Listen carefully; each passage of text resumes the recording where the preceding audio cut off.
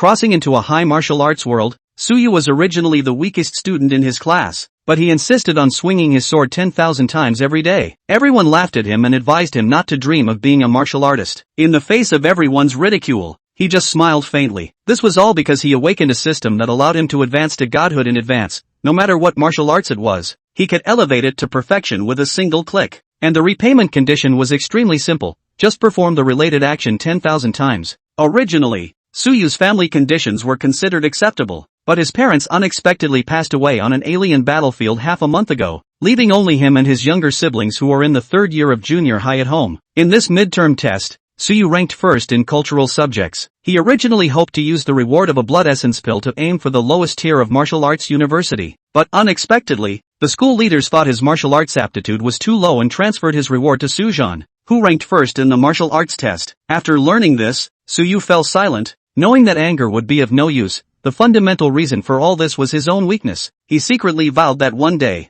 he would make this group of people pay a painful price with his own hands. In the face of everyone's ridicule, Suyu stood up and left the classroom. He was about to attend martial arts training class, and he was just in time to collect the last remaining bottle of chi blood pills as a reward. Soon, he arrived at the office of the martial arts teacher, Chen Tao. Teacher Chen, I'm here to collect the reward for being first in culture, Suyu said. Chen Tao nodded and pointed to the small porcelain bottle on the table. When Suyu picked up the small porcelain bottle containing the chi blood pills, Chen Tao casually said, by the way, Su Peng from the key class just said he forgot to bring his elixirs and took 6 chi blood pills from you. The martial arts class is about to start, and you know how the students in the key class are, they all need to take a lot of supplements before training. So please understand. Suyu opened the small porcelain bottle in his hand and poured out the pills. Sure enough, the originally standard 10 chi blood pills had only 4 left. Seeing this, the veins on Suyu's forehead bulged, and he stared fiercely at the martial arts teacher Chen Tao, thinking, without your consent, he can freely take the elixirs. This is truly too much. Faced with injustice, he remained silent time and again,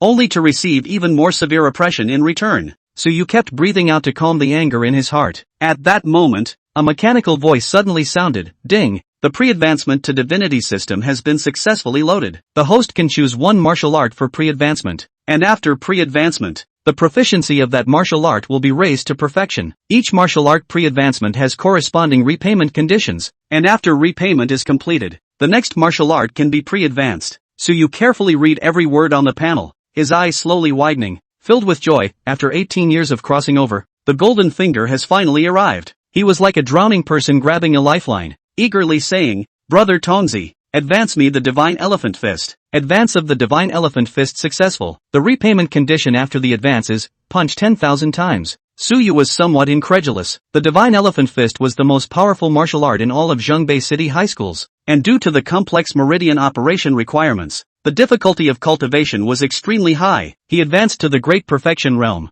and the repayment condition was actually just to punch 10,000 times. Suyu was overjoyed. The long-accumulated frustration in his heart opened up at this moment, and he kept punching in place. In just a few minutes, the bell rang in the martial arts classroom. Soon, the classroom hall was filled with students, and Chen Tao was among them. Each teacher was responsible for teaching a martial art, and Chen Tao was in charge of the divine elephant fist. As the teacher took their position, the students also lined up according to the martial arts they learned. Suyu stood at the back of the line, looking at a buzzcut boy in the front row, who was Su Peng, the one who took 6 of his blood essence pills. Su Peng also had another identity, being the nephew of the school's vice principal, and usually, in martial arts class, Chen Tao took special care of him. Chen Tao waved his hand at the crowd and said, Old rules, everyone take some pills to warm up first, then free training in the divine elephant fist. Upon hearing this, the students in the front row of the key class quickly took out various auxiliary pills to swallow, while most of the students in the regular class also took out syringes to inject various potent medicinal agents into their arms. Those with money took pills, while those with average means injected technological drugs. This was the norm in martial arts training classes. This could enhance muscle strength and also improve mental focus, making training much more effective. Suyu did not take the blood-boosting pill but instead walked alone to the corner, continuously throwing punches by himself. Seeing his unusual behavior, martial arts teacher Chen Tao frowned and approached, saying, Suyu, what's wrong with you? All the other students are taking pills to warm up. What are you doing? Didn't you just receive the pills today? Also, how long has it been since you bought the recommended potent medicinal agents? Don't you know your own talent? In the face of Chen Tao's questioning, Suyu remained indifferent. The school was rotten to the core, and all the martial arts teachers were mixed up in private business. As long as you didn't buy the agents from the pharmacy he recommended, you wouldn't receive any guidance in martial arts class. After his parents passed away, the family was financially strained, and Suyu had stopped buying agents a month ago, making him a thorn in Chen Tao's side. He remained silent, focusing on his punches. Good. With such a lack of ambition, you should take care of yourself. A hint of anger flashed across Chen Tao's face. Suyu, an ordinary student without any family background, actually dared to ignore him like this. As the martial arts teacher of the 4th middle school, he had 1,000 ways to make Suyu's life difficult at school. Chen Tao stared at Suyu's back, his mind racing. He would not allow a student to defy him like this. If everyone challenged his authority like Suyu, how would he sell medicine in the future? After thinking for a moment, he came up with a plan. Then, Chen Tao spoke to everyone. Classmates, the time for free practice is almost over. Next, we will have a practical exercise. All students under my supervision, gather together. He scanned the students who acted quickly, his eyes cold. Recently, some students have not been serious, even too lazy to take the basic medicine before practicing. I have said since the first martial arts class that medicine is of utmost importance in martial arts training. How to scientifically take medicine and what medicine to take are all subjects of study. Let me remind everyone one last time. If you don't want to practice martial arts,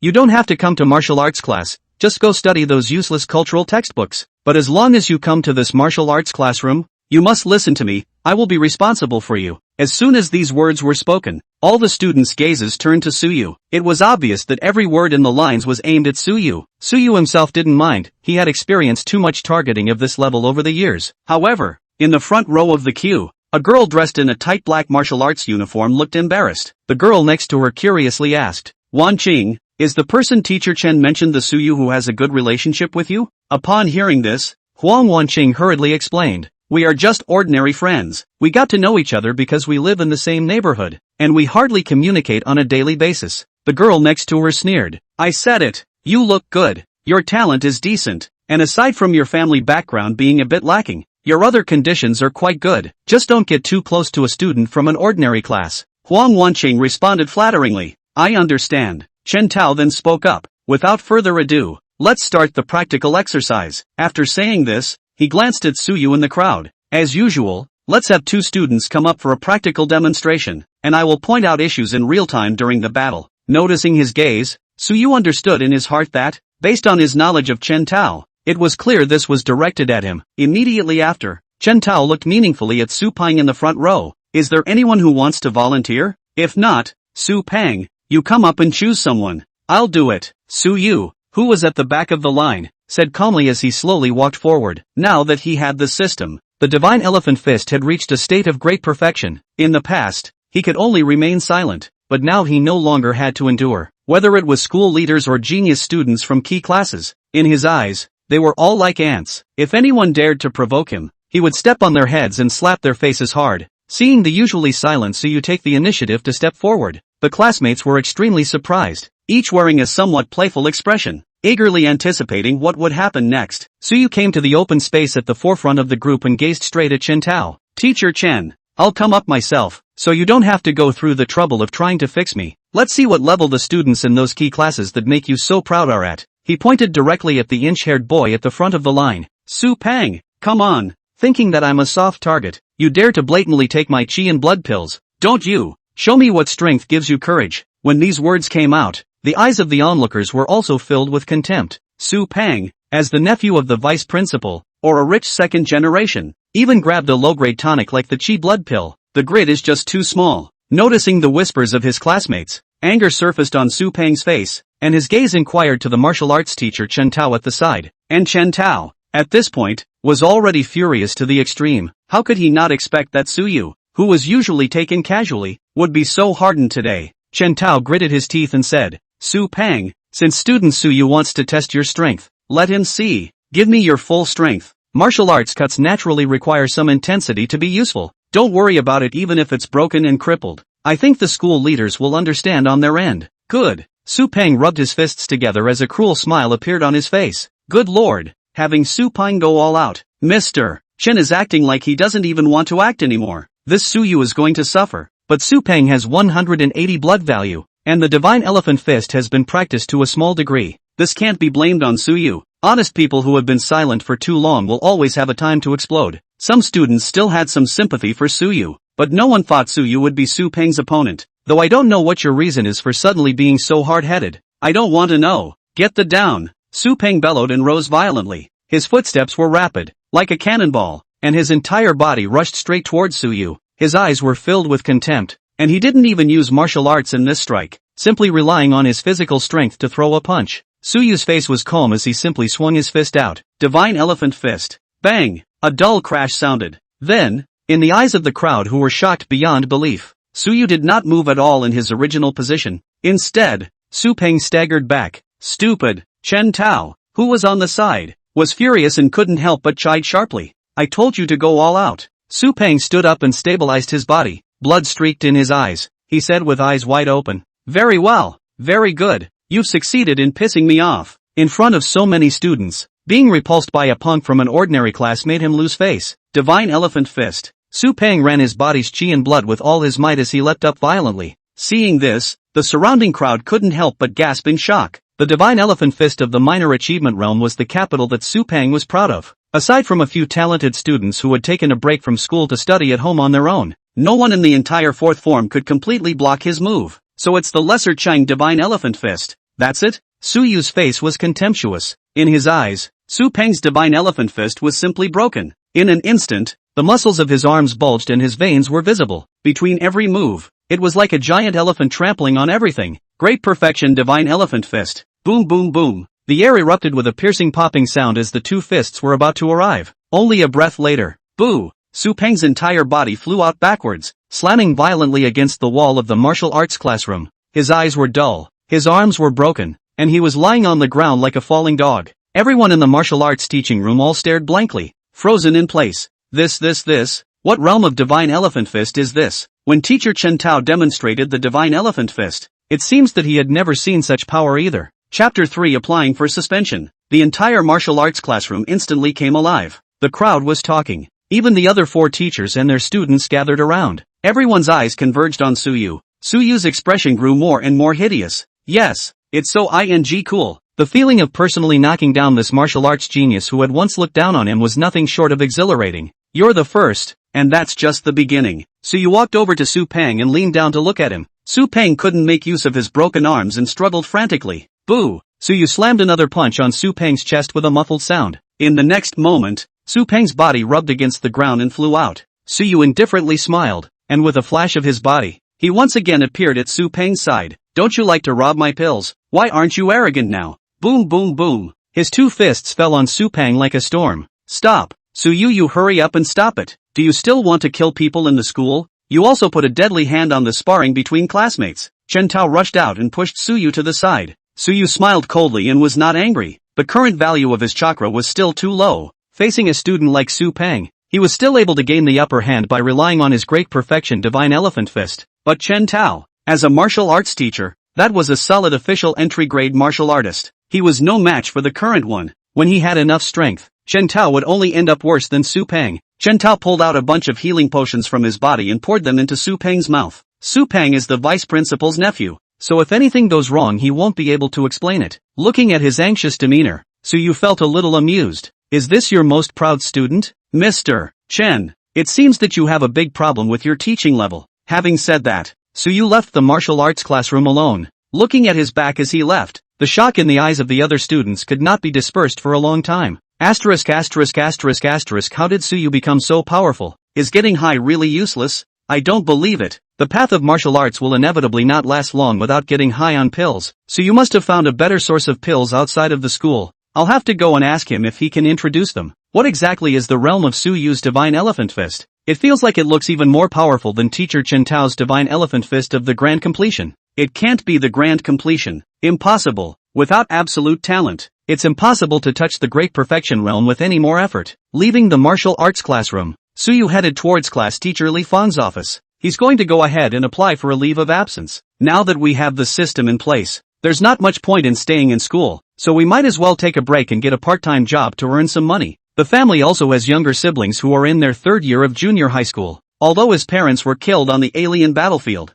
they did not have a formal military establishment to be precise, and traveled to the battlefield as temporary hires. Therefore, they can only receive the lowest level of government pension. With the meager government pension the family had now, it was not enough to support the three siblings in their study of martial arts. As the eldest son in the family, the burden of life naturally rested on his shoulders. Senior teacher's office. What? You're applying for a leave of absence? Li Fang's brows furrowed as she looked at the student in front of her. She sighed and slowly advised. Su Yu, teacher understands. There must be anger in your heart when the school leaders do this, but don't get carried away. Although the 4th middle school is not a good school, after all, there is a perfect martial arts teaching system in the school, and the students can all learn for free. Your parents, after all, were killed in battle and are eligible to apply for a bursary. With this money plus the government pension, you and your siblings should have a basic guarantee for your life. Although I'm just a liberal arts teacher who has little say, you can rest assured that this bursary, the teacher can guarantee to apply for you.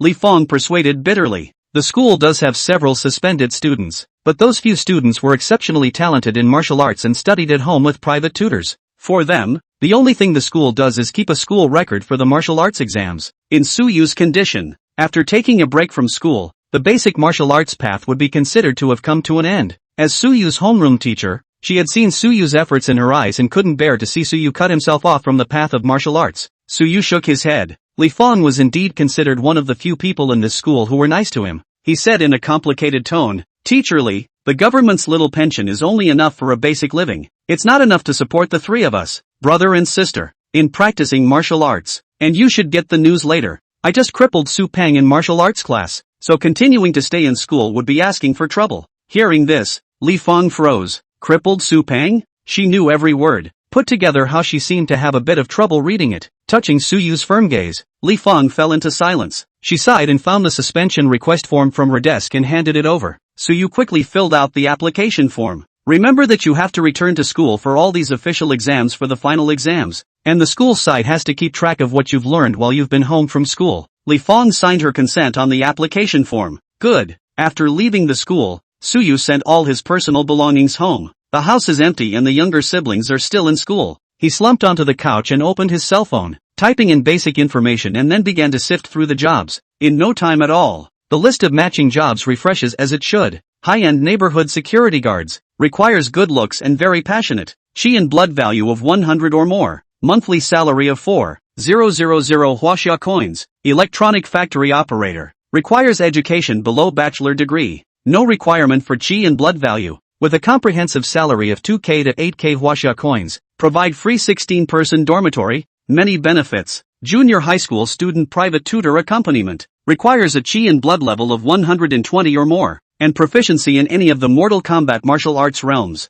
Generous pay. Each lesson costs 300 huaxia coins. Su Yu frowned tightly and kept scratching his cell phone screen. The paychecks are all terrible. After thinking about it, he opened the filter conditions and filtered the salary package to more than $30,000 per month. Not a moment later, his eyes lit up. Baji Dao Martial Arts Museum recruiting martial arts specialization instructor. Requires broken stone fist, push cloud palm. Divine Elephant Fist 3 martial arts in any one of the martial arts training to the realm of the great achievement. The monthly salary of the guaranteed 60,000 or more. The specific salary negotiation. Su Yu clicked on the detailed interface of this recruitment. Baji Dao Martial Arts School. This martial arts school name he had heard a little bit before. As if the reputation was not bad, it's also one of the jobs that suits him best. After a little hesitation, Su Yu made up his mind to dial the contact number. After the ringing, a crisp girl's voice rang out on the other end of the phone. Hello, this is the Bastard Sword Martial Arts Center. What can I do for you? Hello, I'm applying for a job as a special instructor in Divine Elephant Fist martial arts. Yes, please ask for your age and the Divine Elephant Fist realm.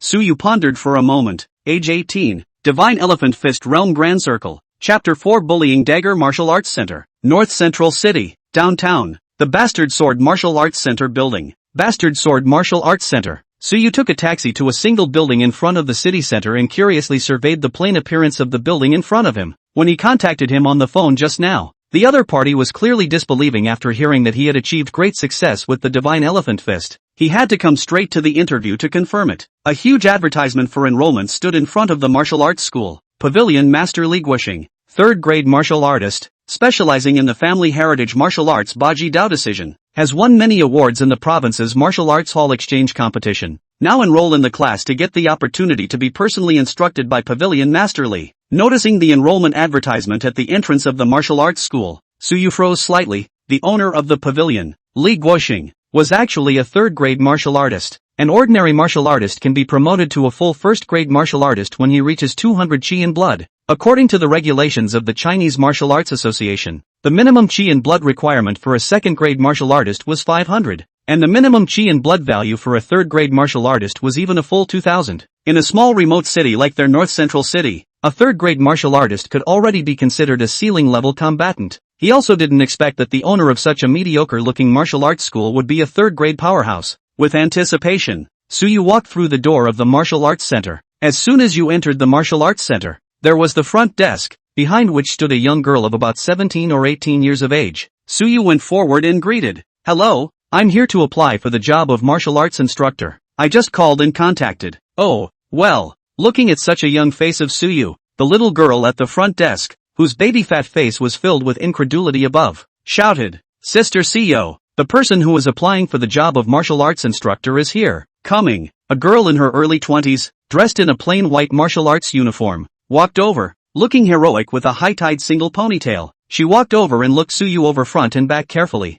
"You're Suyu? Are you sure your divine elephant fist has reached the great perfection realm?" Suyu nodded slightly. "Right. Well then, my name is Li Xiao. You're coming with me." After saying that, she led Suyu to take the elevator to the 6th floor. Arriving at the pavilion master's office, Li Xiao walked straight in without knocking. She sat down on the sofa with a big grin and said to the stout middle-aged man in the room, "Dad, this Suyu student is here to apply for the job as a martial arts specialization instructor. He said that he is Divine Elephant Fist Great Circle, so I'm going to trouble you to test it." Divine Elephant Fist Grand Circle? Li Guoxing behind the desk froze. Being swept by his questioning gaze, Suyu instantly doubled his pressure. Then, Li Xiao handed over her cell phone, on which was the basic information that Suyu had filled out on the recruitment platform. Li Guoxing's eyes skimmed over the cell phone. The corners of his brows knitted slightly. Age 18. Senior year off. Kid, do your best to demonstrate the Divine Elephant Fist for me. Okay. Suyu nodded his head with a straight face. He took a deep breath and toned his qi in blood. Then both fists came out as far as they could go, practicing the Divine Elephant Fist from the beginning. With Suyu's current extreme understanding of the Divine Elephant Fist, the flow between each move was pleasing to the eyes. Bang bang! The two fists didn't seem to be fast, but they erupted into the air with a dull, low sound. The owner of the pavilion, Li Guoxing, was sitting upright, his face becoming more and more grave. Feet to hold down the 8 directions, tendons to wrap around the ridges. The expression on his face was shocked beyond measure, and he murmured in disbelief. To think that he really cultivated the Divine Elephant Fist to the great perfection realm. Although the Divine Elephant Fist is only a mortal grade martial art, the difficulty of cultivating it is considered to be the hardest category among the mortal grade. To reach this achievement at a mere 18 years old is truly amazing. Li Guoxing called a halt to Suyu's movements as a surprised smile appeared on his face. "That's fine, little brother. With your ability it's more than enough to be an instructor at our martial arts school." Then he waved his hand towards Li Xiao, who was still immersed in shock. "Xiao, Coach Su's follow-up specific work you can arrange for him." "Ha? Oh, okay. Li Xiao returned to her senses, her face slightly red. "Coach Su, our martial arts school's previous Divine Elephant Fist instructor was at the Great Achievement Realm, and his salary was $60,000 a month. If you're in this situation, I don't know if you can accept a salary of $100,000 a month. In addition to that, I see on your profile that you have younger siblings who are in middle school, and as an instructor's family they can come to the basic martial arts class at the martial arts school for free." Hear that? Suyu was delighted in his heart. $100,000 a month. The money was enough to support his and his siblings' weekday martial arts training needs, not to mention the fact that it's free for younger siblings to come and learn. The treatment really exceeded his expectations. "I accept." Suyu nodded in agreement. "Yes." Li Xiao laughed. "Then bring your personal ID to the martial arts center tomorrow and we'll sign the contract. On another note, tomorrow happens to be Saturday. How about I give you a head start on a class?" The last instructor in charge of teaching Divine Elephant Boxing just left, and the students in the special senior martial arts exam class are in a hurry to get to class. So, Li Xiao's tone was a little less than kind. "I'm fine with that, so set up a session for me tomorrow." Suyu smiled and opened his mouth. He was still relatively confident about teaching Divine Elephant Fist. "That's good." Li Xiao smiled sweetly. It was getting late. Suyu looked at the time on his cell phone and said, "It's getting late. If there's nothing then I'll leave first." Li Guoxing laughed. "That's good. Xiao, you see Coach Su off." "Okay, Coach Su, this way." Li Xiao led Suyu down the stairs, briefly introducing the martial arts center. In the meantime, there are 6 floors in the martial arts hall. The first floor is the reception hall. The second and third floors are the basic martial arts classes for elementary and junior high school students, and the fourth and fifth floors are the high school martial arts training courses, of which the one with the largest number of students is the senior high school martial arts exam special training class. Leaving the Bastard Sword Martial Arts Center, Suyu stopped by and bought quite a few cooked foods to take home. Keep swinging along the way. When I got home and got dinner ready, I continued to swing. Swing +1. Swing +1. Divine Elephant Fist current repayment progress, swing 2215/10. 000. Suyu looked at the system panel and did a simple calculation in his mind. At this rate, one more swing at night before bed and probably pay off the end of the day tomorrow. Immediately after that, his eyes turned to the system panel. Advanceable items are currently available as well as granite basic breathing and cloud stepping. As for the next item to choose to advance, Suyu fell into deep thought. Just then, there was a sound from the doorway. Suyu retrieved his thoughts. The vivacious younger sister Sunannan shrugged her nose as soon as she entered, wondering, "It smells good. Big brother, why are you back so early today?" Close behind him was his younger brother, Suyuan, who was loosely carrying a bag. Suyu set the bowls and chopsticks on the table and smiled. "You two go wash your hands first. I'll tell you a good news later." Not a moment too soon, the two siblings came to sit at the table after washing their hands. Since the death of his parents half a month ago, big brother Suyu had been in a very low mood. The two of them looked at Suyu with an expectant face. Looking at his younger siblings' impatient expressions, Suyu laughed lightly. "I applied for a break from school with the school." Brother Suyuan's mouth turned up when he heard this. "It's called good news. You like martial arts so much, the family's money you take to practice martial arts. Why give up?"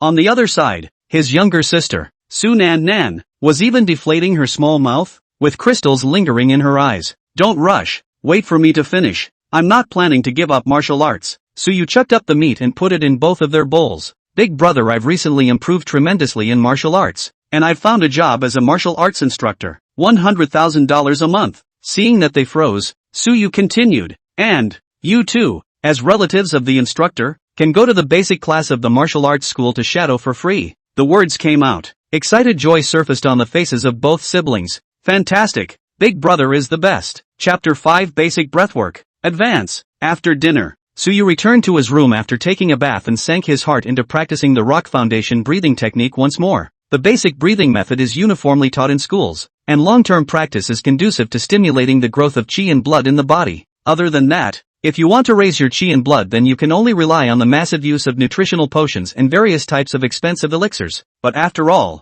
it's medicine that's poisonous. Cultivating breathing techniques was the most fundamental way to raise qi and blood values. I had just finished practicing when my cell phone rang. Surprisingly, it was a message from Huang Wanqing, who hadn't been in contact for a long time. "Ayu, I didn't expect your Divine Elephant Fist to be so powerful. Are you free this weekend?" Suyu picked up his cell phone and frowned. Huang Wanqing counted as the school beauty of the 4th middle school, and her talent for martial arts was also good, being assigned to a key class, because they lived in the same neighborhood. He and Huang Wanqing had known each other since childhood, but ever since he went to high school, Suyu wasn't talented enough to only go to regular classes, and Huang Wanqing became more and more indifferent to him. After her parents died some time ago, she even took the initiative to sever her relationship with Suyu. Now it came forward to contact Suyu again. "That's pretty realistic." Suyu snorted and directly pulled her black. Then he put down his cell phone and continued to swing. Swing +1. Swing +1. The next day, early morning, Suyu shouted his younger siblings out of bed early in the morning and brought them along to the Bastard Sword Martial Arts Center. After arriving at the Martial Arts Center,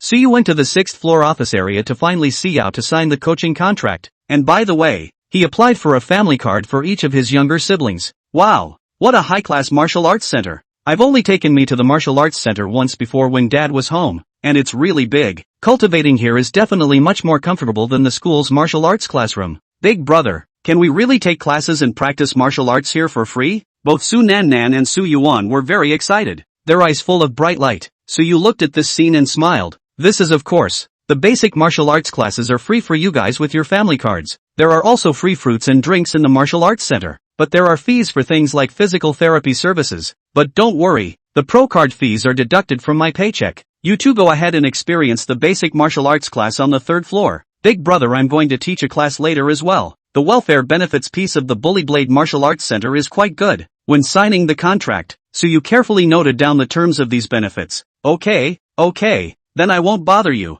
Big brother, Sunannan happily pulled Subei and flew to the 3rd floor. After they left, Suyu went to the changing room to change into a plain white loose martial arts uniform and headed to the special training class for the martial arts exam on the 5th floor. Lee Xiao had long been waiting here, and seeing the capable and handsome Suyu after changing into his martial arts uniform, a strange light could not help but flash through her eyes. Coach Su, the students from the second martial arts classroom are already waiting for you. When they were informed last night that a new divine elephant boxing instructor had arrived, each one of them was so excited they were anxious to meet the new instructor. Hearing this, Suyu gently smiled. Okay, just as well it's almost time for class. Following behind Li Xiao, the two of them headed to classroom number 2 together. There was a lot of noise in the second classroom at that moment. Everyone is looking forward to the new coach. As the classroom door opened, all eyes suddenly gathered over. Li Xiao pointed at Suyu and introduced, "This is your new Divine Elephant Fist specialized coach, Coach Su. I hope you guys get along well with Coach Su." After saying that,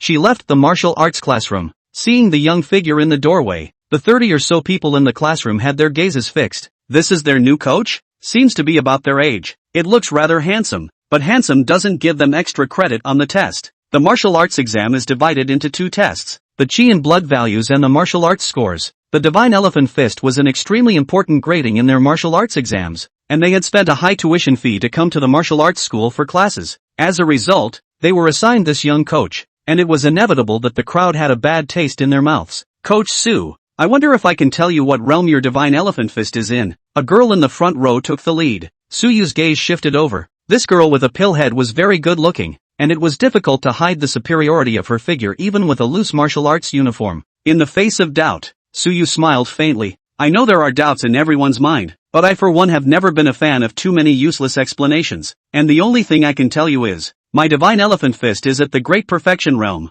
After saying that, Suyu walked to the very center of the martial arts classroom. In front of the crowd, he calmly set up his martial arts stance. Both fists moved slightly, slowly demonstrating the Divine Elephant Fist. The power between punches and kicks was extremely extraordinary. The students present had all been studying Divine Elephant Fist for more than 2 years, and they all stared at this scene with wide eyes. Surprisingly, it's the Divine Elephant Fist Grand Circle. The average martial arts instructor in a martial arts school is at the Dechang realm. We're making a bloody fortune. Divine Elephant Fist Great Circle at this age. Coach Su is so handsome. He must be a martial arts genius from some school. After stopping the movement, Suyu had a majestic face. I think there should be no worries in everyone's mind. So now class is officially in session. All stand in formation. Let me give you a brief overview of some of my insights into the Divine Elephant Fist. Specialized martial arts instruction is actually quite simple. After all, they were all students who had studied Divine Elephant Fist for several years, and he didn't need to teach them from scratch. First, he briefly told the students about the martial arts experience, and then he demonstrated it perfectly for the students to observe and imitate the form. Then you can let the students practice on their own. Suyu, as a coach, kept roaming around the martial arts teaching room, pointing out everyone's problems one by one. After being pointed out one by Suyu, an excited expression appeared on everyone's face. The students present could clearly feel that Suyu of the Great Perfection realm instructed more precisely and efficiently than the previous coaches. After pointing each one out, Su walked to the back of the classroom and started swinging. Swing +1. Current repayment progress of Divine Elephant Fist. Swing 999810,000. After last night's constant swinging, the repayment progress is nearly complete. Keep swinging twice. A system beep sounded in his head. Divine Elephant Fist repayment complete. Current advanceable items: Granite Basic Breathing, Skilled, Cloud Stepping, Beginner. Suyu stood by the window, his right hand slowly rubbing his chin. Cloud stepping was a body technique that had little need for him to improve. The Granite Basic Breathing method was currently quite important to him. After all, his blood value had only just reached 140 at the moment. If he can be promoted to an official first-grade martial artist before the martial arts exam, then he can even make an impact on the best Kyoto Martial Arts University in China. After careful consideration, Suyu called out in his heart, "Brother Unity, help me advance the Rock Foundation breathing method." At that moment, the system beep sounded. Granite Basic Breathing can be advanced, and the condition for reimbursement after advance is 100,000 breaths. Is there an advance? Suyu nodded. Yes, advance success. Host Granite Basic Breathing technique has been upgraded to Great Perfection. Granite Basic Breathing current repayment progress, breathing 1/100,000. Immediately afterward, in Suyu's slightly dumbfounded gaze, the data on the system panel kept jumping. Breathing +1, breathing +1. Chapter 6 Fan Jian comes to Provocateur. Suyu was halfway through class when a sharp figure broke the rhythm of his teaching. Li Xiao's face was full of anxiety and she rushed straight in. Coach Su, come out for a second. Her voice carried an obvious tremor. Suyu frowned slightly. An ominous premonition surged in his heart. He put down the lesson plan in his hand and walked out quickly. What's going on? Li Xiao tried to calm her emotions as she pointed in the direction of downstairs. Something happened to your siblings. Them. Suyu's heart sank hard as he rushed down the stairs with quick steps. Each step was like stepping on the tip of a knife. Arriving at the first floor hall, Suyu saw Su Nannan and Su Yuan sitting in the corner at a glance. The two children had their heads bowed, their faces bruised and purple, obvious signs of beatings. Su Nannan's eyes still had tear marks at the corners of her eyes, and her school uniform was torn and somewhat tattered. Su Yuan, on the other hand, bit his lips tightly, stubbornly refusing to make a single sound. Suyu only felt a wave of anger rush straight to the top of his head. He forced himself to hold back the anger in his heart, walked to the front of the two children, squatted down and gently cupped Su Nannan's face. Nan, tell brother who did it. Su Nannan sobbed and said brokenly, brother,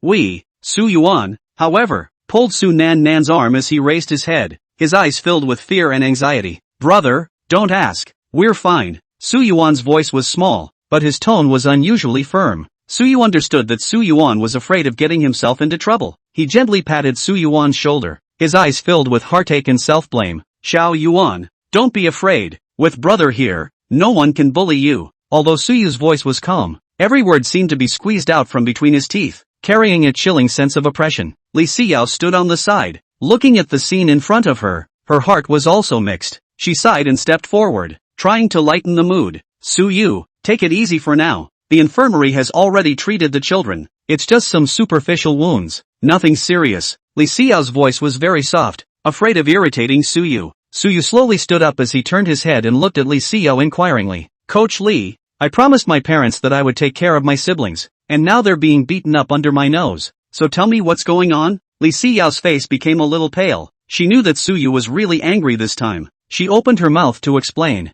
but didn't know where to begin. Seeing her hesitation, Suyu tried to suppress the anger in his heart. He knew that now was not the time to lose his temper. Coach Li, I just want to know, who moved? Although Suyu's tone was much calmer, the firmness in his eyes had not weakened at all. Li Xiao hesitated for a moment, but in the end, she didn't say that name. Suyu, this matter is better for you to stay out of it. Li Xiao's voice was low, carrying a hint of helplessness and worry. Suyu sneered. He had already guessed something. What? I'm not even qualified to know who beat up my siblings? He turned on his heel and walked away, heading directly in the direction of the curator's office. Seeing this, Li Xiao hurriedly chased after him. Suyu, don't be impulsive. It's useless for you to go to the curator. Suyu stopped his steps and looked back at Li Xiao, his eyes filled with disappointment. Coach Li, do you think that I, Suyu, am the kind of person who would still hold his tongue after being bullied? Suyu's voice was very soft, but every word was like a heavy hammer that struck Li Xiao's heart. Just then, an arrogant voice came from not far away. Yo, isn't this the new genius coach of our bastard sword martial school? What? Is this going to Su? A tall young man, dressed in a designer tracksuit, approached with a cynical smile on his face. The young man was followed by a couple of followers, all of them looking high and mighty. Suyu's gaze instantly turned cold as he stared dead at the young man in front of him. Fan Jian, did you do this? Suyu's voice was low, but every word seemed to be squeezed out from between his teeth, carrying a chilling sense of oppression. Fan Jian, the son of the president of the Martial Arts School Association, was considered a minor celebrity in martial arts circles throughout Qinghe City. At such a young age, he had already broken through to a first-grade martial artist, with a high chi and blood value of 300, and was recognized as a proud son of heaven. Fan Jian shrugged his shoulders and said with a disinterested expression, That's right, I did it. Why, do you have a problem with it? He didn't put Suyu in his eyes at all. Suyu slowly clenched his fists, his knuckles making a cackling sound. He forced himself to hold back the anger in his heart and said word by word, Fan Jian, apologize to my siblings, otherwise, this matter is not over. Suyu's voice was cold, and every word was like an ice pick, piercing Fan Jian's nerves. Fan Jian laughed out loud as he pointed at Suyu and said with a mocking face, Apologize? What kind of thing are you that you deserve to make me apologize? He pulled a bunch of bills out of his pocket and casually threw them on the ground. Here's $10,000. It's for their medical bills. Take the money and get out. Suyu's eyes became even colder as he slowly bent down and picked up the bills on the ground. Then, he tore the bills to shreds in front of Fan Jian. Fan Jian, do you think being rich makes you great? Today, you must apologize to my siblings. Suyu's voice was cold, and every word seemed to come from hell, carrying a suffocating sense of oppression. Fan Jian's face instantly became gloomy. He did not expect Su Yu to dare to give himself so little face. Su Yu, don't give your face away. What do you think you are, daring to talk to me like that? Seeing this, Li Xiao hurriedly stepped forward to dissuade him. Su Yu, calm down. You're no match for Fan Jian. Don't show off. Li Xiao's voice was filled with worry and anxiety. She knew of Su Yu's strength, but compared to Fan Jian, it was still too far off. Su Yu didn't pay attention to Li Xiao. He just stared at Fan Jian with determination and unyieldingness in his eyes. Fan Jian, I repeat, apologize. Su Yu's voice was cold. Every word seemed to be squeezed out from between his teeth, carrying a chilling sense of oppression. Just then, Li Guoxing walked over. What's all the noise about? Isn't it humiliating enough? When Fan Jian saw Li Guoxing arrive, his temper tempered a bit, but he still refused to bow down. Curator Li, this kid doesn't know how to behave. I'll teach him a lesson. Li Guoxing frowned. He looked at Su Yu and advised. Su Yu, let's forget about this matter. Fan Jian didn't do it on purpose. He knew Fan Jian's background, and he didn't want to offend the Martial Arts Hall Association because of this small matter. Su Yu sneered as he looked at Li Guoxing, very disappointed. Curator Li, my sibling was beaten up. You're just going to let it go? Su Yu's voice was cold, and every word was like an ice pick, piercing Li Guoxing's heart. His face became a little ugly. He knew that Su Yu was really angry this time. He opened his mouth to explain, but didn't know where to begin. Fan Jian laughed triumphantly at this.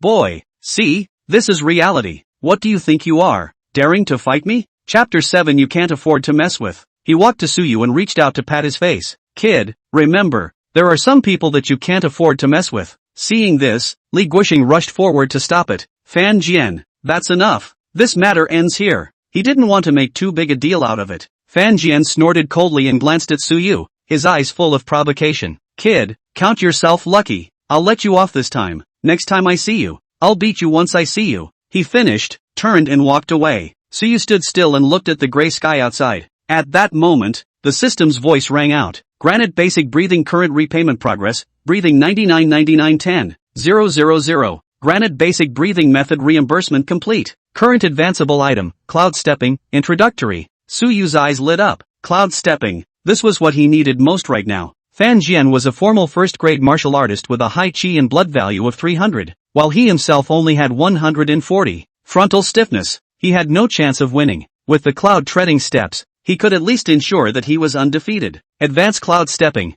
treading on clouds can be advanced, and the condition for repayment after advance is, walking 10,000 steps. Is there an advance? Yes, advanced success. Host's cloud treading steps have been upgraded to grand completion. Treading cloud steps current repayment progress, walking 0/10,000. A mysterious feeling surged to his heart, and Su Yu instantly felt his body become much lighter. He couldn't help but take a few steps down the hallway, his gait brisk and silent on the ground. Brother, don't worry about it. Su Nannan walked to Su Yu's side and pulled on the corner of his coat. Su Yuan also walked over. Brother, we're fine. It's not too late for a gentleman to take revenge. Su Yu squatted down and touched Su Nannan's head. Nan, Xiao Yuan, don't worry, brother will definitely bring you justice. Brother, I know that you are powerful, but that Fan Jian, Su Nannan wanted to say. Su Yuan interrupted Su Nannan. Nan, stop it, I trust my brother. Su Yu nodded and stood up, looking out the window. Why don't you guys go on back? I've got a few things to do.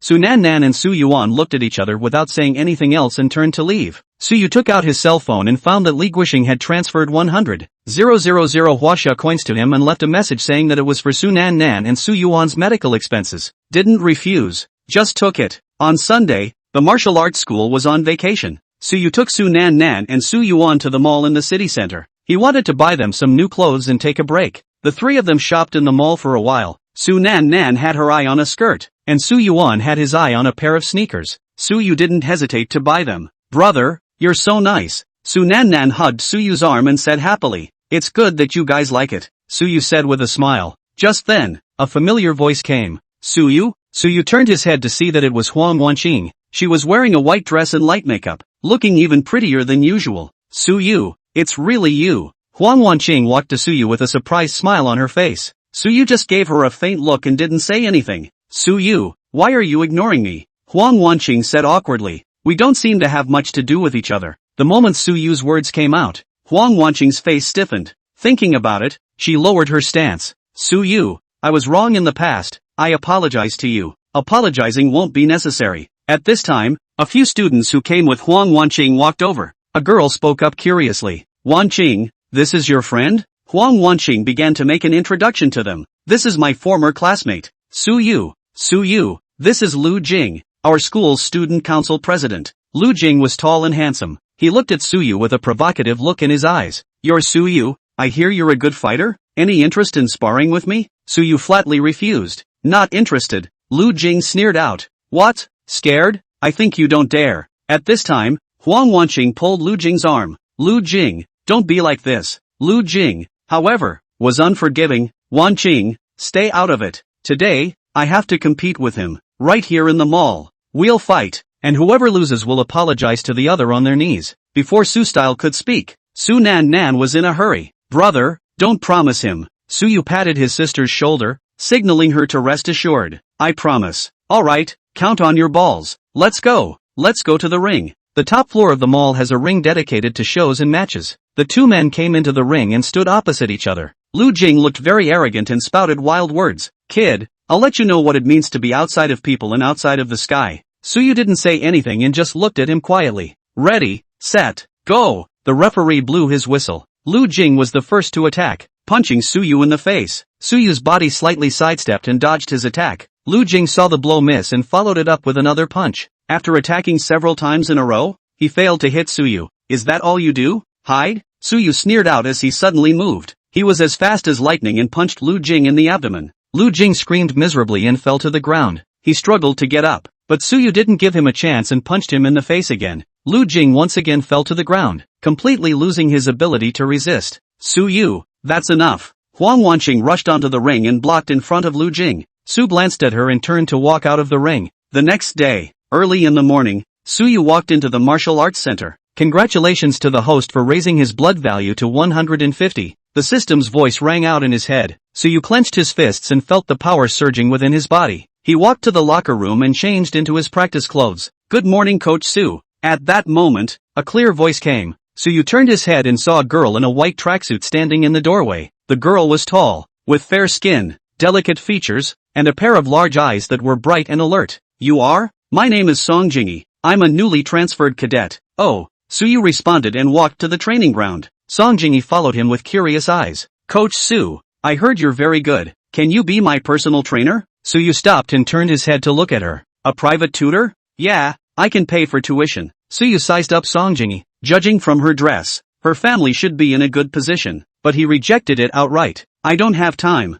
Song Jingyi seemed to have expected this and took out a card from her bag. Coach Su, I'll pay 10,000 Huaxia coins a lesson. How about it? Su Yu raised his eyebrows. The price was indeed very high, but he still shook his head. I'm sorry, Chapter 8 Divine Elephant Fist. Su Yu, Song Jingyi is a VIP member of the martial arts school and is entitled to 4 private lessons per month. Li Xiao interrupted and walked over. She glanced at Song Jingyi and then looked at Su Yu, signaling with her eyes that she could take it. Su Yu pondered for a moment. 4 classes a month for $40. 000 was really a lot of money for him. Okay, I promise. A smile appeared on Song Jingyi's face. Thank you, Coach Su. What do you want to learn? Divine Elephant Fist. At that moment, a voice interjected. Jingyi, why did you choose the Divine Elephant Fist? That kind of rude fist is not suitable for you. This person was Sheng Bowen. He was wearing a coach's uniform. His hair was combed with grease, and the way he looked at Song Jingyi, he was very attentive. Coach Sheng. Song Jingyi nodded at him,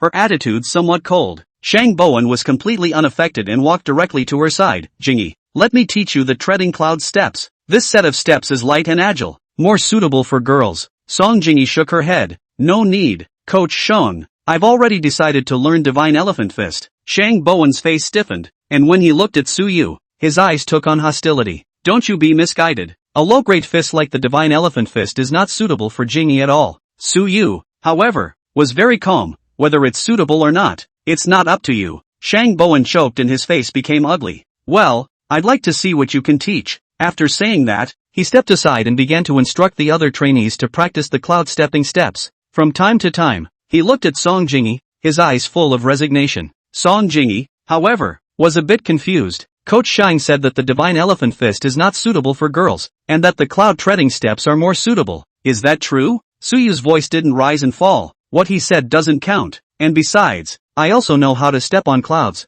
Shang Bowen was practicing with a group of trainees. His movements were stretching and his body was floating, attracting a lot of attention. At that moment, his ears twitched and the corner of his mouth raised in an arc. Stopping his movements, he looked at Suyu and raised his voice a few points. Suyu, you're not afraid of flashing your tongue when you talk big? The surrounding trainees stopped, their eyes focused on the two. Shang Bowen walked up to Suyu with contempt in his eyes. Treading cloud steps is about stance. Divine Elephant Fist is about power. 2 kinds of kung fu, 2 kinds of strength. What do you know about stance for a boxing practitioner? Suyu's eyes did not fluctuate in the slightest. Try it and you will know. Shang Bowen laughed, his laugh full of mockery. How do you want to try? Competition. It's just a match for the cloud treading steps. The smile on Shang Bowen's face grew even wider. Fine, I'll fulfill you. Jingyi, come and be a witness. Song Jingyi looked at Suyu and then at Shang Bowen and nodded. Li Xiao walked over and lowered her voice. Suyu, don't be impulsive. Shang Bowen's cloud treading steps are notorious in the martial arts school. Suyu,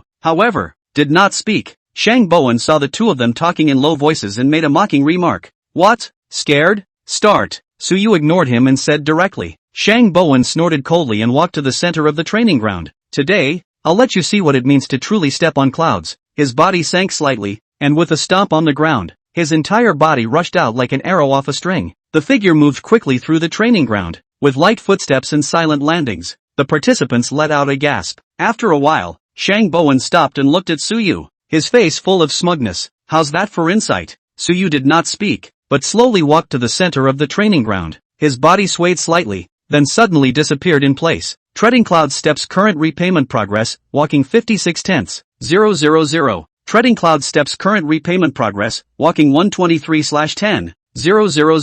In his head, the system's voice kept ringing. Suyu's figure appeared at the other end of the training ground with a speed that exceeded everyone's imagination. The smugness on Shang Bowen's face instantly froze, replaced by shock. This can't be right. Suyu still ignored him and instead moved again. The figure weaved in and out of the training ground like a ghost, flitting left and right, forward and back, making it inscrutable. The cadets were dumbfounded. Li Xiao also opened her mouth wide in disbelief. Song Jingyi's eyes were filled with admiration. Soon, Suyu stopped and looked at Shang Bowen. You lost. Shang Bowen's face paled, unable to accept this fact. You cheated. How can I cheat in plain sight? Shang Bowen still refused to give in. You must have used some sorcery, Li Xiao said loudly. That's enough. Shang Bowen, a loss is a loss. Don't make excuses for yourself. Shang Bowen looked at her with angry eyes. Li Xiao, you're facing him? I only look toward the truth. You guys wait. I'll go ask the curator for instructions. Shang Bowen finished and left without looking back. Li Xiao looked at his back, her brows furrowed as she walked over to Suyu. You were too careless.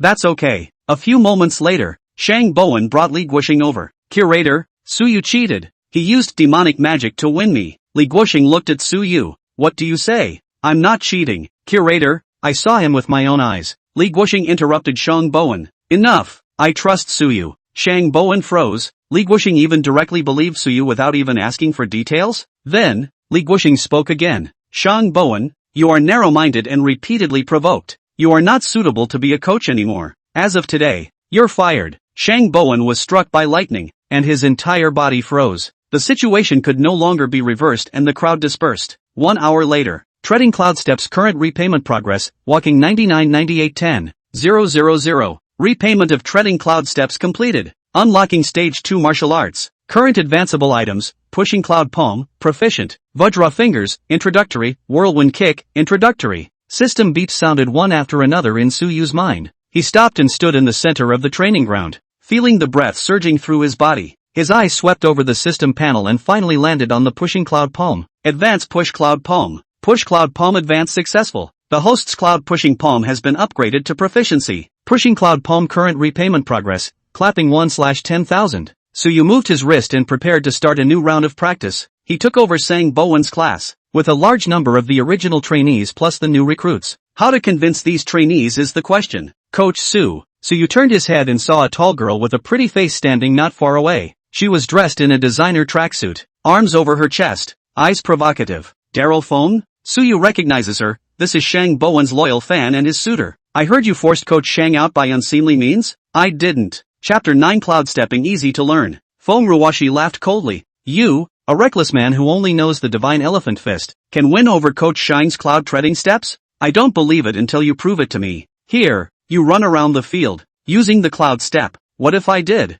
Suyu asked rhetorically. Fengruoshi rolled her eyes and decided in her heart that it was impossible. If you do, I apologize. If you can't do it, get out of the martial arts school. Suyu looked at her. I promise. A smug smile appeared on Fengruoshi's face. Okay, it's a deal. Suyu walked to the edge of the training ground. His body swayed slightly before disappearing in place. Fengruoshi's smile froze on her face as she rubbed her eyes, unable to believe what she was seeing. Suyu's figure appeared at the other end of the training ground. This speed was completely far beyond her imagination. How is this possible? Then, Suyu did not stop and continued to weave in and out of the training ground. His body like the wind, his steps like clouds. The trainees let out a gasp of surprise, having never seen such exquisite footwork. Not long after, Suyu returned to Fengruoshi. Now, do you believe it? Fengruoshi turned pale and lowered her head, her voice as thin as a fly. I believe it. Sorry. After saying that, she turned around and ran out of the martial arts center. Suyu looked around. Who else is not convinced? The trainees lowered their heads, not daring to meet Suyu's eyes. Very well. From today, you are all my trainees. Start training. The cadets chanted in unison.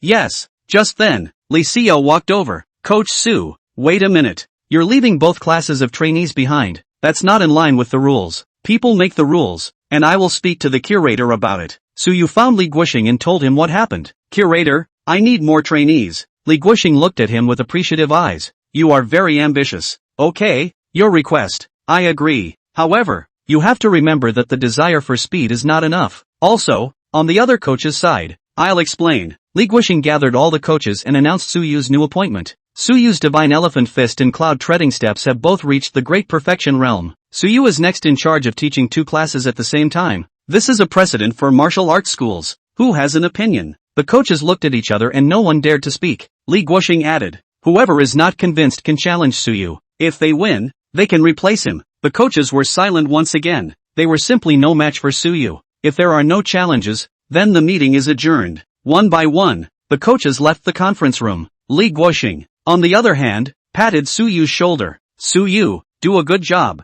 I think highly of you. The news spread quickly, and Suyu became a popular person in the Bastard Sword Martial Arts School. In the lobby of the Martial Arts Center, a huge poster of Suyu is posted. The poster shows him in a practicing uniform, with a torch-like gaze and an imposing presence. At the bottom of the poster, the line reads, 2 classes, 50 students each. Coach Suyu made history. Martial arts school training ground. Coach Su, can I add a few more private lessons? Song Jingyi stood in front of Suyu with an eager tone. She was wearing the uniform white practice uniform of the martial arts school. Her long hair was tied into a high ponytail, and a few strands of broken hair in front of her forehead were dampened by sweat and plastered on her fair cheeks. Suyu was wiping the wooden stake used for training. When he heard her words, he stopped his hand movements and turned around. Extra classes? Song Jingyi nodded her head and bit her lip. I want to progress faster. 1 lesson a week is too slow. The cost is not a problem. I can add money. Suyu looked at her and realized that her eyes were clear, like she was really quite eager to learn. Classes are already booked up for this week. Next week. Song Jingyi was a little disappointed. Can't you make some accommodations? I really want to learn quickly. I can double. No, triple my offer. Suyu put down the rag in his hand. It's not a matter of money. It's my schedule that's not working. Song Jingyi's eyes twinkled and she proposed. In that case, Coach Su, I can recharge at the martial arts school and bring up the length and frequency of the private lessons. What do you think? Su looked at her in surprise. When Song Jingyi saw that he didn't immediately refuse, she knew there was hope. I'll charge 500,000 Chinese coins first and increase the private lessons to 4 a week. Do you think that's okay? $500,000? Suyu's heart moved. That's not a small amount of money. Enough to pay off quite a few of his debts. He looked at Song Jingyi once again. This girl, it seemed, had an extraordinary passion for martial arts. Good. I can give you extra lessons. Song Jingyi jumped up excitedly. Great. Thank you Coach Su. Suyu smiled. Extra classes will have to wait for me to schedule them. Song Jingyi agreed cheerfully. No problem. I'll listen to everything you say. I'll go to the front desk to recharge now. After saying that, she turned around and ran towards the front desk of the martial arts center. Suyu looked at her back and shook his head. The world of the rich is so hard to understand. He continued to polish the steak in preparation for the evening's lesson. On Tuesday night, Suyu came to the training ground early. Today was the time he had agreed on a private tutoring session with Song Jingyi. Song Jingyi has arrived. She changed into a black practice outfit, which emphasized her slender figure. Seeing Suyu, Song Jingyi immediately greeted her. Coach Su, begin. The two began practicing the divine elephant fist. Song Jingi's movements were much smoother and stronger than before. Suyu guided her from the side, correcting her posture from time to time. An hour later, Song Jingi was already sweating. She stopped and wiped the sweat from her forehead. Coach Su, I feel like I've made a lot of progress. Well, you have a good talent. Song Jingi smiled. Coach Su, can you teach me the cloud treading steps? Suyu originally wanted to refuse, but when the words reached his mouth, they turned into, yes. Song Jingi's eyes widened in surprise. Really? Great. Promise me you won't tell anyone. I don't want to be too high profile. Song Jingi froze for a moment,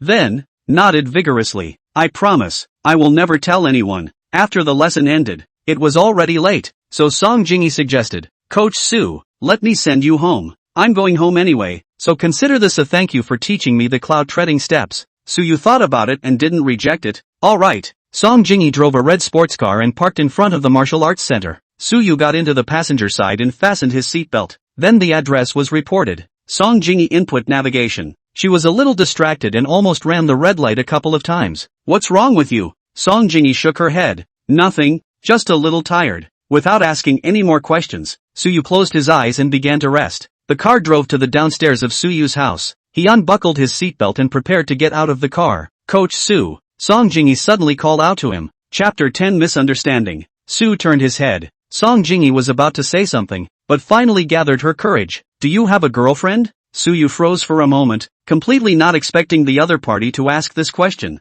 No. Song Jingi sighed in relief. Then what kind of girl do you like? I like Suyu. A voice interrupted Suyu's words. Suyu and Song Jingi turned their heads at the same time and saw Huang Wanqing standing outside the car with a gloomy face. Who is she? Huang Wanqing pointed at Song Jingi and questioned Suyu. She's my student. Huang Wanqing sneered. A student would send you home so late? Huang Wanqing, don't misunderstand. We are just. Huang Wanqing interrupted Suyu. I saw it with my own eyes. What other misunderstandings could there be? Song Jingi's eyes were filled with disappointment as she started the car and slammed on the gas. So you have a girlfriend. Song Jingi. Suyu wanted to call out to her, but the car had already disappeared into the night. Huang Wanqing walked to Suyu. You still want to chase after her? Are you in love with her? Suyu's face was very ugly. It has nothing to do with you. We don't have anything to do with each other anymore, so please don't come back to me in the future. Huang Wanqing was so angry that she couldn't speak.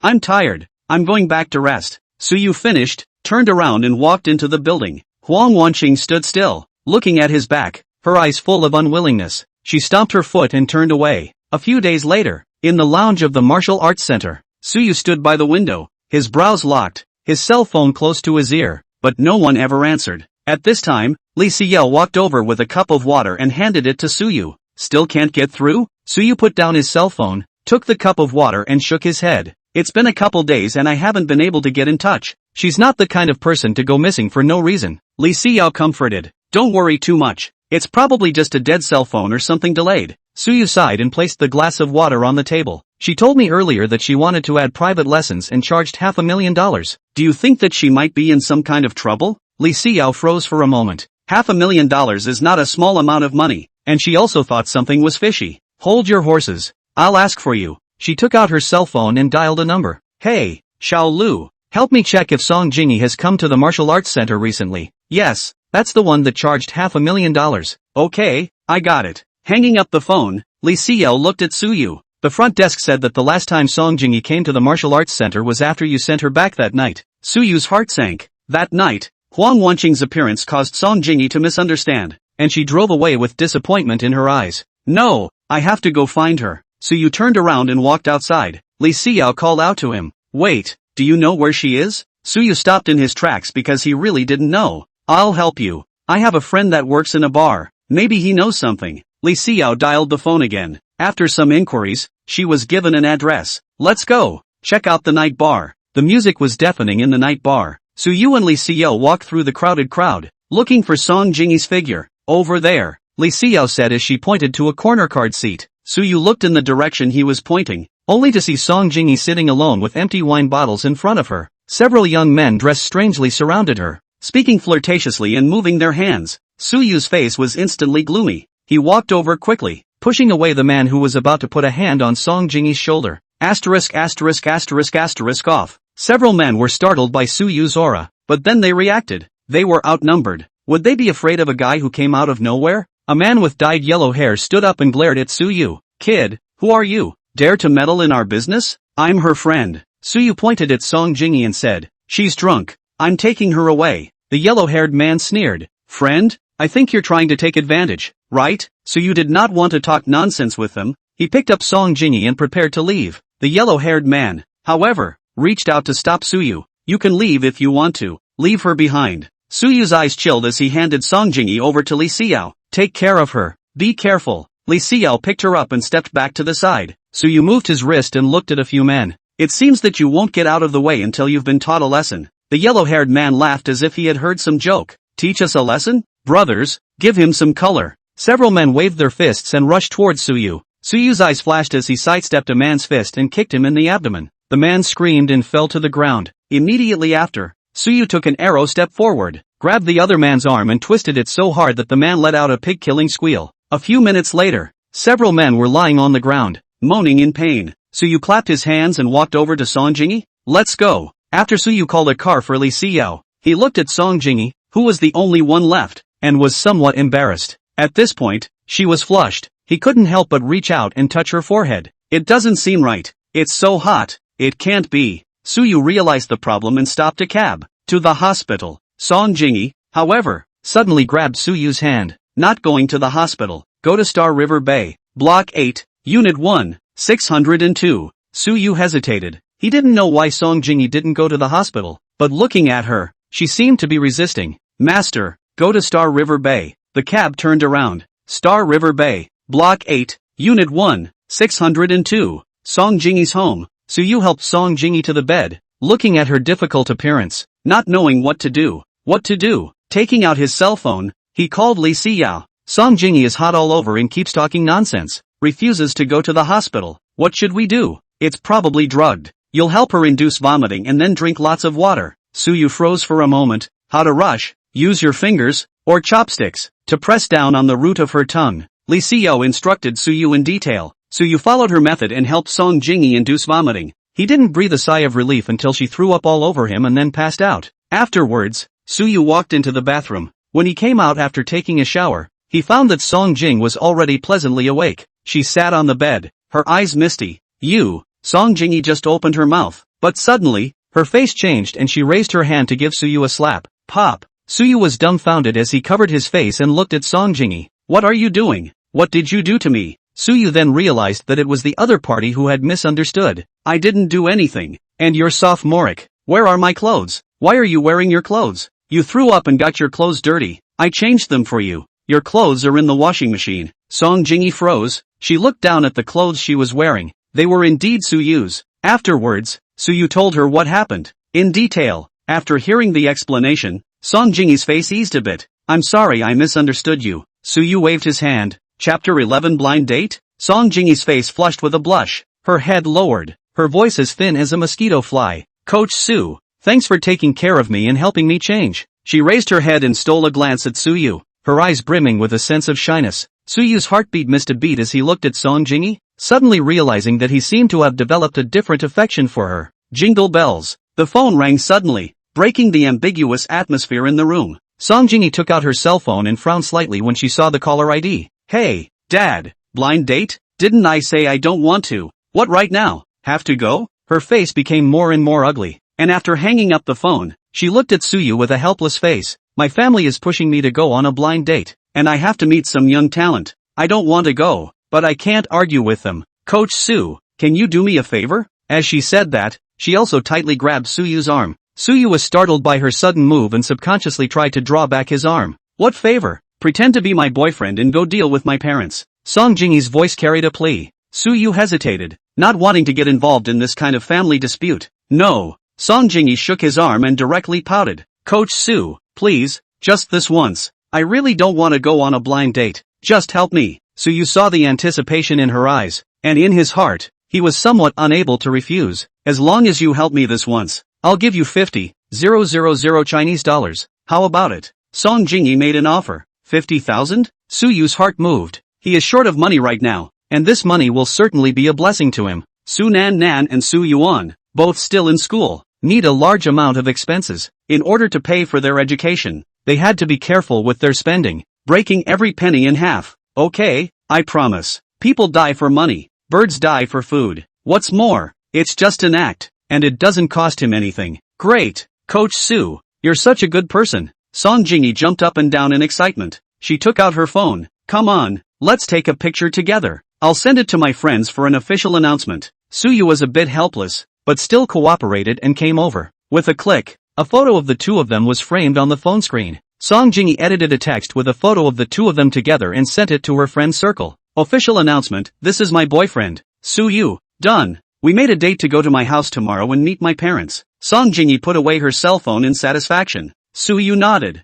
Aha. Pushing Cloud Palm current repayment progress, clapping 99.9910, 000. Repayment of Push Cloud Palm completed. Current advanceable items, Vajra Fingers, Introductory, Whirlwind Kick, Introductory. The system's beep suddenly sounded in Suyu's mind. Advance Vajra Fingers. The condition for repayment after the advance of Vajra Finger is 10,000 times of clenched fists. Is there an advance? Okay. Advance success. The host's Vajra Finger has been raised to great perfection. Vajra Finger's current repayment progress, Rip Fist 0/10,000. A powerful force surged into Suyu's fingertips, causing him to feel that his fingers instantly became as hard as iron, as if they could pierce through everything. Early the next morning, Suyu woke up to exercise. Congratulations to the host's blood and chi values have risen to 165. The system's beep sounded again. Suyu's strength, again, had risen by a large margin. Feeling the power surging through his body, his confidence grew. Immediately afterward, he changed into his most decent set of clothes, a little old but clean and neat, tidied up her appearance in the mirror and then headed out the door for her appointment. Song Jingi was already waiting for him at the entrance of the martial arts center.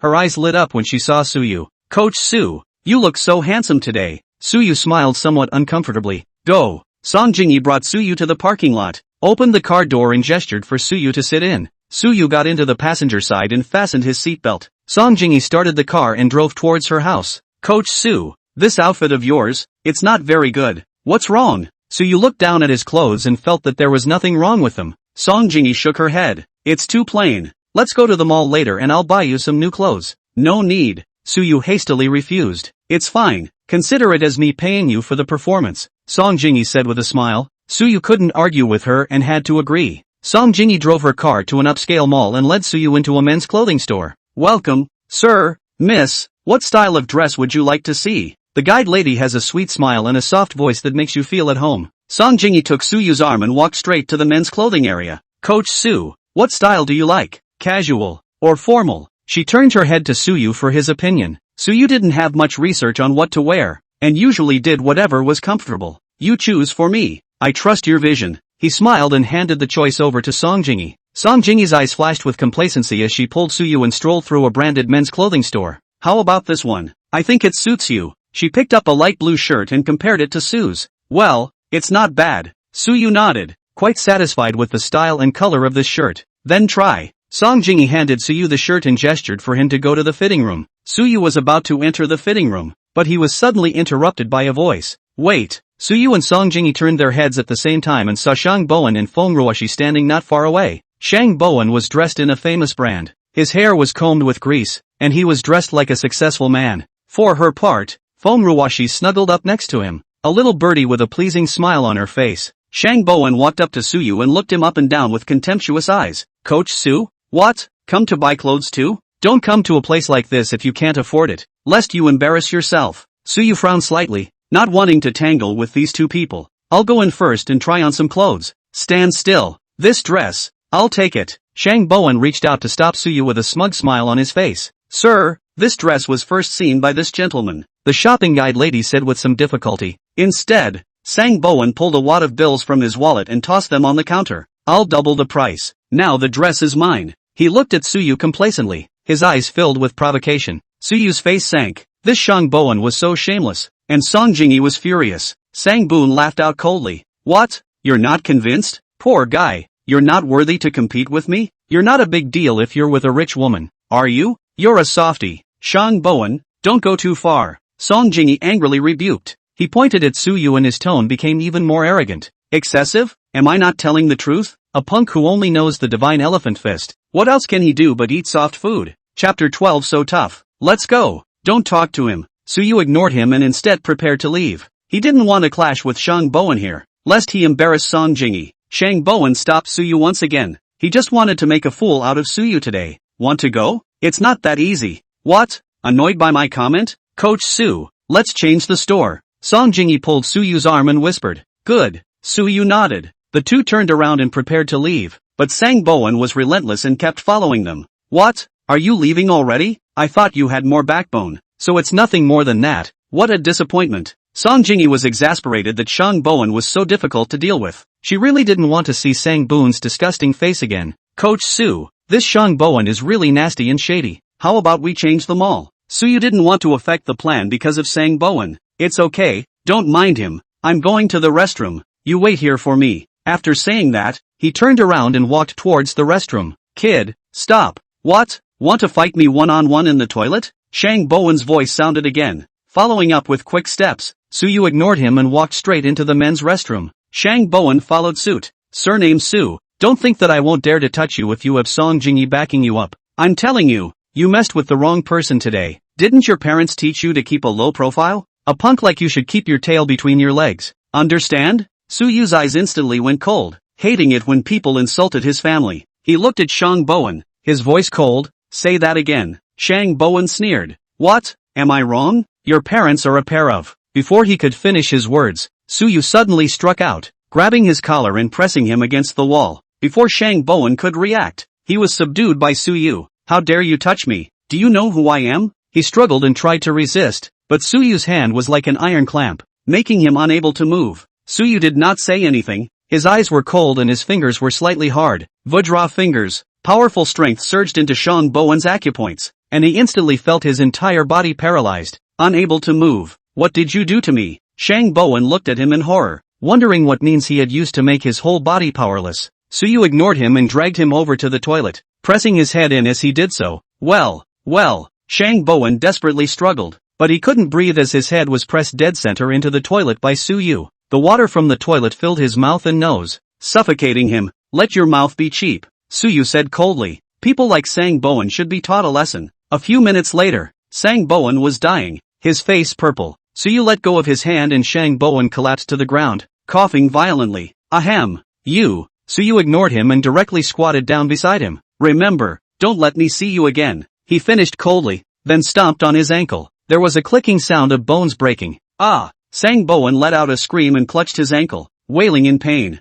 Suyu stood up, straightened his clothes and walked out of the restroom. Coach Su, you're back. Song Jingi saw Suyu and immediately greeted him. Suyu nodded, no expression on his face. Well, let's go. The two left the mall together. As for Feng Ruoshi, who was in the same place, she waited for half a day and did not see Shang Bowen come out, so she was a little anxious. Nothing could have happened to him, could it? With that thought, she walked quickly into the men's restroom. Ah! Feng Ruoshi saw Shang Bowen lying on the ground and turned pale with fear. Bo-1, what's wrong with you? She rushed over and helped Shang Bowen up. Call an ambulance, Sang Boon said weakly, feeling that his ankle was broken. Feng Ruoshi hurriedly took out her cell phone and dialed the emergency number. A few minutes later, an ambulance arrived and put Sang Bowen on a stretcher. Shang Bowen hated to break Suyu into pieces. I'm going to kill that surname Su. Ah! I can't move my foot. Doctor, look at my foot. He suddenly realized that he couldn't feel anything in his ankle and screamed in horror. Don't move. We'll get you to the hospital first, the doctor said, signaling the nurse to hurry him into the ambulance.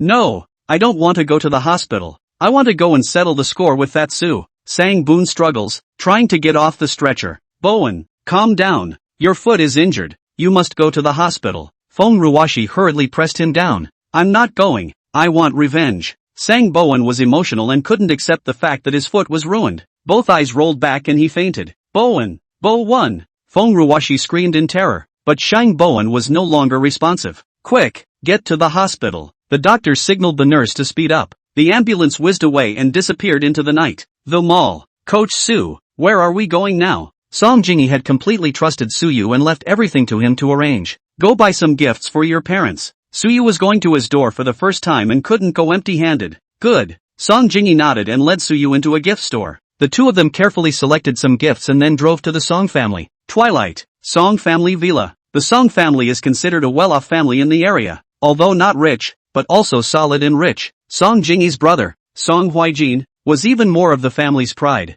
In the last 4 provinces joint examination, he won the first prize and became the deserved top student. This news made the Song family a hard sell in the circle of family and friends. All the major martial arts schools had thrown out olive branches to Song Huijin, competing to invite him to join. In the end, he chose the top martial arts academy, Shanghui Martial Arts School. At this moment, Song Lin was sitting on the sofa in the living room. Ding dong, the doorbell rang. I'll get it. Chen Rong, who is Song's mother, is a housewife, gentle and virtuous. Outside the door stood Su Yu and Song Jingyi. He was dressed in a clean and neat outfit, not a name brand, but he looked spiffy, carrying some gifts in his hand. They were all carefully selected by him and Song Jingyi. Hello auntie and uncle. Su Yu politely greeted the 2 old men. Chen Rong had a kind smile on her face that made people feel friendly. She warmly greeted Su Yu as he entered the house. Hello, come in and sit down. Song Lin remained seated on the sofa, not moving as he sized up Su Yu. Little Su, what do you do? Uncle, I am currently working as a coach in a martial arts school. Su Yu replied in an unassuming manner. Oh, martial arts instructor? Then which school did you graduate from before? Song Lin's brows furrowed slightly. I didn't go to college. I took a break from high school, Su Yu said awkwardly. He was as clear as a mirror in his heart. This degree would definitely make Song Lin unhappy. Sure enough, Song Lin's face sank. Taking a break from school? How's your academic performance? Chapter 13 Gaining Parental Support. I don't get good grades. Su Yu lowered his head, his voice even lower. Song Lin's face was already so gloomy that it was about to drip. Jingyi, come over here. You and this Su Yu, break up immediately. Song Jingyi didn't expect her father to be so direct, and instantly panicked. Dad, I don't share. What did you say? Song Lin's eyes glazed over. I said I won't share. Song Jingyi raised her voice, not wanting to back down. Song Lin no longer paid any attention to his daughter. Instead he turned his head to look at Su Yu with a contemptuous tone. Su Yu, if you are a man, you should be a little self-aware. You and Jingyi are not from the same world. How about this? I'll give you 200,000 Chinese dollars and you leave her. How about that? He made an offer and tried to solve the problem with money. However, Su Yu shook his head and rejected Song Lin's offer. Uncle, Jingyi and I truly love each other. It's not a matter of money. Song Lin laughed coldly. Sincerely love each other? What are you going to use to talk to Jingyi about being sincere? With your meager salary? Su Yu was momentarily speechless, not knowing how to retort. Song Jingyi stood aside, secretly relieved. She was just scared that he would compromise for that 200,000 Chinese coins. In that case, their fake relationship would be completely exposed. Jingyi, go to your room. Seeing that the atmosphere was not right, Chen Rong quickly spoke. Didn't want her daughter to see the next scene. Song Jingyi shook her head, not wanting to leave Su Yu. Mom, I'm not leaving. Su Yu and I truly love each other. You can't break us up. Song Lin was so angry that his face turned blue. His daughter was so stubborn. He raised his hand and slapped Song Jingyi. Pop, everyone froze. Dad, what are you doing? Song Jingyi covered her face and looked at her father incredulously. It's you, the unfilial daughter, that I'm beating, for an uneducated poor boy. How dare you contradict me and your mom? Song Lin roared. Song Jingyi's tears came out of her eyes. Feeling immensely aggrieved, Su Yu rushed forward and protected her behind him. Then, looking at Song Lin, his eyes were filled with anger. Uncle, if you have anything to do, come at me. Don't hit Jingyi. Who are you to talk to me? Song Lin stared at Su Yu angrily, itching to eat him alive. Stop it all. Song Jingyi's grandfather, Song Weigua, was currently standing at the door. He had just returned from his workout when he saw the scene. Dad, what are you doing back here? Song Lin hastily collected his anger and went forward to support him. Song Weigua glared at Song Lin, his tone dissatisfied. If I don't come back, I don't know that you're going to break up a couple of lovers. He then walked over to Su Yu and carefully sized him up. Young man, the footwork you used just now, was it the cloud treading step? Grandpa, how did you know? Su Yu was a little surprised that Song Weigua recognized the cloud stepping step. Ha ha, it really is the cloud stepping step. Young man, you're very good. I think highly of you. Song Weigua laughed out loud and looked at Su Yu, liking him more and more the more he looked at him. Instead, it was Song Lin who looked at him with a puzzled expression. Dad, what are you talking about? This Su Yu, he didn't even go to college. How can you? Song Weigua interrupted Song Lin. What do you know? The cloud treading step is a long-lost mastery, and for this youngster to master it at such a young age, his future is unlimited. Song Lin froze. Su Yu even had this hand, but he was still a bit unconvinced. Dad, are you looking at it wrong? I'd be wrong about that? Get the hell out of my way. Song Weigua snorted coldly, pushed Song Lin away and walked to Su Yu's side. He made his attitude clear. Young man, I'll support you and Jingyi in your affairs. What happens in the future is anyone's guess. Maybe you'll have more success than Hui Jin in the future. Thanks Grandpa. Dad. Song Lin tried to say something, but Song Weigwa kicked him in the ass. You shut the hell up. Jingyi is my granddaughter. I'm in charge of her affairs. One more word out of you and I'll kick you out of the house. Song Lin instantly didn't dare to speak again. Chen Rong was heartbroken as she looked at her daughter's red and swollen cheeks. She walked over to Song Jingyi and gently stroked her face. Jingyi, does it hurt? Mom, I'm not in pain. Song Jingyi shook her head, but she couldn't stop the tears from flowing down her face. Silly child, why are you crying? Mom supports you. This kid, Su Yu, looks pretty good. Chen Rong helped Song Jingyi wipe away her tears and acquiesced to Su Yu as her future son-in-law. Thanks Mom. Song Jingyi broke into a smile. Song Lin's eyes were still full of disdain and contempt when he looked at Su Yu. Jingyi is my Song Lin's daughter. Since she was a child, she has everything she wants. Which one is not the best? Her brother, Song Huijin, is even more of a phoenix among men, the first prize winner of the 4 provinces joint entrance examination. Now he's studying at the Shanghui Martial Arts School in Kyoto, so he'll have a great future and honor his family. Look at you again. Su Yu, what do you have? A poor boy with no education and no background. What can you compare to my son? What makes you worthy of my daughter? Song Jingyi's face was a shade of green and white. Father had always been strong, but to belittle Su Yu in such an unforgiving manner was too much. She couldn't help but speak up in defense. Dad, Coach Su is very good. Not only has he mastered the cloud treading steps, he's also practiced the divine elephant fist to the grand completion realm, which is something that many people can't do. Song Lin first froze, then let out a snort of laughter, like he had heard a big joke. Dual feats great perfection? Jingyi, were you fooled by his flowery words? You believe such nonsense? How is it possible for a brat to master 2 great perfection realm techniques at the same time? This is simply heavenly. Song Weigwa couldn't listen on the sidelines anymore, coughed, and slowly opened his mouth. Jingyi is right. This young man's cloud stepping has indeed reached the great perfection realm. I've been practicing martial arts for many years, so I still have this bit of eyesight. Song Lin still didn't believe it, and he looked to his father with skepticism abounding in his eyes. Dad, are you getting old and senile? How could you believe such a ridiculous thing? How can a milquetoast kid be stronger than me? Kid, do you dare to compete with me? Let me see how much weight you really have. If you can't even beat me, don't even think about marrying my daughter. Su Yu silently clenched his fists. At this time, the system's beep suddenly sounded in Su Yu's mind. Withdraw fingers current repayment progress. Grip fist 999910, 000. Withdraw fingers repayment completed. Current advanceable item, whirlwind kick, introductory, advanced spinning kick. Repayment condition after advance of whirlwind kick, 10,000 high kicks. Is there an advance?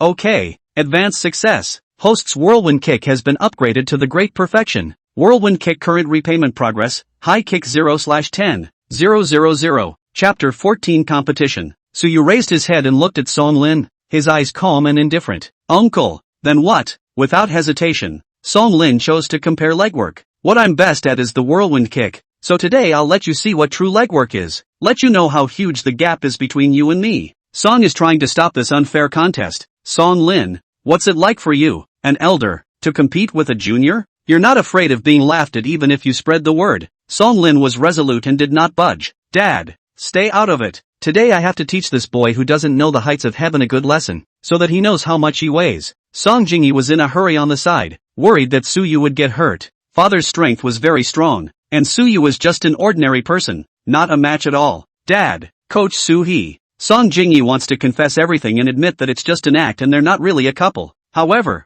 Su Yu suddenly opened his mouth and interrupted Song Jingyi's words. Uncle, I promise you, just compare. Who's afraid? Song Lin laughed out coldly, viciousness flashing in his eyes. Good, have the guts. Since you're looking for death yourself, don't blame me for not being polite. The two men came to the center of the living room and stood opposite each other. Song Lin was the first to attack. He stepped forward with an arrow step, his right leg raised high, kicking at Su Yu like a whirlwind. Incredibly fast, with a whistling wind sound. Instead of dodging, Su Yu chose to fight hard. He similarly raised his right leg and kicked at Song Lin with even more speed and power. Bang! The two men's legs collided in the air with a loud bang. Song Lin felt as if he had kicked on a steel plate, and a sharp pain came, making him almost unsteady on his feet. He took several steps back and almost fell to the ground, his face turning pale. On the contrary, Su Yu stood firmly in place, not moving at all. He looked at Song Lin, the corner of his mouth hooked into a disdainful smile. Just this? Song Lin's face turned ironic. Su Yu's legwork was so powerful that it completely exceeded his expectations. In just a few seconds, the The winner was already decided.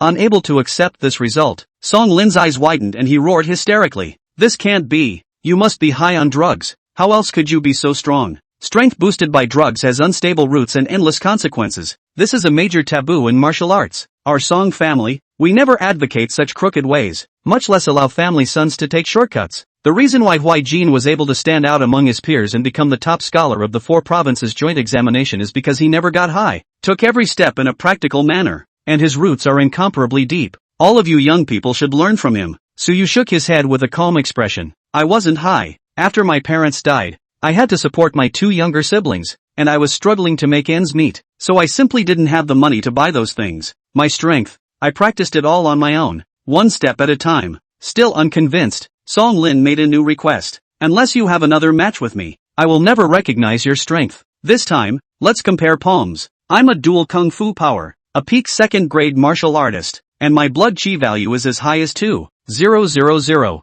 Do you dare to compare yourself with me? Suyu sighed helplessly. Uncle, I've already proved my strength, so why are you being so bitter? Cut the crap. Just tell me if you dare to compare. Song Lin pressed on step by step. Unforgiving. Fine. I'll compete with you. Suyu sighed and finally agreed to Song Lin's request. If Song Lin's doubts weren't completely dispelled, he wouldn't let up. Smugness flashed in Song Lin's eyes. That's what you said. This time, I will definitely make you lose and let you know how huge the gap between you and me is. He focused the power of his entire body's blood and chi on top of his palms. With a loud shout, both palms came out, like a fierce tiger descending from the mountain, pouncing towards Suyu. Suyu's eyes stared without the slightest flinch. He activated the power of blood chi in his body and ran the pushing cloud palm of the Great Perfection realm to meet him. His palms were like clouds and mist, drifting. Bang bang bang. The clash of their palms was like a thunderous explosion. Song Jingyi and Chen Rong both looked at the two nervously, holding their breath for fear that Suyu would be injured. Their hands were sweaty. Song Weigua,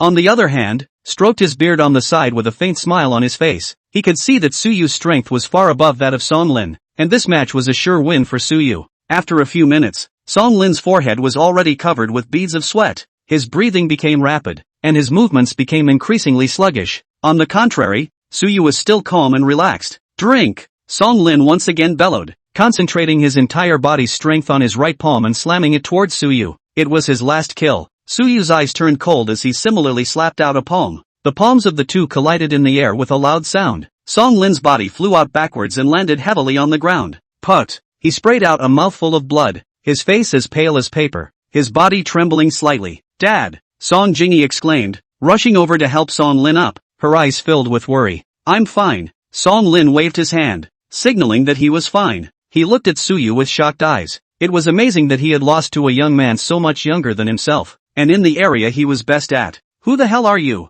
Your strength. How can you be so strong? Suyu didn't answer him and just smiled faintly. Uncle, now do you agree that Jingyi and I should be together? Song Lin was silent. Suyu's strength had already been recognized by him. Good, I agree to you being together. As the twilight grew thicker, the Song family villa was brightly lit, and the dining table was filled with dishes. Song Weiguo warmly greeted Suyu. Don't be polite. Stay and have a meal together. Suyu looked at the time and politely declined. Thank you, Grandpa. No need. I have to go back and cook for my family. Disappointment flashed in Song Jingyi's eyes. Coach Su, be careful on your way. Aha. Suyu answered and turned around to leave the Song family. Song Lin looked at his distant back, pondering. Dad, don't you think there's something strange about this kid? Oh, where is it strange? Song Weiguo picked up his teacup and took a sip. Song Lin voiced the doubt in his heart. How could he, a martial arts instructor who never went to college, master 2 great circle realm techniques? Moreover, his blood chi value isn't high. It doesn't look like he can practice to the Great Perfection realm at all. Song Weiguo put down his teacup. You're right. This kid is indeed not simple. Song Lin was a bit confused.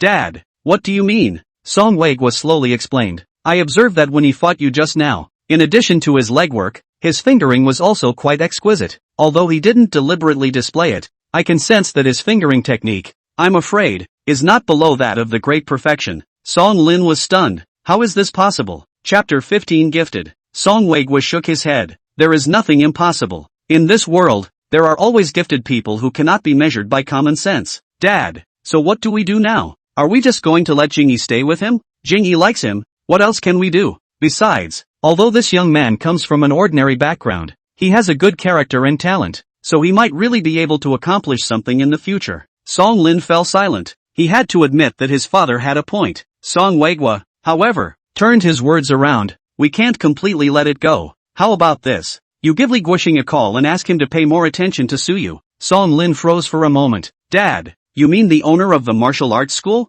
Song Weigua nodded. This person, Li Guoxing, still has vision. Letting him help keep an eye on things will put my mind at ease. Okay, I'll call him now. Song Lin took out his cell phone and dialed Li Guoxing's number. He briefly described Suyu's situation and urged the other party to pay more attention. Li Guoxing answered with his mouth full. Mr. Song, don't worry, I'll do as I'm told. In fact, I've also noticed this boy Suyu for a long time. He really is a good seedling. In all the years I've been in this business, I haven't seen a few young people as talented as him. It's just a pity that he never met a good teacher and was delayed. Song Lin asked in shock. Pavilion Master Li, do you mean that you want to take him as your disciple? Li Guoxing did not hide it. There is this idea. However, it still depends on his own will. For many years, the martial arts school has not been able to appear any decent good seedling, which makes Li Guoxing very bitter. Now, Suyu's appearance gave him hope. He decided to take a good look and see if there was any value in cultivating it or not. If Suyu really had the potential, he would not mind breaking the rules and accepting him as his disciple, teaching him his life's learning. Song Lin nodded. I know, please Pavilion Master Li. After hanging up the phone, Song Lin fell into deep thought. It was surprising that Suyu would arouse Li Guoxing's interest. This young man is really not simple. The next morning, Suyu pushed open the door of the martial arts center. It wasn't long before Shang Bowen angrily barged in, followed by a group of uniformed Martial Arts Hall Association personnel. Suyu, get your ass out here. Suyu, you scumbag. How dare you sneak attack me? You seriously injured me, and all my years of kung fu have been destroyed. Now I'm an invalid. He was in tears, accusing Suyu of his crimes, and his ankle was wrapped in a thick bandage, which looked like a bad injury. Suyu, on the other hand, looked at him expressionlessly. Coach Shang, meals can be eaten indiscriminately, but words can't be spoken indiscriminately. How can you blame me when it's obvious that you're not as skilled as you should be? Shang Bowen was furious. You fart. How can you, a punk who only eats soft food, beat me? At this time, Feng Ruoshi also came forward to testify against Suyu.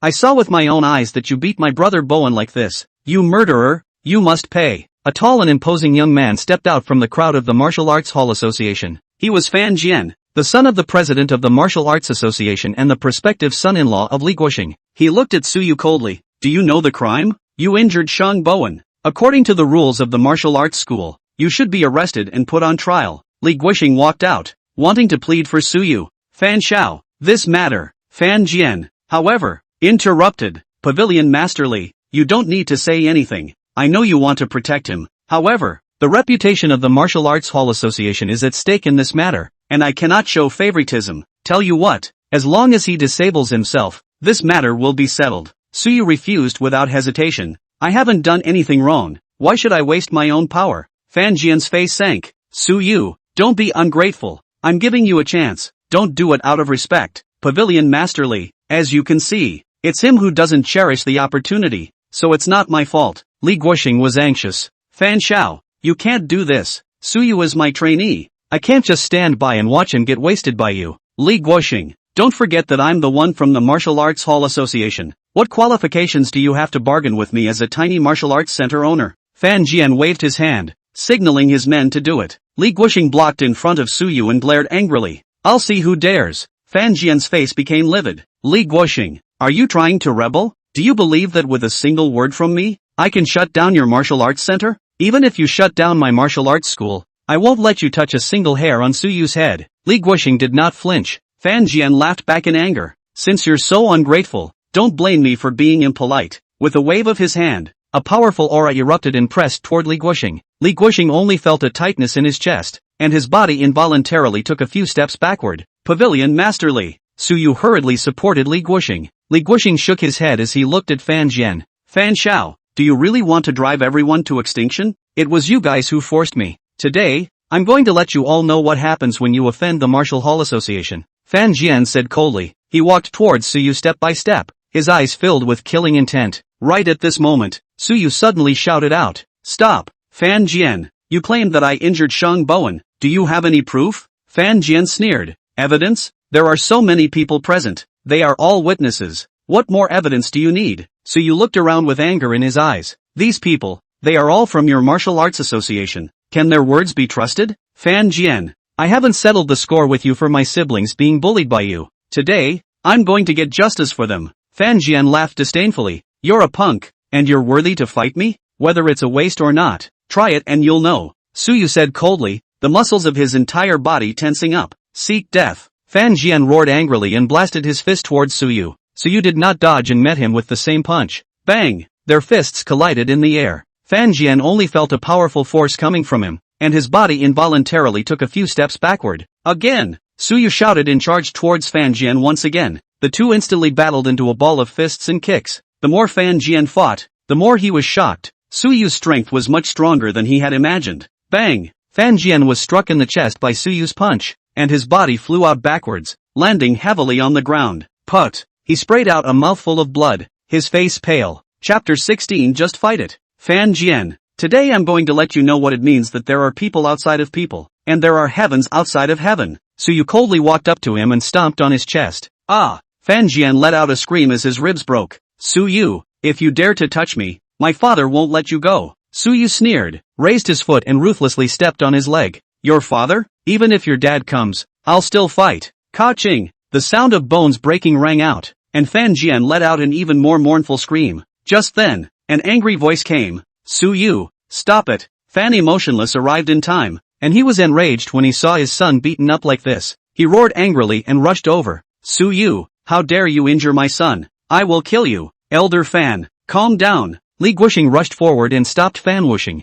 Li Guoxing, get out of my way. No one can save him today. Li Guoxing spelled out his analysis. Elder Fan, in this matter, I'm afraid that there is something else going on. Shang Bowen does not have conclusive evidence to prove that it was Suyu who injured him. Moreover, you have seen Suyu's strength. It is impossible for him to provoke Shang Bowen for no reason. Fan Emotionless frowned slightly as he listened. He walked to Shang Bowen and asked, Shang Bowen, are you sure it was Suyu who injured you? It's, Shang Bowen stammered, not daring to look him in the eye. Fan Emotionless snapped, tell the truth. Shang Bowen shivered in fear. I have no proof. Fan Emotionless became enraged. You have no evidence and you dare to falsely accuse Suyu? Shang Bowen lowered his head, not daring to speak again. Fan Wuxing snorted coldly. In this matter, let's leave it at that. Shang Bowen, you dare to falsely accuse others without solid evidence. It is considered a false accusation and you will be punished with 1 month's confinement. Elder Fan, Shang Bowen wanted to say something else, but he was frightened by Fan Emotionless' glare. At this time,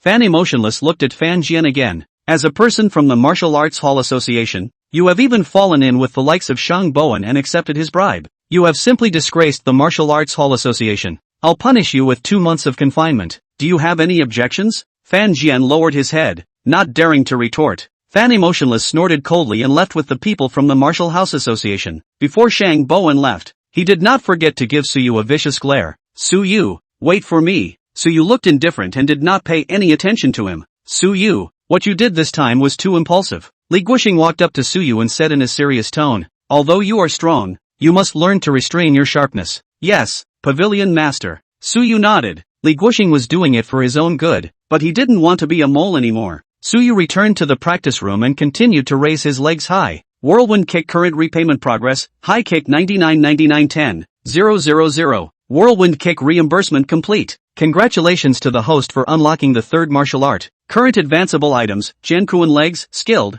Prajna decision, introductory. Flying eagle claw, skilled. It wasn't until the night enveloped the city that Suyu returned to the rental house. The condition for repayment of the Qiankuan leg advance is 10,000 slaps on the thigh. Is there an advance? Advanced dry kick. Advanced success. The host's Qiankuan leg has been upgraded to great perfection. Current repayment progress of Qiankuan leg, slap thigh 0/10,000. Instantly, power surged into his body and Suyu felt his legs filled with explosive power. That's when the cell phone rang. Picking up his cell phone, there was an unfamiliar number on the screen. He picks up the phone. The female voice on the other side of the phone had a nonchalant tone. Hello, are you the parents of Mr. Su Nan Nan? Suyu frowned straight away as he listened, feeling that something wasn't right. I'm her brother. What's up? The female voice raised its voice. Harsher. Why are you picking up the phone now? I'm Nan Nan's teaching director. How Yen Yen. Su Nan Nan is causing trouble at school. You come to the school immediately now. What's wrong with Nan? Suyu's heart tightened and he hurriedly asked. You'll know when you come. Cut the crap and come to the school's guidance office at once. Hao Yan hung up the phone after saying that, and a beeping busy tone came out. Suyu's heart hung in the air. His sister had been quite good. How could she get into trouble? Not being able to think much, he rushed out of the rental house, stopped a cab and went straight to the school. The cab drove fast in the night, and Suyu's mood became heavier and heavier. He clenched his fists, his knuckles white. The place where he lived was not far from Sunannan's school, and soon the cab stopped in front of the school. Suyu paid the money and rushed into the school at a fast pace. The campus was quiet at night, and he went straight to the teaching office. Pushing open the door, Hao Yan was sitting behind her desk, her face ironic. Sunannan stood in front of her with her head down, her shoulders twitching like she was crying. Are you Sunannan's brother? Look at your sister. She's lawless at school. She's really uneducated. When Hao Yan saw Suyu, she immediately pointed at Sunannan and cursed. And when Suyu saw his sister's aggrieved look, his fire came up. Director Hao, what's going on? What happened to Nan? Hao Yan slammed the table with a bang, scaring Sunannan. And you have the nerve to ask me what's wrong? Sunannan beat up her classmates at school in a bad way. This kind of student, we can't have in our school. Suyu frowned straight away, not believing that his sister would take the initiative to hit someone. Nan can't just hit anyone. Is there a misunderstanding? Hao Yan laughed coldly as she listened. Misunderstanding? There's all the human and material evidence. The surveillance video is crystal clear. What else is there to misunderstand? Students like Sunannan should be expelled immediately, lest they bring down the school's morale. Suyu couldn't help himself and raised his voice. Director Hao, you've gone too far. You're going to fire my sister when you haven't even cleared things up. On what grounds? Hao Yan has a strong attitude and is completely unreasonable. On what grounds? Just on the basis that I'm the head teacher. She, Sunannan, made a mistake. The school has the power to expel her. Suyu glared at Hao Yan, his chest heaving, his anger almost spewing out. He walked over to Sunannan and stroked her head. Nan, tell brother, what's wrong? Sunannan looked up and looked at her brother with tears in her eyes, her voice flooded with sobs. Brother, I'm right. It's the school manager's son, Fan Chang, who bullied me, she said, tears falling from her eyes. Suyu's eyes were on fire. He had heard that Fan Chang was running roughshod over his classmates at school, and this time he dared to bully his sister. Before he could speak, Sunannan continued to cry. He's always harassing me, touching my hand in class and sending nasty texts. Today after school, he blocked the classroom door and said he wanted to take me home, and when I refused, he pulled my arm and tried to. She choked on her words, but Suyu heard her. It's not surprising that my sister, who is in her teenage years and good-looking, is the class flower and is being targeted by the school manager's son, Pham Tan. And then what? And you hit him? Chapter 17. Who are you, kid? Sunannan nodded her head, tears falling again. He pulled and tugged and said nasty things. I was scared and pushed him. He was the one who didn't stand still and fell and cracked his head. When Suyu heard this, he looked at Hao Yan in disbelief. Because of this, you're firing my sister? Hao Yan grunted and said something even harder. Know what young master fan's status is? The school's future school manager. Sunannan is a poor student. Hitting him is a slap in the face of the school. Suyu gasped and laughed, his complexion icy cold. Director Hao, do you mean that Fan Cheng harassed Nan? And Nan defended herself, but Nan was wrong? To put it so nicely, I think it's your sister Sunannan who was indiscreet herself and seduced young Master Fan. Hao Yan reversed black and white and directly slandered Sunannan in order to please Fan Chang. Suyu was completely enraged, glaring at Hao Yan with cold eyes. Hao Yan, keep your mouth clean. My sister is innocent. It's not your turn to slander her. Hao Yan is not afraid. More arrogant, pointing at Sunannan to start cursing. What? Am I wrong? Look at Sunannan's foxy look. She's no good at all. Pop. Hao Yan got an extra red slap mark on her face. She covered her face and looked at Suyu in shock. How dare you hit me? You dare to hit the teacher. I'm going to call the police. I'm going to sue you. Suyu sneered, his eyes fixed on Hao Yan. His tone was not negotiable. Hao Yan, today, this is not over. I want you, and that Fan Chang, to apologize to my sister in front of everyone. Hao Yan was bluffed by his appearance and couldn't speak for a moment, but soon screamed again as if he had blown up. Apologize? Dream on. Sunannan injured young Master Fan and still wants me to apologize? You wish. Suyu laughed coldly and pointed at Sunannan, who was standing next to him, shivering a little. Take a good look. My sister, a girl, can injure a boy? On the contrary, it's that young Master Fan of yours, harassing girls and bullying people. This kind of scum. Your school doesn't care and still helps him. What a joke. You're talking nonsense. Young Master Fan was only joking with Sunannan.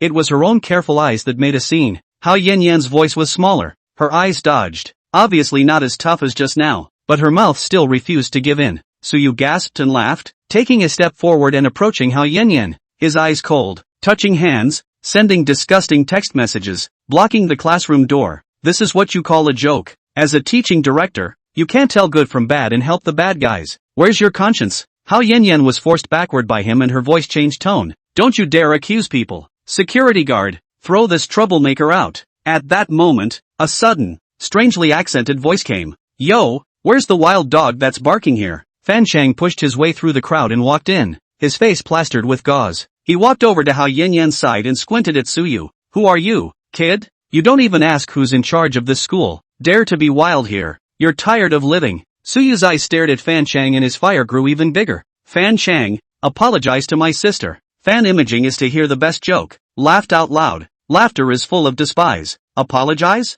Ha ha ha. Just you? A poor man. How can you ask me to apologize? Don't you know what you look like? As he said that, he looked Suyu up and down, his eyes more contemptuous and his tone more unpleasant. Who did I think it was? It turned out to be Su Nanan's bastard brother. What? Just like your short-lived parents. You're crazy poor and want to come to school to blackmail money? When Su Nan heard him scolding his parents, she couldn't help herself and rushed up, pointing at him. You shut up. Fan Chang, watch your mouth. Don't you dare talk about my parents. Fan Chang's face sank as he grabbed her wrist and threw it away. The little bastard is quite fierce? What? Am I wrong? Your parents are. Pop. Suyu grabbed his wrist and backhanded him, slapping him hard on Fan Chang's face. Ah! Fan Tan screamed miserably, confused by the slap. His body swayed and fell back. Hao Yanyan screamed and hurriedly tried to go forward to help, but it was a step too late. Suyu coldly looked at Fan Chang who had fallen to the ground. Fan Chang, this slap is for my dead parents. If you dare to curse them again, I'll make you look good. Fan Chang was so shocked that he couldn't speak as he covered his fiery face. Fan Chang, a woman dressed like an aristocrat, with a couple of black-clad ones, approached angrily. This person is Lu Qiong. She saw her son on the ground at a glance, and Suyu next to him, and her fire grew even bigger. Lu Qiong pointed at Suyu like she wanted to eat someone. Little bastard, you dared to hit my son. Pham Tan cried angrily when he saw his mom coming. Mom, you have to avenge me. Lu Qiong painfully picks up Fan Chang and sees that his face is swollen and there is blood at the corner of his mouth, making him even more angry. She glared at Suyu like a lioness going crazy. Give it to me. Waste this little bastard. The man in black immediately rushed towards Suyu. Suyu's eyes turned cold. His entire body exploded with power. The power of the Vajra finger was concentrated into his fingertips and rushed up. Bang! Bang! Bang! There was one loud bang after another, carrying the black man's screams of pain. Within a few clicks, the black-clothed man who had rushed over flew out like a kite with broken strings, falling to the ground and vomiting blood, unable to stand up. Lu Qiong was shocked by the scene in front of her. It's amazing that Suyu can fight so well. The bodyguards she brought with her were as useless as papier-mâché in front of him. Kid, don't you dare fight back. Suyu's expression was cold and disdainful as he glanced at her. You're the one who started it. What? More people bullying less people? Or is your fan family only capable of bullying others? Lu Qiong gasped and laughed, pointing at Suyu and gnashing her teeth. Kid, counting you as a bit capable. However, in front of me, Lu Qiong, this bit of your ability is not enough to look at. She took a step forward, her body aura violently erupted, and the pressure of a second-grade martial artist pressed towards Suyu like a mountain. Today, I'll teach you little bastard a lesson. Lu Qiong roared, his legs powered up, making the Qian Kun kick. The leg shadows flew chaotically, hitting Suyu like a rainstorm. The legs were fast and vicious, carrying the sound of wind, and the moves were deadly. Suyu faced her fierce attack, but it was easy. His body swayed, his steps were wrong, and the treading cloud step was used to dodge all the attacks like a walk. Is that all you can do? It seems that this second-grade martial artist of yours isn't much better. Little. Lu Qiong was enraged by his words and roared. His legs were more vicious and he attacked harder, but as hard as she tried, as hard as she fought, she just couldn't touch the corner of his coat, and instead, he seized the opportunity to point a finger at her leg. Ah! Lu Qiong screamed miserably as a sharp pain came from his leg. His leg technique was messed up and his body stepped back. Suyu didn't let her go. His body flashed and arrived in front of her. His fingers flashed with golden light and pointed at her other leg. Put! Lu Qiong's legs went limp and he knelt on the ground. His face was pale and sweat came down. Both legs felt like they were gone, numb and sore. Chapter 18 Soundwave Kung Fu. What did you do to me? Lu Qiong was terrified. Looking at Suyu, her voice was shaking. She felt that her legs were going to be ruined. Suyu's voice was icy cold and his eyes were full of disgust. Nothing, just giving you a taste of what it's like to be a bully. Lu Qiong, I'll give you a lesson today. Come back for more trouble. Next time it won't be as simple as a broken leg. Lu Qiong was paralyzed on the ground, her face ugly, her eyes staring viciously at Su Yu. She hated Su Yu in her heart and must take revenge. Hao Yan was scared out of her wits when she saw Lu Qiong being defeated by Su Yu. It's over. The Fan family will never let her go. She hurriedly took out her cell phone and dialed a number. Headmaster, it's not good. Something big has happened. Mrs. Fan was beaten up at school. Come quickly. It wasn't long before the sound of hurried footsteps came. Principal Huang Jianzhong rushed to the teaching office with a group of school leaders. Huang Jianzhong's face immediately sank when he saw Lu Qiong, who was kneeling on the ground, and Su Yu, who was standing to the side. Can someone tell me what's going on? Hao Yan ran to him and added to the story, desperately exaggerating Su Yu's crimes and leaving himself clean. Huang Jianzhong's face became even more ugly after hearing her words. Su Yu, how dare you? Dare to beat up someone at school and even dare to make a move on Mrs. Fan. Lawless. Security. Get him out of here. Fan Chang was on the side, covering his swollen face and looking at Su Yu maliciously. Not only Su Yu, but also that little bastard Su Nan. She also hit someone with her hands. Moreover, she seduced me and harassed me, corrupting the school's morale. This kind of student should be expelled. When Huang Jianzhong heard this, his face sank even further. He glared at Su Nan, his eyes cold. Su Nan, instead of studying hard, you're causing trouble and corrupting the school spirit. Students like you can't be retained in our school. Come on man, throw her out too. As of today, she's expelled from school. Su Yu was on fire and stepped forward to argue with him. Headmaster, you can't do this. Su Nan pulled his arm and looked at him worriedly. Brother, forget it, let's go. We won't study here. We can go to another school. It's fine. Fan Chang was even more pleased when he saw her admitting defeat and laughed arrogantly. Ha ha ha, go to another school? Su Nan, you're so stupid. Which school would dare to take the one expelled from our school? What do you think school registration is? You can transfer it whenever you want? How ignorant. With that, he gave a sinister look and stepped closer to her, threatening her. Su Nan, I'll give you one last chance. Kneel down, lick my shoes clean, and I'll consider sparing you and your punk of a brother. The surroundings were awfully quiet, and everyone was staring at Su Nan and Su Yu. No one came up and said a word. They all looked unconcerned. Su Yu's fists pinched and clicked as the anger in his chest rubbed upwards. His eyes were dead set on Fan Chang's face, his temples jutting out. The smile on Fan Chang's face froze, and his entire body froze there, covering his face, looking at Su Yu in disbelief, his eyes on fire and confused. How dare you hit me? Su Yu laughed, his eyes cold as ice. So what if I beat up a scum like you? I'll kill you. Fan Chang went crazy and barked out an owl, pouncing towards Su Yu with his teeth and claws open. Instead, Su dodged with a sideways glance. Huang Jianzhong's face turned blue. So you dared to hit Fan Chang with his hands, or in front of so many people? Isn't this a slap in the face of the school? In his face? Principal Huang, you don't ask questions. You turn black and white upside down. You help the bad guys bully the good guys. People like you deserve to be leaders? Su Yu's voice was not loud, but it allowed everyone in the teaching office to hear clearly. Huang Jianzhong's face rose to the color of pig liver, feeling that he had been publicly humiliated, and the fire went straight to his head. Unbridled. What kind of a thing are you that you dare to act wild here? I'll teach you a lesson for your parents today. With a hard stomp on the ground, the person rushed to Su Yu like an arrow and slashed his palm to his chest. The wind of the palm carried strength, obviously a practiced fighter. Su Yu's eyes tightened, feeling that this palm wind was not right. He did not dare to take it hard and was busy dodging to the side. Bang! Huang Jianzhong's palm fell short and slapped on the table next to him, and the solid wood table instantly shattered into several pieces, with wood shavings flying around. Current repayment progress of the Qiankuan leg slap 99.9910, 000. Repayment of Qiankuan's leg is complete. Current advanceable items, Bonjour Decision, Introductory, Flying Eagle Grasp, Proficient. The system beep sounded in Su Yu's head, causing his spirit to be shaken. Huang Jianzhong missed a move and didn't stop. His body swayed and pounced again, his mouth chanting. Strange fluctuations spread out from him and covered Su Yu.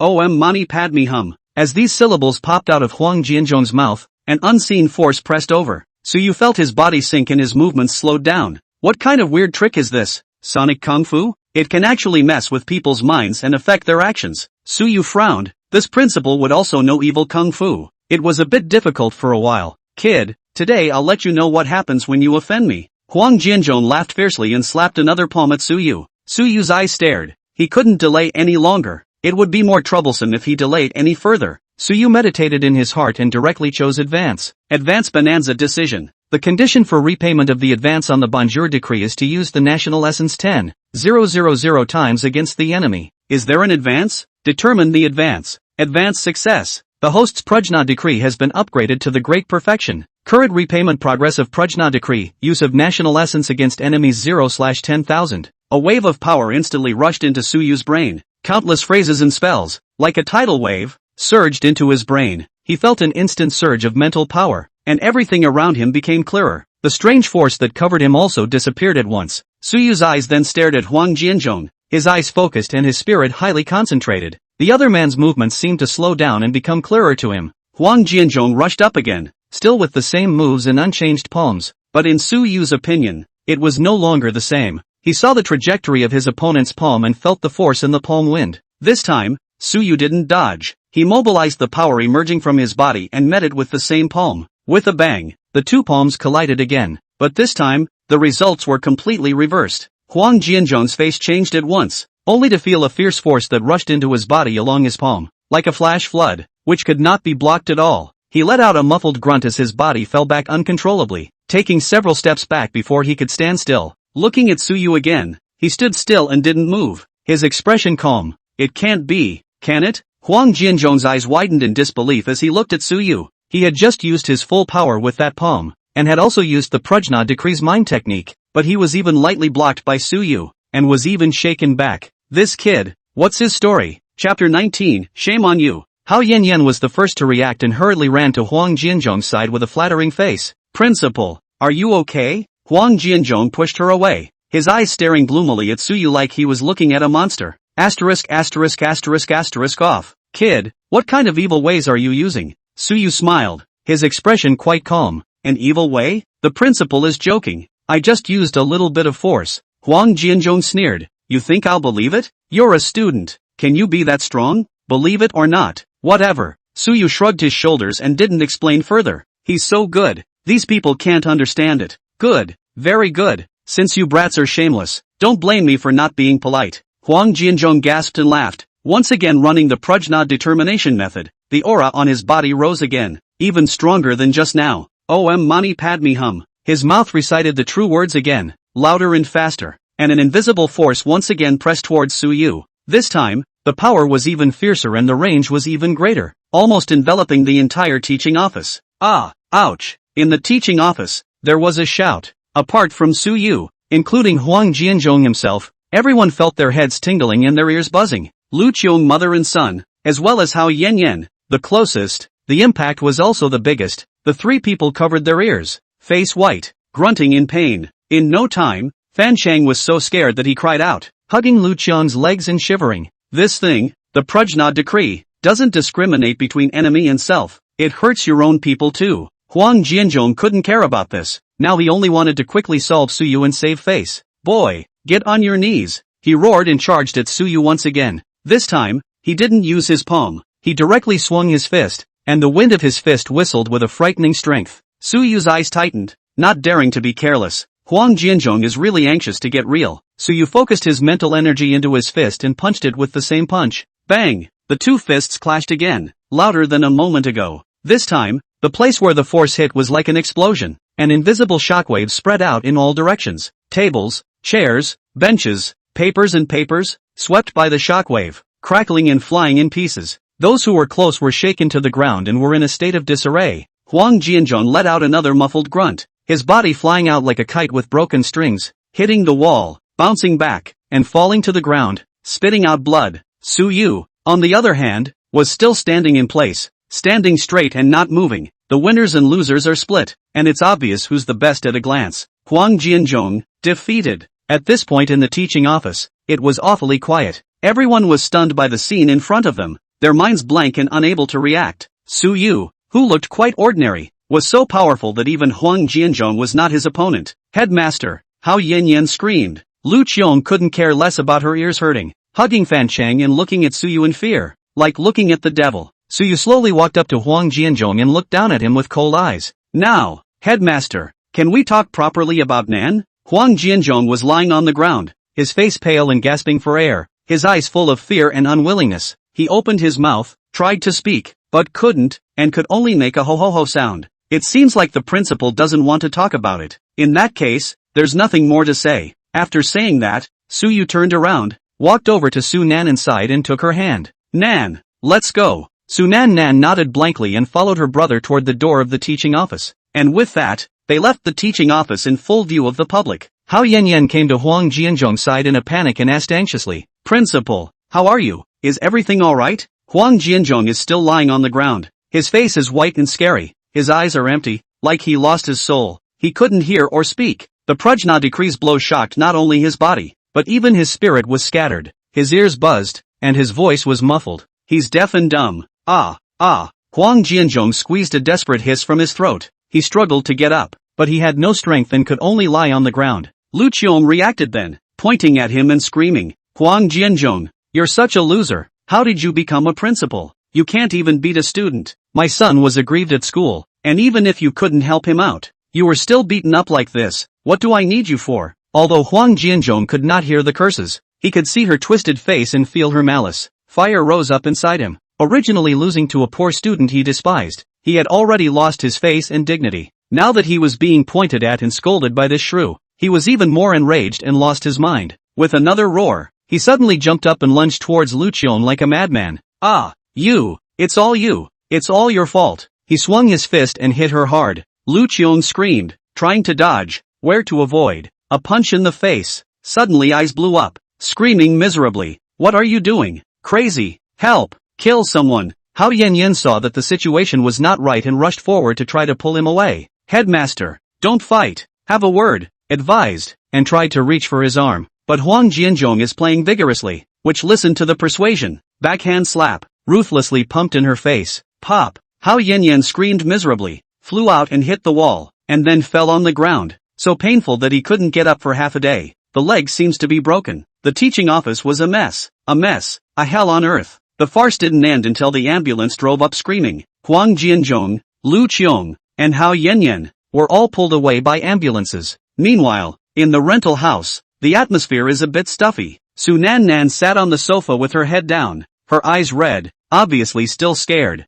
Suyu sat next to his sister and put his arm around her shoulders, comforting her constantly. Nan, don't be afraid. It's okay, we have Big Brother. No one can bully us. Nan looked up at her brother with tears in her eyes. Brother, I'm sorry I got you guys into trouble. Suyu scratched his sister's nose and laughed. Silly girl, what a silly thing to say. You're my sister. It's only right to protect you. What even? Nan, you didn't do anything wrong today. You don't have to apologize. Nan had a guilty look on her face. Am I going to get you guys in trouble for beating up Fan Chang and making the school look like that? Suyu shook his head with an affirmative expression. It won't. In this case, the fault is not with you. It's with Fan Chang. It's with those unreasonable people. Brother will take care of it. Don't worry. Get some rest. You have class tomorrow. Nan nodded and leaned back on the couch, slowly relaxing. Suyu looked at his understanding and obedient sister. His heart hurt and pitted. He must protect her and not let anyone bully her. Thinking about what happened today, Suyu knew that things wouldn't just end up like that. I'm afraid, the Fan family, Lu Qiong, and Huang Jianzhong, would definitely not be willing. He had to think of a way to solve the immediate trouble as soon as possible. Suyu walked to the balcony, took out his cell phone, and dialed Li Guoxing's number. The call was quickly answered, and Li Guoxing's voice came through with a bit of doubt. Suwu, why did you remember to call me? Pavilion Master, I'd like to ask you a favor. What favor? Suyu told him what happened at school today, as it was. Chapter 20 Changing Schools. After listening, Li Guoxing was silent for a while before slowly opening his mouth. I understand things. You've done a good job. I wouldn't necessarily be calmer than you in your place. Suyu grabbed his cell phone and was slightly relieved to hear the Pavilion Master say this. Pavilion Master, this is something I want to ask you a favor. Nan and Su Yuan they. Li Guoxing interrupted, his voice steady, hitting the key at once. You're worried about their side of the school, aren't you? With the ability of the Fan family, they definitely won't let it go easily. And it's not a long-term solution for Nan and Su Yuan to stay at that school.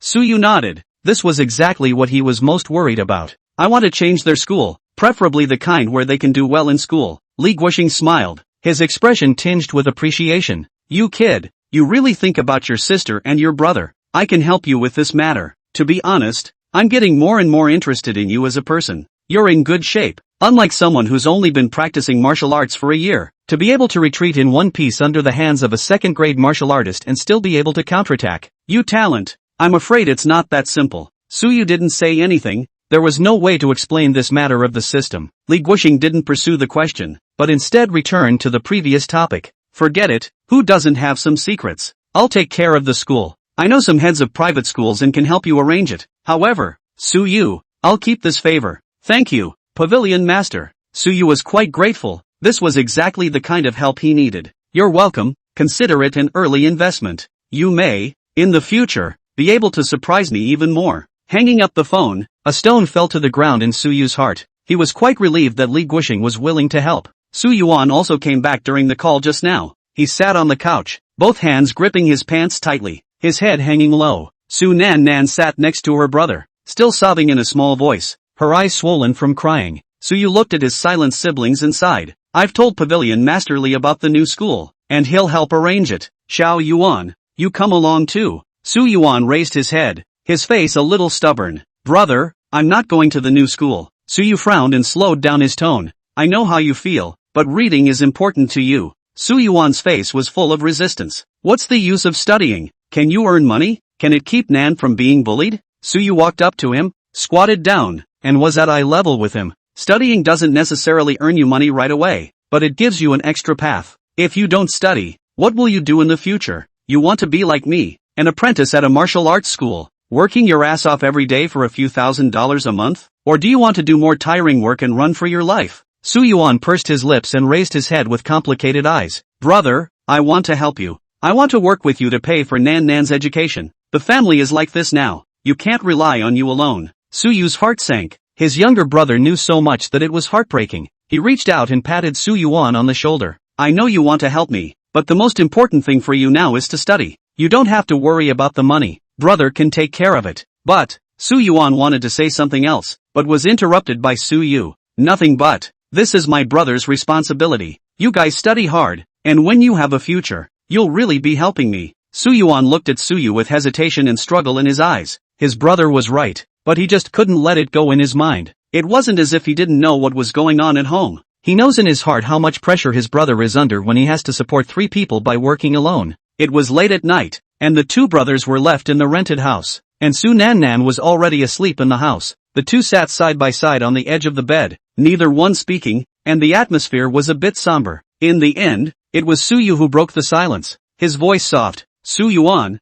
I know that you feel bad in your heart, thinking that it's too tiring for your brother to carry it alone, and wanting to share it for me. Ever since you were a child, you've been very understanding. Brother knows that. However, there are some things that you can't share just because you want to. The matter of studying is important to you. Su Yuan raised his head, his eyes guilty. I know it's important to study, but the family is now. Su Yu interrupted, his eyes firm. I'll figure out what to do at home. You trust me, I can handle it. The most important thing for you right now is to study in peace. Don't think too much. Su Yuan, have you thought about what you'll do in the future? Su Yuan froze, not expecting his brother to ask this. He was silent for a moment, shaking his head. Hadn't thought about it. Su Yu smiled. It's okay to not think about it, but you have to realize that studying is to give you more options later on. When you grow up, you won't be forced by life to do what you don't like. Su Yuan looked at Su Yu, his eyes moving a little. What about you? What do you want? Su Yu was silent for a while and looked up at the window, the city lights twinkling in the night. His voice was low with a hint of bewilderment. I don't know. Before, I just wanted to live and protect you all. Now, Su Yu didn't say any more because he didn't know what he wanted to do now. After awakening the system, the strength has become greater and the days seem to be different. But in his mind, he was still a bit confused. Su Yuan quietly looked at his brother. He had rarely seen his brother this vulnerable. As far as he could remember, his brother had always been very good, as if nothing was too difficult for him. Brother, whatever you want to do, I'll support you. Su Yu turned his head and looked at him. A smile appeared on his face and his eyes softened. Silly boy. Don't worry, brother is fine. It's you. Don't think too much. I'll make arrangements for the new school as soon as possible, so you and Nan Nan can go to school at ease. Su Yuan looked at Su Yu and nodded, his eyes firm. Well, brother, as you wish. I'll go to the new school and study hard. The 2 brothers smiled at each other. There are some things that you don't have to say to understand each other too well. The road ahead is still long and there are many more roads to travel. In the rental house, it was quiet again.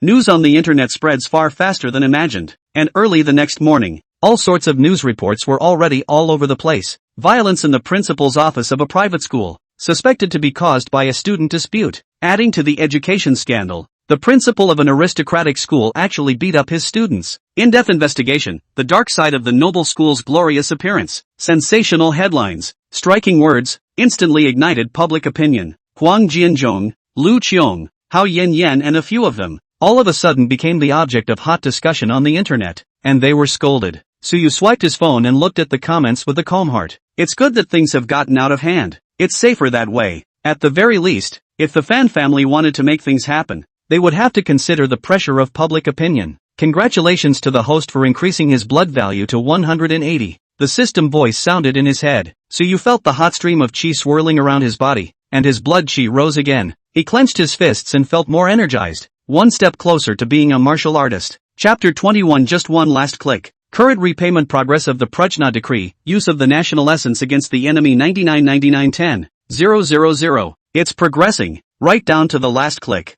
Suyu had no choice. He couldn't just pull a random person and curse them in order to complete the task. The next day, a new student came to the martial arts school and was directly placed in Suyu's class. The man was dressed in designer sportswear, with greasy hair, a new cell phone, and a haughty look on his face. Zhao Xinwei stared at Song Jingyi as soon as he entered the classroom. He stepped forward and the corners of his mouth turned up in what he thought was a rather handsome smile. Hello beautiful, my name is Zhao Xinwei. Nice to meet you. Song Jingyi nodded politely and simply returned. Hello. Zhao Xinwei didn't care about her coldness and continued to hit on her enthusiastically. What's your name, pretty girl? Which class? I just came here. I'm not familiar with it, so take care of me in the future. Song Jingyi pointed at Suyu next to her. My name is Song Jingyi. This is Coach Suyu. We're both in this class. Only then did Zhao Xinwei notice Suyu next to Song Jingyi with disdainful eyes. He glanced up and down, bristling with contempt. You are Suyu? I heard that you've been practicing at the martial arts school for quite a while. Suyu calmly looked at Zhao Xinwei and didn't say anything.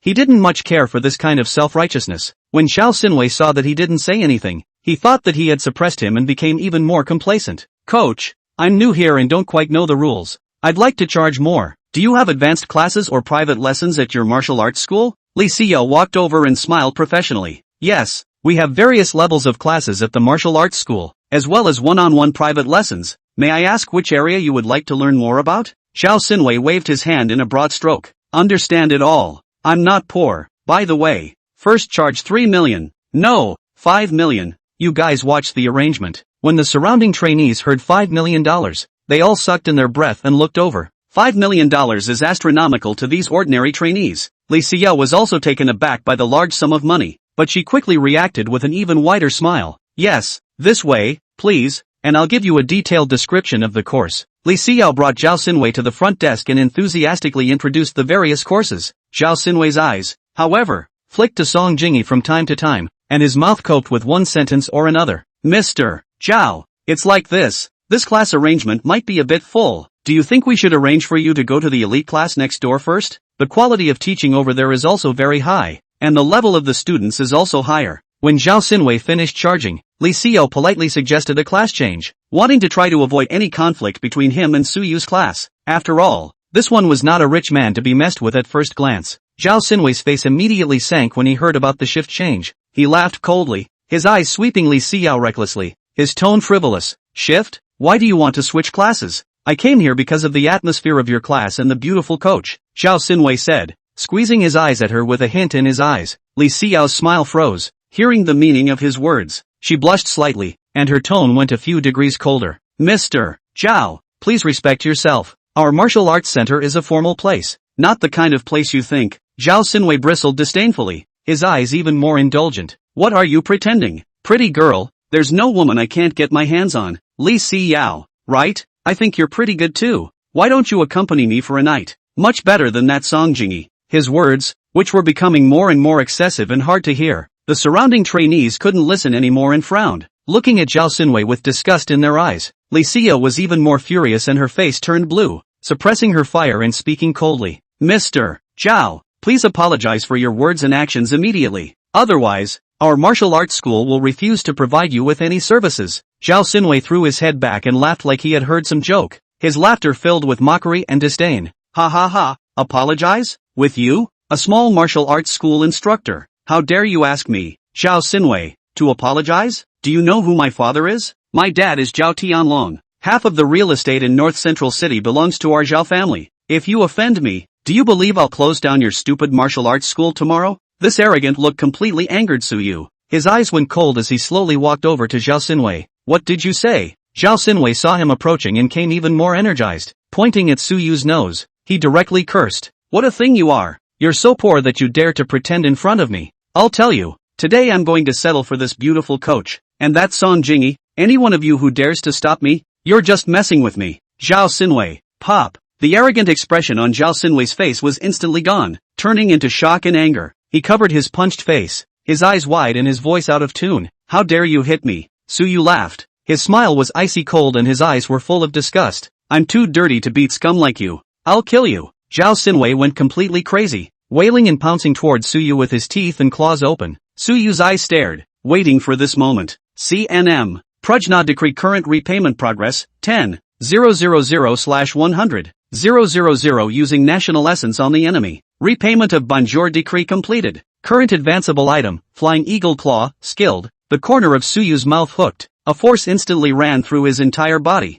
and his spirit was also violently shaken. At that moment, Zhao Xinwei's fist, too, had rushed towards his face. An ordinary person looking at this punch would definitely think it was vicious enough to scare people, but in Suyu's eyes, this speed was similar to slow motion. He slightly deviated his body, easily dodging it, and backhanded another slap, smacking Zhao Xinwei in the face. Pop! Zhao Xinwei was spun around and before he could regain his senses, Suyu's fists fell like rain. Bang! Bang! Bang! The sound of fists smashing flesh, one at a time, rang through the martial arts center. Zhao Xinwei was beaten to the point where he could not fight back. His screams were higher than one, and he still had the same arrogance that he had just had. Suyu did not show any mercy. His fists were all with force, specifically to the vitals. He was trying to make Zhao Xinwei remember that there were some people that he couldn't afford to mess with. Flying Eagle's Claw advance on condition of reimbursement, 10,000 words for scratching the itch. Is there an advance? Determine the advance. Advance success. The host's Flying Eagle Claw has been upgraded to great perfection. Flying Eagle Claw's current reimbursement progress, scratch itch 0 out of 10,000.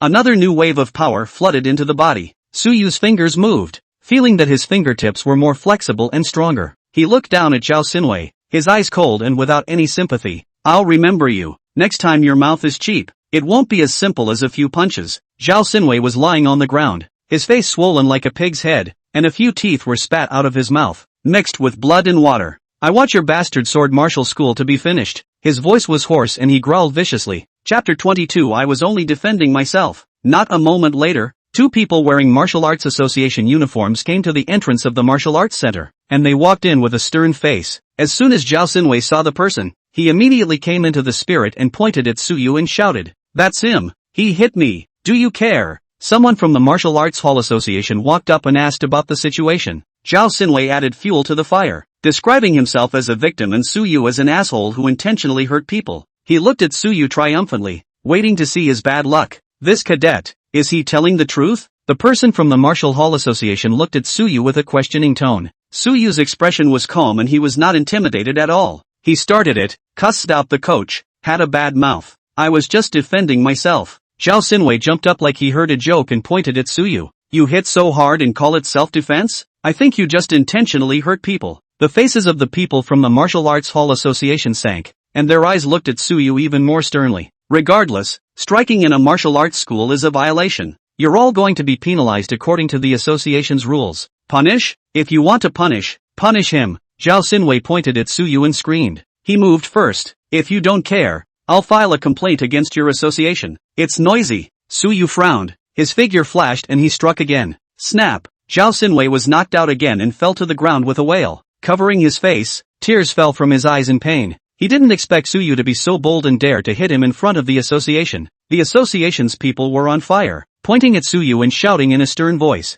You still dare to make a move? Suyu's tone was icy cold. I said that he provoked it first. Is this the style of the association? Were you known to be biased without asking questions? The association's face went green for a moment. Kid, you're too arrogant. One of them bellowed angrily and took up a stance to strike. What? The association's going to do it too? Suyu sneered with disdain in his eyes. The two of them looked at each other and struck out at the same time, pinning Suyu with one left and one right. All of them were practiced, striking fast and hard and working together. But Suyu was faster. His body flashed like a ghost, easily dodging the attacks of the two men. Bang! Bang! Before the two people of the association could react, they were punched by one of Suyu, hitting their chests and flying out. The two struggled to stand up. Their faces were ugly, and their eyes changed with shock as they looked at Suyu. They didn't expect that Suyu was so powerful that he took down both of them in one go. Kid, who the hell are you? Suyu replied with a calm expression. It doesn't matter who I am. What's important is that you guys figure out what's going on and don't get taken for a ride. By the way, just to remind you, Fan Jian is still locked up in the confinement room. At the mention of Fan Jian, the association's two faces changed drastically. Fan Jian is a member of the Fan family, in North Central City. Who dares to offend the Fan family so easily? They looked at each other with scorn in their eyes. They came here because they received a complaint from the Zhao family and wanted to come to the martial arts center to find out what was going on, and to knock on the door. But I didn't expect that it would involve the Fan family. The association's people softened their tone, not as tough as before. This is something that we will look into. It's really a misunderstanding. We'll give you an explanation. After saying that, the two of them left the martial arts center in ashes. Zhao Xinwei was dumbfounded. He had thought that when the association's people came, they would definitely be able to take the heat for him and teach Suyu a good lesson. As a result, it turned out to be beaten away by Suyu as well. You're all losers. Zhao Xinwei cursed at the direction the association had left. He then turned his head and glared viciously at Suyu. Kid, you wait. I won't let your martial arts school go. I want you to disappear in North Central City. Zhao Xinwei took out his cell phone again and dialed a number. Brother, I've been beaten up at the Bastard Sword Martial Arts Center. You have to avenge me. Not long after, a black car stopped outside the martial arts center. Down came a man, suited and booted, tall, sharp-eyed, not to be trifled with at first sight. The man walked up to Zhao Xinwei and frowned. What happened? Who did this to you? Brother, it's him. You have to avenge me. Zhao Xinwei pointed at Suyu, his eyes resentful. Zhao Xinda looked over in the direction his brother was pointing and his gaze fell on Suyu. He looked him up and down, his eyes scrutinizing. You're the one who hurt my brother? Suyu calmly said. He started it. I was just defending myself. Zhao Xinda sneered. You beat my brother up like this and call it self-defense? I think you're deliberately looking for a fight. Zhao Xinda has a chi and blood value of 930. Second-grade martial artist. An aura pressed over. Suyu's eyes stared slightly. A second-grade martial artist. Something, but that's about it. The corner of his mouth curved and he smiled. Mr. Zhao, right? From what your brother said, your Zhao family is quite powerful in North Central City? Zhao Xinwei became smug again. Of course, our Zhao family is in North Central City. We want nothing. Offend our Zhao family and your martial arts school will. Shut up. Zhao Xinda interrupted with a chortle. Zhao Xinwei shut up in aggravation. Zhao Xinda looked at Suyu and eased his tone a bit. My brother is young and doesn't know any better. If there are any misunderstandings, we can sit down and talk. Suyu laughed. I don't think it's a misunderstanding. Your brother is arrogant and bossy and has no one in his sight, so he deserves to be beaten. You. Zhao Xinda's face sank and his eyes became dangerous. Brother, don't bull **** with him. Beat him up. Zhao Xinwei was again fanning the flames. Zhao Xinda suppressed his fire. Now is not the time to be impulsive. This is the Bastard Sword Martial Arts Hall, Li Guixing's territory. There's nothing to be gained by making a move here. He stared at Suyu, his eyes cold. Kid, you're quite wild, but there's a price to pay for being wild. Suyu laughed again, his eyes carrying provocation.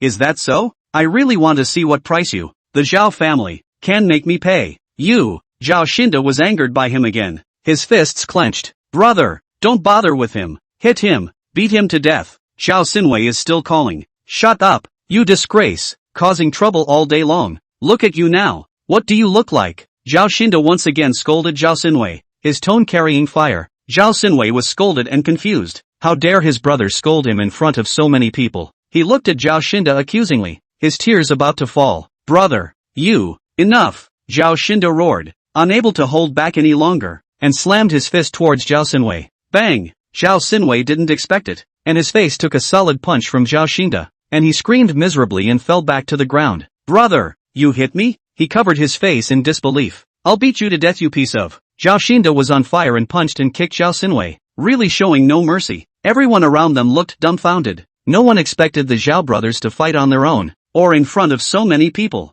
The people from the martial arts school were watching it even more like a theater. Chapter 23 Pick a relationship. Zhao Xinda had no intention of stopping, and his hands became heavier and heavier. Zhao Xinda, have you fought enough? Suyu watched from the side and calmly asked. Zhao Xinda acted like he didn't hear and kicked and punched Zhao Xinwei as usual. It doesn't seem to be enough. Suyu laughed and left it alone, walking to the side and watching the farce with interest. Zhao Xinda punched Zhao Xinwei for a while before stopping. He was breathing heavily, his face ironic, his eyes grim as hell. Zhao Xinwei was lying like a dead dog. His nose was bruised and swollen, and he was out of breath and in breath. He glared at Zhao Xinda with spiteful eyes, and then looked at Suyu next to him, finally understanding. They were being tricked by Suyu. Suyu, you and me, Zhao Xinwei shouted hoarsely. Suyu smiled and didn't say anything. Zhao Xinda also reacted that he was provoked by Suyu. His face was blue, his fire rubbing off on him. He glared, then looked at Zhao Xinwei lying on the ground, and finally said nothing,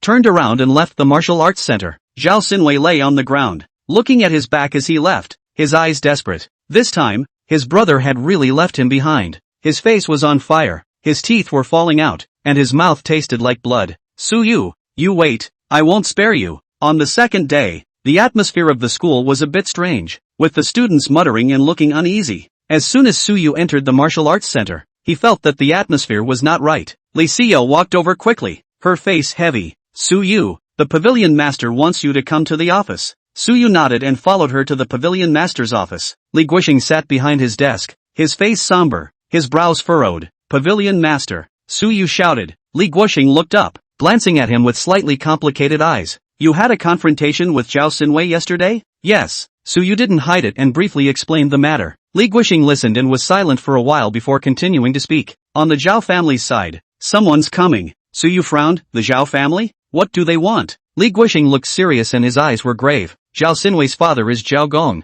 the chairman of Zhao's real estate. He used his connections to press the property of our martial arts center building and wanted to forcefully acquire the building. Suyu's eyes turned cold, understanding the Zhao family's meaning. Zhao Xinwei couldn't beat him, so he used his family's power to pull the rug out from under him and forced the bullying sword martial arts school to give in. The bastard sword martial arts center is the property of the mansion? Li Guoxing shook his head, a bit helplessly. No, the building is owned by someone else and we rent the space. However, there's a long-term contract with the property, and it doesn't expire for a few more years. Zhao's family is in breach of contract by doing this. They care about defaults? Suyu sneered. A real estate predator like the Zhao family would not put a small martial arts school in his eyes. Liquidated damages are nothing to them. Pavilion master, the bastard sword martial school is your heart and soul. We can't let them have their way. Li Guoxing sighed. He didn't want to. The bastard sword martial school is something I've set up with my own hands, and I won't give it up easily. However, the Zhao family forces are not something we can fight hard against.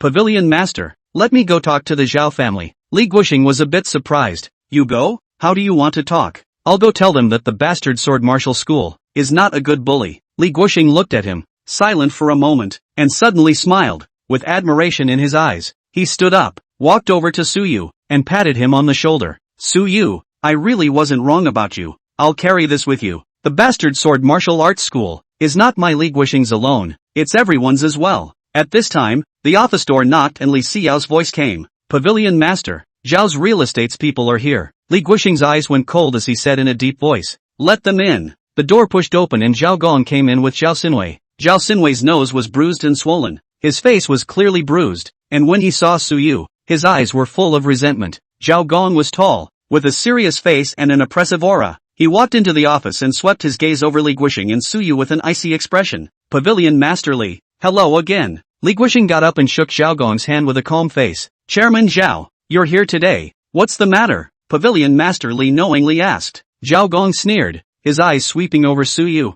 Your martial arts school student injured my son. This matter, shouldn't Pavilion master Li give me an explanation? Li Guoxing's face remained calm. Chairman Zhao, I understand what happened clearly. It was your son who started the fight, and Suyu was only defending himself. Beating my son up like this, you call that self-defense? Pavilion master Li, are you kidding? What does Chairman Zhao want? Li Guoxing's tone hardened as well. Not backing down, Zhao Gong's eyes became even more gloomy. It's very simple. I want the murderer who beat people up to kneel down and apologize to my son. Also, compensate my son's medical expenses and mental damages for $1 million.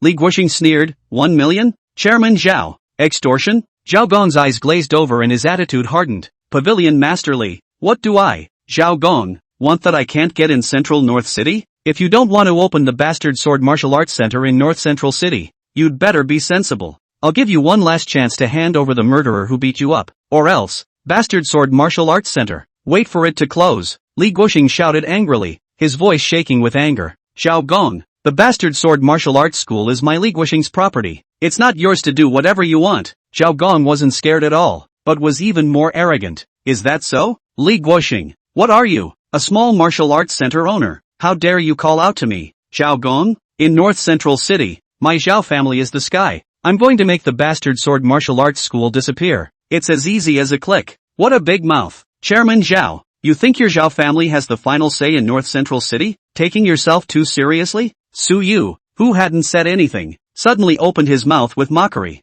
Zhao Gong's eyes chilled as he turned to him, his gaze like a knife. You're the one who injured my son. It's me. Su Yu straightened his back and his eyes directly met each other without half dodging. Boy, the nerve can be. The corner of Zhao Gong's mouth tugged as he sneered. Dare to hit my Zhao Gong's son. You're the first one in Central North City. Yes? Su Yu smiled back, with a bit of playfulness. Then I am truly honored. Zhao Gong let out a loud laugh as if he had heard some joke, and his laugh was full of mockery and disdain. Honor? Kid, you'll soon know what happens when you offend the Zhao family. Su Yu's eyes went cold and his tone was chilling. I really want to see what you, the Zhao family, can make me end up with. Just then, Li Guoxing interrupted their conversation with an angry shout. He walked up to Zhao Gong. Chairman Zhao, our bastard sword martial arts center doesn't eat the threats. If you want to force us to close, you Zhao family, don't even think about it. Zhao Gong's face was gloomy with a threatening accent. Is that so? Li Guoxing, you will regret it. Li Guoxing laughed again, but quickly put away his smile,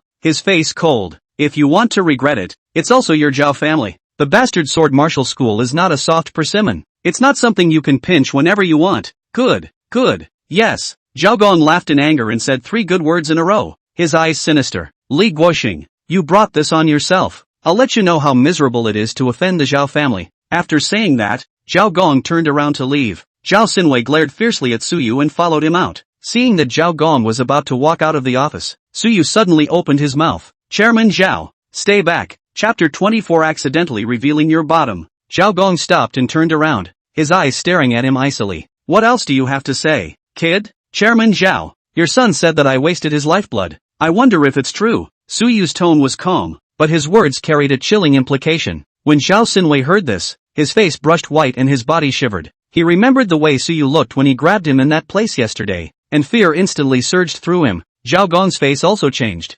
Cloudy. Xinwei, is he telling the truth? Zhao Xinwei's face was white, his lips trembled. He wanted to deny it, but he didn't dare to lie. After all, if he denied it now and turned around and Zhao Gong knew the truth, it would be even worse. Dad, me. Zhao Gong understood everything when he looked at this goofy look on his face, glaring angrily at his son, his eyes full of disappointment and fire. He roared, raised his hand and slapped Zhao Xinwei hard across the face. What a loser! Snap! Zhao Xinwei was spun around and before he could recover, Zhao Gong kicked him in the stomach again. Bang! Zhao Xinwei screamed miserably, arching his body and falling to the ground in pain. Dad, what are you doing? Zhao Gong was furious, pointing at Zhao Xinwei and cursing. How did I give birth to such a disgrace like you? You're a disgrace to the family. Afterward, he carted towards Li Guoxing and opened his mouth with an ugly face. Pavilion Master Li, I'm really sorry that the family is so unfortunate to have produced such a sinful son. In order to give everyone an explanation, I, Zhao Gong, will sever the father-son relationship with this sinful son, right here today. The whole room froze when those words came out. Zhao Xinwei looked at Zhao Gong in disbelief and his voice changed. Dad, what are you saying?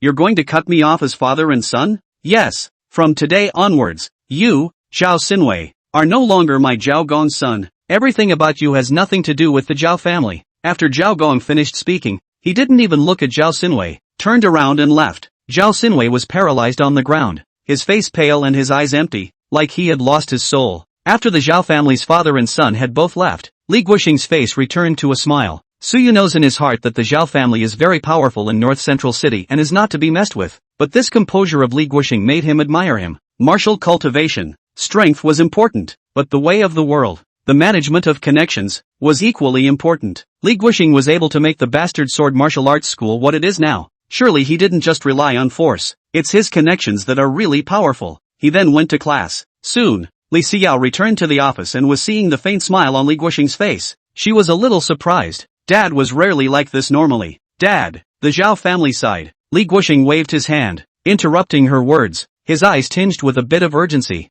I'll take care of the Zhao family. How's it going with you and Sue? Li Xiao instantly understood what her dad meant and blushed, snapping, Dad, what are you talking about? Suyu and I are just friends. Li Guoxing raised his eyebrows with a meaningful expression. Just a friend who would strike Zhao Xinwei twice for you? Li Xiao was momentarily speechless. She and Suyu were definitely more than just ordinary friends, but to say it's a couple, it seems like there's still a layer of window paper left to be broken. Dad, don't make a mess of things. Suyu and sister Jingyi are the pair. Saying that, Li Xiao stomped her foot, with a bit of pouting implication. Li Guoxing froze and smiled. Xiao, you're still too simple. Do you really think that the two of them are a couple? Li Xiao was a bit confused and looked at her dad. Ha, what do you mean? Li Guoxing shook his head and did not say directly, but only said meaningfully. There are some things that you will slowly understand. Anyway, this person, Suyu, will definitely be extraordinary in the future. If you can seize the opportunity, it will be good for you. And for the martial arts school. Li Xiao was listening to the clouds. She muttered inwardly. What did Dad mean by that?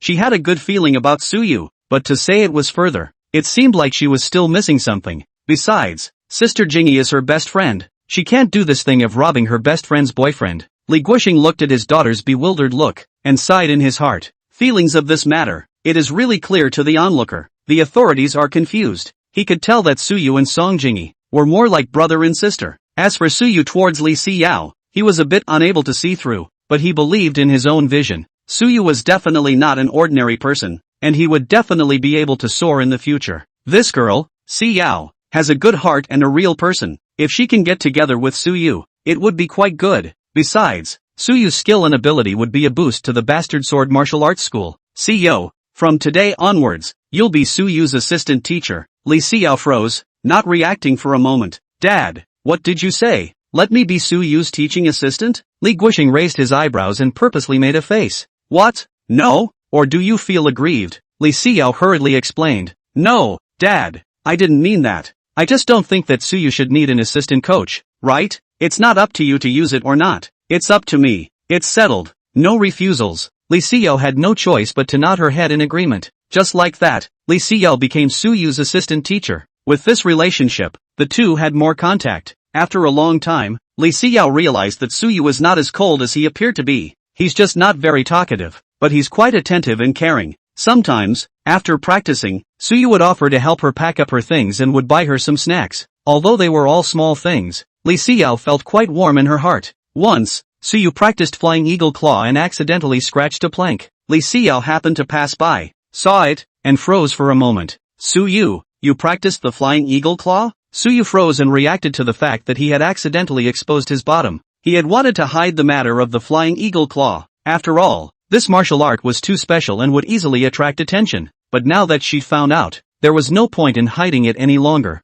Well, casual practice. Li Xiao, however, relentlessly pursued the question. You can scratch a board like that with casual practice? She came closer and looked closely at Suyu's fingers, her eyes full of curiosity. Suyu was a bit uncomfortable by her look and had to tell the truth. Actually, I've been practicing flying eagle claw for a while now. Really? Li Xiao's eyes lit up and asked excitedly. How far have you practiced? Suyu thought about it and said conservatively, probably just getting started. Li Xiao bristled, obviously not believing it. You can scratch a board like that just by getting started? You must be lying to me. Suyu smiled and didn't explain. Seeing him like this, Li Xiao became even more curious and pestered him with questions. Insisting on figuring out the secret of the flying eagle claw, Suyu had no choice but to simply say the essentials. Li Xiao listened with great interest and wanted to learn from Suyu. Suyu of course did not refuse, and since then, he began to teach Li Xiao to practice flying eagle claw. Li Xiao was quite talented and quickly learned some basic skills. She told Li Guoxing about Suyu knowing flying eagle claw.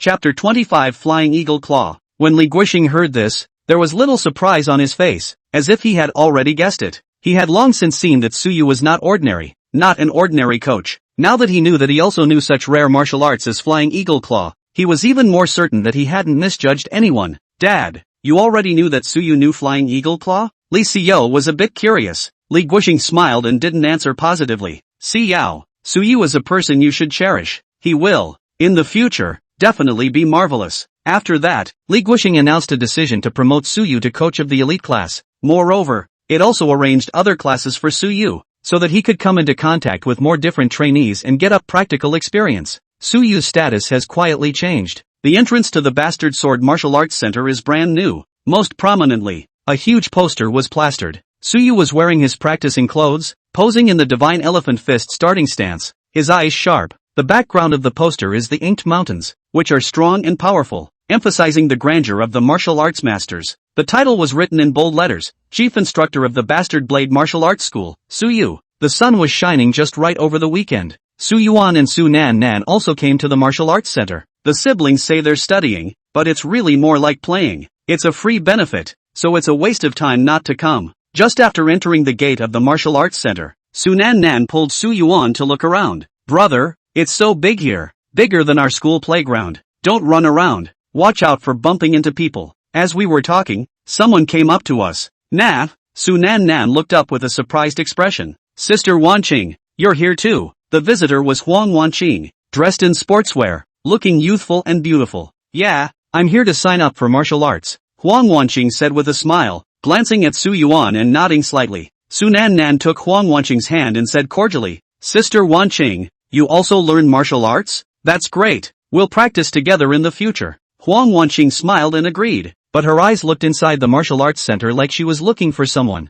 Su Nan Nan didn't pay attention to her mind, pulling her around and talking like a little master. Sister Wanqing, my brother is awesome. He's now the chief instructor of the Bastard Sword Martial Arts School. Chief instructor? Huang Wanqing was surprised and looked at the poster before she noticed Suyu on the poster and her heart moved. Yeah, my brother is awesome. The pavilion master all praised him for his high talent and strength. Su Nan Nan was still praising Suyu and didn't notice Huang Wanqing's change in expression. The two men talked and laughed their way to the front desk. Huang Wanqing went up to ask about enrollment. The receptionist was quite welcoming and checked her in. At this time, Suyu came down from upstairs. Huang Wanqing saw Suyu out of the corner of her eye and immediately turned her head, piling up a smile on her face and taking the initiative to greet him. Suyu, you're here too. Suyu looked at Huang Wanqing. His eyes were calm. Nothing changed. Faintly counting a response. Huang Wanqing's smile stiffened for a moment and quickly recovered, still looking enthusiastic. Suyu, I really didn't expect that you're so powerful now that you've become the chief instructor of the Bullying Blade Martial School. Suyu was still light, with little emotion.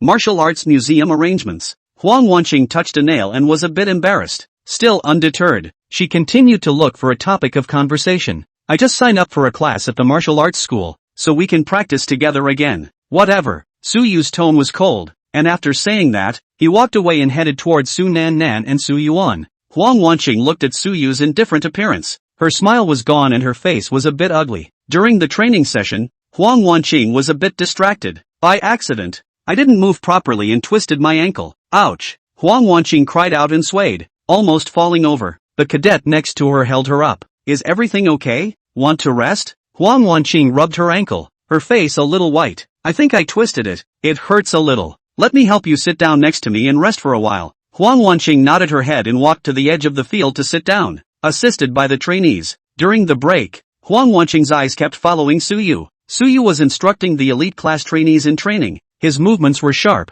his eyes were serious, and he radiated confidence. Huang Wanqing looked on, her eyes complicated. She recalled the time when she used to practice martial arts with Suyu, who at that time, despite his hard work, had average talent and was often ridiculed. Now Suyu became a martial arts school instructor, strong and respected. This contrast made Huang Wanqing feel quite bad in her heart. She felt as if she had missed something. After resting for a while, Huang Wanqing's ankle still hurt a little. She gritted her teeth, got up and walked to Suyu with a resigned expression. Suyu, I think I twisted my foot. It hurts a little. Suyu stopped guiding and looked at her ankle with a calm expression. Twisted? Go to the infirmary. Can you help me with this? When I was little and I accidentally hurt myself. You were the one who rubbed it for me. Huang Wanqing's tone was gentle and wistful, trying to draw closer. Suyu's eyes didn't change as he said coldly, there are doctors in the infirmary that are more specialized than me. Huang Wanqing's face turned ugly for a moment. He was so desperate that he didn't even help with this small favor. At this time,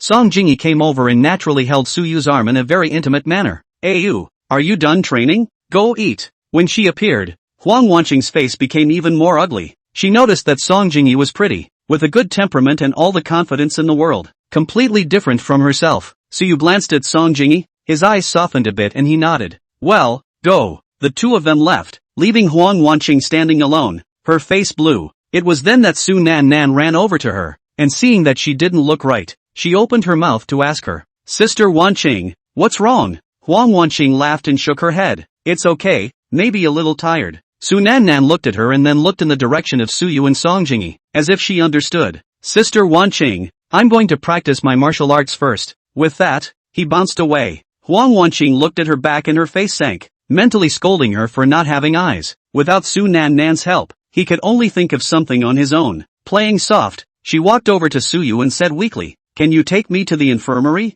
Song Jingyi looked at Huang Wanqing and then Suyu, with a smile at the corner of her mouth. "Ms. Huang twisted her foot? It's fine, let me help you over. I'm fine anyway." After saying that, he held Huang Wanqing's arm and said enthusiastically, "Let's go, the infirmary is over there." Huang Wanqing didn't expect her to be so proactive and froze. Song Jingyi helped her walk, casually saying as she walked, "Ms. Huang and Ayu are childhood friends, right? I envy you guys for growing up together. You must have a great relationship, right?" Huang Wanqing heard the test in her words and laughed coldly in her heart. She deliberately sighed and said with a grudge, "Yes, Suyu and I grew up together. We used to be quite close. Just, hey, don't say it." Song Jingyi raised her eyebrows in feigned curiosity. "Just what? What happened between you guys?" Huang Wanqing wanted to say something, which made people think more. Song Jingyi watched her perform and felt amused, still smiling on her face and cooperating with the act. Chapter 26 Vexatious. Walking to the entrance of the infirmary, Song Jingyi stopped. "Ms. Huang, the infirmary is here. Go in and take a look yourself. I won't go in so as not to disturb the doctor." Huang Wanqing was a bit reluctant and wanted to say something else. Song Jingyi, however, did not give her a chance, letting go of her hand and opening her mouth to Suyu who was following behind.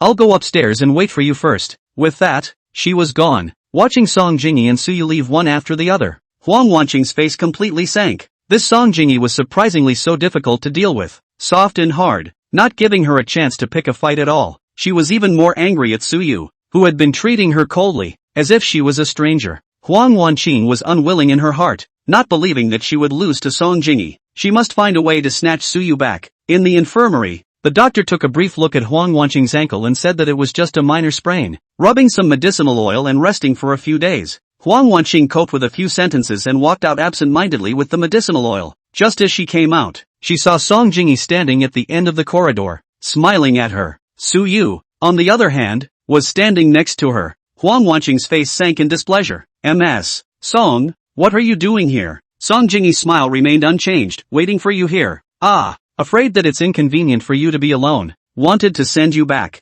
"No need, I can go back by myself," Huang Wanqing said coldly. Song Jingyi, however, acted like she didn't understand and remained enthusiastic. "Don't be polite. Ms. Huang is a guest. Of course we at the martial arts school have to do our duty as a host." Saying that, Song Jingyi went up to help her again. Huang Wanqing couldn't hold back any longer as she shook off Song Jingyi's hand. "No need for you to pretend to be nice. I'll go on my own." Song Jingyi's face changed as she was thrown off, and she quickly smiled again. "What's wrong with Ms. Huang? What did I do wrong that made you angry?" Huang Wanqing looked at her angrily. "Don't you dare pretend. Do you think I can't tell? You're just targeting me." Song Jingyi raised her eyebrows, her eyes sharpening. "What does Ms. Huang mean by that? Why should I target you?" Huang Wanqing said it directly. "You're still pretending. Do you think I don't know that you like Suyu? You're afraid that I'll snatch Suyu away. That's why you're targeting me at every turn." Song Jingyi heard this and laughed out, her face full of mockery. "Ms. Huang, you're thinking too much,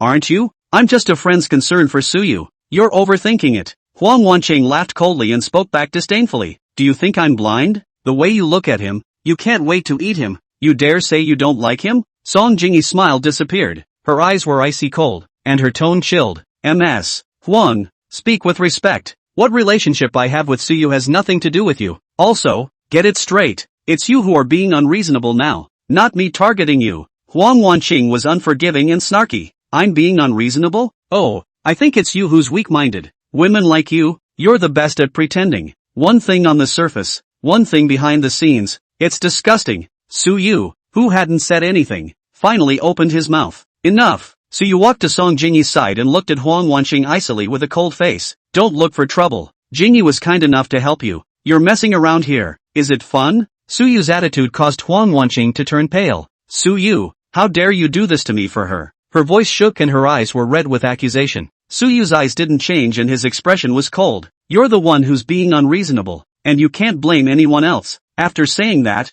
Suyu no longer cared about her, pulled up Song Jingyi's hand, and said gently, "Jingyi, let's go. Don't pay attention to this kind of person." Song Jingyi gave Huang Wanqing a smug look and walked away on Suyu's arm. Huang Wanqing looked at their backs. her face turning blue, her hands clenched tightly, her nails sinking into her flesh. She stomped her foot and gritted her teeth. Song Jingi, Suyu, you guys wait, I won't just let it go. Next, Suyu's classes, from morning to night, were packed. 10 classes were packed. Participants rushed to sign up, all wanting to try out how good this chief instructor really is. System alert. Flying Eagle Claw's current repayment progress, scratching the itch 99.99.10.000. Flying Eagle Claw reimbursement complete. Congratulations to the host for unlocking the 4th martial art. Currently available advance items, Luohan Fist, Skilled. Dragon Claw Kung Fu, Introductory. Golden Bell Shield, Skilled. The condition for repayment after the advance of Rohan Fist is 10,000 times of clenched fists. Is there an advance? Okay. Advance success. Host Luohan Fist has been upgraded to great perfection. Rohan Fist current repayment progress, Grip Fist 0/10,000. A stream of heat came up and warmed his entire body. Suyu felt a lot of strength again. Just then, over by the entrance of the martial arts center, an old friend walked in. It was third senior brother Chu Chin who had returned. Chu Chin was a big man with a taut face, and as soon as he entered the martial arts center, he attracted a lot of attention. He swept his eyes around and finally stopped on Suyu, who was teaching the instructor. Chu Chin stared at Suyu's movements, his eyebrows furrowing tighter and tighter. He always felt that Suyu's boxing style was a bit strange. It looked quite powerful, but it just lacked the kind of momentum of a martial arts practitioner. Could it be that this Suyu, in fact, is not really good at kung fu? Chu Chin came back this time. Besides seeing his master, there was another matter, which was Li Xiao. He had always been interested in Li Xiao, and when he heard that she was quite close to an instructor, his heart felt a bit bad. When the training ended, Li Xiao walked next to Suyu and the two of them talked and laughed. This scene happened to be seen by Chu Chin. His eyes sank and his fire rubbed off. Chu Chin took a few steps to walk up to them. Senior sister Xiao, who is this? Li Xiao froze for a moment when she saw that it was Chu Chin, and introduced herself with a smile. Third senior brother, this is Suyu, the chief instructor of our martial arts school. Chief instructor? Chu Chin lengthened his voice with skepticism as his eyes looked Suyu up and down. To be the chief instructor at such a young age. What a young and talented man. Suyu felt that there was a sting in these words. His expression was faint. He just nodded his head and didn't say anything. Seeing his attitude, Chu Chin became even more upset and deliberately raised his voice. I've heard that recently the martial arts school has come with an expert. Young and with extraordinary strength. Today is just right. Why don't we spar? Also let me open my eyes and see instructor Su's real skills. As soon as the surrounding trainees heard that there was going to be a competition, they immediately came into the spirit and hollered around, wanting to watch the fun. Li Xiao's face changed. She knew that Chu Chin was deliberately picking a fight and hurriedly went forward to advise. Third senior brother, stop it. Instructor Suyu is very strong. There's no need to compare. The corner of Chu Chin's mouth turned up and smiled, his eyes sweeping over Suyu with contempt. What? Is senior sisterly protecting him so much? Could it be that instructor Su is just a look-alike? Looking good looking, but actually has no real skills? Li Xiao explained to him seriously. Third senior brother, you have misunderstood. Suyu's strength. No need to prove it. Besides, you are a second-grade martial artist with a blood chi value of 800. It's not too appropriate to compete with Suyu. Chapter 27. What? Are you scared? Chu Chin heard her mention the blood chi value and became even more pleased. He puffed out his chest with a haughty look on his face. Practicing martial arts and sparring is supposed to be about skill. Besides, I just want to exchange and learn from instructor Su. Point by point, it won't hurt the peace. Chu Chin pressed step by step. His words were all provocative. The surrounding trainees followed suit and all encouraged Suyu to agree. Suyu sighed in his heart. He hadn't wanted any trouble, but the other man was determined to find it. Third senior brother, there's really no need for this. Martial arts are practiced to exercise and improve oneself, not to compete and have a momentary whim. Suyu spoke properly, but in Chu Chin's ears, it became an admission of weakness. He came even more angry, pointing at Suyu and screaming. What? Scared? If you don't dare to compete with me, just say so. Don't make these excuses and make people laugh. This was said aggressively, causing Suyu to frown. There's no hiding from this competition today. Instructor Su, since third senior brother wants to spar, you can have a match with him. Yes, Instructor Su, let's open our eyes. The cadets shouted louder and louder, and the atmosphere came up all of a sudden. Chu Chin looked at Suyu triumphantly with a provocative smile at the corner of his mouth. Instructor Su, what about it? Are you really going to be a shrinking violet and let everyone down? Suyu was silent for a while and raised his head to look at him, his eyes filled with helplessness. Third senior brother, I really don't want to compete with you. Chu Chin laughed out coldly. Don't want to compete? I think you don't dare at all. Afraid of losing in losing face. Afraid of losing face in front of senior sister Xiao. Shu Qin, that's enough. Li Xiao couldn't help it and shouted out, trying to stop him and tell him to stop talking. Shu Qin simply ignored it and continued to sneer at Suyu. If you're afraid of losing, get the hell out of the bastard sword martial school. Useless trash like you are not welcome here. Li Xiao's face turned white with anger. Third senior brother, your words are too much. On the contrary, Suyu's heart was as clear as a mirror. Shu Qin was deliberately provoking him, but he couldn't back down at a time like this. He needs this job and can't give it up easily. Alright, third senior brother, since you have to compete, then I'll play with you. The venue for the competition was located in the center of the martial arts center's practice field. The trainees gathered around, waiting to see what the fuss was all about. Shu Qin stood toward the center of the arena, his Luohan fist stance drawn out, his fists pinched and clacked. The aura was bluffing, wanting to crush Suyu and show Li Xiao who was really powerful. Suyu slowly walked into the arena and faced Shu Qin with a calm expression. He struck a divine elephant fist starting stance, his movements steady and his breath deep. Kid, watch the move. Shu Qin roared, stomped his feet and shot out like a cannonball, punching Suyu straight in the face. This time, with all his strength, the wind of his fist was charged with power. Suyu's eyes stared and his body sidestepped, narrowly avoiding Shu Qin's punch. Shu Qin missed with one blow, and his fists did not stop, one punch faster than the other, punching at the vitals. Shadows of fists flew about and the wind whistled. Shu Qin's offense dazzled the trainees and made them cry out in shock. But Suyu, facing Shu Qin's onslaught, looked very relaxed. He was nimble and his steps were light, weaving in and out of the shadow of the punches as if he were taking a walk. Shu Qin's punches were even more fierce and the angle was even more tricky. All of them were dissolved by Suyu, not even touching the corner of his clothes for a moment. The more Shu Qin fought, the more anxious he became, and his heart panicked. The Luohan fists were all used, fierce and overbearing, but hitting Suyu was like a clay ox entering the sea. Useless. On the contrary, Suyu, with his fluttering stance and tight defense, occasionally counterattacked and hit him in the cracks. Unable to defend himself, on the sidelines, Li Xiao watched, her palms sweating. Shu Qin's Luohan fist is the signature of the martial arts school and is powerful, but she trusted Suyu more and felt that he could win. Song Jingyi stood by the side, looking relieved, with a smile at the corner of her mouth. She had confidence in Suyu's strength. Bang! Another exchange. Suyu seized an opening in Shu Qin's punching technique, flashed his body, and punched Shu Qin in the chest. Shu Qin stifled a grunt and retreated several steps, his face turning white. The pain in his chest was so severe that his blood and qi churned, like his internal organs were misplaced. How? Shu Qin looked at Suyu, his eyes full of shock. He couldn't believe that he would be defeated so easily by Suyu. Suyu closed his fist, his expression calm. Third senior brother, I am obliged. Shu Qin's face was blue, and his chest hurt. He stared at Suyu in death, his eyes resentful and unwilling. In front of so many people, especially Li Xiao was also there. He unexpectedly lost to Suyu. The hatred in his heart towards Suyu rubbed upwards, and dark thoughts emerged. After the competition, the trainees gathered around and praised Suyu, saying that his strength was high and much stronger than Shu Qin. Shu Qin's face became even more ugly after he spoke. Li Xiao walked over to Suyu's side, a little worried. Is everything okay? Suyu shook his head. Soldiers come and go, and he's no pushover. He was about to leave when a strong wind suddenly came from behind him, carrying a cold and murderous aura. Alarm bells went off in Suyu's heart and his body lunged forward. Bang! Shu Qin swooped down and appeared where Suyu had just stood. His right hand became a claw, precisely the eagle claw technique of the bastard sword martial arts school. This kid is sneaking up on me. The voices of the trainees outside the arena who exclaimed in shock and cursed Shu Qin for being despicable immediately rose. Li Xiao was also terrified. Third senior brother, what are you doing? One blow missed. Shu Qin didn't stop and once again bullied his way up. The eagle claws clawed out in a chain, and the moves rushed at the vitals of Suyu's back. He wanted to waste Suyu and let him know how powerful he was. Suyu had guarded against him and reacted the moment he stole the attack. With a sway of his body, he dodged Shu Qin's eagle claw and backhanded a palm, hitting Shu Qin squarely in the wrist.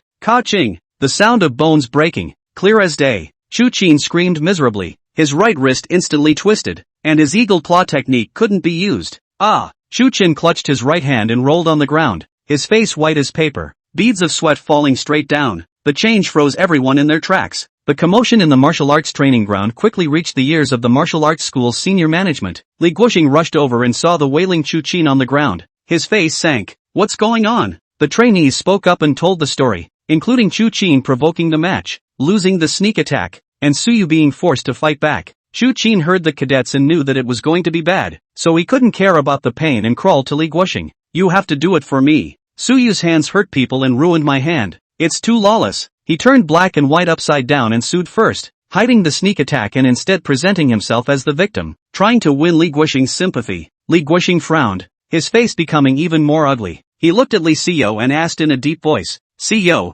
what's going on? Tell the truth. Li Xiao calmly told the matter from beginning to end. Li Guoxing's face eased a bit after hearing this. He stared at Chu Qin, his eyes sharp. Is it true what Xiao said? You sneak attacked first? Chu Qin's face froze, not expecting Li Xiao to tear him down in public. He stammered, his eyes averted, not daring to look at Li Guoxing. I just wanted to spar. I didn't expect him to hit so hard. Chapter 28 Sneak Attack. Li Guoxing sneered with a stern face. You call a sneak attack a cut? Chu Qin, you've really gone back to life. If you lose a match, then you lose. Using such underhanded tactics disgraces the face of the blade fighter martial school. Chu Qin's face was pale, his head lowered, not daring to say anything. At that moment, Li Guoxing spoke again. Chu Qin, apologize to Suyu immediately. Chu Qin was shaken and looked up at Li Guoxing in disbelief. You want me to apologize to him? He's the one who ruined my hand. It's you who deserve to have your hand wasted. If you didn't have the wrong mind and sneak attacked first, could you have ended up in this situation?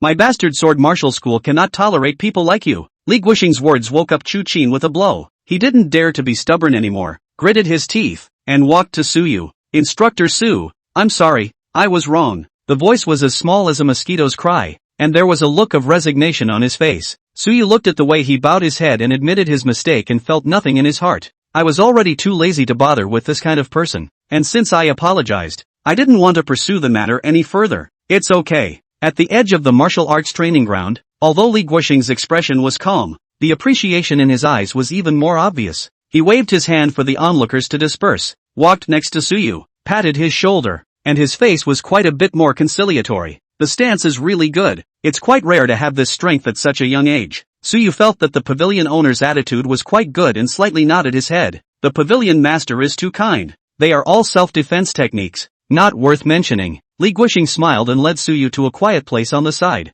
It's quite peaceful with stone tables and benches. Instructor Su, I've understood this matter clearly today. Chu Qin has a small heart and holds a grudge when he loses in a martial arts match, and he also engaged in a sneak attack, so it was his fault. However, because of this, it makes it even more obvious that you are quite rare, young, strong, and still not arrogant. A good seedling for practicing martial arts. I don't know if you are willing to take it a step further and worship me as my master and be my close disciple? I, Li Guoxing, am also considered to have practiced martial arts for decades, so I might be able to help you. That's giving a great opportunity. Bastard sword martial schoolmaster, 3rd grade martial artist. The identity of his shut-in disciple was something that how many people learning martial arts had dreamed of wanting. Suyu froze for a moment and politely refused with a clenched fist. Thank you for the pavilion master's regard. It's just that I have average qualifications, so I'm afraid I can't afford to live up to the pavilion master's expectations. Li Guoxing raised his eyebrows, a little surprised. With his status, taking the initiative to accept a disciple,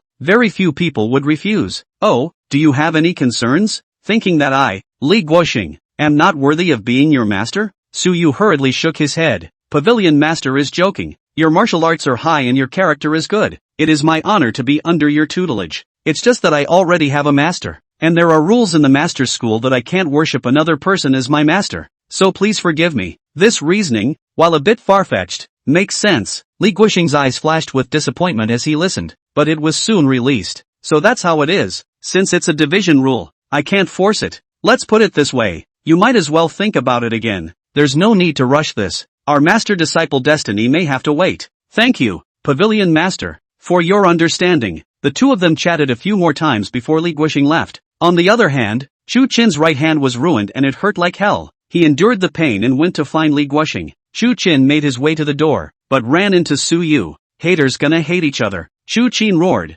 pointing at Suyu with an iron expression. You again, you bastard. I'll kill you. Like a madman, he completely lost his mind and rushed towards Suyu. Suyu's face went cold and boredom flashed in his eyes. He hadn't wanted to bother with this kind of person, but he had provoked him again and again. Stop! A furious shout came from Li Guoxing as he walked out of the house. His face blew. Seeing Chu Qin like that made him even more angry. Chu Qin, what's the fuss again? Chu Qin, like grabbing a life-saving straw, immediately knelt down in front of Li Guoxing and cried out. Master, You have to do it for me. I checked just now, and I won't be able to practice my Luohan fist. Master, you have to avenge me. Li Guoxing's face became even more ugly after hearing this. Revenge? What revenge? You deserve it. How can you blame others for your own incompetence? I, bastard sword martial arts school, have produced such a shameful thing as you. Chu Qin looked up incredulously and looked at his master as if he didn't recognize him. Master, you won't help me? How dare you help an outsider? Li Guoxing laughed in exasperation. Outsider? Su Yu is our martial arts school instructor. One of our own. You can't afford to lose a match and sneak attack a fellow disciple. You are simply scum. I'm considered polite to you for not kicking you out of the division. Chu Qin was completely desperate. He has no place in Master's heart anymore. He gave Su Yu a hateful glance, and then looked at the cold-faced Li Guoxing. Good.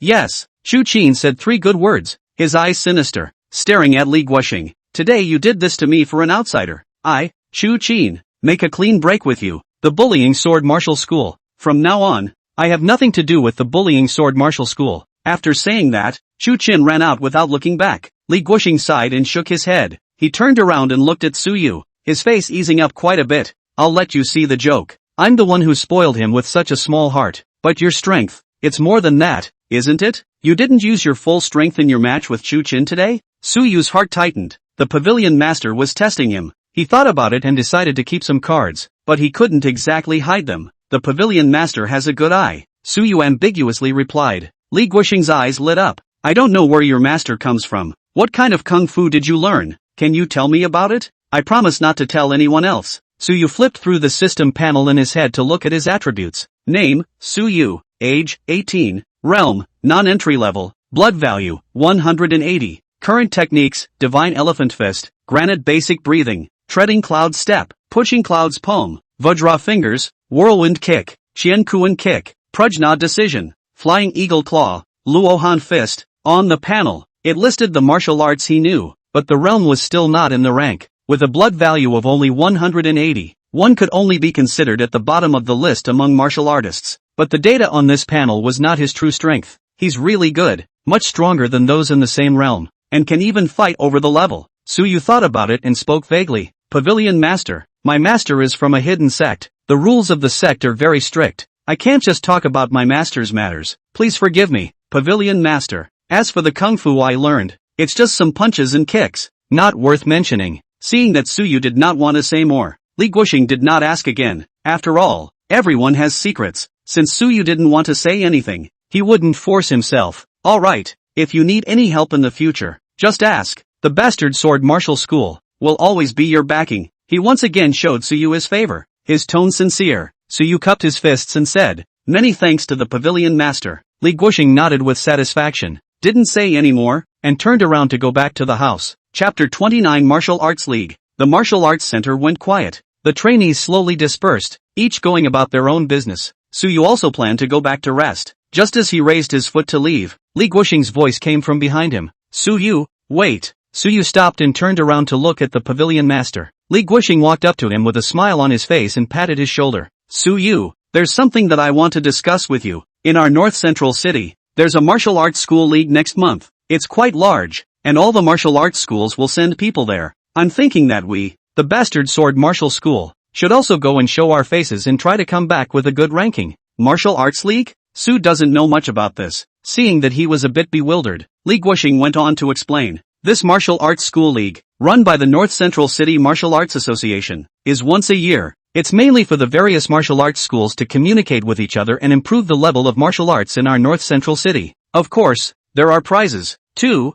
for the top 3, and quite a bit for first place. How about it? Su Yu, are you interested in participating? Li Guoxing looked at him with anticipation in his eyes. Su Yu thought about it, participating in the Martial House League. It was not impossible, just to try out his current strength. Pavilion Master, I'm not too sure about this competition. Can you tell me more about it? When Li Guoxing heard him ask this, he knew there was hope, and the smile on his face got bigger. Sure, come on, talk in the office. The two of them returned to the office, and Li Guoxing gave Su Yu a detailed account of the Martial Arts League. The league is divided into individual and team competitions. Individual competitions are also divided into levels, according to the strength of the competitors. The Bastard Dagger Martial Arts Center competes primarily at the 2nd and 3rd grade levels. The team competition is for teams from each martial arts school to compete in the overall strength and cooperation. There are prizes for the top 3 places in the individual competition. $300,000 for the first place. The prize money for the team competition is even higher. $500,000 for first place.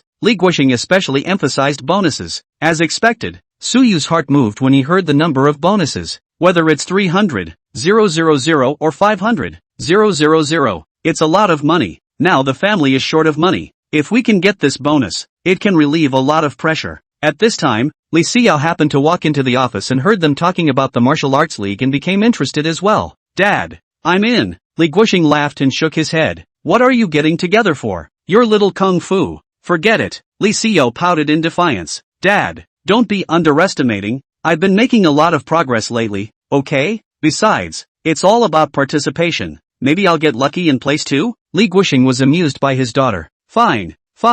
You can participate if you want, but don't try to take any places. Li Xiao smiled smugly and turned her head to look at Suyu. Why don't you participate too? You're so good. You'll definitely take first place. Before Suyu could speak, Li Guoxing opened his mouth first. Of course Suyu should participate. I was thinking of having him represent our martial arts school and come back with a first place. Su, how's it going? Confident yet? Saying that, he looked towards Suyu with an encouraging look in his eyes. Suyu was silent for a moment and nodded. The pavilion master looks up to me, so I'll give it a try. It's worth fighting for the prize money. Li Guoxing was happy and patted Suyu's shoulder hard. Good. With your words, I'm relieved. This time in the Martial House League, we, the Bastard Sword Martial House, must raise our eyebrows and let those guys see that we are not to be messed with. Li Xiao also applauded excitedly from the side. Great. It's definitely no problem for Suyu to participate. When the time comes, I'll sign up to cheer for our martial arts school. Suyu looked at the excited father and daughter in front of him, and his heart also lit up with fighting spirit.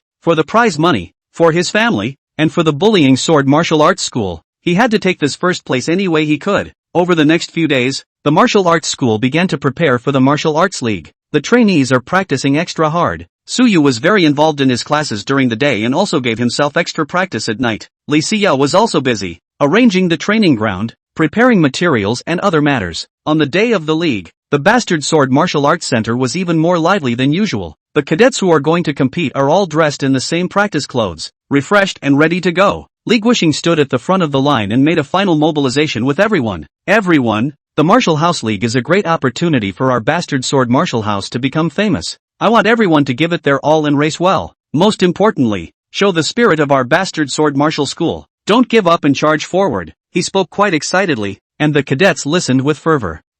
Pavilion Master. It was loud and imposing. At this time, movement came from the entrance of the Martial Arts Center. A tall, very capable woman walked in. The woman was dressed in a black power suit, her hair tied back in a ponytail, her eyes sharp and her aura strong. As soon as she appeared, everyone looked at her. Eldest sister is back. Someone in the cadets shouted and the crowd erupted. Li Guoxing also froze, and a smile appeared on his face as he quickly greeted him. Trisha, you're finally back. Chu Sha was the eldest sister of the Bastard Sword Martial Arts School, and Li Guoxing's most honored disciple. She spends a lot of time walking around and practicing martial arts and rarely returns to the martial arts school. I didn't expect her to come back for this martial arts league. Chu Sha nodded slightly to Li Guoxing as a greeting. Her gaze swept over the trainees and finally stopped on Suyu, her eyes instantly becoming sharp. On the way back, he had already heard about Chu Qin. Her cousin had been spoiled by his family since he was a child, and was narrow-minded and aggressive. But no matter what, it's still the Chu family. Suyu's hand was so heavy and ruined Chu Qin's hand.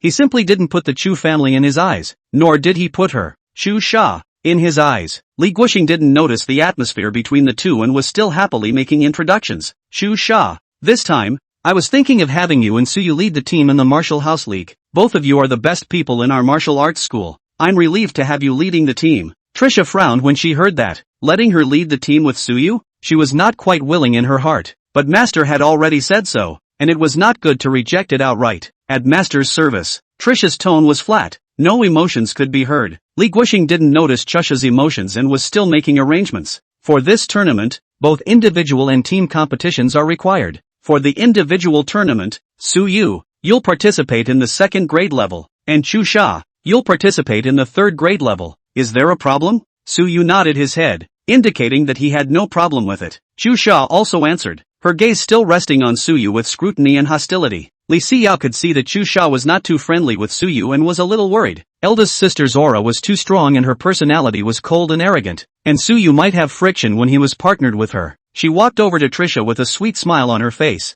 Eldest senior sister, welcome back. It's been a long time, you're still so powerful. Trisha gave her a look that eased her demeanor slightly. Xiao, you've grown up too. How's your martial arts training going?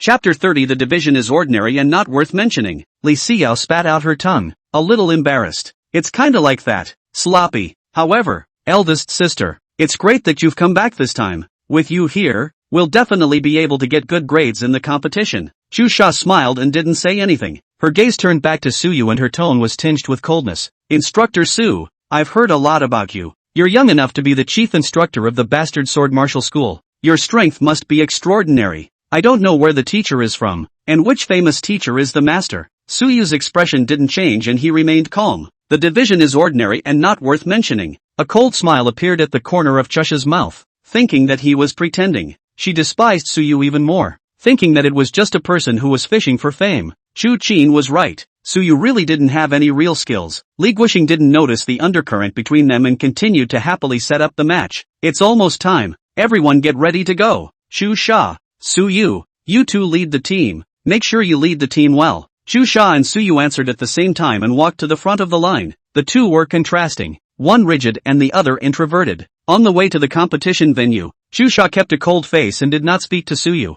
Suyu also felt that the quietness was just right and silently followed the group, closing his eyes. Li Xiao was sandwiched between the two, looking at Chu Sha and then Suyu, wanting to speak, but not knowing what to say. Eventually, she found a topic. Eldest sister, Instructor Su, in this competition, what rank do you think we can take? Trisha gave her a look, her tone cold. Do your best. Li Xiao's smile froze for a moment and she looked at Suyu again. Instructor Su, what do you think? Suyu opened his eyes with a calm expression. First, Li Xiao froze and smiled. Right. First, we must take first place. When Chu Sha heard Suyu's words, the corner of her mouth revealed mockery. Number 1? What a mouthful. When it really compares, you'll realize how ridiculous you are. The venue is the North Central Municipal Gymnasium. Outside the stadium, it was very crowded and lively. Teams from all the martial arts schools came. The team from the Bastard Sword Martial School, led by Chu Sha and Suyu, entered the stadium. As soon as I entered the gym, I felt a heat wave coming over me. The shouts were loud,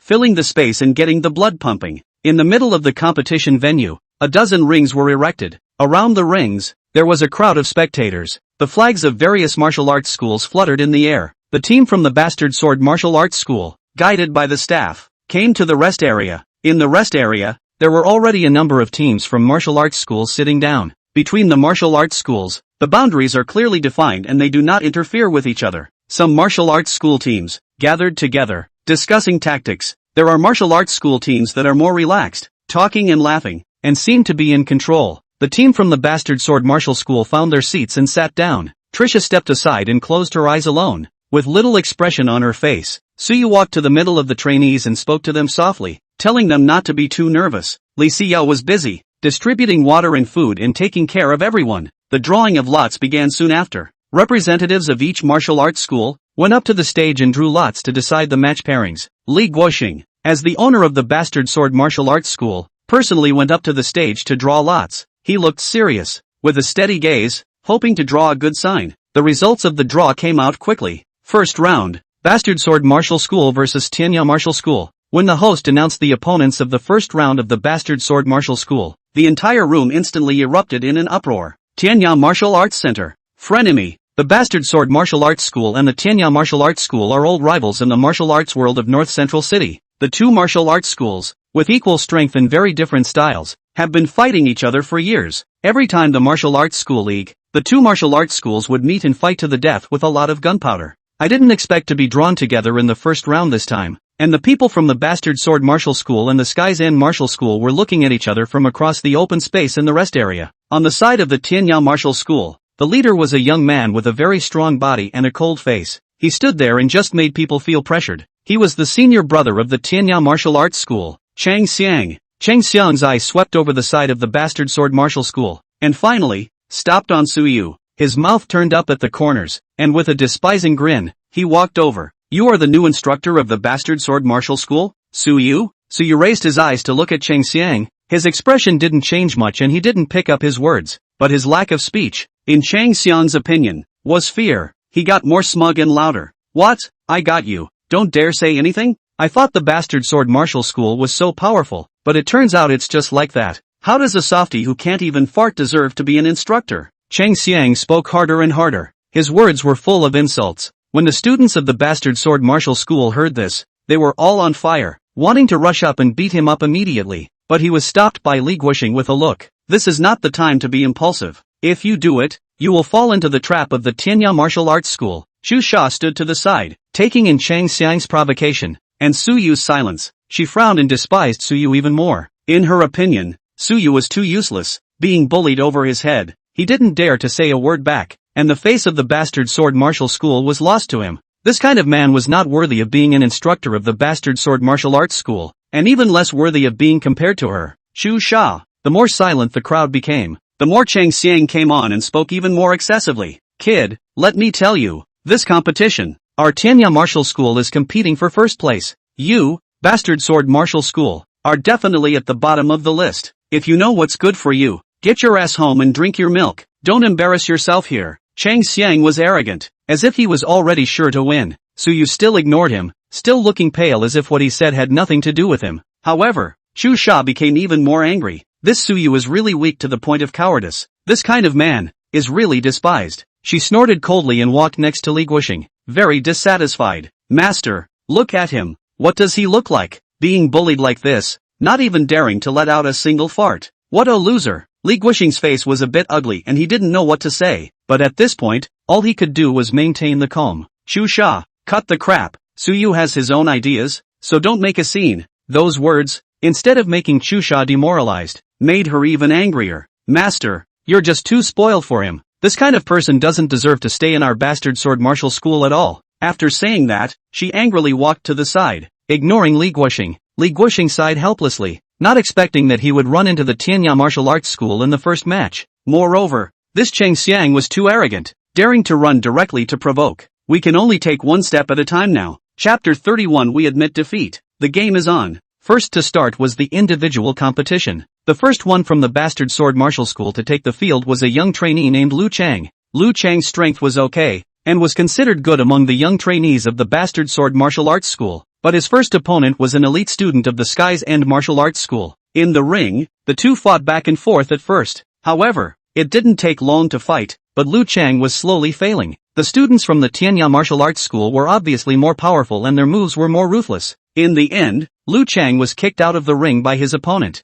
In the first match, the bastard sword martial arts school lost. This result made the people of the bastard sword martial arts center cast a shadow over their hearts. Losing at the start is a big blow to morale. For the next few matches, the students of the bastard sword martial school, one after another, took the stage, but they all lost to the trainees of the Tianya martial arts school. It was as if the students of the Sky's End martial school knew their weaknesses, and every time they struck, they were able to hit their weak spots. The students of the bastard sword martial school, on the other hand, did not understand the moves of the Tianya martial school and could only be passively beaten. After losing a few matches in a row, the atmosphere of the bastard sword martial arts center became very depressing. On everyone's face, worry and anxiety were written. Shusha's face, too, became increasingly ugly. The bastard sword martial arts school had actually lost so badly. As she watched the ring, the Tianya martial school students celebrating triumphantly, she was angry and resentful in her heart. She clenched her fists so tightly that her nails pinched into her flesh. Suyu stood in the crowd and also watched the situation in the ring. He frowned,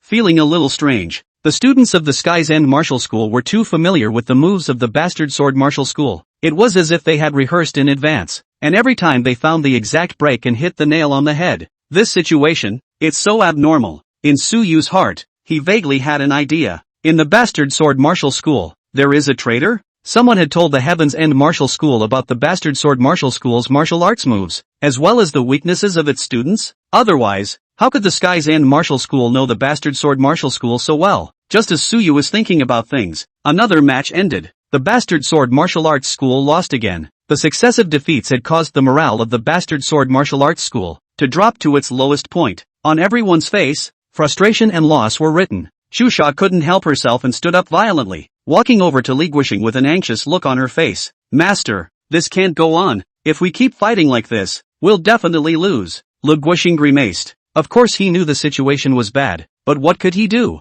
The strength of the Sky's End martial school was indeed stronger than he thought. Ugh, I know, I'll figure it out. Chusha calmed down, her gaze swept through the crowd, and finally, stopped on Suyu. Instructor Su, what do you think? Could it be that you're just going to watch, as we, the bastard sword martial school, get beaten up? In the words, there was a note of reproach and dissatisfaction. In her opinion, Suyu was the chief instructor and should have stepped forward at this time and led the group to turn the situation around, instead of standing on the sidelines and watching the fun like nothing else. As he was doing now, Suyu raised his eyes to look at her, his expression still calm. Eldest senior sister, don't you think it's strange? The people from the Sky's End martial school, don't they know a little too much about our moves? I suspect that there may be a traitor in the martial arts school. Someone has told the Tianya martial school about our kung fu. Suyu's words caused everyone to freeze, their faces full of shock and disbelief. Traitor? No one wants to believe it. The bastard sword martial school has always been more united. Everyone is usually on good terms, helping each other out and practicing together. How can there be a traitor? Trisha laughed outright. Instructor Su, you're thinking too much, aren't you? We, the people of the bastard sword martial school, are all honorable and upright. Who would do something that's shameless? I think you can't afford to lose, and you're purposely making excuses to justify your own uselessness, right? Chusha didn't believe what Suyu said at all. There could be no traitors, she thought. Suyu said this because he wanted to shirk his responsibility and appear to be less of a loser. At those words, everyone around them froze. Li Guoxing's face also sank, staring at Suyu, wondering if he was serious. Suyu, do you have proof? Suyu shook his head. No proof, just a guess, but I can't think of any other reason than that. There's no way the Skyward Martial Arts Center is suddenly going to know us so well. Trisha sneered and became even more disdainful. Just based on speculation, you're saying that our martial arts school has a traitor? Suyu, this is too casual for you, isn't it? I think you're just thinking too much. Li Xiao frowned, looking at Suyu and then at Chusha, not knowing who to believe. In her heart of hearts, she didn't really believe in traitors. However, what Suyu said seemed to make sense. The way this match was played, it was indeed too weird. One young cadet couldn't help himself. Instructor Su, aren't you mistaken? We all practiced together. Who would do something like that? Suyu looked at the cadet with a calm expression. I hope I'm mistaken, but it's better to be careful just to be on the safe side. Chusha snorted, not wanting to argue with Suyu anymore. She felt that Suyu was simply inexplicable. Master, don't listen to his nonsense. I'm going to meet that Chang Xiang. I'd like to see how powerful the Tianya martial school is. After saying that, Chusha didn't wait for Li Guoxing to speak before heading straight for the ring. She was going to personally go into the ring and use her strength to prove that the bastard sword martial school was not that easy to bully. This action caused Li Guoxing's face to change, and if he wanted to stop her, it was already too late. Chusha has made her way to the ring and points and calls out to Chang Xiang. You get up here. Trisha's voice carried fire to the entire room. Over at the Tianya martial arts school, Chang Xiang heard that she was going to challenge, and the corner of his mouth smiled a little coldly. Been wanting to fight her for a long time. This big sister of the bastard sword martial school, he had endured for a long time. Chang Xiang jumped and got into the ring, standing across from Chusha with a contemptuous smile on his face. Big sister of the bastard sword martial school? What? You finally couldn't resist coming in person? Good. Let me learn your martial arts school's high level of skill. Chusha looked at him coldly. No nonsense, and directly set up her stance. Chang Xiang didn't show any weakness either, and posed just the same, his eyes carrying a provocation. The gong is sounded and the game begins. Chusha made the first move. Her body flashed, and she punched Chang Xiang's face, and Chang Xiang was also prepared for this, sidestepping and dodging, while at the same time backhanding a palm, slapping at Chusha's back. The two men's fists and feet clashed, and there was a loud thud in the ring. Then, Trisha's punches were fast and hard, and her moves carried aggression. On the contrary, Xing Chong, his punches were steady and his defense was good, blocking the attacks and looking for opportunities to prepare for counterattacks at any time. The two fought back and forth in an intense scene. Below the ring, the people from the Bastard Sword Martial School and the Sky's End Martial School were watching nervously. Suyu stood in the crowd, his eyes fixed on the two men in the ring. Chang Xiang's boxing skills were indeed powerful. However, it was as if he knew Chusha's moves very well. Every time Chusha made a move, he was able to know it in advance and then dodge or counterattack. This further made Suyu feel that the Bastard Sword Martial School might really have a traitor. Chapter 32 Resurrection Race. In the ring, the fight was getting more and more intense. Chusha attacked fiercely, but could not beat Chang Xiang's defense all the time. Chang Xiang's counterattacks, on the other hand, were getting stronger and stronger. Slowly, Trisha began to fail and was injured. She was short of breath and her forehead was sweating. At this time, Chang Xiang seized the opportunity and suddenly increased his speed with a series of fierce attacks, forcing her to retreat back and forth. In the end, Chusha could not dodge and was punched in the chest by Chang Xiang. Her body swayed and almost fell. She gritted her teeth against the pain, trying to stand firm and keep fighting. However, Chang Xiang didn't give her a chance and rushed up and punched again, ruthlessly hitting Chusha's shoulder. Trisha let out a muffled grunt as her body couldn't hold it up and she collapsed right into the ring. She tried to stand up, but her body had no strength and she couldn't move at all. Chang Xiang walked to her side and looked at her with a smile on his face. Big sister of the Bastard Sword Martial School. She's nothing more than that. It seems that the Bastard Sword Martial School is going to lose to our Tianya Martial School today. Trisha is lying in the ring, all bruised up, her face pale, blood dripping from the corners of her mouth, and she looks miserable. She was very upset and tried desperately to fight for her life, but in the end she lost. The people from the Bastard Sword Martial School were all heartbroken. Li Xiao couldn't help but scream even more, tears coming out of her eyes. Eldest sister. Just then, Suyu suddenly moved. He jumps into the ring and walks over to Trisha and helps her up. Chang Xiang frowned when he saw his actions and was a bit unhappy. What do you want? Suyu ignored him and helped Chusha walk to the ring. He raised his hand for the referee and said calmly, "We concede." The entire audience was in an uproar. No one expected Suyu to admit defeat. Even the people from the Bastard Sword Martial School froze in disbelief. Chusha was even more wide-eyed and incredulous as she looked at Suyu with angry eyes. What did you say? Admit defeat? Suyu nodded. Yes, this game is lost. Trisha's face was blue and her body was shaking with anger. Who are you to admit defeat for me? I haven't lost yet. I can still fight. Suyu looked at her, his eyes helpless and with pity. Eldest senior sister, you're injured, and it will only get worse if you keep fighting. This match is meaningless. There's no need to get yourself injured just to win or lose. Trisha couldn't listen at all and only felt insulted. She thought that Suyu was denying her and betraying the martial arts school by admitting defeat. Therefore, she lost control of her emotions and yelled at Suyu, completely disregarding her injuries. You are a coward. You don't deserve to be an instructor. Scram. I don't want to see you. Suyu silently endured her anger, not retorting or explaining. The referee declared Tianya Martial Arts as the winner. This was a huge blow to the Bastard Sword Martial Arts School, and everyone was frustrated and demoralized. After Chusha got out of the ring, her face was blue. She didn't say a word, and her body was covered in an icy aura. She walked over to the lounge area and sat down, closing her eyes and not speaking. Li Xia looked at her worriedly, wanting to comfort but not knowing how to speak. Suyu walked to Li Guixing's side and whispered, "Pavilion Master, I'm sorry." Li Guixing sighed and waved his hand to interrupt him. "I don't blame you, Su. I know you're doing this for Trisha's sake. She just can't accept it for a while, so give her some time." Suyu nodded and didn't say anything else. There is also a resurrection match in the Martial Arts Hall League, but Chusa explicitly refuses to participate. She felt that the Bastard Sword Martial Arts School had lost face and there was no need to continue. What's the point of a resurrection match? You're going to lose anyway, so you might as well end it early so you don't lose face. Li Guixing was helpless. Chusa, the resurrection match is also an opportunity. Seize the opportunity and you might make it to the finals. I'm not attending. You guys go if you want to participate. I'm not going anyway. Chusha's refusal made the Bastard Sword Martial Arts resurrection match even harder. But Suyu didn't give up. Pavilion Master, the resurrection match must be attended. If eldest sister doesn't participate, there's the rest of us. For the sake of the martial arts school, we can't give up. Li Guixing looked at his eyes, and his heart instantly lit up with a few moments of hope. Okay, Suyu, listen to you. Resurrection tournament. We're in. When Chusha heard the conversation between the two, she violently opened her eyes and looked at Suyu icily. Do you have to be in the resurrection? Suyu met her gaze without fear and calmly replied, yes, definitely participate. A cold smile appeared at the corner of Trisha's mouth. She stood up and walked to Suyu, her eyes sharp as knives. Good, very good. Suyu, I will make a bet with you. If you can bring the Bastard Sword Martial School to win the resurrection tournament and enter the finals, I will recognize your strength and the position of chief instructor.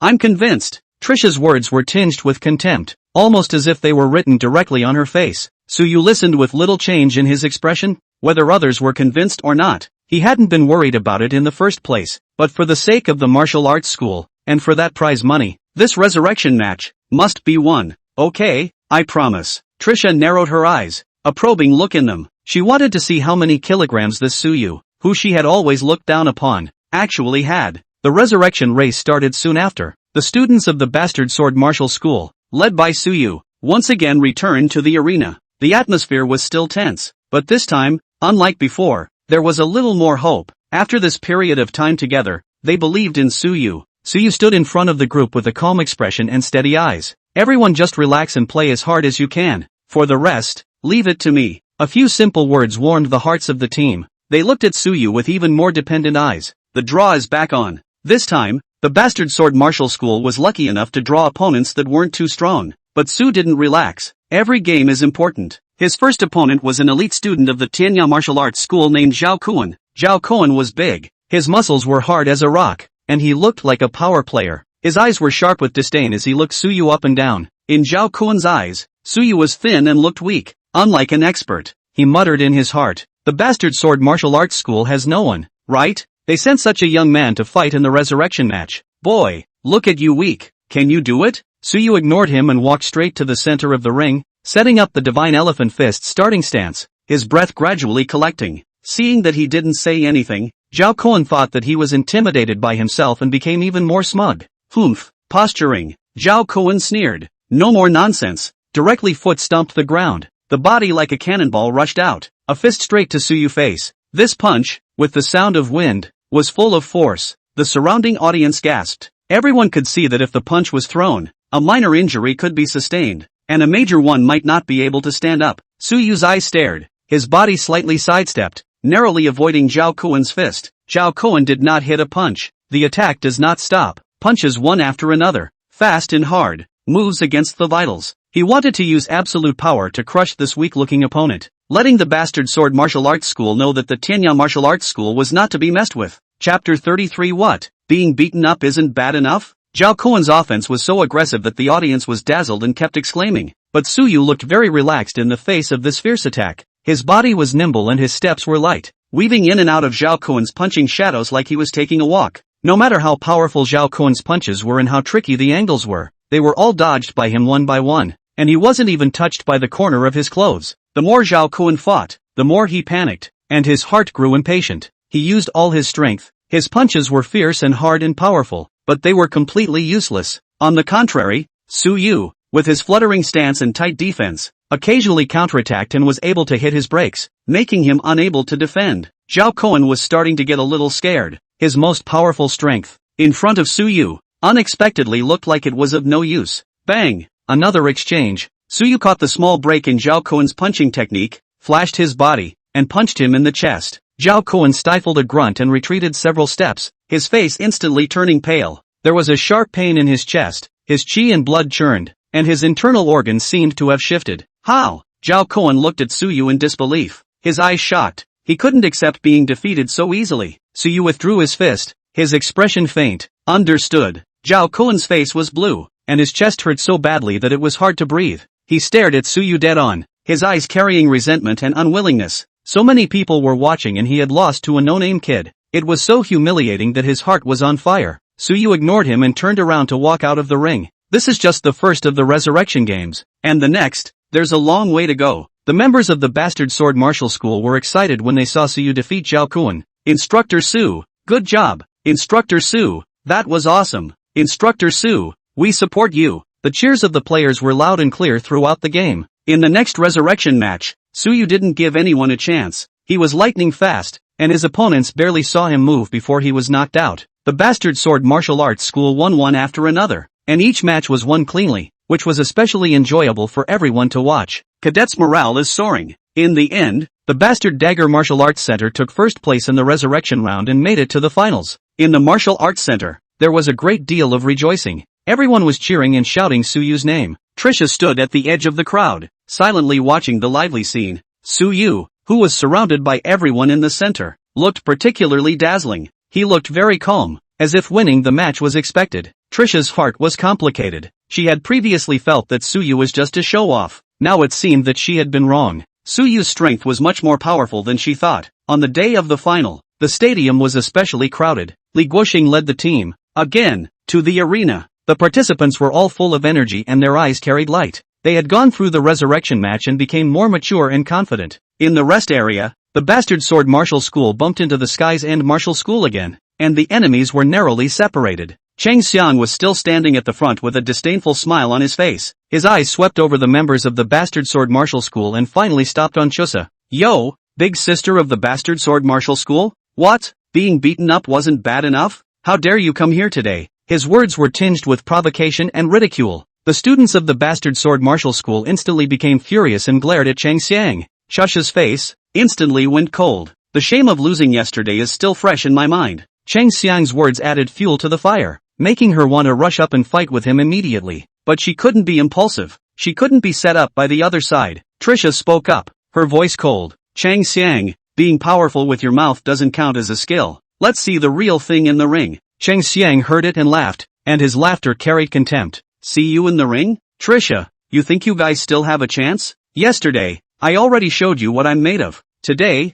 the outcome will not change either. You, bastard sword martial school, are bound to lose. Chang Xiang's words were arrogant. The members of the bastard sword martial arts school, unable to hold back any longer, yelled and argued with the people from the Tianya martial arts school. The scene was tense and it looked like a fight was about to break out. Li Guisheng rushed forward and calmed everyone down. No messing around at this point. He looked over at Trisha, a little worried. He understood Chu Sha's character and would not easily admit defeat. But more than that, he was afraid that she would be impulsive and be counted. Trisha calmed down. Her gaze slowly swept over the people of the Tianya martial school and finally landed on Chang Xiang again. Chang Xiang, I accept your challenge. Today, I must defeat you with my own hands to gain face for the bastard sword martial school. Su Yu hurriedly advised her. Eldest sister, don't be impulsive. Trisha's foot, which was just about to take a step, stopped, and her eyes became sharp as she looked at him. What do you mean? Su Yu looked at her with a calm expression. Chang Xiang knows your moves well. You can't beat him.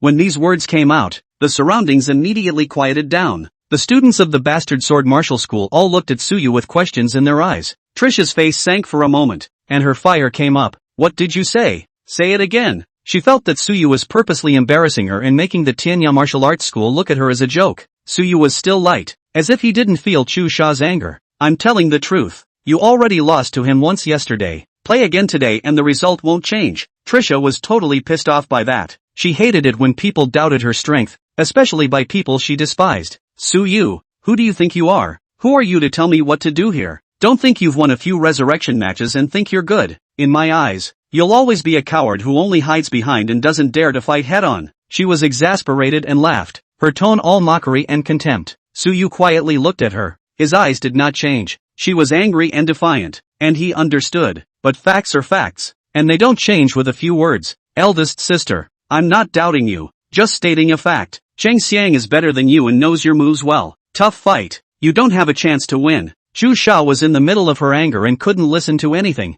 only feeling that Su Yu's words were humiliating her. She was the big sister of the bastard sword martial school, and she was even told in front of everyone that she was inferior to others. How could she live with that? Enough. It's not your turn to teach me what I, Chusa, want to do. I'm going to fight this match today. Even if you lose, you have to lose honorably, unlike some people who only hide behind their backs. After Chu Sha finished speaking, she no longer looked at Su Yu and directly walked towards the ring. She was going to prove with her actions that she, Trisha, was not so easily defeated. The big sister of the bastard sword martial arts school will not admit defeat easily. Su Yu looked at her back and sighed. He had tried his best to persuade him. Chu Sha had to go. There was nothing anyone could do. Chapter 34. See you in the ring. On the stage, Chang Xiang looked at Chu Sha standing in front of him again, and instantly smiled. Very proud. Eldest sister. What courage. However, it's useless to have courage alone. I will make you lose even more miserably, so that your bastard sword martial school will completely die.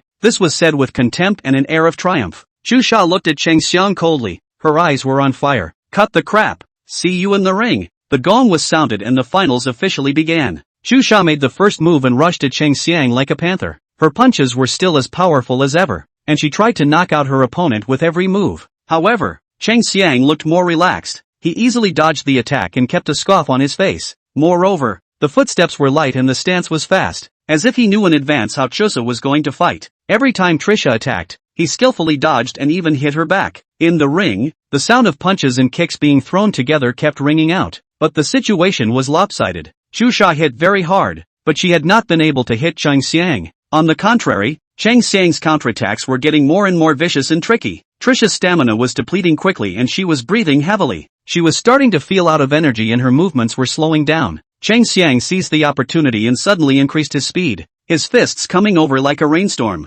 Trussa scrambles to defend against a takedown attempt. Just then, Chang Xiang's eyes flashed with a vicious light. He pretended to throw a punch to distract Trisha, and then, a hard kick to her side. It was a kick that was angled, fast and powerful. Trisha had no time to dodge and could only watch the leg kick over. Bang! His leg hit Trisha hard in the side. Trisha screamed in pain as her body flew out like a kite with broken strings, landing heavily in the ring. The intense pain instantly spread throughout his body, and it felt like his ribs were broken and he had trouble breathing. She tries to get up, but her body has no strength and she can only lie in the ring. Chang Xiang slowly walked next to Chu Sha and looked at her with a smile on his face. Eldest sister, I told you that you are not my opponent. Trisha's face was pale and beads of sweat fell from her forehead. She gritted her teeth against the pain and tried to speak, but her throat seemed to be blocked and she couldn't speak. In her eyes, there was resignation and despair. Putting his life on the line, trying to win glory for the bastard sword martial arts school, only to lose so badly in the end. How could she be willing to do that? Below the ring, the students of the bastard sword martial school panicked when they saw Chu Sha fall to the ground.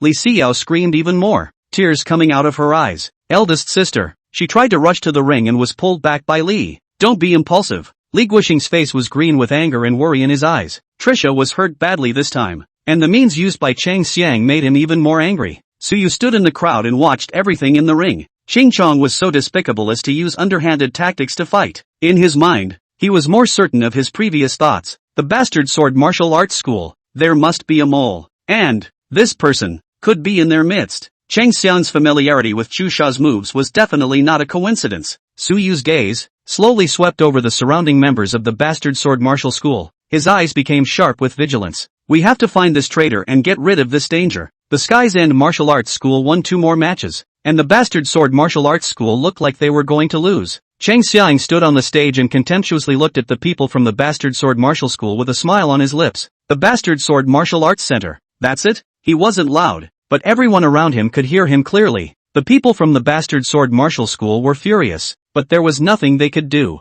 It's no use getting angry when you're not as strong as someone else. Trisha's face was blue and her teeth were clenched. Of course she could hear that Chang Xiang was mocking, but what could she do if she couldn't beat them? The bastard sword martial school was deflated when a voice came from outside the crowd. Yo, isn't this the bastard sword martial arts center? It's not working so soon? Everyone looked over, only to see Chu Qin walking over with a smug look on his face. His right hand was still bandaged, and his face was a little white, but his spirits were high. Seeing Chu Qin, the people from the bastard sword martial school froze. Trisha's eyes widened even more in surprise, her face full of disbelief. Chu Qin, why are you here? Chu Qin walked to the front, swept a glance at the people from the bastard sword martial school, and his gaze landed on Chu Sha. The corner of his mouth curved with mockery. Eldest sister, what a nobleman, forgetting me so quickly? He spoke slowly, and none of his previous respect was left. Chu Sha's face turned pale for a moment, and the little hope in her heart was gone. She wasn't stupid. With this attitude of Chu Qin,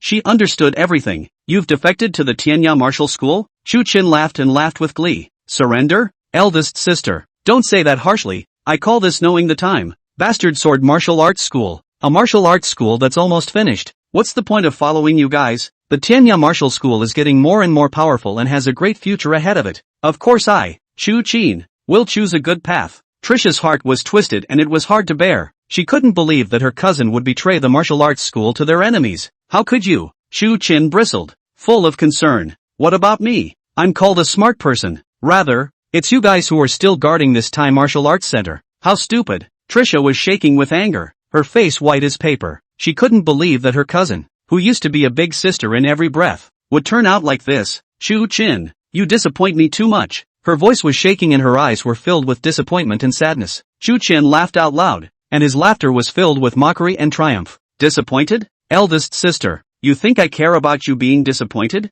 From today onwards, I, Chu Qin, have nothing to do with the bastard sword martial school. From now on, I'm from the Tianya martial arts school. Trisha looked at him, her last bit of hope dashed. Chu Qin had really changed, becoming completely unrecognizable to her. You're so confused. Confused? Senior sister, I think the one who was confused is you. The bastard sword martial school is failing and you still can't see the situation. How pathetic. I, for one, would be wise to leave in time. Chu Qin sneered, his tone mean. Trisha's heart ached and fire came up as she listened to him. She really wanted to rush up and slap Chu Qin to clear his head, but she knew she couldn't be impulsive, and she couldn't let the Sky's End martial arts school look at her as a joke. Chu Sha suppressed her fire and looked coldly at Chu Qin. I'm going to ask you one last time. Do you really want to betray the martial arts school and join the Tianya martial arts school? Chu Qin nodded without hesitation, his face still smug. That's right. I've already decided. From today onwards, I, Chu Qin, am a member of the Tianya martial school. Trisha hears him admit it himself and realizes that he has truly betrayed. Her face was pale, her body shaking slightly, and she was devastated. It was so hard for her to accept that her cousin, who used to be like a close sibling, had turned into a betrayer. Chapter 35. The blow was too great. Li Xiao also felt bad in her heart. She walked over to Trisha and patted her on the shoulder, comforting her. Eldest sister, don't be sad. Chu Qin chose his own path. Let him bear the consequences himself. Trisha smiled bitterly and shook her head. Xiao, you don't understand. How did Chu Qin become like this? Seeing her so sad, Li Xiao was helpless in her heart. Chu Sha and Chu Qin have a deep sibling bond, and Chu Qin's betrayal hits Chu Sha too hard. Eldest sister, maybe he's in some kind of trouble? Speaking, it was meant to be comforting, but it came out as something even he didn't quite believe. Trisha laughed to herself, bitterness in her eyes. What difficulty? What difficulty is there in betraying your master and turning to the enemy? She didn't believe that Chu Qin had any difficulties, and only felt that he was doing whatever he could to betray the martial arts school for the sake of favors. Don't think like that, eldest sister. Maybe you were forced to? Li Xiao was still undeterred and wanted to put in a good word for Chu Qin. Chu Sha raised her head violently, her eyes looking sharply at Li Xiao. Can you wake up a bit? It's this time and you're still speaking for him? Can't you see that? He wasn't forced at all. He just betrayed the martial arts school for his own favor. Li Xiao was startled by her sudden anger and froze there, unable to speak for a moment. Cheng Xiang stood to the side and watched as the bastard sword martial school themselves argued, a playful smile appearing at the corner of his mouth. Gee, what a hoot! What a hoot! The bastard sword martial school is getting more and more interesting. One of their own arguing first? These words tinged with gloating made the people from the bastard sword martial school even angrier. Chu Sha turned her head violently, her eyes staring icily at Cheng Xiang. Don't you dare watch from there. Cheng Xiang heard this and shrugged his shoulders, smiling indifferently. I'm just telling the truth. Bastard sword martial school. No way. You're in such a mess yourselves, and you still want to win against our Tianya martial school? With these words,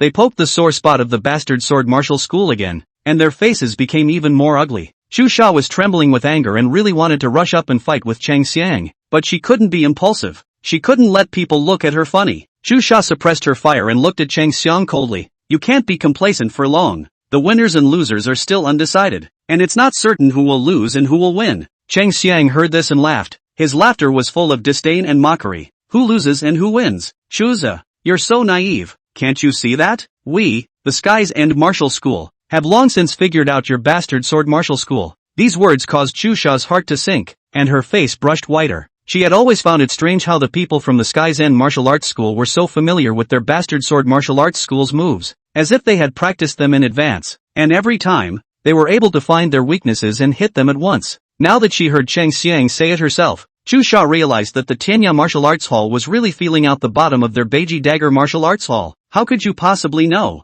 Cheng Xiang heard this and smiled smugly, a sinister color flashing in his eyes. How is it impossible? Oh, Chu Sha, do you think that our Sky's End Martial School has been a vegetarian all these years? We've long been studying your bastard sword martial school. These words, like a thunderbolt from a clear sky, struck the hearts of the crowd of the bastard sword martial hall. The bastard blade technique that they had always been proud of was unexpectedly restrained by the Sky's End Martial School's technique. How does that make them acceptable? Trisha's face was pale and her eyes were filled with despair. If the Sky's End Martial Arts School's technique really restrained the bastard blade technique, wouldn't their bastard blade martial arts school have no chance at all of winning? Could it be that the bastard sword martial arts school was really going to lose to the Tianya martial arts school? Trisha felt like the sky was falling. Eldest sister, perhaps, there is a way. At that moment, Suyu's voice came. Trisha looked up at him, her eyes puzzled and expectant. What way? Suyu smiled with a calm expression. Dragon Claw Kung Fu. Trisha froze, suspecting she'd heard wrong.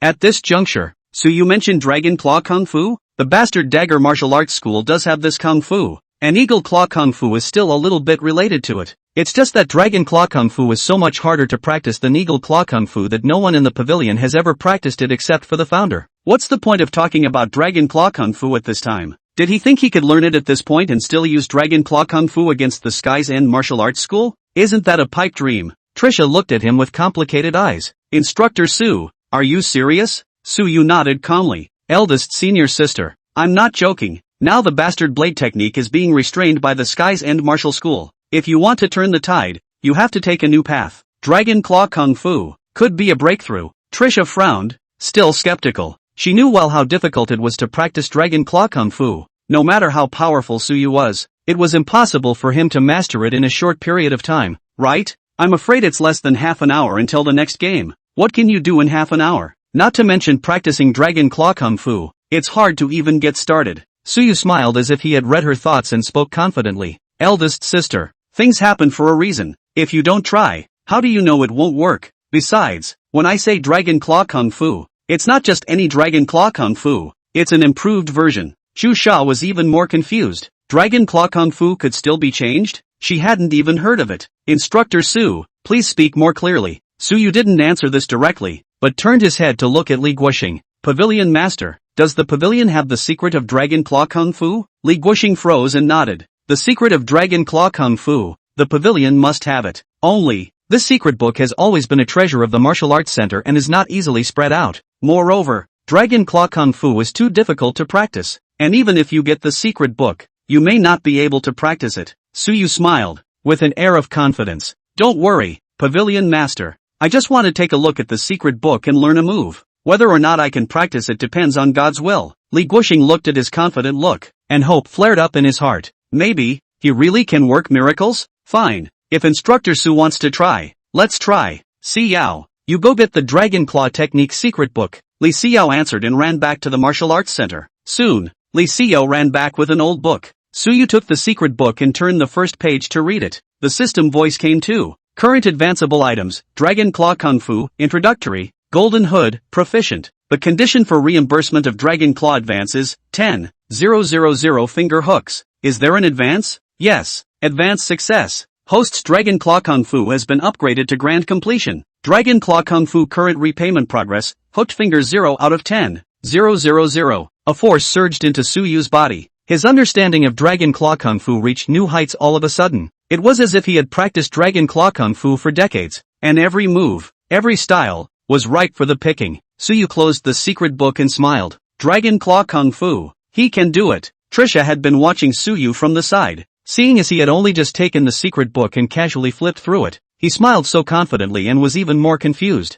Could it be that he really had some secret to master the Dragon Claw technique in a short period of time? Is it possible? She still didn't believe it. Instructor Su, did you really learn Dragon Claw Kung Fu? Suyu laughed, didn't say it directly, and stretched out his right hand. His 5 fingers bent like eagle claws. A stern aura came out from his hand. Trisha's face changed and she looked at his hand incredulously with a shocked expression. What a Dragon Claw Kung Fu breath! Suyu really mastered the Dragon Claw technique so quickly. It's so divine. Trisha was too shocked to speak. Her mind blank. Chapter 36. Not afraid to investigate. Suyu withdrew his hand and looked at her with a calm expression. Eldest sister, do you believe it now? Trisha froze and nodded, still not looking back. She still couldn't believe that Suyu had really done it. How is this possible? Trisha murmured, still feeling like a dream. Nothing is impossible. With determination and perseverance, anything is possible. Suyu smiled, confident. Trisha looked at his confident smile and a few hopes flared in her heart. Maybe, he can really perform a miracle and bring the Hegemony Sword Martial Arts School to turn the tide? Good. Instructor Su,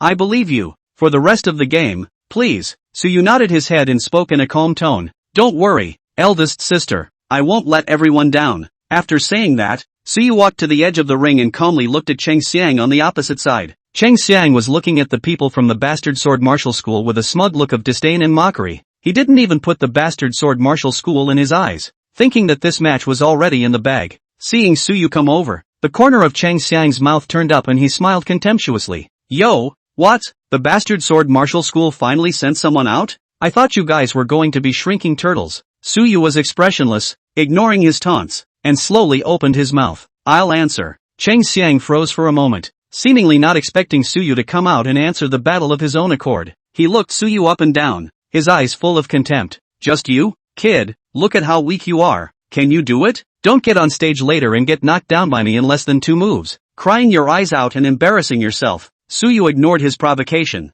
His face was calm. He lightly glanced at Cheng Xiang and slowly raised his right hand. The 5 fingers are bent in a claw shape. A stern aura instantly emanated from Suyu's hand. Dragon Claw Kung Fu. The smile on Chang Xiang's face froze, and his previous contempt instantly disappeared. Instead, there was shock, confusion, and gravity. Dragon Claw? Suyu actually knows Dragon Claw Kung Fu? How is that possible? Dragon Claw Kung Fu is much harder to practice than Eagle Claw Kung Fu. In the entire martial arts school, no one but the founder had mastered this stance. Suyu was so young, how could he have mastered such powerful Kung Fu? Chang Xiang muttered in his heart and his eyes became serious. He re-examined Suyu and did not dare to take him lightly anymore. Kid, do you really know Dragon Claw Kung Fu? Suyu didn't answer, just slowly hooked his finger. Hook hand +1, +1, +1. The system's voice kept ringing in his head. With the movement of hooking his fingers, Suyu's Dragon Claw technique was continuously improving. An invisible aura, centered on Suyu, slowly spread out. Chang Xiang's face changed. He finally believed that Suyu really knew Dragon Claw Kung Fu.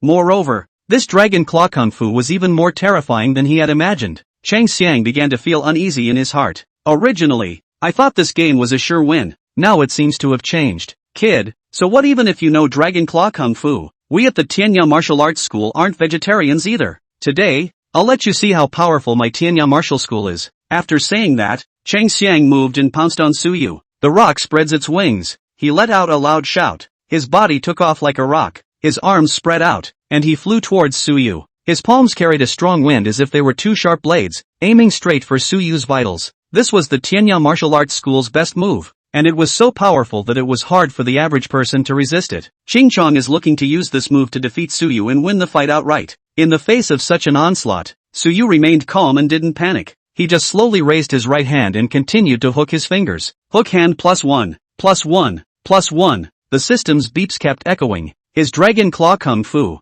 in the movement of hooking his fingers, continued to improve and become more and more powerful. When Chang Xiang was almost in sight, the corners of Suyu's mouth lifted slightly as he smiled. Dragon Claw Kung Fu, break! With a light shout, the fingertips of his right hand violently probed out, like a dragon's claw, and grabbed at the center of Chang Xiang's palm. The speed was extremely fast. Like lightning, the power is fierce. Like thunder. What? Chang Xiang's face changed drastically. His eyes were full of shock and incredulity. He simply did not expect Suyu's Dragon Claw technique to be so terrifying, so fast, so accurate, so strong. He could not react in time and could only watch as his palm was grabbed by Suyu's Dragon Claw. Ka-ching! The sound of bones breaking was clearly audible. Chang Xiang flew out like a kite with broken strings and fell heavily on the ring. He screamed miserably. His right hand was bloodied, his bones shattered, and he was completely wasted. The whole room went quiet. Everyone was too stunned to speak by what they saw. They looked incredulously at Suyu in the ring with shock and awe in their eyes. One move, just one move. Suyu, the instructor of the Bastard Sword Martial Arts School, defeated Chang Xiang, the senior brother of the Tianya Martial Arts School, with only one move, and it wasted his right hand. It's a miracle. The members of the Bastard Sword Martial School were so excited that they burst into tears and cheered. Their hearts, which had been in despair, were hopeful again. Their morale, which had been low, rose again. They knew that the Bastard Sword Martial School was saved, because they have Suyu. On the other hand, the Tianya Martial Hall side was completely dumbfounded. They took a look at Chang Xiang, who was collapsed on the ground, shouting in pain, and then looked at the calm Suyu in the ring. How could they not believe that their eldest senior brother had lost so miserably? It's so humiliating. Chang Xiang was even more unacceptable, lying on the ground and shouting, "Impossible, impossible, you must be cheating. Dragon Claw Kung Fu can't be this powerful. You must have used some nefarious means." Cheating? Chang Xiang, don't be ashamed if you can't afford to lose. Suyu laughed. His voice was not loud but full of intimidation. Chang Xiang was choked. His face rose to the color of pig liver. He wanted to retort but couldn't find a reason. The fact that Suyu defeated him with a single move was right in front of everyone's eyes. Chang Xiang suddenly shouted, "Referee, he cheated. He must be severely investigated." The referees looked at each other with some difficulty. The Dragon Claw Kung Fu was incredibly powerful. They all saw it. The older referee said, "Chang Xiang, calm down.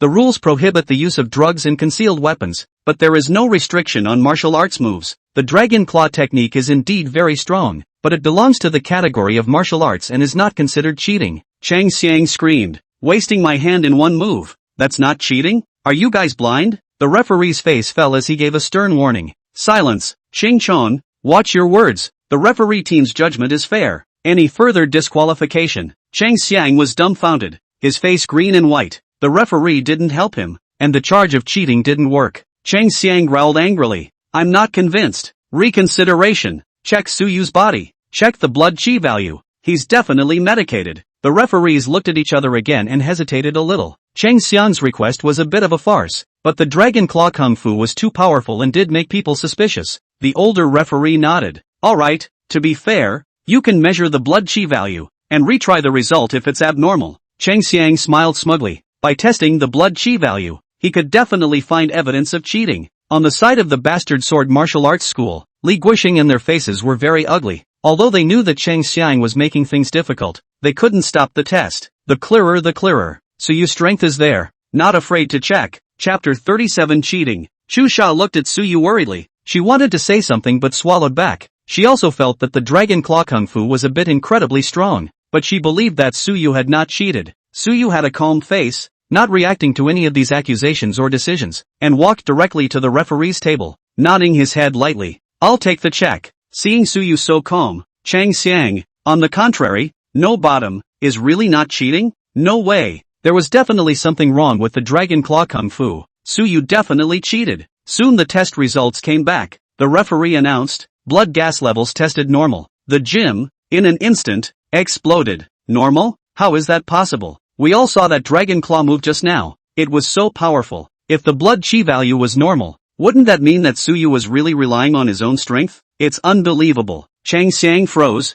his face white. He didn't believe this result no matter what. There must be a mistake somewhere. There must be something wrong with the testing instrument. Chang Xiang rushed to the referee's table, pointed at the test report, and yelled at the referee. No way. This is absolutely impossible. How can his blood chi value be normal? You must be mistaken. The referees looked at each other with some helplessness. The results are there, written in black and white, so there's no way to question them. Chang Xiang, please calm down. The test results show that Suyu's blood gas value is normal.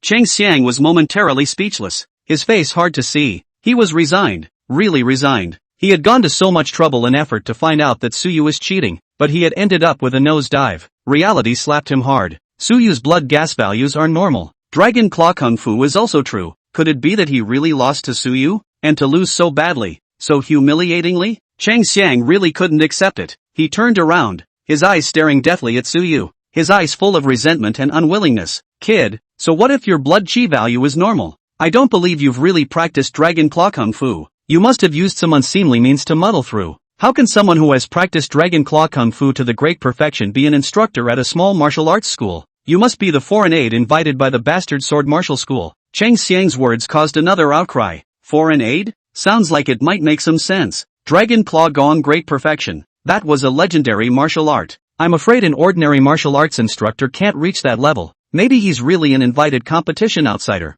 On the side of the bastard sword martial arts school, Li Guixing's face turned blue, cursing Chang Xiang for being insidious and even using this tactic to throw dirty water on Suyu. Trisha frowned back, a little worried. Chang Xiang's words, even though it was a blind guess, seemed to be somewhat reasonable. Suyu's strength was truly unfathomable. Is he really an ordinary instructor of the bastard sword martial arts school? Suyu looked calm and did not react at all to Chang Xiang's accusations. He had long guessed that Chang Xiang would not give up easily. However, he was prepared. Suyu swept the circle. His voice was not loud, but it clearly reached everyone's ears. I, Suyu, have been teaching boxing at the bastard sword martial arts school for a long time. If you don't believe me, just ask everyone. As soon as the words fell, the students of the bastard sword martial school all came forward to testify for Suyu. Instructor Su is the instructor of our bastard sword martial school. We've known Instructor Su for a long time. Instructor Su has been teaching us at the martial arts school for ages. Chang Xiang, don't talk nonsense there. The surrounding audience joined in the discussion after listening to the cadets.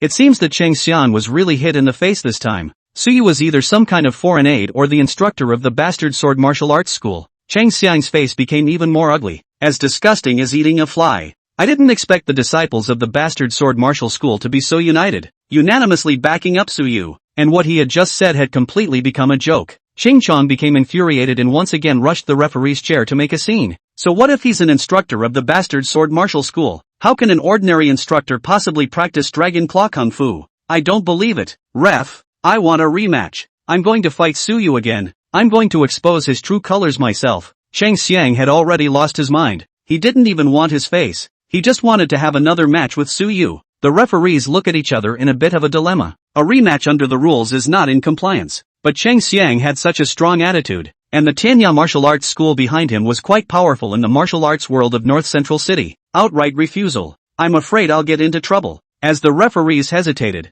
a young referee in black, in the referee's chair, stood up and spoke. Judges, I think that player Cheng Xiang's request is not completely unreasonable. The Dragon Claw technique that Suyu's contestant used just now was indeed too powerful and a bit abnormal. To be fair to the game, I think about a rematch. His words made the other judges freeze. The older referee frowned, a little upset. Li Ming, what are you talking about? The result of the match is clear. Player Suyu didn't violate the rules, and the rematch is out of order. Li Ming, who had just spoken, didn't back down and instead continued to speak. Elder Wang, rules are dead, people are alive. The rules are there to ensure fairness, but when it doesn't ensure fairness, it's time for a variation. That Dragon Claw Kung Fu move that Suyu contestant just did, its power is beyond the level of a second-grade martial artist. It wouldn't be fair to the other players to let him continue without reassessing his strength. Li Ming spoke his mind, and Elder Wang was a bit shaken. He had to admit that what Li Ming said was, indeed, somewhat reasonable. After thinking about it, he finally nodded. Okay, in the interest of fair play, we might consider a rematch. However, how the rematch will be contested will have to be discussed again. Ching Chong heard that he agreed to a rematch and got carried away, a smile on his face. A rematch is good. He must completely defeat Suyu in the rematch and make him lose face. Suyu looked calm and didn't say anything about the decision to rematch. A rematch is a rematch. Doesn't matter. Anyway, no matter how many times it's compared, the result is the same. I accept the rematch. However, I have a request. The referee looked at Suyu, signaling him to speak on. A rematch, a one-rounder, one game to decide the winner? Suyu's request made everyone freeze. Is this, like, for real? The referees looked at each other with excitement in their eyes. That sounds like a really good idea. Yes, player Suyu, we agree with your request. For the rematch, it's a one-rounder. The old referee Wang nodded first, and his voice carried across the stadium. The whole room exploded. One more round, only one match to decide the winner. This is going to be a good one. Everyone's eyes were fixed on Suyu and Cheng Xiang in the middle of the ring.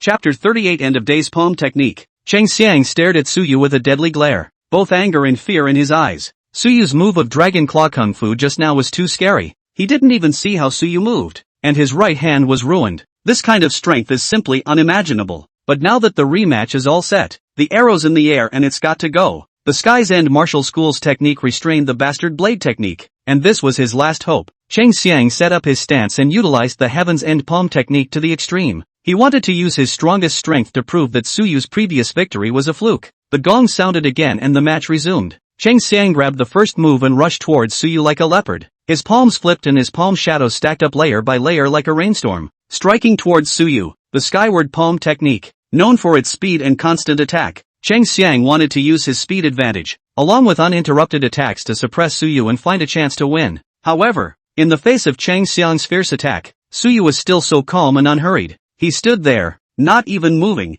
letting the wind blow. Suyu slowly raised his right hand and his 5 fingers curved into claws again. An even more powerful and domineering aura spread out from his hands. Dragon Claw Kung Fu. Just these 3 words made Cheng Xiang's heart tremble and his attack slowed down a little. Just at the moment Cheng Xiang's palm slowed down, Suyu moved. With a flash of his body, he disappeared like a ghost in front of everyone's eyes. In the next second, he had appeared in front of Cheng Xiang. The speed is incredible. Cheng Xiang's eyes snapped open, and alarm bells went off in his heart. It was too late to hide. Suyu's dragon claw grabbed at his chest like lightning. Cheng Xiang tried desperately to block it, but it was ineffective. Suyu's dragon claw had amazing force, tearing through his defense in one go and ruthlessly grabbing at his chest. Put! Cheng Xiang felt that his chest was like being hit by a sledgehammer. His internal organs were shifted, and severe pain attacked his whole body. He screamed miserably and his body flew out like a ragbag, landing heavily on the edge of the ring. Blood, from the corner of his mouth. In his eyes, it was all shock and fear and disbelief.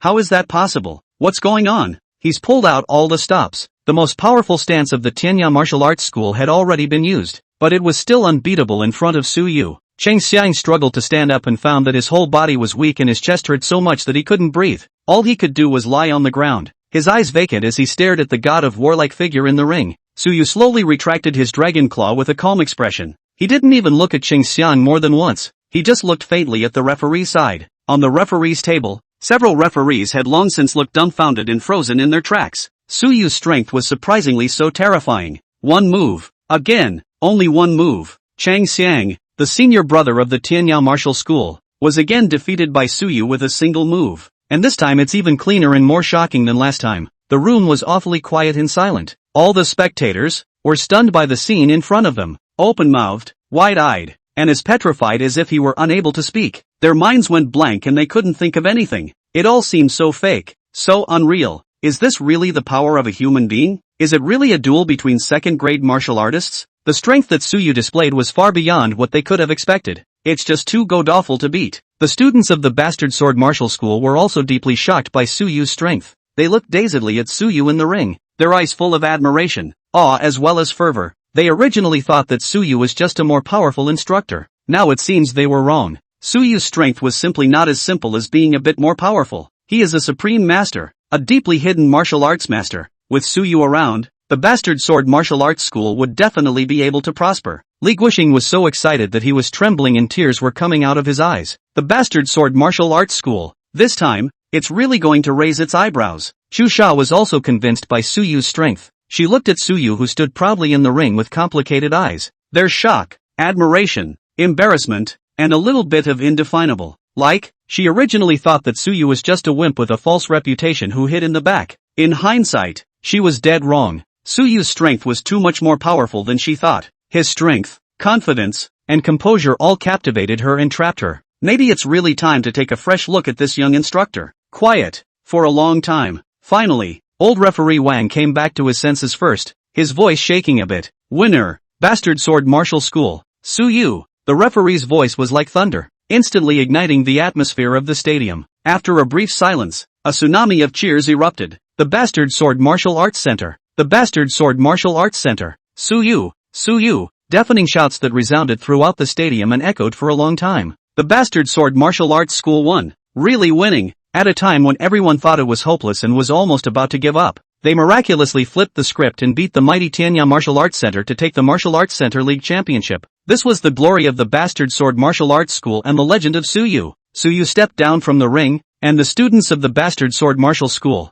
surged towards him like a wave, lifting him up high and throwing him into the air. Cheers, shouts, and screams mingled together into a victory chant. Li Guoxing excitedly walked to Suyu, holding his hand tightly, old tears, choking on words. Trisha walked over as well, and after hesitating for a moment, lowered her head. Instructor Su, thank you. The voice was small, but with sincerity and respect, and there seemed to be a bit of girlish shyness. Suyu smiled and nodded at Xu Sha as a reply. The award ceremony started soon after. The Baji Dagger Martial Arts School took first place in the team competition of this martial arts school league. Suyu also got the first place in the individual competition's second grade group as expected. $300,000, plus the prize money for the team competition, totaling $800,000. According to the previous agreement, Suyu could share $350,000. For Suyu now, this money is too important and can greatly reduce the financial pressure on the family. More importantly, the Bastard Sword Martial Arts School had also gained notoriety for winning the Martial Arts School League this time around.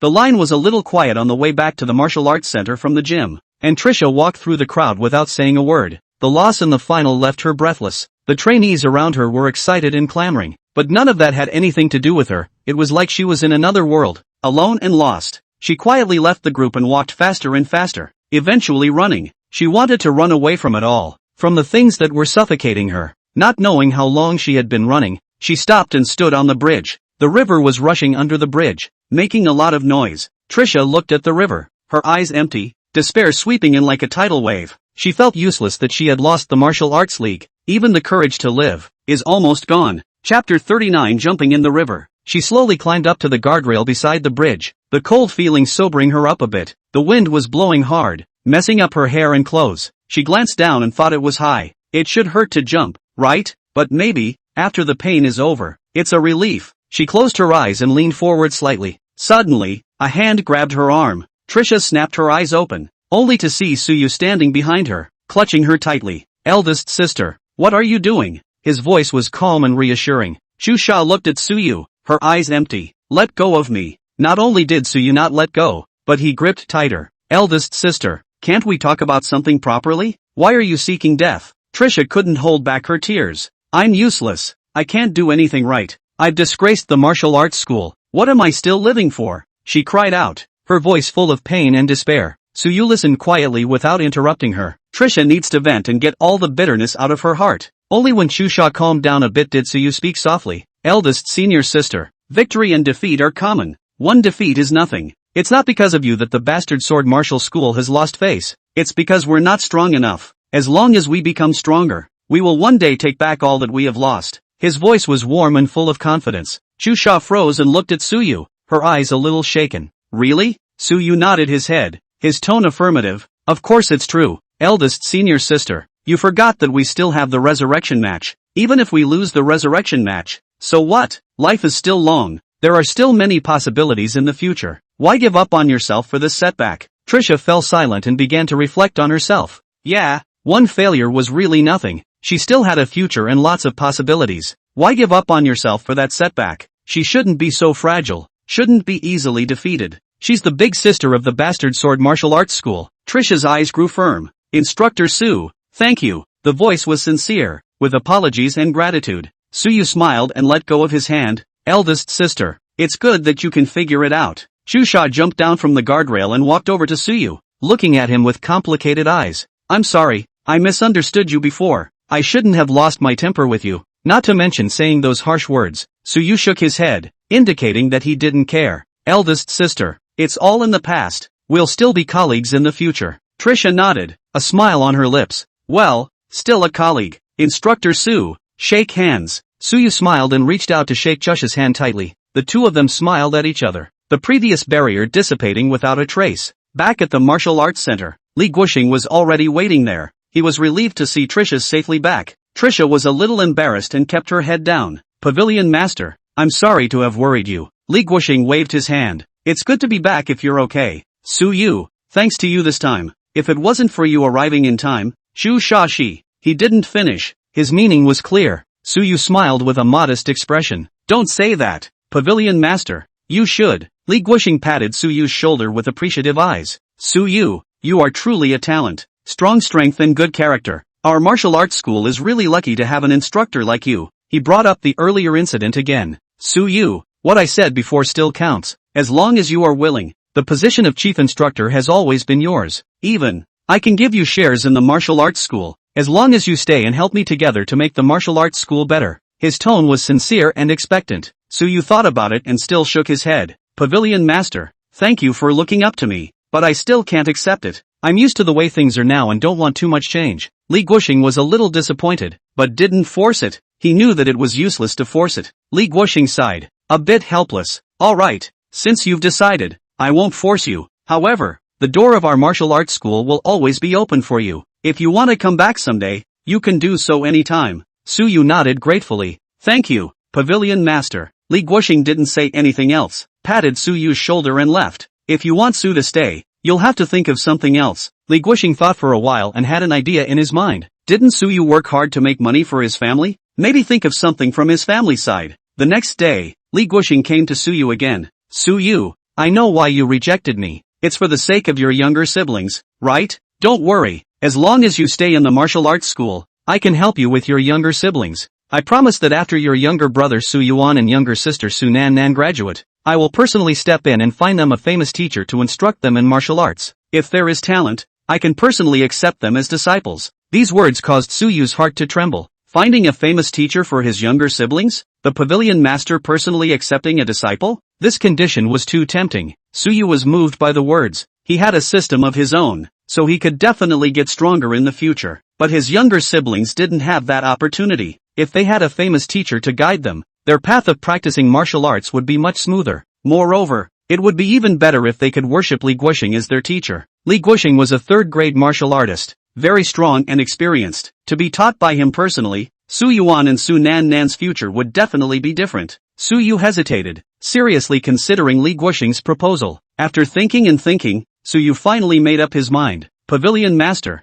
I promise you. Li Guoxing was especially happy to hear this, and his face was smiling. Good, Suyu, I knew you wouldn't let me down. I believe that you will be able to make a career if you stay in the martial arts school. This is the treasure of our martial arts school, the remnants of the bastard blade technique. Today, I will give it to you. I hope you can study it well and learn it sooner. He took out an old book from his arms and handed it to Suyu. After receiving the book, Suyu realized that it was not a lightweight. He opened the book and looked at it carefully. The pages are yellowed and the writing is a little fuzzy, but it's still legible. Suyu watched with great interest. At that moment, the system's voice sounded in his head. Congratulations to the host for obtaining the remnants of the bastard sword technique. After completing the dragon claw technique, you can advance the complete bastard sword technique. Suyu was surprised in his heart. What did it mean to have the entire set of bastard blade technique? This was the martial arts school's mastery. If he could get the complete version in advance, his own cultivation would definitely be able to increase by a large margin. Staying here is really a wise move. For the sake of the complete version of the bastard blade technique, for the sake of becoming stronger, and for the sake of his family, he had to work harder. Suyu put away the scroll and looked at Li Guoxing. Pavilion Master, I will definitely try my best. Li Guoxing nodded his head in satisfaction and patted Suyu's shoulder in a serious tone. I believe you. In the next few days, Suyu, apart from teaching his students, spent most of his time studying the remnants of the bastard blade technique. At the same time, the dragon claw kung fu did not fall. Every night, he silently practiced hooking his fingers to improve his proficiency in dragon claw kung fu. Current repayment progress of dragon claw kung fu. Hooked finger 687910. 000. Current repayment progress of dragon claw kung fu. Hooking fingers 6880/10. 000. The number of times he hooked his fingers increased little by little, and Suyu's dragon claw technique was steadily improving. Chapter 40 Class Reunion. On this day, Suyu received a message inviting to a reunion of old classmates. Notice sent out by Junior High Class President Johnny Ma. Suyu looked at the phone, a little surprised. After graduating from junior high school, he and the class president did not have much contact. How suddenly the party also called on himself. The message said good brother Gao Chang also come. After high school Gao Chang went to Qinghe City. 3 years have not seen. It's also good to see old friends. Su replied back with a message that he would be there to meet up. The next day, Suyu arrived at the party location. Several groups of people had gathered at the door, and they were chatting together. Suyu saw Gao Chang at a glance, and Gao Chang saw him and waved enthusiastically. You's here. I thought you'd forgotten my old friend. Gao Chang walked over and put an arm around Suyu's shoulders. Suyu laughed and whacked him. Why, isn't this coming? After the two of them briefly chatted, Gao Chang pulled Suyu into the crowd and introduced the other students. Most of the students still remember. It hasn't been years after all. At that moment, a voice came. Yo, if it isn't Suyu, you're here too? Suyu frowned and looked. It was Ma Jiani, the junior high school class president. Today's Marjani was dressed up, wearing a designer dress, delicate makeup, and a lot more mature than before. She had a smile on her face, but her eyes were full of scrutiny and disdain. There were a few girls standing next to Marjani, curiously sizing up Suyu. Suyu smiled faintly and replied, how can I not come when the class president invites me? The corner of Marjane's mouth quirked in a downward smile. Oh, I thought you were a busy man and had forgotten about your old classmate. Suyu ignored her mockery and looked at her calmly. Marjani found it uninteresting and skimmed her lips to change the topic. I heard that you're an instructor at the Bastard Sword Martial Arts School? Is that true? With this small body of yours, can you do it? The surrounding students laughed. Gao Cheng's face sank and he was about to come forward to defend himself, but Suyu stopped him in time. Being an instructor is nothing. Marjane snorted with more contempt. Oh, that's right. What can be so great about a small martial arts school like the Bastard Sword Martial Arts School? Anyone can be anyone, right? Her words drew laughter from the girls. Gao Chang couldn't help himself and retorted loudly. Marjani, don't go overboard with your words. Brother, you became an instructor based on his ability. What are you mocking? Marjani's face stiffened for a moment. Her eyes flashed, and she sneered and shot back forcefully. Gao Chang, I'll be honest. What are you so excited about? Besides, am I wrong? Suyu used to have the lowest chi and blood value in his class. Who doesn't know he's in poor health? Just like him, what can he do? She deliberately mentioned Suyu's previous embarrassing incidents to try to embarrass him. The surrounding students also remembered Suyu's previous events. Junior high school, Suyu body is really poor. Physical education class often failed. Run a 800 meters or gasping. In the era of martial arts practice, this physical fitness was truly disgraceful. Marjane was more than pleased and continued on. Some people, it's good to have a bit of self-awareness. Don't think that just because you're a small instructor, you think you're great. Not even close to a really powerful martial artist. She sounded arrogant, like she was somebody. Suyu looked at Ma Jiani, his eyes calm, nothing fluctuating. He had expected that the party wasn't that simple, and Marjani had called him here, fearing that she wanted to humiliate him in public. However, he didn't care, this kind of clown show, and didn't bother to refute it. At that moment, the system voice rang out. Congratulations to the host, whose blood value has risen to 190. Aha, The blood gas level went up?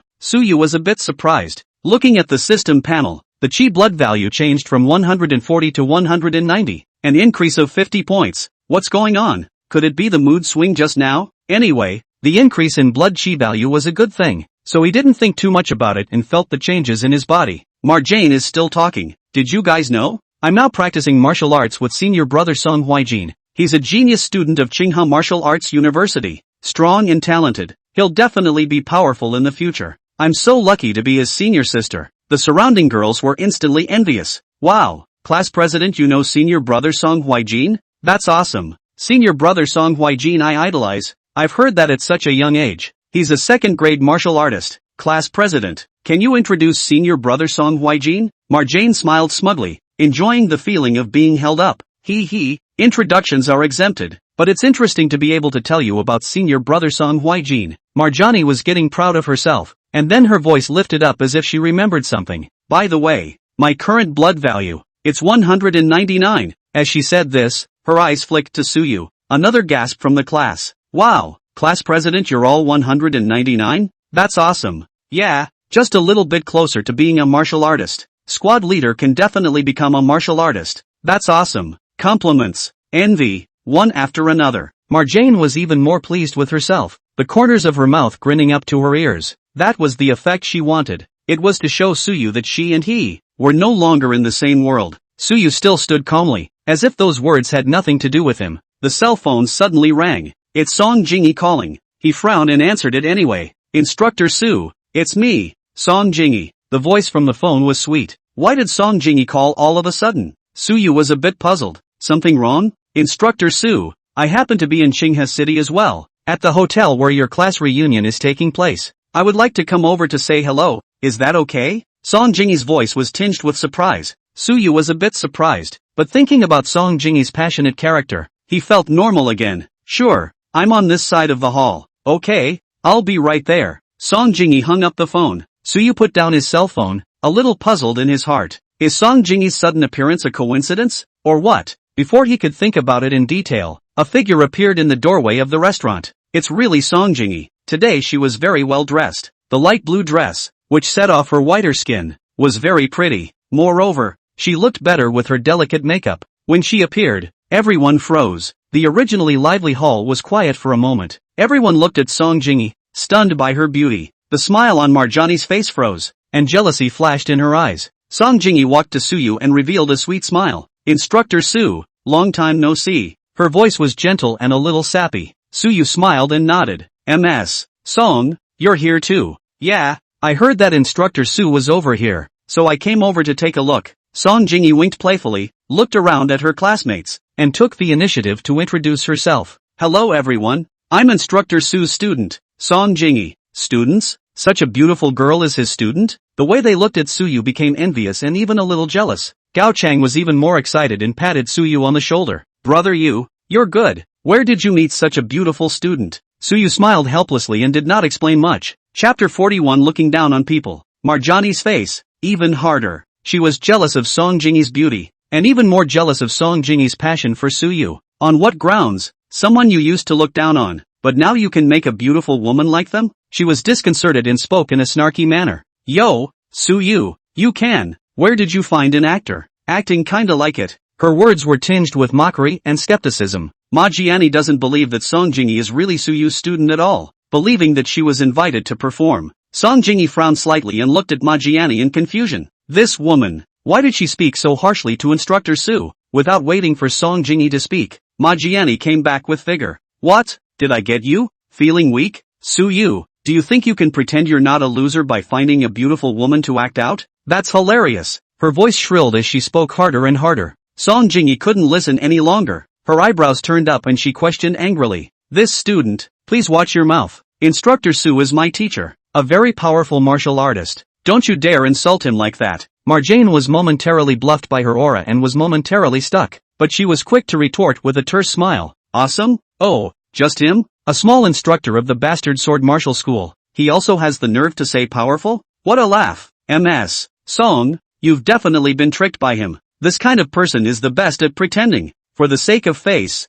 Majiani went out on a limb and desperately belittled Suyu. Song Jingyi was shaking with anger and was just about to say more, but Ma Jiani suddenly turned her words around and whined. "Ms. Song, you probably don't know, right? Actually, I'm senior brother Song Huijin's girlfriend, elder brother Huijin and we've been dating for a long time. It's just that it's never been publicized." Song Huijin's girlfriend? Once again, the class blew up. The eyes that looked at Ma Jiani immediately had a little more awe. Song Huijin was a genius from Tsinghua Martial Arts University. If she's really his girlfriend, that's an unusual status. Marjani looked at everyone's shocked expressions with glee. Her heart was happy. She was using this lie to press Song Jingyi and teach Suyu a lesson. Song Jingyi froze, her face full of doubt. She'd never heard of this before, and she'd never seen any girlfriends around her brother. Could it be that Marjane is lying? Song Jingyi muttered in her heart and couldn't help but ask her. "This student, you said you're Song Huijin's girlfriend? Excuse me, is there any evidence?" These words made Marjani's smile freeze.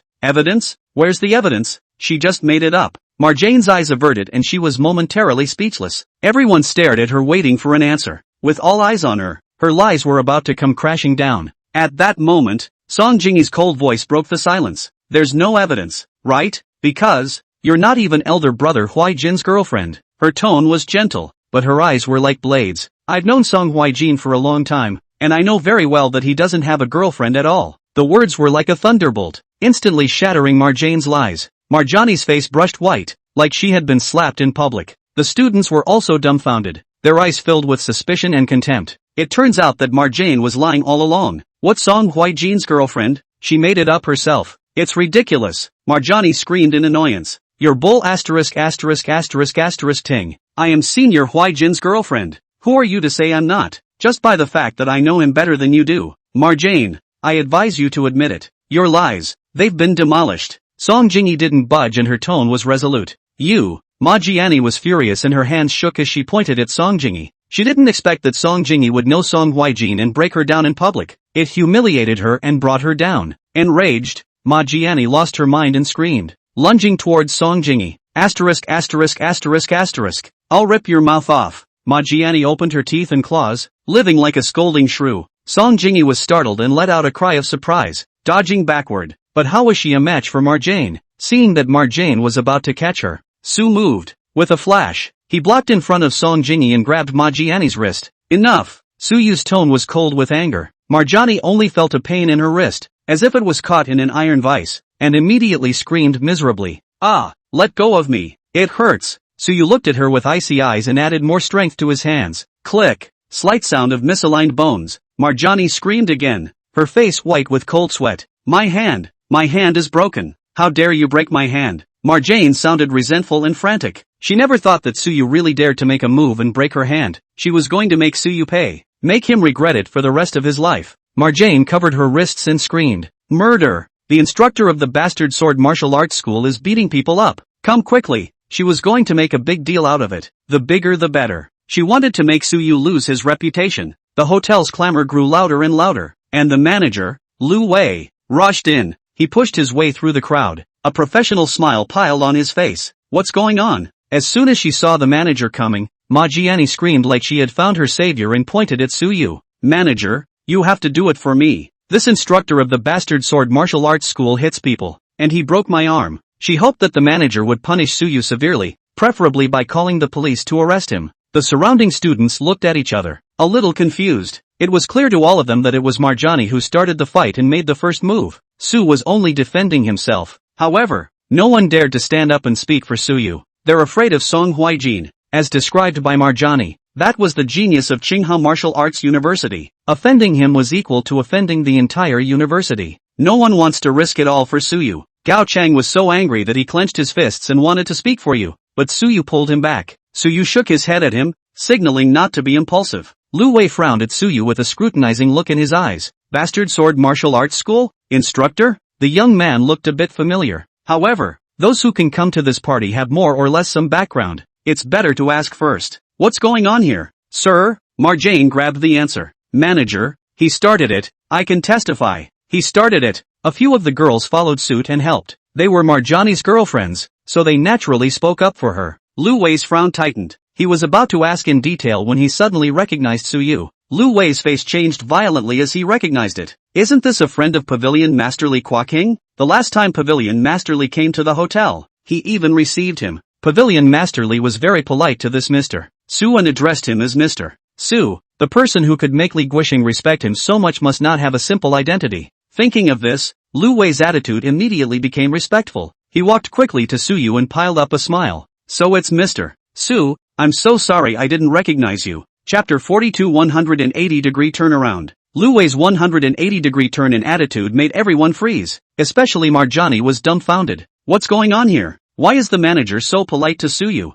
Could it be that, because she was Song Huijin's senior sister and mistakenly thought that Su Yu was her classmate, that's why she was so respectful? That must be it. Marjani's heart rose in triumph. She became even more arrogant, pointing at Su Yu and gesturing at Lu Wei. Manager, he has nothing to do with me. He's the one who posed as an instructor of the bastard sword martial arts school, causing trouble and beating up people at our party, affecting everyone's mood. You get him and that accomplice next to him out of here. Don't let them set foot in the hotel from now on. The tone was arrogant, like he was the owner of the hotel. She picked up the table menu and flipped through it casually. Right, manager, for the sake of me being Song Huijin's senior sister, let's give a 50% discount today. No, a waiver would be nice. Serve us the most expensive wine and dish in your store again. We want to press the point. Marjane is leonizing her and being completely nonchalant. Lu Wei's smile froze on his face and he gave Marjiani an awkward look. This young lady, I'm afraid there's been a misunderstanding, but for the sake of the guest, he patiently explained. The lady, you are mistaken. I know Mr. Su because he's a friend of our hotel's valued guests, not because of what you said about Song Huijin. Marjiani did not understand the hint, thinking that Lu Wei was deliberately polite, more complacent, and put on a high profile. Manager, I know you guys are like that in business. No need to explain. I understand it all. You guys are just being polite because of Senior Huijin's face, right? Don't worry, you won't lose out on your hotel. When I have the chance in the future, I'll ask Senior Huijin to bring more friends to spend money. Marjane talked to herself, lost in fantasy. Lu Wei's face sank. He had seen a lot of self-righteous guests, but it was really the first time he had seen one as stupid and arrogant as Marjiani. Unbelievable. He didn't want to talk nonsense with Marjane, and directly stated his attitude. This young lady, you've really misunderstood. Our hotel treats Mr. Su with respect. It has nothing to do with anyone. If you're not happy with our service, you can bring it up and we'll improve it. But I'm afraid you're playing the wrong game if you want to use someone else's name to press the hotel. That's a direct slap in the face to Marjane. No pun intended. The surrounding students all heard Lu Wei's meaning, arguing to be polite to Su Yu, not because of Marjiani, but because Su Yu himself has a head. The scene was in an uproar. What's going on? What is this Su Yu's origin? How can you make the hotel manager so respectful? Marjani's face turned blue, feeling publicly humiliated like a clown, especially in front of Su Yu, whom she had always despised. It was even more embarrassing and angry. Annoyed, she screamed back. No way, you're lying to me. Your hotel is only being polite to Su Yu because of senior brother Song Huijin's face. Otherwise, why would he, a stinking instructor of the bastard sword martial school, make you respect him? Ma Jiani was dead set on not believing that this was true, preferring to believe that the manager was lying rather than admit that Su Yu was better than herself. Lu Wei finally couldn't bear it and his tone was icy cold. This young lady, please watch your language. Mr. Su is an honored guest of our hotel. I won't allow anyone to disrespect him. If you continue to make a scene, I will ask you to leave. Ma Jiani was shocked by Lu Wei's aura and couldn't speak for a moment. How dare a hotel manager be so mean to himself? Could it be that this Su Yu really had some remarkable background? Her insides began to waver and her eyes hesitated. Song Jingi interjected at this point. She walked up to Marjane, her tone quite calm, but with a hint of mockery. Classmate, haven't you always said that your senior sister Song Huijin, and that your senior brother Huijin is particularly powerful and honorable? In that case, how about I call my brother and ask him if he recognizes you? When Marjani heard this, her face instantly turned white. She panicked and waved her hands, stuttering over her words. No need to call. I was just joking just now. Elder brother Huijin and I, we're just ordinary friends. Marjane finally admits that she was lying before. She wasn't Song Huijin's senior sister at all. The previous bragging was a lie made up to save face. There was another outcry from the surrounding students. The eyes that looked at Marjani were tinged with contempt and ridicule. So it turns out that Marjani has been faking it all along. What a hypocrite. Marjane couldn't stand the stares. She felt as humiliated as if she had been stripped naked. Covering her face, she screamed and ran out of the restaurant, looking at Marjani's back as she ran away. The way the students looked at Suyu completely changed. Before they had looked down on him and even mocked him.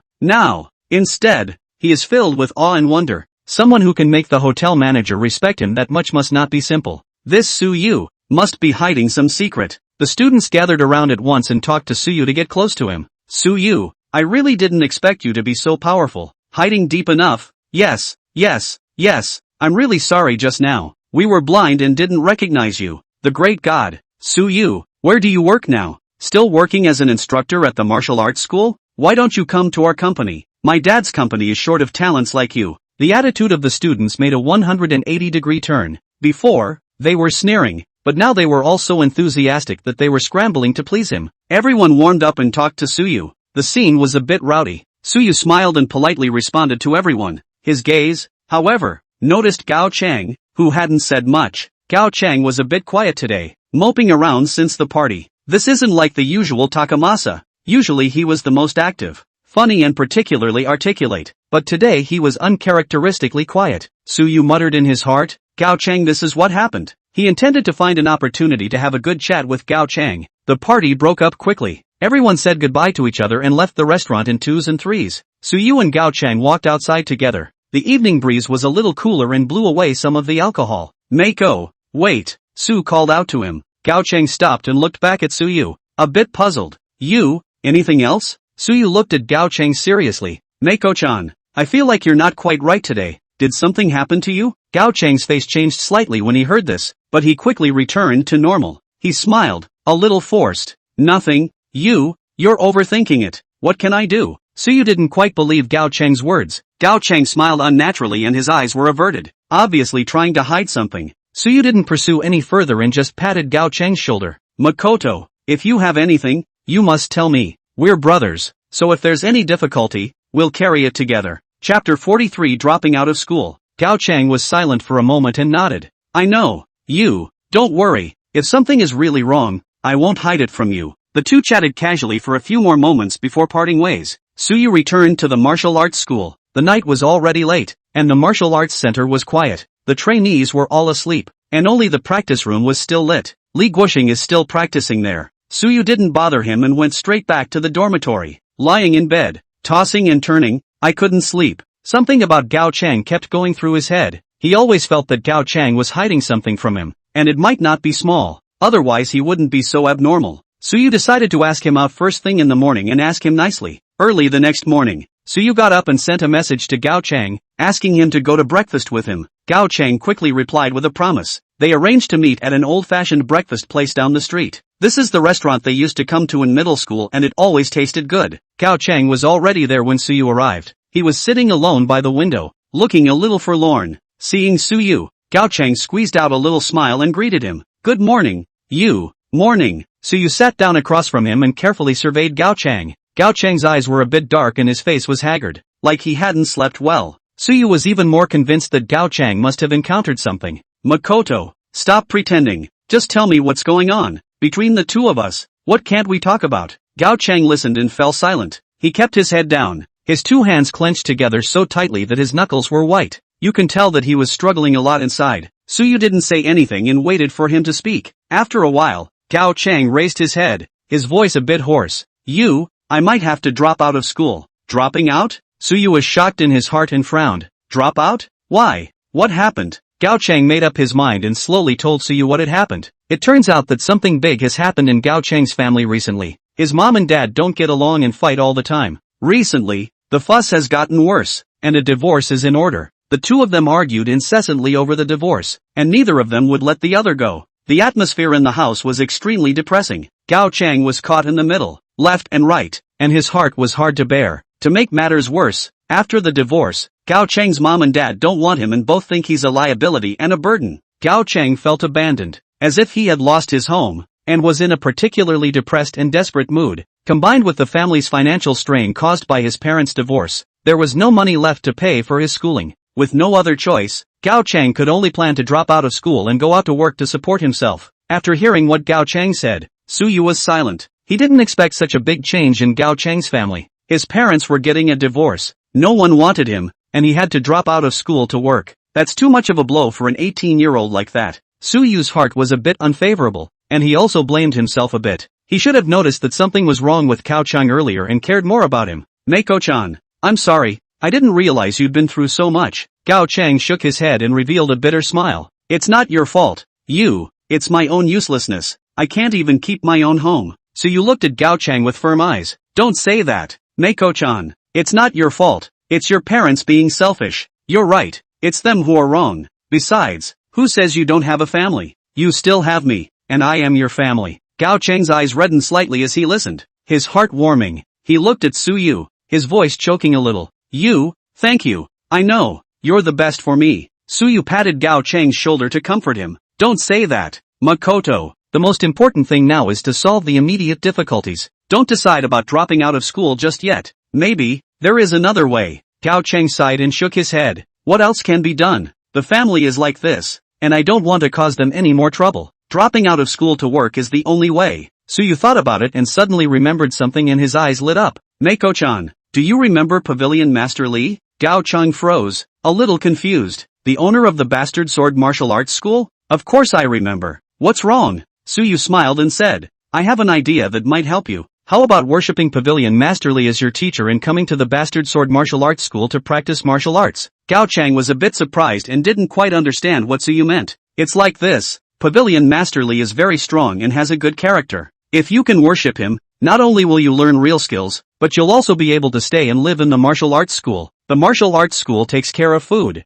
shelter, and a paycheck, enough for you to support yourself. Moreover, you have good talent, so as long as you practice hard, you will definitely be able to become a powerful martial artist in the future. At that time, it's not impossible to honor your ancestors, not to mention supporting yourself. Gao Cheng's heart was moved after listening to Su Yu. He had dreamed of practicing martial arts since he was a child, but never had the chance. If he could worship the master of the Bastard Sword Martial Arts School as his teacher, it would really be a good thing that he wouldn't even dare to dream about. This way, the difficulties at hand can be overcome without having to drop out of school to work. It's simply too attractive. Is that really possible? I can worship Master Lee Pavilion? Gao Chang asked excitedly, his tone full of hope. Su Yu smiled and nodded. Of course it's true. Pavilion Master Lee values talent, and since your talent is good, he's definitely willing to take you in. Don't worry, I'll have a good chat with the pavilion owner. No problem. Gao Chang was touched in his heart and said thank you again to Brother Yu. Su Yu waved his hand. The two of us are still polite. Let's go. Now go to the martial arts hall to see Pavilion Master Lee, and strive to finalize it today. Gao Chang nodded his head vigorously, hope in his eyes. The two of them finished their breakfast and went to the martial arts center. Su Yu directly brought Gao Chang to Li Guoxing, who was teaching a class. Seeing Su Yu bring someone in, Li Guoxing was a bit surprised. Su Yu, this is? Su Yu smiled at the introduction. Pavilion Master, this is my brother, Gao Chang. Gao Chang hurriedly greeted. Good day, Pavilion Master Li. Li Guoxing nodded and looked Gao Chang up and down, his eyes showing appreciation. Not bad, quite full of essence, material for practicing martial arts. Su Yu hurriedly said, Pavilion Master, it's like this. Makoto Z, who has encountered something, wants to worship you as his master and come to the martial arts school to practice martial arts. Do you think it's okay? Li Guoxing listened and thought for a moment, not answering immediately. He looked at Gao Chang and asked suspiciously, Junior, you want to worship me? Gao Chang nodded his head in a hurry. Yes, Pavilion Master Li. I've loved martial arts since I was a kid and wanted to be awesome. If I could be your teacher, I would learn hard and not let you down. Li Guoxing smiled, quite satisfied with Gao Chang's attitude. Not bad, there is ambition. However, it's not easy to learn martial arts from a master. It takes a lot of pain and sweat. Can you take the pain? Gao Chang immediately replied.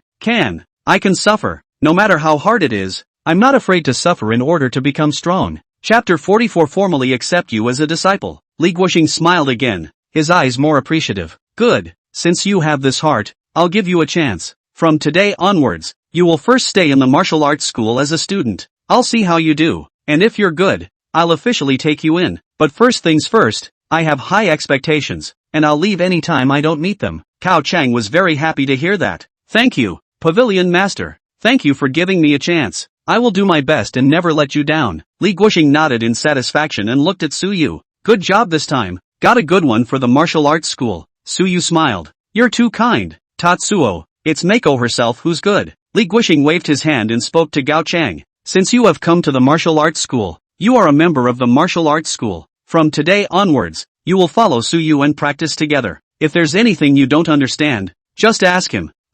Pavilion Master. Gao Chang responded excitedly. Li Guoxing nodded and continued to instruct the other students to practice. Su Yu's reputation in the martial arts circle was getting louder and louder. Many parents have heard of his fame and want to send their children to the Bully Blade Martial Arts School. The number of martial arts school students also gradually increased. That day, a special guest came to the martial arts school. Su Yu was teaching Gao Chang to practice boxing when a familiar figure appeared at the door. It was the class teacher, Li Fong, who was carrying a fruit basket, looking a bit formal with an awkward smile on her face. Su Yu was a bit surprised. Why was the teacher here? He told Gao Chang to practice on his own first and greeted him with a quick step. Mr. Li, what brings you here? Come in quickly. Su Yu warmly invited Li Fong into the martial arts center. Li Fong looked around curiously, thinking that the martial arts center was much more formal than she had imagined. The shouts of the trainees practicing their martial arts sounded quite animated as well. Su Yu, your martial arts school is doing well. Decent. Li Fong smiled and complimented him with a tone of relief. Su Yu smiled modestly. You flatter me,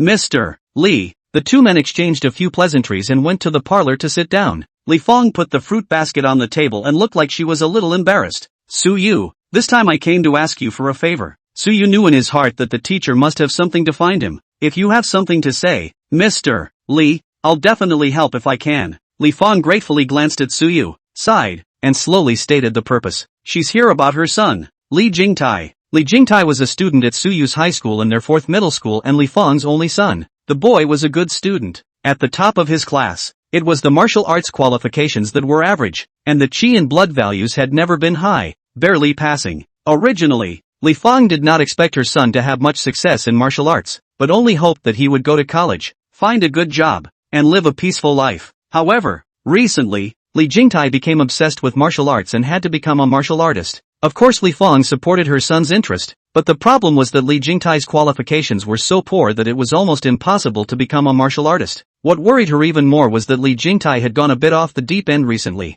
In addition to studying every day, he was practicing martial arts so desperately that even his studies and rest were affected. Li Fong looked in her eyes, anxious in her heart, and did not know how to persuade her son. I heard that Su Yu was gifted in martial arts and was a martial arts school instructor at a young age. Moreover, Su Yu had been her student before and knew his roots and was trustworthy. Thinking about it, Li Fong thought left and right and decided to ask Su Yu to help and see if he could give Li Jingtai some pointers to make him recognize reality. After hearing Li Fong's words, Su Yu was also very emotional. It's not easy for Li Fong, a single mom, to bring up a child all by herself. And this situation with Li Jingtai is a real headache. Studying well means the child is smart, but with ordinary martial arts qualifications, he was so persistent. Su Yu thought about it and had an idea in his heart. Teacher Li, I understand what you mean. Jingtai is your son and my schoolmate. It's only logical that I should help. Tell you what, see if you can get him to come to our martial arts school and try it out. I can teach him myself for a while and see how it goes. Li Fong was overjoyed to hear that.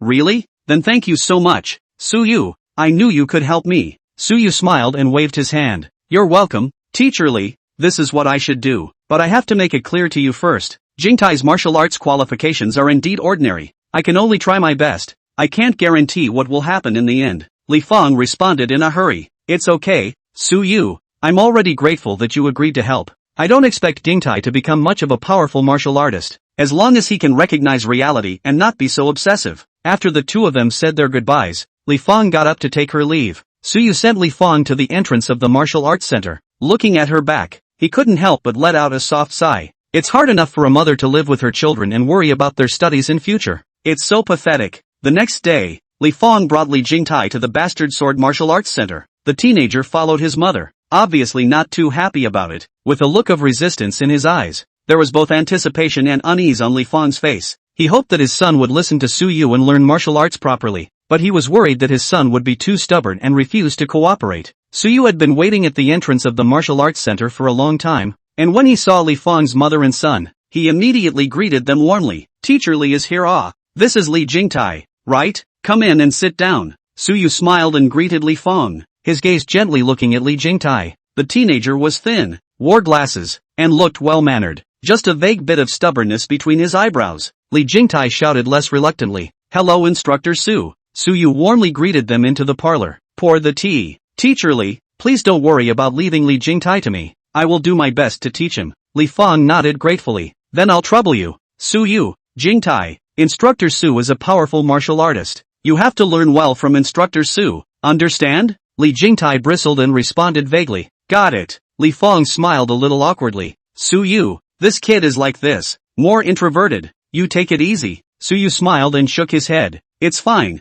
Mr. Li, I will slowly communicate with him. Li Fong exhorted Li Jingtai a few more times before getting up to take his leave. In the parlor, only Su Yu and Li Jingtai were left. Su Yu carefully sized up the teenager in front of him. Li Jingtai looked rushed, his head lowered, and his fingers kept rubbing together. Su Yu could feel the resistance and impatience in the teenager's heart. He didn't preach right away, but slowed his tone to chat. Jingtai, it seems to me that you're not interested in martial arts? Li Jingtai froze and raised his eyes to look at Su Yu, as if he did not expect the other party to be so direct. He hesitated, but nodded. Well, not too interested. Then why did you come to the martial arts school to learn martial arts? My mom sent me. Su Yu smiled slightly, understanding the situation. I'm sure she was forced to come by her mother, so no wonder she looks so unhappy. Chapter 45 Skipping class and missing training. Running to an internet cafe to relax? Su changed his approach and continued to chat. Jingtai, in fact, you may not know much about martial arts, and even have some misunderstandings. In fact, martial arts is not just physical exercise, but it can also refine your willpower and improve yourself. By practicing martial arts, you can become stronger, more confident, and meet a lot of friends. Li Jingtai listened attentively, his gaze gradually changing. It seemed to be touched. Su Yu saw this and continued to speak. Let's put it this way, Tian is not in a hurry to practice martial arts first. I'll first take you on a tour of the martial arts school, so that you can see the atmosphere of the martial arts school and also get to know the other students. Maybe, you'll have some new perspectives on martial arts, as well. Li Jingtai considered for a while and finally nodded his head in agreement. Afterwards, Su Yu took Li Jingtai around the entire martial arts center. The practice room, the equipment area, and the lounge area, all looked over. Li Jingtai watched this, his eyes gradually becoming curious. There seemed to be a little yearning for life in the martial arts school. After the visit, Su Yu brought Li Jingtai back to the practice room. He called Gao Chang and told the two to get to know each other. Gao Chang was cheerful and soon got acquainted with Li Jingtai. The two chatted quite a bit and the scene became much more relaxed. Su Yu watched from the sidelines, slightly relieved in his heart. It seems that Li Jingtai is not that averse to martial arts. Perhaps, given some time and guidance, he might slowly come to like martial arts. In the next few days, Su Yu carefully taught Li Jingtai. He created a training program based on Li Jingtai's physical condition. Starting from the most basic stance and horse stance, he slowly guided Li Jingtai to get started. Su Yu taught patiently and carefully. He would adjust his teaching style according to Li Jingtai's understanding. Will also tell some martial arts stories and anecdotes during training to add interest. Although Li Jingtai had ordinary qualifications, he was quite serious about his studies. He came to the martial arts school on time every day to train and listen to Su Yu. This made Su Yu feel relieved. He had thought that Li Jingtai would be a rebellious teenager who would be difficult to control. I didn't realize it was quite so obedient, but the good times don't last long. Within a few days, Li Jingtai began to show his true nature. He started making excuses to miss class and stopped paying attention at practice. Su Yu noticed the change in Li Jingtai and talked to him a few times, but Li Jingtai always found excuses to stall and his attitude became more and more impatient. Su Yu was a little disappointed in his heart. It seems that Li Jingtai's interest in martial arts was just a passing novelty. That afternoon, Li Jingtai missed class again. Su Yu waited for a long time at the martial arts center and saw no one. He called Li Jingtai and there was never any answer. There was a bit of fire in Su Yu's heart. This Li Jingtai, he really doesn't know what's good for him. Ms. Li Fong trusted herself so much to give her son to him, and he did his best to teach. However, he did not value the opportunity and failed him and Mr. Li Fong. Su Yu decided to go find Li Jingtai and ask him about it. He sent a message to Li Fong, telling her about Li Jingtai's absence from class. Then, left the martial arts center. Su Yu guesses where Li Kyungtae might go based on what he usually says. The internet cafe was the place that Su Yu focused on finding. Many teenagers these days are addicted to online games. Li Kyungtae looks civilized and introverted, and probably uses online games to escape reality as well. Su Yu came to an internet cafe closest to the martial arts center. Once inside, it was pandemonium and noise. Su Yu frowned and started to look for Li Jingtai in the internet cafe. The internet cafe was huge, with computers set up in a dense row. Su Yu looked over one by one, and soon, in a corner, he found Li Jingtai. The teenager wore headphones and stared intently at the computer screen, his fingers flying over the keyboard. On the screen, it was intense gameplay, with all sorts of special effects flashing around. Li Jingtai was completely immersed in the game and didn't even notice Su Yu coming. Su Yu walked behind him and looked at him coldly. The teenager's face was full of excitement and engrossment. Where is there any interest in martial arts? The fire in Suyu's heart instantly ignited. His voice was icy cold as he took off Li Jingtai's headset. Li Jingtai, what are you doing here? Li Jingtai's shoulders shook like he was electrocuted. He slowly turned his head and saw Suyu standing behind him. The excitement on his face disappeared and became flustered and embarrassed. Instructor Su, why are you here? Li Jingtai stuttered and his eyes darted around, not daring to look at Suyu. Suyu's face was calm, but his gaze was sharp, staring at Li Jingtai. He didn't answer, just repeated the question again. I asked you, what are you doing here? Li Jingtai was a little out of breath from Suyu's aura. His eyes dodged and he stammered. I just came to surf the net and relax. Suyu sneered. Skipping class and missing training, running to an internet cafe to relax? Li Jingtai's face reddened and he hastened to defend himself. I wasn't feeling well today, so I didn't go to the martial arts center. Suyu's voice raised with fire. I see that you are in high spirits. How does it look like you're not feeling well? Li Jingtai was left speechless by the question and his face became even more ugly. The lie was broken, and he simply broke and hardened his tone. Even if I come to the internet cafe, so what? What's it got to do with you? I'm not an official student of the martial arts school. It's my freedom to come or not. Suyu frowned and his tone went cold. Li Jingtai, your mom hired me as an instructor. It's my responsibility to teach you martial arts. By skipping class and missing training,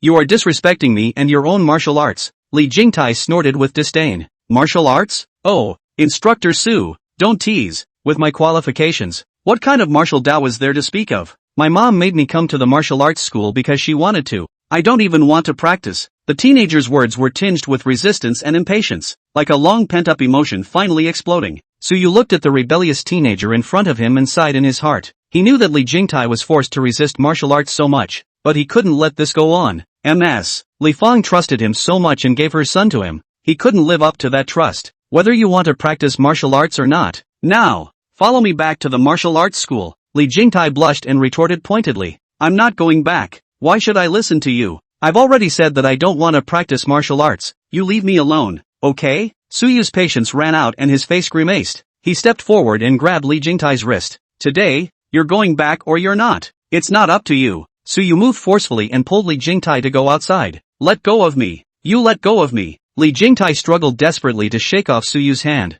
but he couldn't. The noise in the internet cafe drew the attention of the people around. The obese internet cafe owner with dyed yellow hair walked over with a cigarette dangling from his mouth. What for what? Making trouble here? The owner of the internet cafe had a bad tone and glared menacingly at Suyu. Chapter 46 seconds. Suyu stopped and looked back at the internet cafe owner with a calm face. Boss, I'm teaching my students a lesson. Nothing to do with you. The owner of the internet cafe glanced at Suyu and then looked at the grabbed Li Jingtai and immediately understood the situation. He grinned, revealing his yellow teeth and becoming even more arrogant. You who? Causing trouble in our internet cafe and saying you're teaching students a lesson? I think you're looking for a fight, right? He said, spitting, his eyes provocative. When Li Jingtai saw the internet cafe owner appear, he was emboldened. Instructor Su, don't think you're so powerful. This is an internet cafe, not your martial arts center. It's not your turn to be wild. If you're capable, you fight Biao. If you can beat Biao, I'll go back with you. Li Jingtai's tone was arrogant, and his face wore a smile of watching a good show.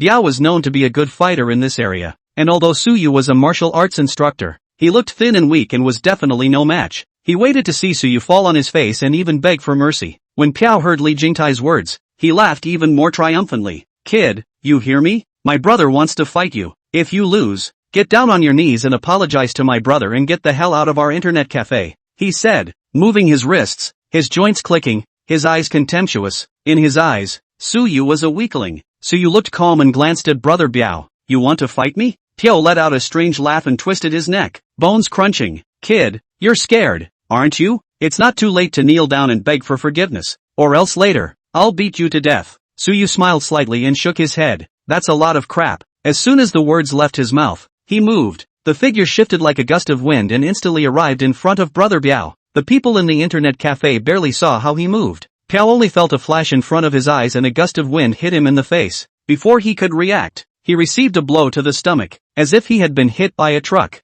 That sharp pain instantly spread all over his body. Biao's fat body flew out and slammed into the table behind him, which was instantly in pieces. The crackling sound overpowered the noise of the internet cafe. In the internet cafe, it was quiet for a moment. Everyone was dumbfounded, looking in disbelief at Biao. who was curled up in a ball on the ground. He was so arrogant just now, but he was knocked down in one go? The smug smile on Li Jingtai's face froze. He stared at Suyu with wide eyes, staring at him tightly, like he had seen a ghost. No way. Absolutely no way. How could such a strong Biao be killed by Suyu in a second? Isn't Suyu just a martial arts instructor? How come it's so great? Li Jingtai's mind went blank, completely dumbfounded. Suyu slowly retracted his fist and didn't even look at Biao on the ground. He turned his head, looked at the frozen Li Jingtai, and calmly asked, "Now, go back with me?" Li Jingtai was shaken as if he was waking up from a dream. Looking at Suyu's eyes, his heart was afraid and in awe. At this moment, his view of Suyu completely changed. It was thought that Suyu would only brag.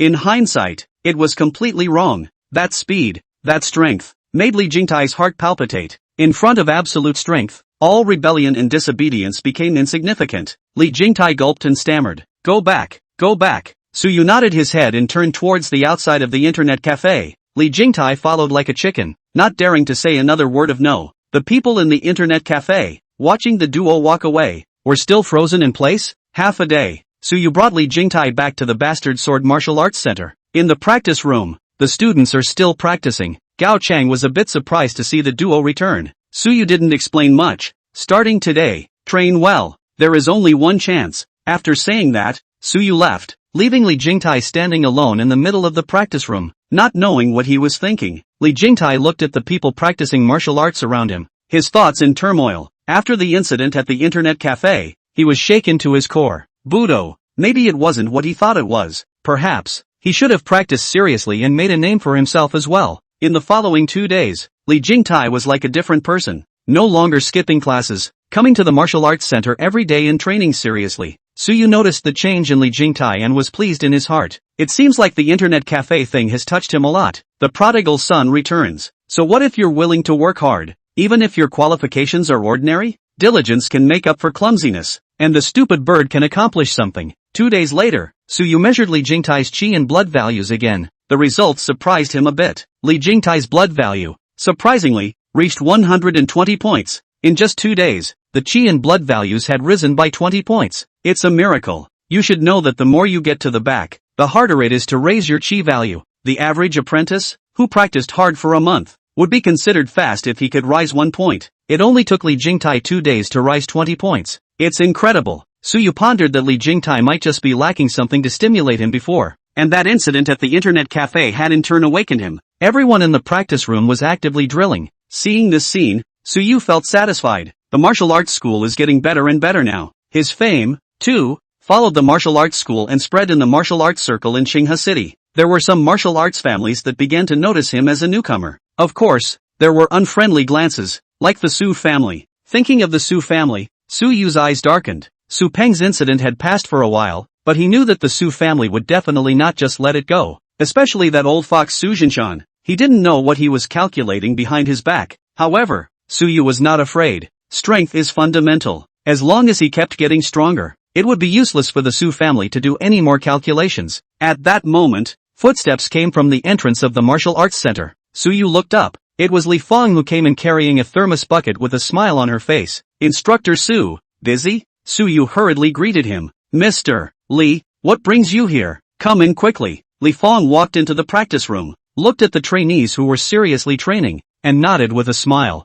"Everyone's been working pretty hard, so it looks like you're doing a good job as an instructor." Suyu smiled. "It's all about their own efforts." The two walked to the parlor. Li Feng put the thermos on the table and opened the lid, and the aroma wafted out. "This is the soup I made for you. To replenish your qi and blood, practicing martial arts is hard. Drink some to replenish your body." Suyu's heart warmed. "Thank you, Mr. Li, you're too kind." Li Feng smiled and looked at Suyu. "With me polite what?" "Suyu, Jingtai this child. Thanks to you, recently the change is really big. Study also serious, training also hard. I do not know how to thank you. It was Jingtai's own effort. I just did what I had to do. You are just too modest. I know you have good martial arts talent and high potential, but you have to be careful." Hearing Li Feng's words, Suyu understood in his heart. "Mr. Li, are you talking about the Su family?" Li Feng nodded and sighed. "The Su family is powerful in Qinghe City, and they definitely won't let you off the hook if you hit Su Peng. Especially Su Jinshan. That man is ruthless. You must be careful and watch out." Chapter 47 The Wei family's revenge. Suyu knew that Li Fong was afraid that he would be retaliated against by the Su family. Don't worry, Mr. Li, I'll be careful. Seeing Suyu so firm, Li Fong was slightly more relieved. She understood that Suyu was not a reckless person and had a good idea in her heart. By the way, there's something else. I heard someone say that Su Peng's injury, it seems like it can't be cured completely, and he's become an invalid. Hearing this news, Suyu's heart was clear as day. Su Peng's injuries, he had hit hard, and it was difficult to heal them completely. The Su family spent their efforts and could only save Su Peng's life, and it was almost impossible to restore the original state. With Su Peng wasted, the Su family must hate him even more. I'll keep an eye on it, Mr. Li. Li Fong nodded without saying anything else. With Suyu's nature, it was useless to say too much, but instead it gave him pressure. All she could do was to remind Suyu to be careful, and the rest was up to him. The two chatted for a while longer before Li Fong got up and left. Suyu sent Li Fong to the entrance of the martial arts center and watched her leave, thinking a lot in his heart. The threat of the Su family was always there. He had to raise his strength as soon as possible in order to deal with the Su family's retaliation. Returning to the practice room, Suyu continued to teach the trainees to train, but his mind was not entirely on this. How to get stronger quickly was his main concern right now. The system is his biggest dependency. Advanced martial arts is a shortcut to getting stronger. He had to hurry to return the divine elephant fist and advance the next martial art. In the evening, the cadets left one by one. In the practice room, only Suyu was left alone. He sat down with his legs crossed and began practicing the rock foundation breathing technique. Breathing in and out, the qi and blood flow. He could feel that his qi value was slowly increasing. It's slow, but stick with it and it will always work. Suddenly, a system beep sounded in his head. The system has detected that the host's qi and blood value has reached 200 points, which meets the standard of a first-grade martial artist. Congratulations to the host for becoming a first-class martial artist. Suyu snapped his eyes open and surprise flashed in his eyes. Finally a first-class martial artist. The blood value exceeding 200 points was a significant progress. It means that he has officially stepped into the door of martial arts. He felt the qi and blood surging in his body and was excited. Becoming a first-grade martial artist would increase your strength by a large margin. Against the Su family, there was also a better chance of winning. Getting up, he walked over to the strength testing machine and swung a punch. Boo! The numbers on the tester jumped fast. Finally, it stopped at 250 kilograms. 250 kilograms. A full 50-kilogram power boost. The power of a first-grade martial artist was really strong. Suyu clenched his fists and felt the power in his body with confidence. The Su family, what can they do to him? The Su family. Fengqin sat across from Su Haiping, tears streaming down her face. Haiping, Peng has really become an invalid. Su Haiping's brows were tightly locked, and his heart was annoyed as he watched Fengqin cry her heart out. He was heartbroken when Su Peng became like this. But what can be done? Fengqin cried out. My poor Peng, this life is ruined. Those doctors say it can't be cured. It's a total waste. He's only 20 years old. And what's the point of me living when his life is like this before it even starts? Su Haiping sighed and reached out to wrap his hand around Fengqin's shoulders, soothingly. Alright, don't cry. It's hard for me too when Peng becomes like this. But what's the use of just crying? It's happened, and we have to figure out how to fix it. Fengqin shouted angrily as she pushed Su Haiping away. Solve it? How to solve it? Peng is a wreck. Tell me how to fix it. I'm going to call the police. I'm going to sue that Suyu. I'm going to make him sit through the bottom of the jail. I'm going to make him pay for Peng's life. Su Haiping's face sank and his tone became heavy. Are you crazy? Calling the police? Do you know what Suyu is now? He's the red man of the bullying sword martial arts school. If we call the police to arrest him, we're going against Li Guoxing. Do you think that our Su family, right now, can fight with Li Guoxing? Fengqin froze and cried a little less. Li Guoxing is not a character to be messed with. The bastard sword martial arts school was also considered a force in Qinghe City. The Su family's current situation made it inappropriate to make any more strong enemies, but she couldn't swallow it. How can you live with your son if you don't do something about what he's become? Her Peng was resuscitated, but what's the difference between that and being dead? Should we just let it go? Just let that Suyu get away with it? Peng was victimized by him for nothing? I'm not willing to die. Su Haiping rubbed his brow with a tired expression. Of course you can't just leave it at that. I'll find a way to avenge Peng's death, but now is not the time. We have to think long and hard. Fengqin simply could not listen. She now only wanted to immediately take revenge and let Suyu also taste the pain. In the long run, how long do we have to wait? When that Suyu becomes a martial artist, how can we still take revenge? No, I can't wait. I want revenge now. Su Haiping had a headache from Fengqin's noise and was a bit impatient. Can you calm down? Revenge has to be taken in a methodical way. Doing it brute force will only backfire. I've already said I'll figure it out. Will you stop it? Feng Qin looked at Su Haiping's attitude and became even more angry. She felt that Su Haiping didn't care about Su Peng at all and was just perfuming her. You just don't want to avenge Peng Peng, you heartless father. Your son is like this and you're still so cold-blooded. I was so blind to marry someone like you. Su Haiping was so fired up that he didn't bother to put on a good face. I'm cold-blooded? For the sake of the Su family. For Peng Peng, how much have I given? Do you see? If it weren't for curing Peng Peng, would I have to stoop so low as to beg? You think I don't want to take revenge? I just don't want to be like you. Brainless and only brute force. Feng Qin was choked by Su Haiping's words and could not speak for a moment. She knew that Su Haiping was telling the truth. In order to cure Su Peng, he had really gone through a lot of trouble. But so what? Peng Peng is still wasted. Su Haiping saw that Feng Qin didn't say anything anymore, and his tone slowed down a bit. Okay, stop it. I will find someone to deal with Su Yu. Don't worry, but not now. Wait for the opportunity. Su Haiping has other plans in mind. Su Peng is already useless. He still has a son outside. That is his hope. He didn't want to risk offending Li Guoxing for the sake of a useless person, and only wanted to appease Feng Qin and tell her to stop.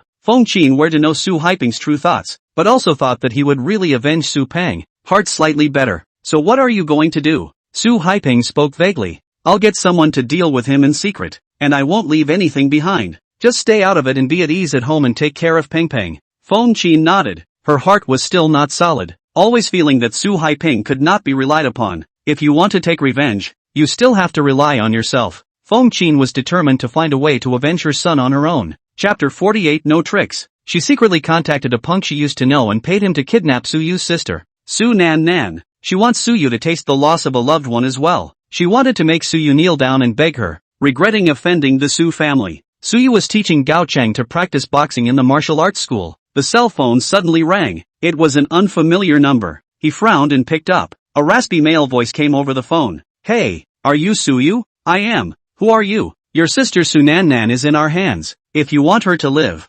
prepare $5 million.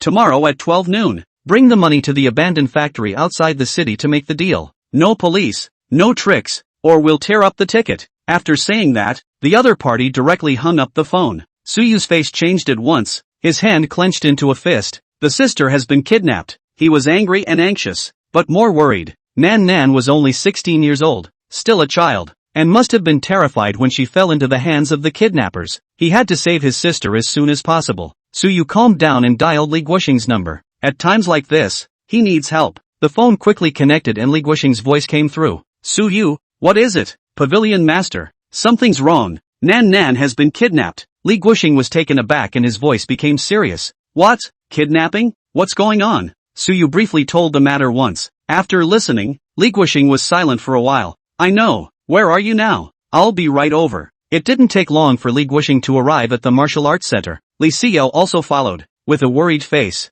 Su Yu said the content of the call he had just received in detail again. Brother Su Yu, we must call the police for this kind of thing. Su Yu shook his head, his face heavy. No, you can't call the police. The kidnappers said no police or they'll tear the ticket. I can't take any chances. Nan's safety is most important. Li Xiao became even more anxious. But how can we get so much as $5 million? Even if we give the money, the kidnappers won't necessarily release them. Li Guoxing thought about it. I'll figure out the money. The calling of the police is something that does need to be considered. If the kidnappers dare to kidnap someone, they must be prepared. And if they get angry, Nan will be in danger. Su Yu looked at Li Guoxing gratefully. Pavilion Master. Thank you. Li Guoxing waved his hand. This is not the time to say thank you. Saving people is important. Su Yu, what are you going to do? Su Yu gritted his teeth, his eyes firm. I'm going to trade and get Nan back. Li Xiao worriedly said. The kidnappers might have guns. It's too risky for you to go alone. Su Yu shook his head. It's okay, I've got it covered. Nan was kidnapped for me. I have to go and save her. Li Guoxing patted Su Yu's shoulder and said in a deep voice. Okay, I'll support you. About the money, leave it to me, I'll raise it. Li Guoxing didn't say anything more and turned around to leave the martial arts center. His thoughts were the same as Su Yu's. It is too risky to call the police in case the kidnappers are provoked. $5 million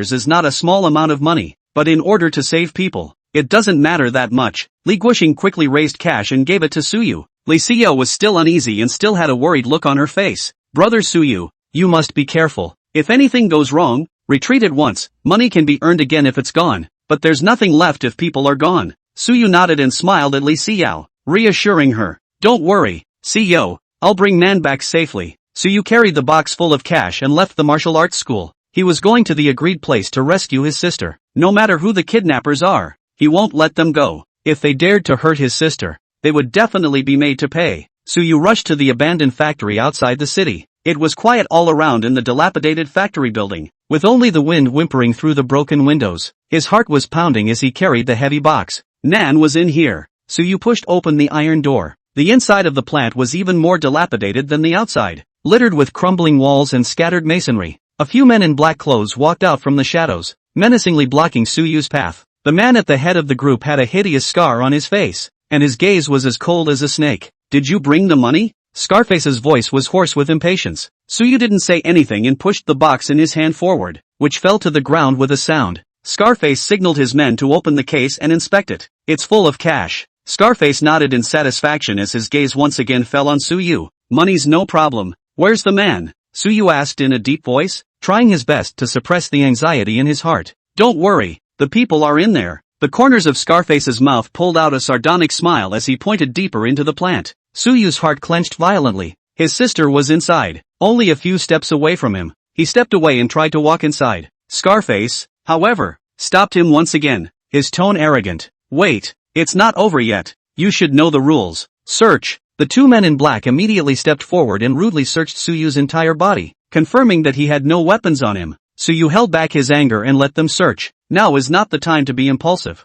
Saving Nan is the most important thing. After confirming that there was no threat on Suyu, the scar-faced man waved his hand to signal his men to let him go. Suyu quickly walked into the depths of the factory building. In a corner, he saw Su Nan who was tied to a chair. My sister's mouth was taped shut, her eyes were red and swollen, her face was tear-stained, and her tiny body was shaking. Seeing Suyu, Su Nan instantly burst into tears. Brother! Su Nan whimpered and struggled, but the ropes bound her tightly. Suyu's heart was like a knife, so painful that he couldn't breathe. He walked quickly to Su Nan's side and wanted to untie the rope on her. Scarface once again spoke out to stop Suyu. Don't move! You've seen the man, and if you want to take him away, you'll have to ask me if I'll agree. Scarface walked over to Su Nan, grabbed her hair, and yanked her up from the chair, the cold knife against her face. Ah! Su Nan screamed in fear, her body shaking uncontrollably. The blade cut through her skin and blood seeped out, leaving bloody marks on her face. Su Nan cried out in pain,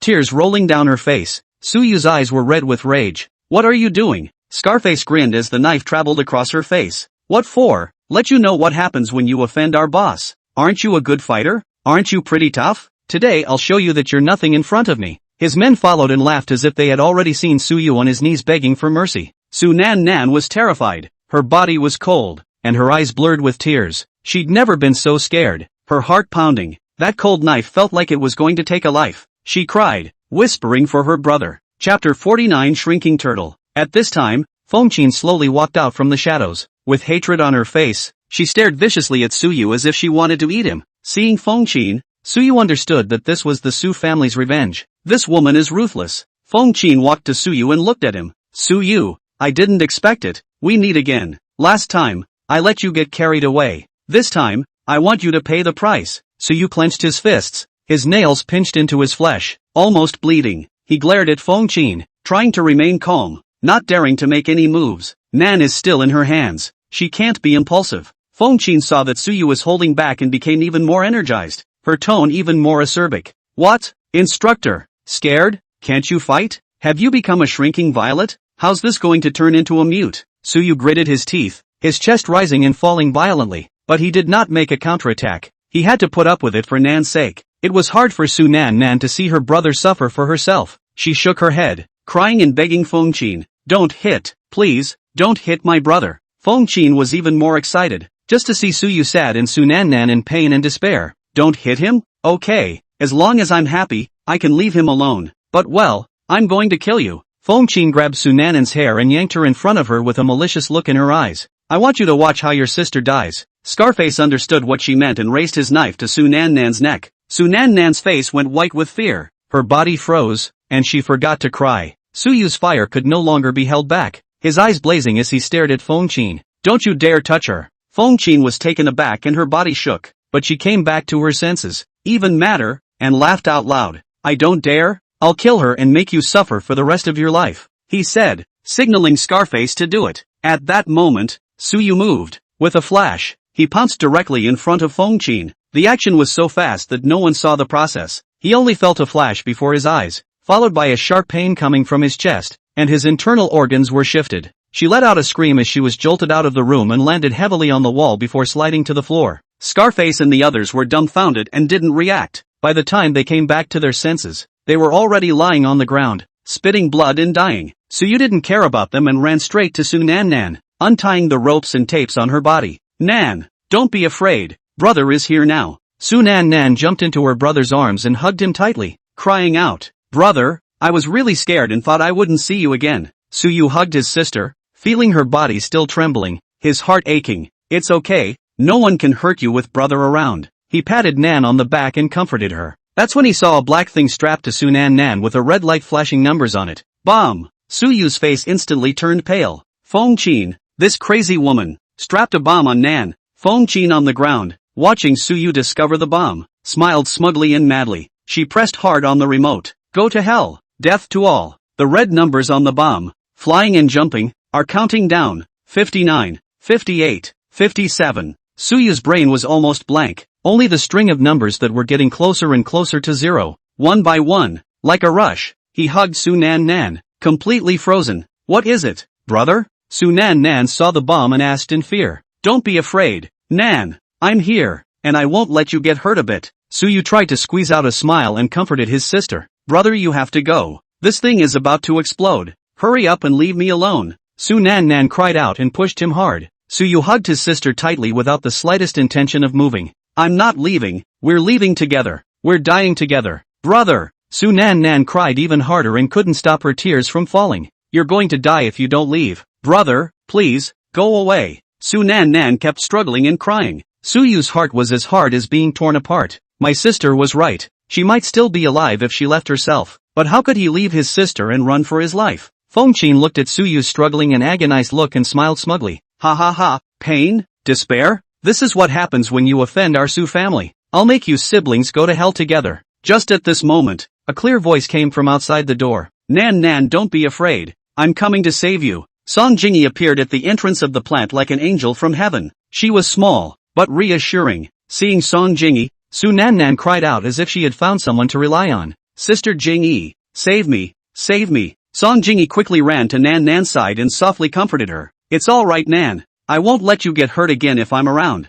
She looked calmly at the bomb and carefully began to defuse it. Seconds passed and the time on the counting board got smaller and smaller. 10, 9, 8. Everyone held their breath and stared at Song Jingyi's movements. She was focused, her movements steady and quick, her fingers moving nimbly through the wires. 3, 2, 1. Just at the last second, Song Jingyi quickly cut the last red line. The red letters on the bomb did not move and stopped at midnight. Suyu hugged his sister tighter as tears welled up in his eyes. Both of them, brother and sister, survived. Nan cried too. "Sister Jingyi, you're amazing." Song Jingyi smiled and stroked her head. "It's all over, Nan. Don't worry about it anymore." At this time, Suyu walked over to Song Jingyi and sincerely thanked him once again. "This time it's really thanks to you." Song Jingyi winked playfully. "Brother Suyu, why are you still polite with me?" And Fengqin, who was sitting on the ground, witnessed this and completely broke down. All her plans, they fell through. Not only did he not get revenge on Suyu, but he got himself involved.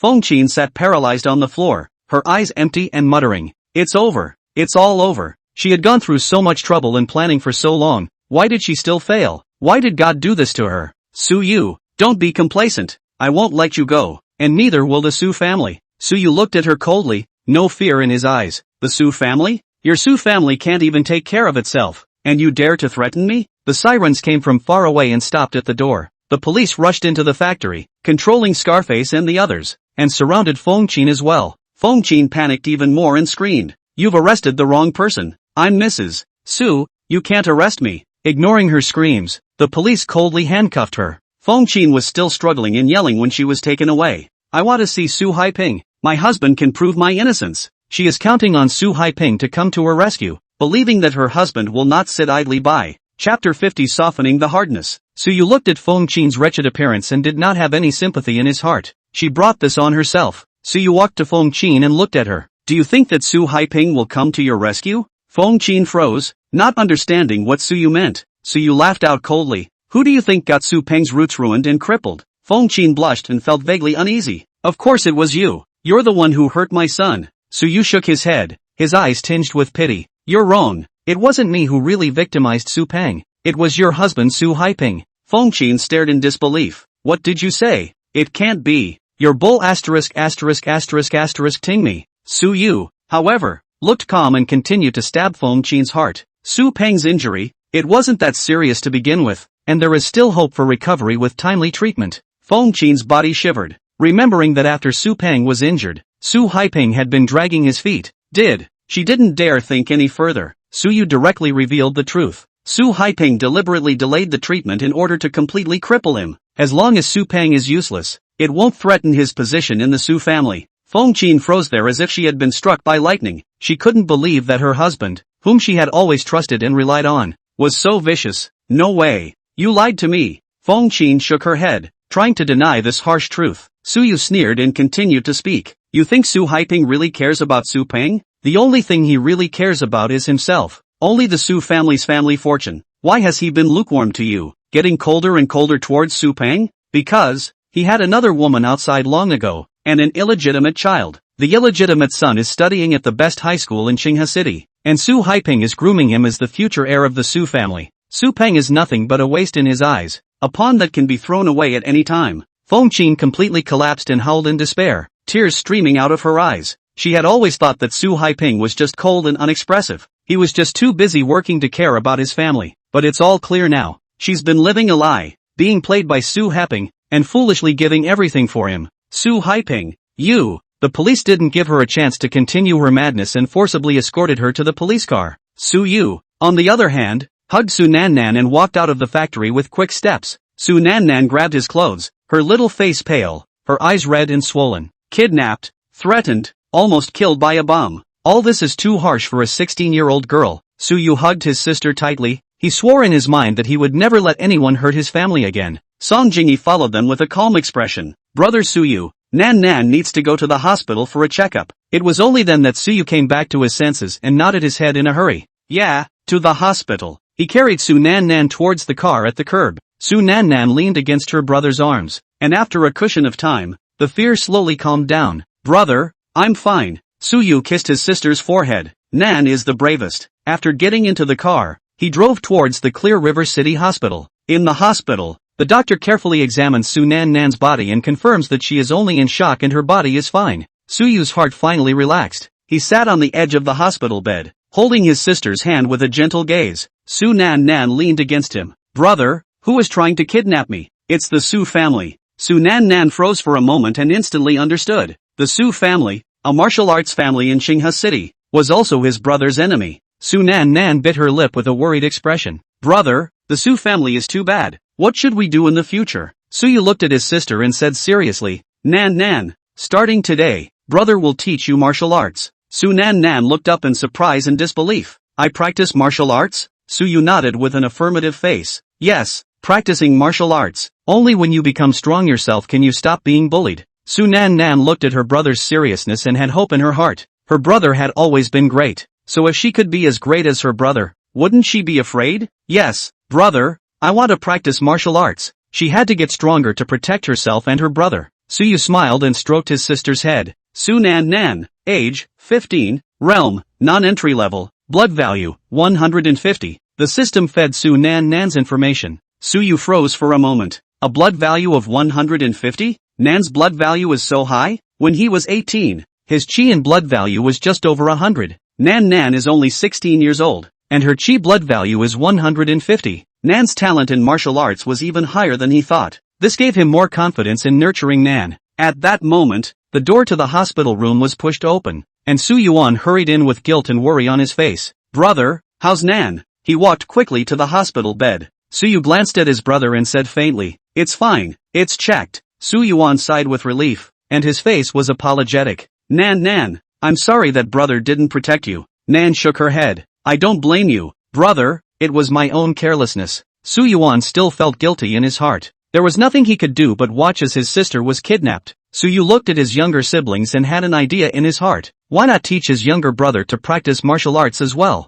Practicing together can help each other improve. Yuan, do you want me to tutor someone in martial arts? Think. Suyu smiled. Well, since you want to learn too, I'll teach you in Nan myself. Brother, I want to learn powerful, attacking techniques. Protect you guys. Yuan, you have a fierce nature and are suitable for learning a fierce fist. I have a Luohan fist here that suits you well. Su Yuan's eyes lit up. Luohan fist? Sounds awesome. I want to learn it. Su looked at Nan again. Nan, you have a soft nature and are suitable for learning palm techniques that use softness to overcome strength. I have a pushing cloud palm here. It's gentle and ethereal, but very powerful. It suits you. Nan was a little puzzled. Pushing cloud palm? Taking the softness out of the hardness? Suyu patiently explained. The pushing cloud palm is about borrowing power and using soft power to diffuse a stiff attack. Not only does it strengthen your body, but it also protects you. Nan nodded after hearing her brother's words, thinking that the pushing cloud palm seemed good too. Well,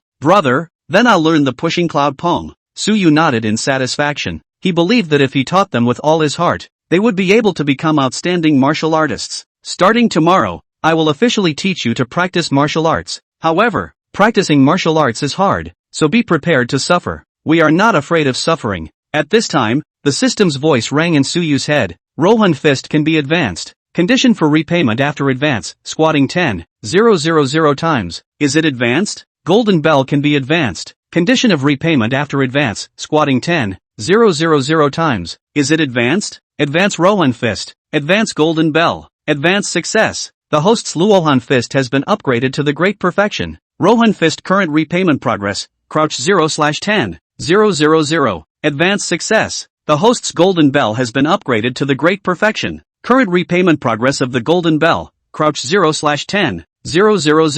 Two streams of warmth surged into his body, and Suyu felt that his strength had increased again. He looked out the window. The night was dark. He had to become stronger for his family and for himself. Chapter 51 Disqualified. The martial arts hall at Qinghe Middle School was much larger than the Bastard Sword Martial Arts Hall. Suyu accompanied Su Yuan over. Nan is still at the hospital and didn't come along. Thinking of his sister, Suyu's eyes darkened. Su Yuan's complexion was nothing, just a bit of impatience between his brows. He didn't like being stared at, especially with all the scrutinizing and contemptuous glances around them. Not long after the transfer, the atmosphere in the class was a bit strange. The class teacher, Ma Shuhua, was also very subtle with him. It was not that Su Yuan could not feel those targeting, if any, but he just did not want to cause trouble and had been holding back. This is a high school for people with money or backgrounds. He's already surprised a lot of people by getting a spot in the tournament. Su Yuan ignored those gazes and walked to the rest area. Finding a corner to sit down, Suyu followed him. The Budokan was crowded and noisy.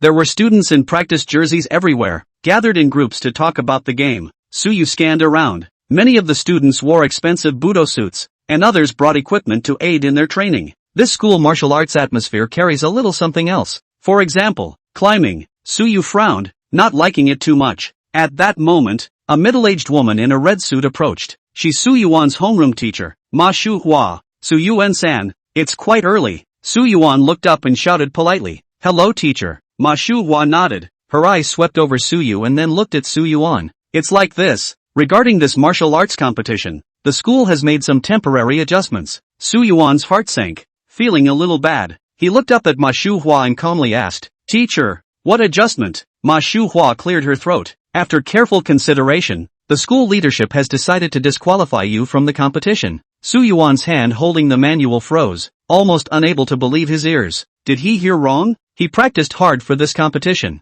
day and night, just to get a good ranking, and now the teacher says, disqualify him? What did you say, teacher? Disqualify me? Why? As if she had expected this, Ma Shuhua had a fake smile on her face and her expression cooled down. The school is well aware of your situation, and all things considered, you're not a good candidate for the competition. Ma Shuhua didn't go into detail about why, explaining vaguely. She felt that it was best for a student like Su Yuan to be a little self-aware. Su Yuan's stubbornness came up. He pursed his lips, anger bubbling in his eyes. I'm good at culture and not bad at martial arts. I'm in the top few of my class. I practiced hard every day for the competition. What's wrong with me? He was not willing to be disqualified just like that. Su Yu, who was next to him, looked at his brother like this and felt uncomfortable. He stepped forward to Ma Shuhua. Hello teacher, I'm Su Yuan's brother. I would like to ask what exactly is the reason for the school to disqualify him? Only then did Ma Shuhua look seriously at Suyu with scrutiny in her eyes. Ordinary clothes, nothing special to see. Ma Shuhua was even more certain that Su Yuan was just an ordinary student with little background. In that case, she had nothing to fear. You're Su Yuan's brother? Are you trying to plead for him? I'm not pleading for mercy. I just want to know the school's reason for disqualifying my brother. Ma Shuhua laughed, full of disdain. The reason is simple. The school feels that Su Yuan's overall quality is not enough to represent the school in the competition. Su Yu's eyes sharpened. Teacher, when you say comprehensive quality, which aspect do you mean? Is it my brother's poor cultural studies? Or is it bad martial arts strength? Ma Shuhua was impatient with the questions and felt that he was being disruptive. It was outrageous that an ordinary student's brother would dare to question her like that. Mr. Su, the school's decision is one that has been carefully considered, and it's not something you can change just by saying a few words here. Moreover, Su Yuan's qualification has already been cancelled, so it's useless for you guys to make any more noise. Ma Shuhua put up a high profile and tried to use her status to pressure Suyu. She decided that Suyu and Su Yuan were both ordinary people who didn't dare offend her. Suyu's eyes went cold. He could see that this Ma Shuhua was deliberately looking for a fight. Teacher, I'm afraid it doesn't make sense for you to disqualify my brother when you can't give a reason. I'll talk to the school leaders about this, and I'm sure they'll give us a fair account. Suyu didn't budge at all. If Ma Shuhua keeps this up, he'll make a big deal out of it. Hearing that Suyu wanted to find the school leader, Ma Shuhua's heart gave a beat. This Suyu is so difficult to deal with, soft and hard. However, thinking of the Chi family's background, Ma Shuhua was relieved again. Even if Suyu made a scene at the principal's place, she wasn't afraid. The Chi family is the sponsor of the school, and the principal has to give the Chi family face. Whatever, you can go to the leader if you want. I'd like to see what kind of commotion you can make, but I advise you to save your strength for nothing. The words were full of disdain and mockery. She didn't believe that Suyu could turn over the sky. Suyu narrowed his eyes. There was definitely someone behind this Ma Shuhua. Teacher, I don't know who gave you so much courage to disregard the school rules and disqualify students at will? Ma Shuhua's face changed, not expecting Suyu to be so perceptive and seized the key point at once. Her eyes flashed as she explained in a panic. I don't know what you're talking about. I'm just following school rules. Suyu's tone carries mockery. Is that so? Then which school rule allows a teacher to just disqualify a student? Ma Shuhua was dumbfounded by the question and stammered. At that moment, a voice suddenly came. Yo, isn't this Su Yuan? What? Disqualified and messing with the teacher here? Only to see Chi Lei walk over with a few people, a smile on his face as he watched the show. He had long noticed Su Yuan and Ma Shuhua and had been watching from the side. Moreover, seeing Su Yuan suffer defeat, he couldn't help but want to fall on his sword. When Su Yuan saw Chi Lei, his face turned ugly for a moment, and in his eyes were disgust and anger. He didn't expect Chi Lei to be so arrogant and mock him in front of so many people. Chi Lei had a condescending look on his face, his tone mocking and contemptuous. I say Su Yuan, you're really pathetic too, working so hard to prepare for so long, only to come up empty? TSK, some people, are born with a cannon fodder destiny, and it's useless to try harder. Chi Lei's words were full of malice, unabashedly mocking Su Yuan's origin and efforts. He wanted to embarrass Su Yuan and make him lose face in front of everyone.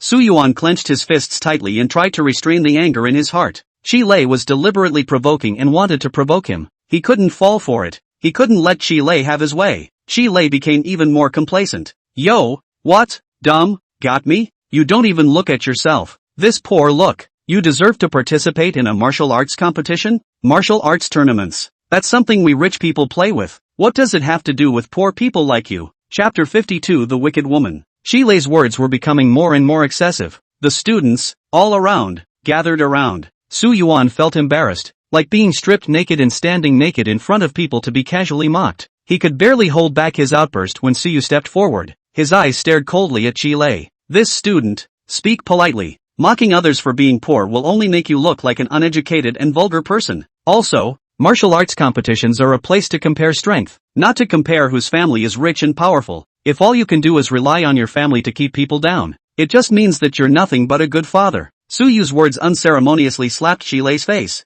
Chi Lei instantly turned red with rage. I didn't expect Suyu to dare to talk to him like this. He really had a lot of guts. What are you? Do you know who I am? I'm Chi Lei of the Chi family. The corner of Suyu's mouth curled up slightly. The Chi family? Never heard of it. But even if you're the king of heaven, you can't just curse, can you? Or are all of you Chi family members so uneducated? As Suyu took one sentence after another, Chi Lei became even more angry and felt insulted. He was the youngest master of the Chi family. He had been held in high esteem since he was a child, and no one dared to talk to him like that. You seek death. Chi Lei roared angrily and swung his fist, about to hit towards Suyu. Suyu's eyes turned cold and he was also ready to make a move. But at that moment, a majestic voice suddenly rang out. What's going on? What's with all the noise? It's the principal, Hu Donggue, who's here. He was followed by a couple of teachers. Hu Donggue had long since noticed the situation on this side of the martial arts hall, only that he had been busy dealing with other matters and had not rushed over in time. Now when he saw so many people surrounding the place and making a lot of noise,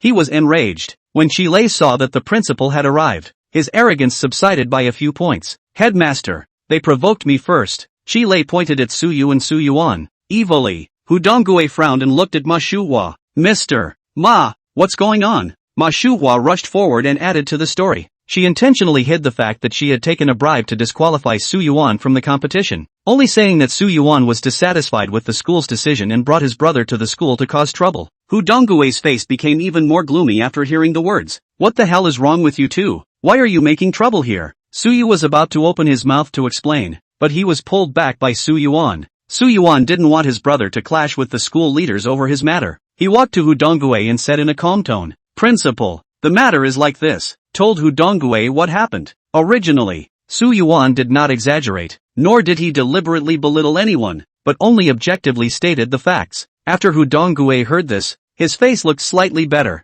and he looked at Ma Shuhua with eyes that looked like he was asking her. Ma Shuhua's face didn't look too good, not expecting Suyuan to be so direct and say everything. She stammered to explain and didn't know how. Hu Donggue looked at Ma Shuhua like that and probably understood in his heart. He turned his head to look at Chi Lei, his expression tinged with a bit of reproach. Chi Lei, be friendly between classmates. Don't make fun of people. Chi Lei bristled, although unconvinced, but the principal did not dare to be too reckless in front of him, so he had to keep quiet. Hu Donggue looked at Suyuan again, his tone softening a bit. The school will have to look into the matter of your eligibility. For now. Hu Donggue didn't directly say that the qualification was restored, but only vaguely coped. He knew in his heart that Chi Lei's dad was a school sponsor and could not be easily offended. But Suyuan was also introduced by Li Guoxing, so he couldn't completely lose face. Therefore, Hu Donggue wanted to make peace and offend no one. How about this? To be fair, let Suyuan and Chi Lei participate together in this competition. Hu Donggue thought about it and came up with a seemingly fair proposal. The decision froze everyone in the room. Chi Lei was the first to jump out and object. No way. I don't agree. Why should I let this poor guy join me? Principal, you've got it all wrong, don't you? He's not qualified at all. This was said arrogantly, not putting Suyuan in his eyes at all. Hu Donggue's face sank and his tone became stern. Chi Lei, watch your words. This is a school decision, not a discussion with you. If you don't want to participate, you can quit. The school won't force you. Chi Lei was silent at once. The principal had decided, and it was useless for him to object. Besides, wouldn't it be more humiliating to really quit the race? Chi Lei was very unwilling in his heart, but he could only grit his teeth and endure it. He glared fiercely at Suyuan, his eyes full of anger. Fine, I promise to compete together. But, Suyuan, remember, I will make you look good. The tournament began that afternoon. The Clear River High School Martial Arts Hall was crowded with people, more so than in the morning. Ear-shattering shouts, one after the other. Suyuan stood at the entrance of the contestants' passageway and silently adjusted his breathing to get himself into the state of the match quickly. He had worked too hard for today's game. He didn't want to disappoint his brother. Soon, it was his turn to get in the ring. Suyuan was in the ring, like a tiger coming down the mountain, unable to stop it. His opponent kept backing up under his attack, unable to fight back. In the audience, there were occasional gasps of surprise. No one had expected that this teenager, who looked a bit scrawny, would be so powerful. Suyuan won all the way and was a force to be reckoned with. Game 1, win. Game 2, win. Game 3, win. Game 5, still winning. Suyuan's performance exceeded everyone's expectations. Even those who were skeptical of him at first had already looked at him differently. In the sixth match, Suyuan's name appeared on the matchup sheet. His opponent was none other than Chi Lei. It's so wrong. The wariness in Suyuan's heart rose all of a sudden. Between him and Chi Lei, there was going to be a fight sooner or later. Since you can't hide, beat him fair and square. Chi Lei had a grim smile at the corner of his mouth, disdain and contempt in his eyes. In his opinion, Suyuan just got lucky. The previous winning streak was just luck. A true master's duel still depends on strength. And strength, Chi Lei, has never been afraid of anyone. Suyuan had been fighting continuously with high intensity. His physical strength was greatly depleted. His forehead was sweating finely, and his breathing was a little short. On the contrary, Chi Lei was full of energy and spirit. The two were in a state where it was immediately obvious who was better and who was worse. The strength gap, too, is obvious. Suyu stood in the audience and saw Su Yuan's disadvantage at a glance. And Chi Lei obviously came prepared and in great shape. What's more, the Chi family behind Chi Lei was very powerful in the martial arts circle in Qinghe City and had a wide range of connections. It's just too easy to do something about the game. This game, I'm afraid it's not that simple. He sent a message to Su Yuan to make it quick. Chapter 53 Hard Knocks. In the ring, the referee calls the match. Chi Lei made the first move. His body pounced on Su Yuan, and the first strike was a fierce attack. The wind of the fist whistled and rang, carrying a silky strong chi, pointing straight at Su Yuan's face. Su Yuan didn't dare to be careless, and hurriedly dodged sideways, while trying to use strong punches to fight hard with Chi Lei. Bang! The two fists clashed together. Su Yuan only felt a strong force coming down his fist, shocking his arm and causing his chi and blood to tumble. On the contrary, Chi Lei didn't move a muscle and still had a contemptuous smile on his face. Chi Lei's strength was quite a bit stronger than what Su Yuan thought. Moreover, his punches were tricky, grabbing the lead at every turn and suppressing Su Yuan's offense. Su Yuan kept retreating and could only barely parry. The situation was very passive. Chi Lei fights harder and harder, attacking more and more, with taunts coming out of his mouth. Is that all you've got? You dare to challenge me, Chi Lei? You really don't know what you're doing. I think you'd better admit defeat obediently, lest you'll be beaten by me later and be embarrassed. Besides, how can you deserve to practice martial arts with your poor appearance? It's a waste of food. Su Yuan clenched his teeth and tried his best to resist Chi Lei's attack, anger rubbing up in his heart. It was clear to him that he could no longer play passive defense like this and had to find a way to counterattack. In the audience, Suyu frowned as he saw that his brother was at a disadvantage. Chi Lei must have used some method to boost his strength. If Su Yuan continued to fight him hard with the divine elephant fist, he was afraid that he would suffer even more. The strategy must be changed. So, Suyu suggested that he switch to Luo Hanquan. In the ring, Su Yuan's heart fluttered. Lohan's fist? That's right. How did I forget about the Rohan fist? The Luohan fist was famous for its fierceness and might be able to restrain Chi Lei's punches. Thinking of this, Su Yuan's eyes stared, and his body quickly retreated, pulling away from Chi Lei. Seeing this, Chi Lei thought that Su Yuan had admitted defeat and smiled triumphantly. What? You know you're scared? It's not too late to admit defeat. Su Yuan ignored his taunts and slowly took a stance, condensing his entire body's chi and blood above his fists. An invisible pressure emanated from him. Chi Lei, who noticed that something was wrong, stiffened his smile for a moment. He was a little apprehensive, wondering what the other man was planning to do. Years of fighting experience told him to strike first and not give Su Yuan a chance. Chi Lei roared and charged at Su Yuan again. On his fists, there was a hidden blood-red light, and his speed and power were much faster than just a moment ago. Someone in the audience shouted, Chi Lei is high. Shame on the Chi family for racing to get high. How can this even be a fight? There's such a big difference in power when you're high on drugs. Hearing these words, Suyu's face became abnormally ugly, and his heart was seething with anger. The Chi family is really despicable. They can use any means to win. In the ring, Chi Lei's fists attacked furiously, chasing Wind Chop. Chi Lei screamed, his fist carrying the sound of wind, slashing at the top of Su Yuan's head. This style was claimed to be the nemesis of the divine elephant fist. Su Yuan felt the incoming momentum, so he nimbly dodged out of the way. He only felt the wind of the fist sweep across his cheeks, and his face immediately felt a fiery pain. So close, Su Yuan became more and more cautious. Chi Lei missed a move. The attack was even more intense, chasing the wind chop move after move. Like a storm of successive attacks, Su Yuan could only dodge and barely had a chance to counterattack. The situation was not in his favor. The more Chi Lei fought, the more pleased he became, and his mouth kept taunting even more. Ha ha ha, Su Yuan, aren't you quite a fighter? Why do you only dodge? Chasing wind chop is powerful, isn't it? I'll see how long you can hide. Garbage is garbage and will never turn over. Chi Lei cursed one sentence harder than the other. However, Su Yuan tried to restrain his inner anger and mobilize the energy of the Luohan fist according to his brother's instructions. The chi and blood began to move, and the power slowly focused. At this moment, Su Yuan, who had originally been retreating, finally gradually gained his footing. Chi Lei threw another punch. Su Yuan no longer avoided it, stepped forward and threw a straight punch. It is the Rohan fist. This power was as strong and powerful as a giant dragon coming out of the sea.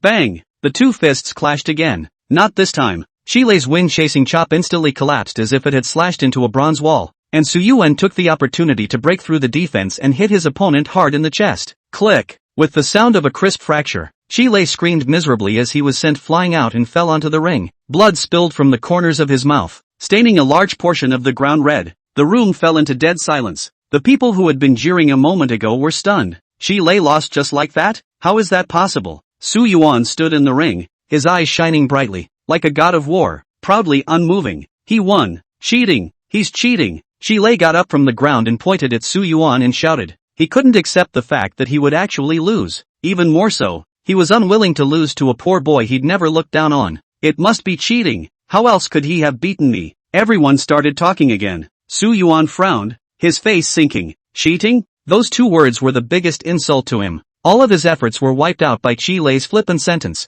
Not far away, Ma Shua's eyes flashed with complacency and the corners of her mouth rose slightly. It was for the best. Just the way she wanted it. It would be best to use Lei's hand to completely suppress Su Yuan. Several leaders in the school leaders' seats on the stage whispered for a while afterward. Dean of Academic Affairs Chen Weirong came forward to make the announcement. Quiet. Please be quiet. The noisy Budokan gradually quieted down. Everyone's eyes were focused on Chen Weirong, waiting for the school's outcome. Chen Weirong cleared his throat. With regard to the questioning raised by Mr.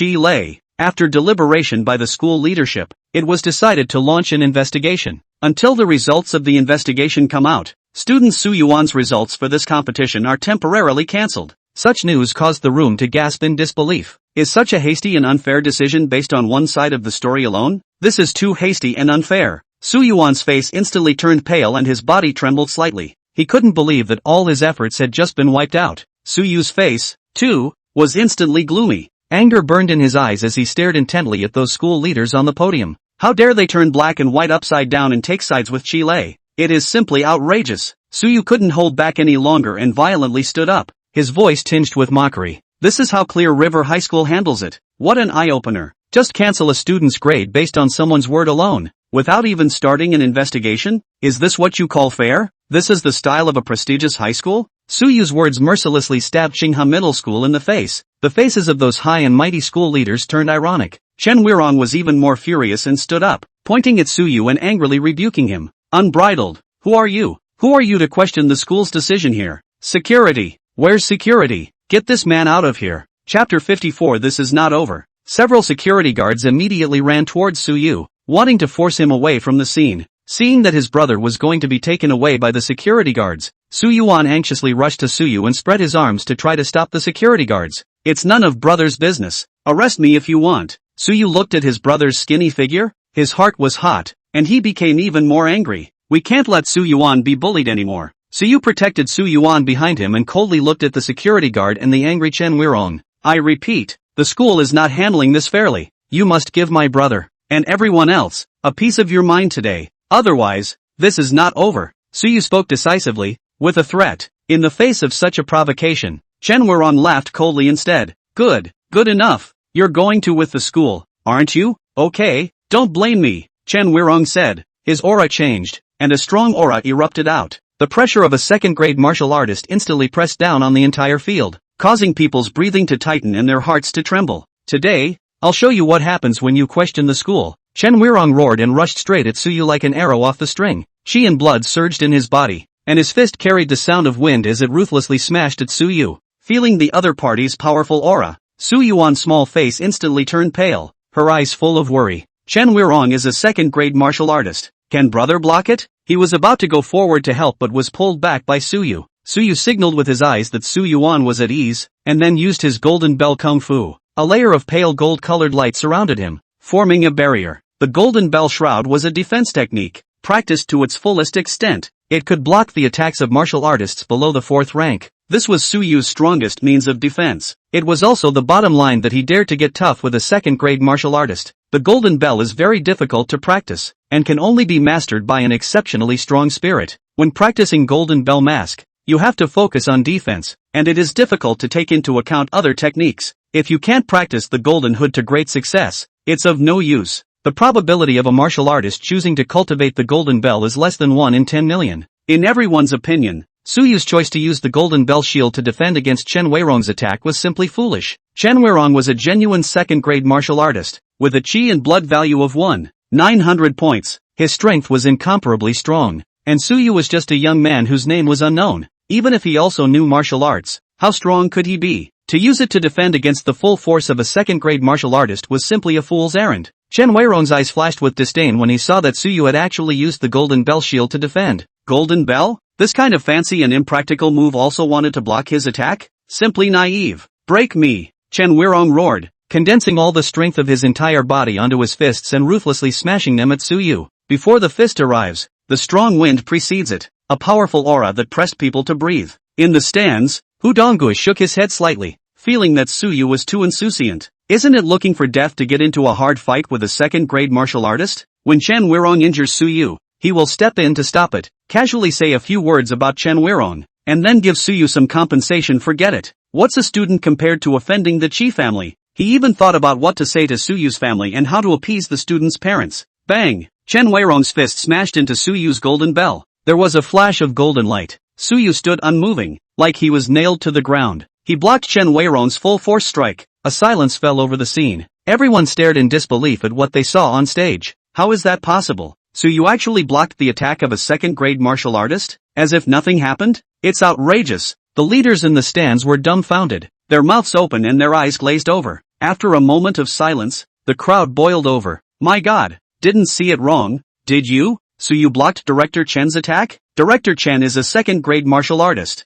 It must be the Golden Bell. He really practiced it. Everyone was shocked by Suyu's strength. In the ring, a cold aura flashed in Suyu's eyes. Blocking the attack was only the first step. Next, running his body's chi and blood, he fiercely blasted out a fist. Luohan fist. The fist came out like a dragon. Unstoppable. With a thunderous momentum, it ruthlessly slammed into Chen Weirong. Chen Weirong had just attacked with all his strength. The old force had gone and the new force had not yet been born, so it was simply too late to dodge. One could only watch Suyu's fist, zooming in, zooming out, and zooming in again in one's line of sight. Bang! Suyu's fist directly hit Chen Weirong's chest. Click! The sound of bones breaking was clearly audible. Chen Weirong screamed miserably and flew to the edge of the ring like a broken sack that had been thrown out, spitting out a mouthful of blood, his face frighteningly white. The victory has been obvious. Su won. The whole place was frighteningly quiet. Everyone looked in disbelief at Suyu, who stood unmoving on the stage, and Chen Weirong, who was lying motionless on the ground,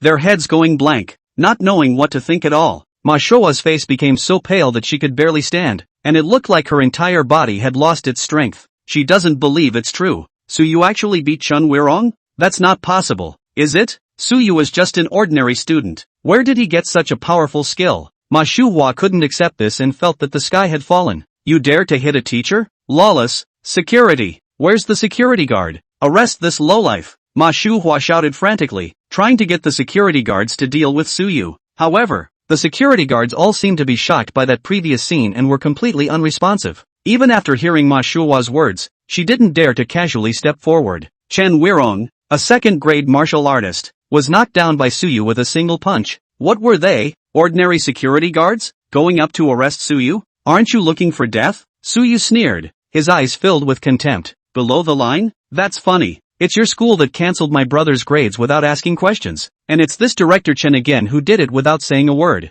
I was only acting in self-defense. What's wrong with that? On the contrary, it's you, Qinghe Middle School, who claim to be fair and impartial, but are so upside down and partial to favoritism, that you really make people look down on you. Suyu's words pointed straight to the school's dark secrets. The school leaders were so embarrassed that they wanted to burrow into the ground. The principal's face shifted uncertainly, his brain racing to think of a countermeasure. This is going to get ugly today. It's not going to end well. Handle it poorly, and you'll get into even more trouble, and the school's reputation will suffer. After thinking for a while, Hu Donggui made up his mind. He stepped up to the microphone and cleared his throat. Ahem. What happened just now was a misunderstanding. A misunderstanding. Regarding Su Yuan's eligibility to compete, the school leadership has renegotiated and decided to reinstate Su Yuan's eligibility. At the same time, the school will also deal seriously with Director Chen Weirong's impulsive behavior just now. Hu Donggui's words once again caused the entire room to clamor. No one expected it to end like this. Not only did he reinstate Su Yuan, but he also punished Chen Weirong? It's so unexpected. Chapter 55 Coma. Ma Shuhua looked like she had been struck by lightning. Her face turned pale. Her body swayed even more, and she almost fainted. She completely did not expect Hu Donggui to punish Chen Weirong for Suyu. How is this possible? Chen Weirong was even so angry that his eyes went black. A mouthful of blood sprayed out, and then he fell unconscious. Hu Donggui looked at Chen Weirong, who had fallen to the ground. and contempt and annoyance flashed in his eyes. At this moment, he completely understood why Li Guoxing valued Su Yu so much. This young man, not only is he strong, he is also bold, and he is decisive and not soft at all. Qinghe Middle School has offended Su Yu. However, it's not too late to remedy the situation, and there's still a chance to salvage it. Hu Donggui had a new plan in mind. The next day, the martial arts competition continued. The audience was packed to the rafters. Su Yuan stood at the entrance of the players' passageway, his eyes calm. That battle yesterday made him realize that strength was the most important thing. Those contemptuous and questioning gazes, he was going to use his strength to shatter them one by one. Only, there was still worry deep in his heart. As my brother said, the Qi family would not just let it go and would continue to use even more despicable means to retaliate. I wonder what will happen today. Su Yuan clenched his fists. On the other side, Qi Lei grimaced, his gaze like a poisonous snake, staring at Su Yuan who was not far away. He would never forget the shame of yesterday. Losing face in public and being humiliated by Su Yu made him lose face. When has he ever been so angry with Qi Lei? This is all thanks to Su Yuan. The corner of Qi Lei's mouth hooked into a sinister smile. You think you'll be alright if you beat me? The fun. It's just beginning. He had long ago secretly had someone move in the draw. Today, Su Yuan's opponent would be Xia Zhang Xian. The school is recognized as the #1 martial artist. The blood chi value was as high as 190 points, and it was only one step away from being a first-grade martial artist. It was more than enough to deal with Su Yuan. There was no way Su Yuan could win against Xia Zhang Xian. He wanted to make Su Yuan completely lose his reputation, and never be able to turn around. Thinking of this, Qi Lei's mood finally improved slightly. He longed to witness Su Yuan's crushing defeat to quench his hatred. In fact, in order to give his younger brother a better chance of winning, Su Yu had given him another special training last night, and now the Luohan fist had been mastered even more skillfully by Su Yuan. Force and skill, all on a higher level. Facing any situation, Su Yuan had the power to fight. Just as he was about to go on stage, Hu Donggui on the podium suddenly got up and signaled to pause the game. The noisy martial arts dojo instantly quieted down. Everyone's eyes were focused on the podium. With a smile on his face, Hu Donggui walked over in Su Yu's direction. This is Mr. Su Yu, right? Sure enough, he is a talented man. Hu Donggui's tone was polite and his posture was low. Su Yu was not interested in this kind of hypocritical politeness. Something wrong with the principal? Hu Donggui still maintained his smile. Mr. Su is a refreshing person, so I'll get straight to the point. The strength that Mr. Su displayed yesterday was truly an eye-opening experience for me,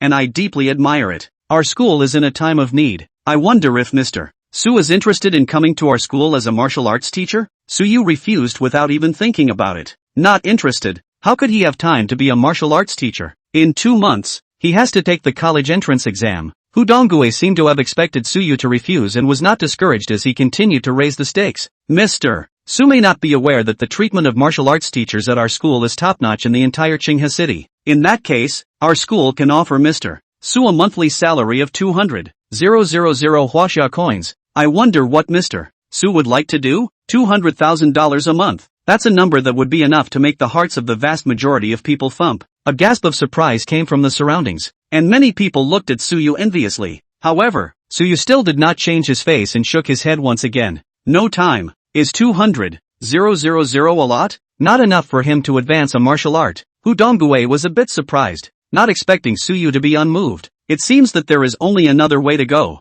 Mr. Su is busy with his affairs. I'm sure it's for the college entrance exams, isn't it? Su Yu glanced at him and didn't deny it. Hu Donggui had an idea in his heart. Tell you what, why don't our school hire you as a professional counselor? You only need to come to school for 2 sessions per week, and for each session, our school is willing to pay 30,000 Huaxia coins for tutoring. 2 sessions per week, 30,000 per session. That works out to $240,000 a month. It's quite a bit higher than the previous $200,000. Su Yu quickly counted the accounts, and felt that this deal was not bad. Not only can earn some pocket money, but also not too much delay in their own business. Could be. Su Yu agreed. Hu Donggui was overjoyed, and the smile on his face grew even wider. Mr. Su is quick. Happy cooperation. I have one more request. Su Yu suddenly offered. Hu Donggui froze and hurriedly said, Mr. Su, please speak. I want your school to expel Shu Wama. Su Yu's tone was cold,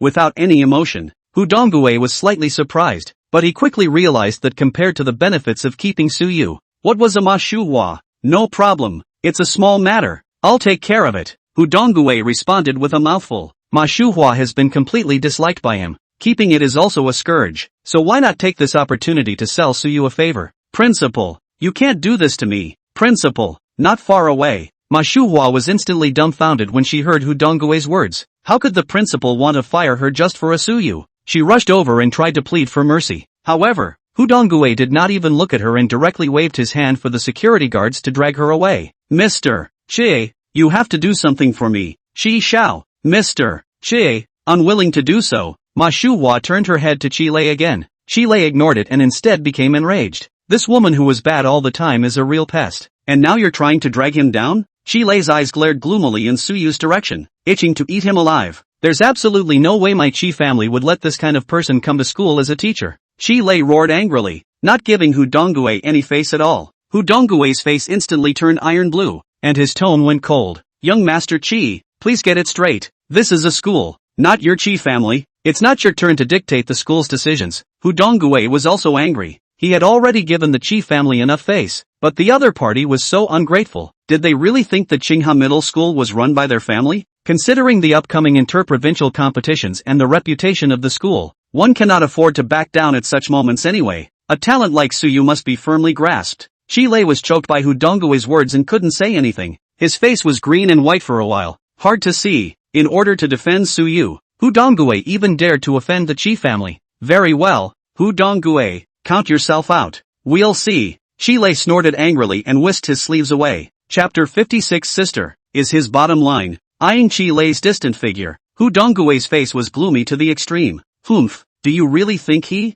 Donggui, is scared? Even without the Chi family's sponsorship, Qingha Middle School could still be run. What's more, what's the point of offending a Chi family for a talent like Suyu? Hu Donggui turned his head, a smile reappearing on his face. Mr. Su, I'm really sorry for the joke, but don't worry, Hu Donggui, will do what I say. Ma Shuhua will be fired instantly. Suyu nodded lightly, not commenting on Hu Donggui's attitude. All he wanted was a result. As for how the process went, he didn't care. 2 hours later, the race resumed. Su Yuan gets in the ring again. His sixth fight was against Xie Zhengxin. As the first brother of the martial arts club of Qingha Middle School, he has high prestige among the students. Xie Zhengxin walked up to Su Yuan with a contemptuous smile on his face. You are Su Yuan? Chi Lei's enemy? Su Yuan frowned. I don't know any Chi Lei. Xie Zhengxin laughed. What's the point of pretending? Chi Lei has said that you won so many matches by cheating. You're just a loser. And let me teach you a good lesson so that you understand that Clear River High School is not a place where you can be wild.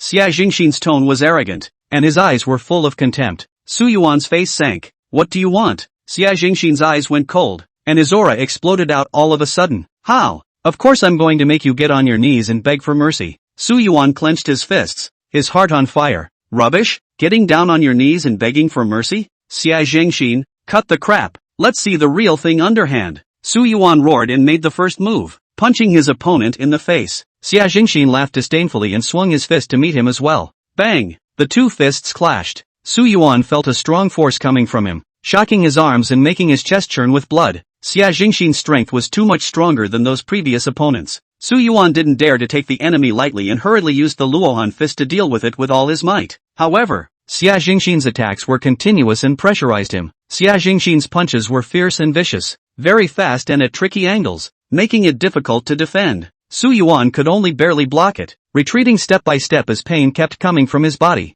The more Xie Zhengxin fought, the more excited he became. His attacks became more and more violent, and his mouth kept taunting. Garbage is garbage. Even if you win a few games by fluke, it won't change the nature of your waist. With this much skill, you dare to be arrogant in front of me. Xie Zhengxin? What a laugh. Kneel down and beg for mercy, and maybe I'll even consider saving your life. Su Yuan clenched his teeth and desperately fought off Xie Zhengxin's attacks as the anger in his heart increased. Suddenly, Xie Zhengxin's words changed. I heard that you have a sister, named Su Nan Nan, right? TSK, the little girl is not bad looking. I wonder if your sister will cry after being crippled by me. Xie Zhengxin had a disgusting smile on his face, his tone nasty and threatening. When he heard Xie Zhengxin mention Su Nan Nan, Su Yuan was instantly enraged, and all his sanity disappeared. Sister, was his bottom line. How dare Xie Zhengxin threaten him with his sister? Unforgivable. Xie Zhengxin, you seek death. Su Yuan roared, his eyes filled with madness. He suddenly abandoned his defense and recklessly charged towards Xie Zhengxin. his fists frantically slamming into his opponent. This kind of fighting without regard for one's own life and death is completely disregarding one's safety for the sake of injuring the enemy. Su Yu, who was in the stands, suddenly changed his face when he saw Su Yuan suddenly become crazy. Not good. Yuan is going to fight for his life. Su Yu hurriedly got up and tried to stop Su Yuan. Yuan, calm down. Don't be impulsive. However, at this moment, Su Yuan was completely unable to listen to any advice. In his eyes, there was only Xie Jingxin's loathsome face. He's going to kill Xie Jingxin. Brother, either he dies or I die today. Su Yuan hissed, and his punches became even more frantic. He threw himself at it, his whole body's strength focused on his fists, with a desperate stance. Xie Jingxin was also startled by the sudden outburst of ruthlessness from Su Yuan, and his heart was a bit uneasy, but he still felt that Su Yuan couldn't really do anything to himself. The strength gap was there. A dying struggle. How ridiculous. Xie Jingxin laughed coldly and also used his full strength to fight hard against Su Yuan. Bang! Bang! Bang! The sound of fists and feet crashing on the stage rang out one after another. Su Yuan and Xie Jingxin, like two crazy beasts, tore into each other, neither one refusing to back down. Su Yuan completely disregarded defense and only knew how to attack, completely playing with the same style. His body was constantly beaten, the pain was like a knife, and his clothes were stained red with blood, but as if he couldn't feel the pain, he still attacked frantically. Xie Jingxin was confused by Su Yuan's desperate energy and his attack slowed down. This is for real. If they fought like this, even if they could win, they would have to suffer a great loss. Looking at Su Yuan's appearance, he didn't care about winning or losing, he just wanted to fight with him. Crazy. Xie Jingxin is starting to drum in his chest and wants to back out. Just then, Su Yuan seized the opportunity to land a Luohan punch and ruthlessly slammed it on Xie Jingxin's chest. There was a click and the bone broke. Ah! Xie Jingxin screamed miserably as his body flew out like a kite with broken strings and fell to the ground. Blood spat out of his mouth, staining the ground red. Xie Jingxin struggled a few times and tried to get up, but he was unable to stand again and fell down again, completely motionless. Su Yuan stood up shakily, squeezing a weak smile on his face. He finally won against Xie Jingxin, but before he could be happy for long, a strong feeling of weakness came over him, instantly drowning him. Pust! Su Yuan violently spat out a mouthful of blood, his body went limp, and he fell straight down, fainting. Everyone was stunned by the scene before them. No one expected that Su Yuan could really win against Xie Zhangxin, and in such a lose-lose, no-holds-barred way. Su Yu's heart clenched when he saw Su Yuan fall, and he hurriedly rushed onto the stage and picked up Su Yuan. Su Yuan's face was as white as paper, his breathing was weak, and he was covered in blood. His appearance was very frightening. Su Yu was heartbroken. Shouldn't have let Yuan in this fight. Yuan shouldn't be hurt like this. All of this was caused by Qi Lei. It was Qi Lei, the scumbag, who was behind it. Su Yu hugged Su Yuan and angrily walked to Qi Lei, his eyes as cold as knives. Qi Lei, you are truly despicable and shameless to the extreme, to use such underhanded tactics in order to win. If anything happens to Yuan, I, Su Yu, swear that I will make you, Qi Lei, pay for it with your life. Su Yu's voice was like a curse from hell, causing Qi Lei to go cold and shiver. Qi Lei was so frightened that he backed up. His face was pale, and he couldn't say a word. Su Yu didn't pay any more attention to Qi Lei. Holding Su Yuan, he dashed out of the martial arts hall and went straight to the hospital. Fortunately, the hospital in time. After the doctor's efforts to rescue Su Yuan finally out of a life-threatening situation. However, the injuries were serious enough to require hospitalization for a period of observation. Chapter 57, Taking Back a Life. Su Yu sat on the side of the hospital bed, holding Su Yuan's hand tightly, his eyes full of worry and self-blame. He swore that he would never let Qi Lei go. He wanted to make Qi Lei pay dearly for what he had done. Meanwhile, Xie Jingxin's situation was critical. After the hospital's efforts to rescue, finally recovered a life, only the qi and blood value had completely returned to zero. The path of martial arts was considered ruined. Xie's parents received a critical notice from the hospital and rushed to the hospital. When he learns that the culprit for his son's transformation is Su Yuan, who is unconscious in the hospital room, he is enraged. Xia Chang and Lu Hong, the husband and wife duo, directly barged into Su Yuan's hospital room. They want justice for their son. In the hospital room, Su Yuan was still unconscious, pale and bloodless. Su Yu sat on the edge of the bed, guarding Su Yuan. Hearing the sound of the ward door being pushed open vigorously, he raised his head and looked icily at the middle-aged couple who had barged in. Who are you? Xia Chang's eyes widened in anger, pointing at Su Yu's nose and roaring. You're Su Yuan's brother? That's really nice. You two brothers. One of you wasted my son, and the other injured the director of our school. How dare you? Lu Hong screamed back. Give back my son. You pair of fiends, pay for my son's life. Suyu's eyes sank as he stood up from his seat and blocked the hospital bed. This is a hospital. Please leave immediately. Xia Chang laughed in anger. Leave? Good thinking. If I don't show you two some color today, I won't be surnamed Xia. He swung his fist and was about to charge. Suyu's eyes stared, and without hesitation, he grabbed Xia Chang's wrist and twisted it violently. Xia Chang screamed miserably as his body fell back a few steps uncontrollably and crashed into the wall. Get out! Suyu's voice was cold and carried killing intent. Xia Chang was shocked by Suyu's aura and did not dare to step forward again for a moment. Lu Hong became even more frantic at the sight, screaming and rushing towards the hospital bed. You hurt my son and still want to run away? I want you to pay for your lives. She opened her teeth and claws and was about to lay her hands on Su Yuan in the hospital bed. Just then, at the entrance of the ward, a figure suddenly appeared. Stop! Huang Wanqing's anxious voice came. She rushed into the hospital room and stood in front of Lu Hong to stop her. Lu Hong's nails viciously scratched across Huang Wanqing's arm. Blood gushed out instantly. Huang Wanqing stifled a grunt of pain, but she did not retreat. Instead, she blocked in front of Lu Hong more firmly. Auntie, please calm down. Things are not what you think, Huang Wanqing explained anxiously. Lu Hong was furious. Where did she listen? And as soon as she pushed Huang Wanqing away, she was about to continue to lay her hands on Su Yuan. Huang Wanqing was pushed so hard that she stumbled and almost fell. Not caring about the pain in her arm, she rushed to ring the call bell by the hospital bed. Several nurses heard the bell and hurried over. The sight of the hospital room froze. What's going on? What are you doing? Huang Wanqing hurriedly pulled the head nurse's hand. MS. Nurse, come help. They're going to hit someone. The head nurse then reacted and hurriedly greeted the other nurses, and together they went forward to stop Xia Chang and Lu Hong. The couple was stopped for the time being by a couple of nurses. Huang Wanqing's arm was still bleeding. Her face became a little pale, and her forehead began to sweat. Suyu glanced at Huang Wanqing's injured arm and his eyes flashed. Huang Wanqing noticed this and rejoiced in her heart, thinking that the bitter trick had worked. Suyu, I'm fine. Don't worry. Suyu looked at her expressionlessly. Thank you, MS. Huang Wanqing,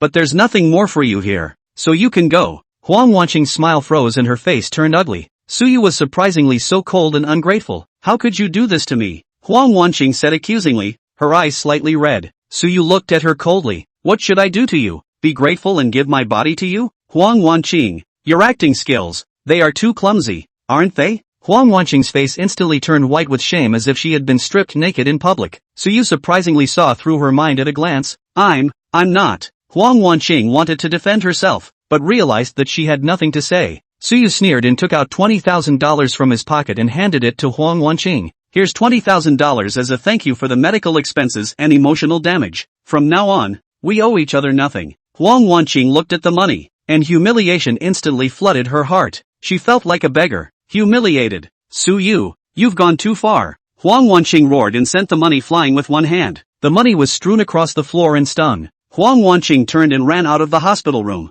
her figure in a sorry state. Suyu watched her back leave, his eyes still cold and without any pity. This kind of snobbish woman wasn't even worth caring about, but that last resentful look made him frown slightly. Being grudged by such people was always a nuisance. In the hospital room, there was silence. Su Yuan's eyelashes fluttered slightly and slowly opened his eyes. What came into view was my brother's concerned face. Brother. Su Yuan's voice was a bit hoarse and weak. Su Yu held his brother's hand tightly, a pleased smile on his face. Yuan, you're awake. How do you feel? His voice was soft, afraid of disturbing his brother. Su Yuan moved his body and felt a dull pain coming from his chest. Other than that, there was nothing unusual. He felt the changes within his body for a while with some confusion. And then, an incredulous look appeared on his face. Brother, my blood chi value has increased? Su Yu nodded with a smile in his eyes. Yes, Yuan, you've been blessed by a disaster. Your blood chi value, it's already reached 170 points. Su Yuan couldn't believe his ears. 170 points?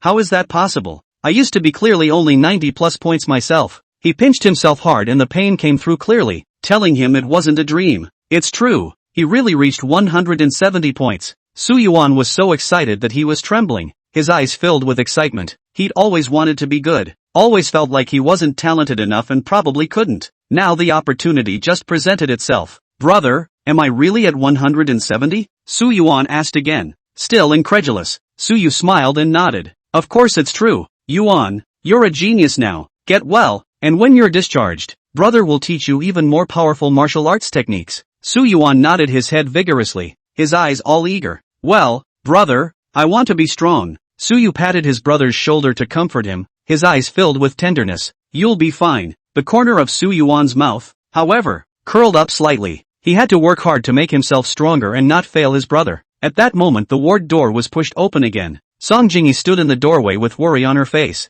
When she heard that Su's family was hospitalized, she came right away. Chapter 58 Scraping the bottom of the barrel. Su Yu looked up and saw her and smiled gently. Jingyi, what brings you here? Song Jingyi quickly walked to the side of the hospital bed, put down the fruit basket, and looked at Su Yuan with concern. Coach Su, I heard that Su Yuan's classmates and Nan Nan were hospitalized, so I came to take a look. Su Yuan, how are you feeling? Her voice was gentle and caring. Su Yuan smiled a little embarrassed. Thanks, I've been better. Song Jingyi nodded, then looked at Su Yu, wanting to speak. She's here, actually, for something else. It was almost time for the college entrance exam, and she had wanted to ask Su Yu if she could add more one-on-one tutoring sessions, but seeing as Su Yuan and Su Nan Nan are both hospitalized, they are too embarrassed to say anything. Su Yu saw her hesitation and took the initiative to ask, Jingyi, what's wrong with you? Song Jingyi thought about it and still didn't mention that request. It's okay, Coach Su, I was just checking on you guys. How is Nan doing?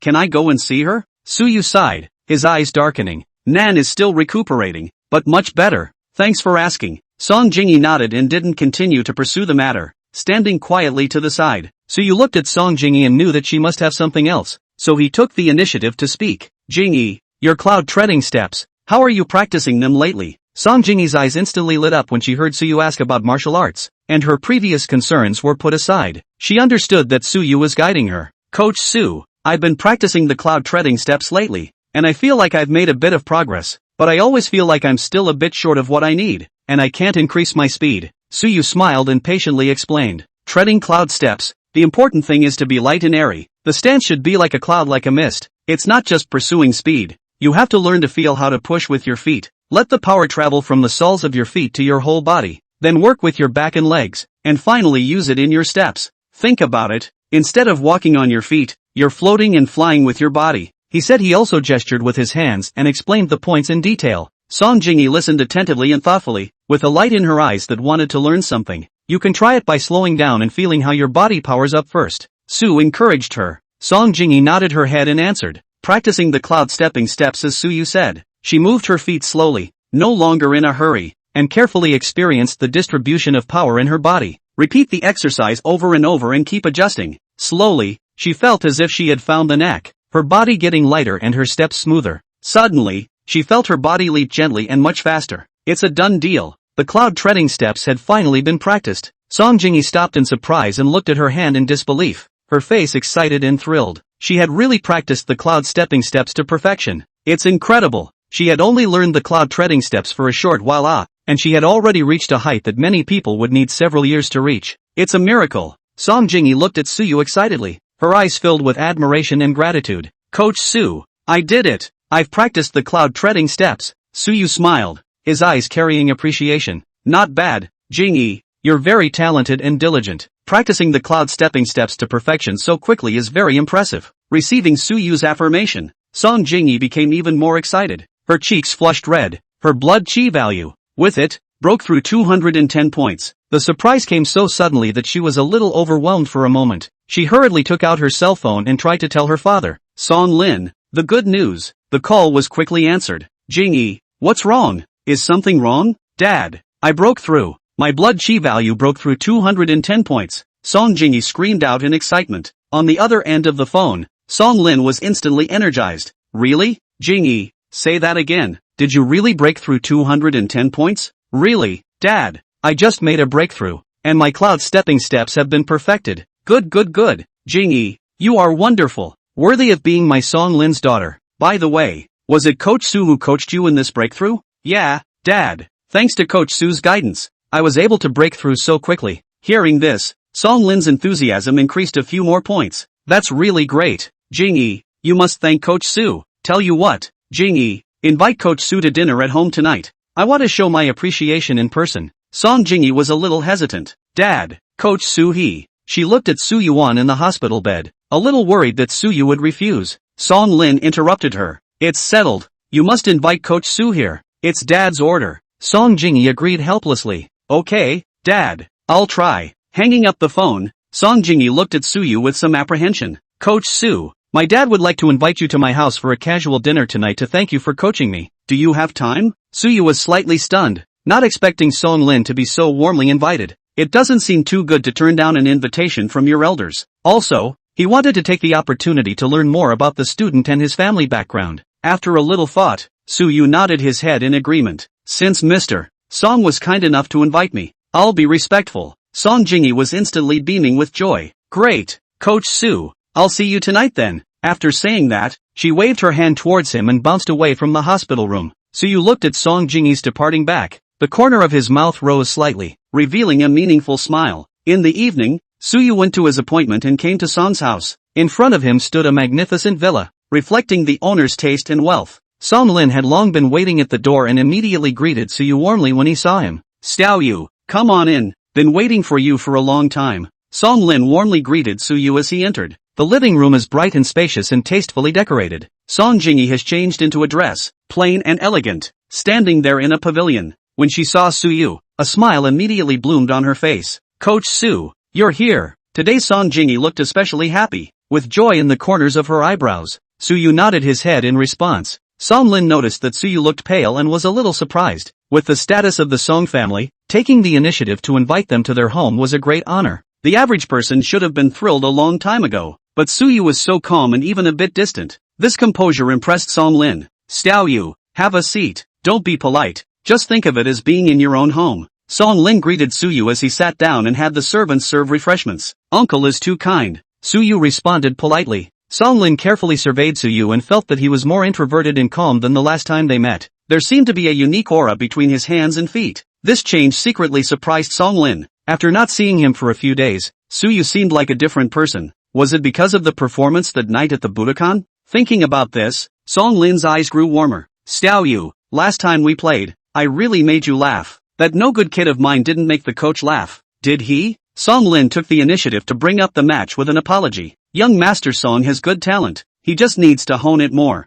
Suyu's tone was objective and there was no mockery. Chapter 59 Dolls. Hearing these words, Song Lin's heart felt much more comfortable. Coach Su is right. From what Jingi said, you are also very strong in martial arts? Song Lin's words changed and he asked tentatively. Slightly. Suyu still had a light attitude. This unfathomable look of his aroused Song Lin's curiosity even more. Xiao Yu, can I ask you for a few tips? Song Lin lowered his stance and spoke with humility. With his status, he took the initiative to ask the young man for martial arts instruction, and if he were to be seen, he would surely be surprised. But Song Lin couldn't care less about that. He felt that in Suyu, there was a power that far exceeded that of his peers. It's a power that he craves and is in awe of. Suyu pondered slightly, then nodded his head in agreement. Since Uncle Song is interested, then I'll make an offering. Receiving Suyu's promise, Song Lin was overjoyed and hurriedly got up, guiding Suyu to the martial arts practicing ground in the backyard of the villa. Song Jingi also followed curiously. The martial arts training ground was wide and flat, with all kinds of martial arts equipment. Song Lin set up a stance, a set of whirlwind kicks, tigerish and quite imposing. Xiao Yu, look at this whirlwind kick of mine, where is it lacking? Song Lin finished his rehearsal and asked for advice with an open mind. Suyu's gaze was calm and his tone was light. The force is okay, but the power is slightly scattered and not focused enough. The center of gravity is unstable, and the lower disc is weak. In a few short sentences, it goes right to the heart of the matter. When Song Lin heard this, his heart was shaken. These issues are the very bottlenecks that he has not been able to break through over the years. Coach Su is really a tall man. He saw my problem at a glance. Song Lin was impressed and respected Suyu even more. Uncle is too kind. Just a slight knowledge. Suyu was still humble, but his tone carried confidence. Song Lin hastened to ask for advice. I also asked Coach Su to guide me and help me break through the bottleneck. Suyu nodded slightly and walked over to Song Lin. Whirlwind kick. Focusing on the word whirlwind, to use the waist as the axis, driving the whole body to generate force. The force reaches the end of the leg. When generating power, you should concentrate your mind and gather your whole body's power in a single point and explode instantly. The center of gravity should be stable and the lower body should be solid to ensure the strength and speed of the kick. Suyu personally demonstrated the essentials of the whirlwind kick, showing Song Lin one by one. His movements are so fluid and flowing that they are breathtaking. Song Lin looked mesmerized. He hurriedly followed Suyu's instructions and rehearsed the whirlwind kick. This time, he clearly felt that the force was more concentrated, the center of gravity was more solid, and the wind of the leg kicked out was also more severe. Over and over again, Song Lin practiced tirelessly. Song Jingyi watched in fascination from the sidelines. Coach Su is not only good looking, but also so strong. Simply the perfect man. Under Su Yu's instruction, Song Lin's whirlwind kick soared and improved rapidly. The original stagnant bottleneck was actually vaguely showing signs of a breakthrough. Suddenly, Song Lin felt a surge of qi and blood in his body as a powerful force filled his entire body. He leapt up and kicked with all his might. Phew! The strong leg wind made a crisp cracking sound. Song Lin landed steadily on the ground with a look of incredible surprise on his face. My whirlwind kick. It's actually broken through to the great circle. He had been practicing the whirlwind kick for many years and had not been able to break through to the great perfection realm. But today, under Su Yu's guidance, he had succeeded in one fell swoop. It's nothing short of a miracle. Song Lin excitedly walked to Su Yu and bowed deeply. Thanks for the guidance, Coach Su. Su Yu accepted it openly, his expression remaining calm. Uncle Song is polite. It's your own exceptional talent that allows you to progress so rapidly. No, it's all because of Coach Su. Song Lin shook his head repeatedly, full of admiration for Su Yu. Song Jingyi excitedly ran to Su Yu's side, her eyes shining brightly. Coach Su, you're really too good. Su Yu smiled faintly and did not say much. Song Lin was in a good mood and invited Su Yu back to the living room for dinner. I must thank you for today. Let's both have a good drink. Song Lin cheerfully pulled Su Yu for a drink. Su Yu couldn't push it off, so he had to agree. I was just about to clink glasses when the doorbell rang. The maid went to the door and led in a well-dressed young man. The man was good-looking, but had a bit of arrogance in his brow. When Song Jingyi saw him, her eyebrows furrowed. Not too happy. Chao Junsheng, what brings you here? Her tone was light and clearly unwelcoming. Chao Junsheng walked next to her familiarly as if he didn't hear her coldness. Jingyi, I heard that Uncle Song is inviting an honored guest, so I've come to pay a visit. Uncle Song, I apologize for the disturbance. Song Lin didn't look too good. Junsheng is here. Have a seat. Although polite, anyone could hear the politeness and detachment in the words. Chao Junsheng didn't seem to notice, and went ahead and sat down next to Song Jingyi, his eyes never leaving her. Jingyi, no introductions? Song Jingyi frowned. This is my friend, Su Yu. Friends? Chao Junsheng's eyes flicked over Su Yu and Song Jingyi like he was trying to see something. Song Lin sensed that the atmosphere was off and quickly changed the subject. Junsheng, just in time, let's have dinner together. Then I'll respectfully disagree. Chao Junsheng immediately agreed, his eyes still locked on Song Jingyi, becoming even more rude. Speaking of which, Jingyi and I are also considered childhood friends. The two families have been neighbors for more than 20 years and have always been very close. Chao Junsheng's words carried a bit of bragging, consciously or unconsciously mentioning his relationship with the Song family. Song Lin's face became even more ugly, but for the sake of face, he couldn't afford to snap and could only smile. Chao Junsheng continued to speak as if he hadn't seen Song Lin's face. When I was little, Jingyi and I were even betrothed. You guys still remember that, right? The atmosphere was instantly awkward at those words. Song Lin's face sank and his smile was gone. Song Jingyi's expression went cold, anger flashing in her eyes. Chao Junsheng, what are you talking about? Who has betrothed you to a baby? Chao Junsheng, however, didn't care at all, but instead laughed even more smugly. Jingyi, why be so formal? The two families are family friends, and the marriage contract was set by the elders a long time ago. Do you want to renege on the debt? Song Jingyi sneered. A marriage contract? How many years ago was that? It's long gone, isn't it? Chao Junsheng was in a hurry. How can it not be? Uncle and auntie, the engagement between Jingyi and I was finalized a long time ago. We can't just change it, right? Chao Junsheng looked at Mr. and Mrs. Song Lin, trying to get them to help. Mr. and Mrs. Song Lin looked embarrassed and didn't know how to answer. At this time, Song Jingyi suddenly stood up, walked to Su Yu's side, and took Su Yu's arm. Chao Junsheng, I am officially telling you that Su Yu is my boyfriend. Please don't pester me in the future, let alone mention anything about a marriage contract. When Song Jingyi said this, the entire room froze. Chao Junsheng's face changed drastically, shocked and angry. He looked at Su Yu in disbelief and then at Song Jingyi, like he had heard something strange. Boyfriend? Jingyi, are you kidding? Chao Junsheng's voice changed, completely unable to accept it. Song Jingyi looked serious. I'm not kidding. Su Yu is my boyfriend and we truly love each other. Chapter 60 we'll see. Chao Junsheng was on fire and stood up violently, pointing at Su Yu and yelling, Kid, who are you? Who are you to steal Jingyi from me? Su Yu's expression was calm as he responded indifferently. My name is Su Yu. As for what? I think, it has nothing to do with you.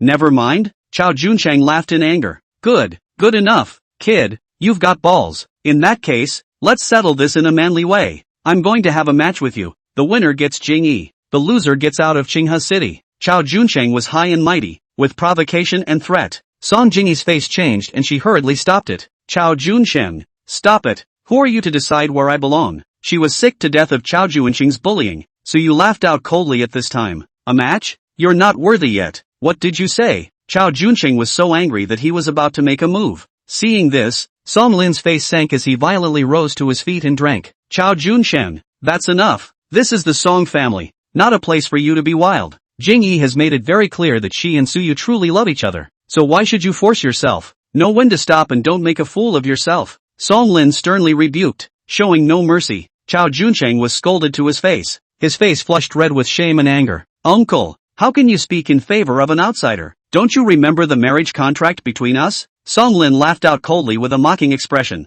A marriage contract? That's what they said when they were children. It can't be true. Jingyi is my daughter. Her happiness, it's up to her to decide. It's not your turn to tell her what to do. Today, I'll put my words here. I'll support Jingyi and Suyu to the end. If you dare to mess around again, don't blame me for being rude to you. Song Lin's words were loud and domineering, completely stating his position. Chao Junsheng's face was hard to see. Song Lin had gone so far as to give him no face in order to defend Suyu. He himself was unexpectedly rebuked and scolded by Song Lin. This made him furious, and he wanted to eat Suyu alive on the spot. Kid, Chao Junsheng, will remember what happened today. We'll see. After saying that, Chao Junsheng let out an angry snort and whisked his sleeve away. Song Lin's face eased a bit inside. Xiao Yu, Junsheng has been spoiled by his parents since he was little. Back then, his father and I did half-jokingly say that if a boy and a girl were born in the future, let them be married. Later, Jingyi was born, and it was indeed a boy on the Chao family's side. It was originally just a joke.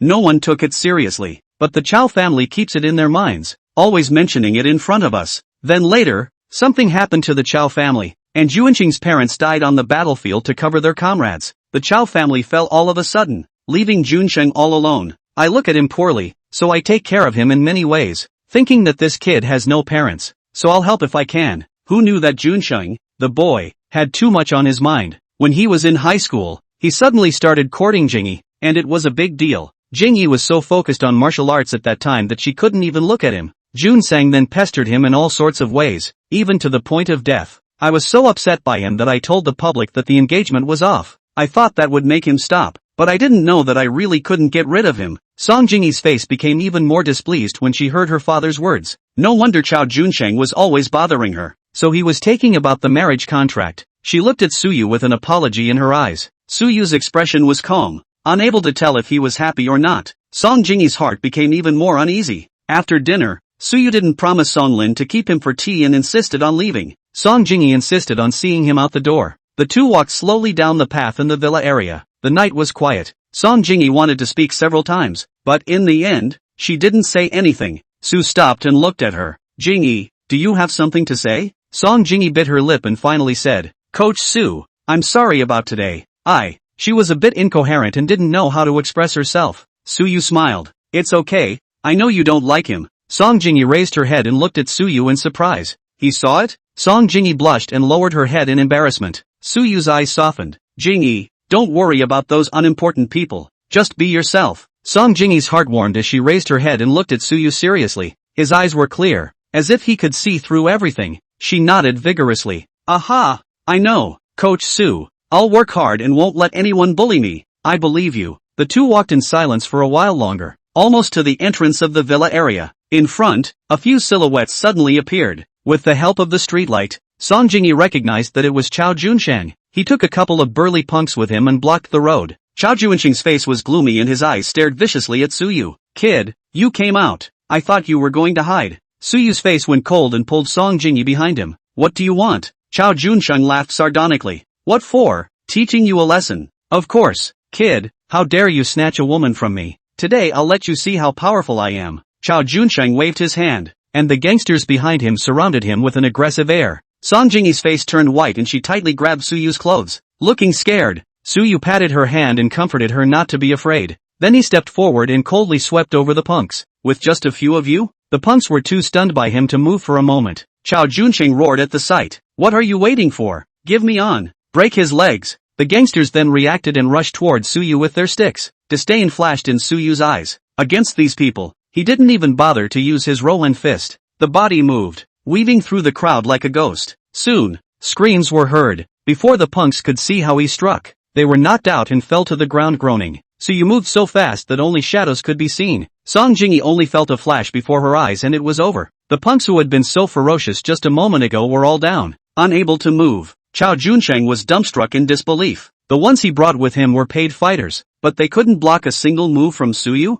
How is that possible? He's starting to get scared. It's like he messed with the wrong people. Suyu walked to Chao Junsheng, his eyes cold, like looking at a dead man. Chao Junsheng was trembling with fear. What do you want? I'm warning you, I'm a member of the Chao family. If you dare to touch me, the Chao family will not let you go. Suyu sneered, grabbed his collar and lifted it up. The Chao family is great? In my eyes, the Chao family is nothing. After saying that, he punched Chao Junsheng in the face. Bang! Chao Junsheng screamed miserably. His nose bled, and he flew out, falling to the ground. Suyu didn't stop and went up to him and punched and kicked him. Chao Junsheng was beaten and begged for mercy. Don't fight. I was wrong. Chapter 61 Conditions. Only then did Suyu stop and coldly looked at Chao Junsheng who was lying on the ground like a dead dog. Again. Stay away from Song Jingi. Bother her again and next time it won't be as simple as beating you up. I will waste you. Chao Junsheng was terrified. He rolled up, didn't dare to put a hard word in, and ran away with the swollen-nosed punk. Suyu coldly looked at Chao Junsheng's back as he fled in a sorry state, disgust flashing in his eyes. This kind of goods, how dare you be arrogant in front of him? An hour later,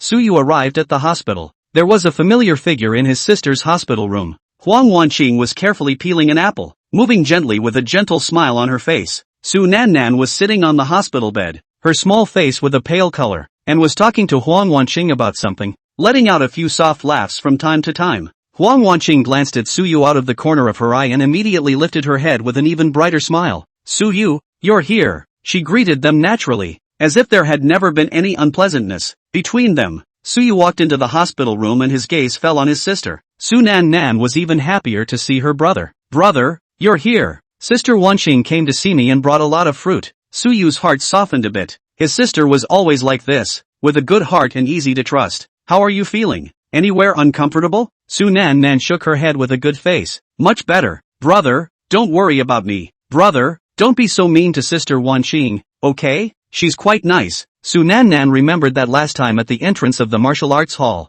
Her brother was quite cold to Huang Wanqing. The little girl's mind was fine, and she felt that her brother didn't like Sister Wanqing very much. She hoped that her brother and Sister Wanqing would get along well, and even if they couldn't be a couple, they wouldn't fall out. Suyu sighed in his heart when he saw his sister's innocent eyes. He knew that his sister meant well and did not want him and Huang Wanqing to be bad, but between him and Huang Wanqing, it was impossible to become friends. Suyu didn't want his sister to worry, nor did he want to argue with Huang Wanqing in front of her. He smiled gently at his sister and nodded. Okay, listen to Nan. Su Nannan laughed happily. Huang Wanqing's eyes flashed with smugness, like she had succeeded in her ploy. Suyu turned his head to look at Huang Wanqing, his eyes instantly turning cold. Wanqing-san, let's go out and say a few words. Huang Wanqing's smile froze and her heart was a bit uneasy, but she still pretended to be calm and agreed. Yeah. She put down the fruit knife and followed Suyu out of the hospital room. The two walked forward and backward to the stairwell at the end of the hallway. Suyu stopped and turned to look at Huang Wanqing, his eyes sharp as ice. Huang Wanqing, I know exactly what you want to do. He directly tore through Huang Wanqing's disguise. Huang Wanqing's face changed slightly, but she quickly calmed down again and put on an innocent look. Suyu, what are you talking about? I just came to see Nan Nan and care about her. She wanted to argue, her eyes wandering, not daring to confront Suyu. Suyu sneered, showing no mercy. Concerned about Nan? You do care about me, don't you? These words made Huang Wanqing feel weak. Huang Wanqing's lips moved, but she couldn't say anything. Suyu continued to ask with obvious sarcasm. Huang Wanqing, you think you can hide this little trick of yours from me? Using Nan to get close to me? You think I'll be grateful and treat you differently? Huang Wanqing was crushed by Suyu's words and could not pretend anymore. She gritted her teeth and simply admitted it. Yes, I was trying to get to you. So what? Suyu, I'm now at 185 blood chi points, just one step away from being a martial artist. I know you're very good. Surely you have a way to help me and become a martial artist before the entrance exam.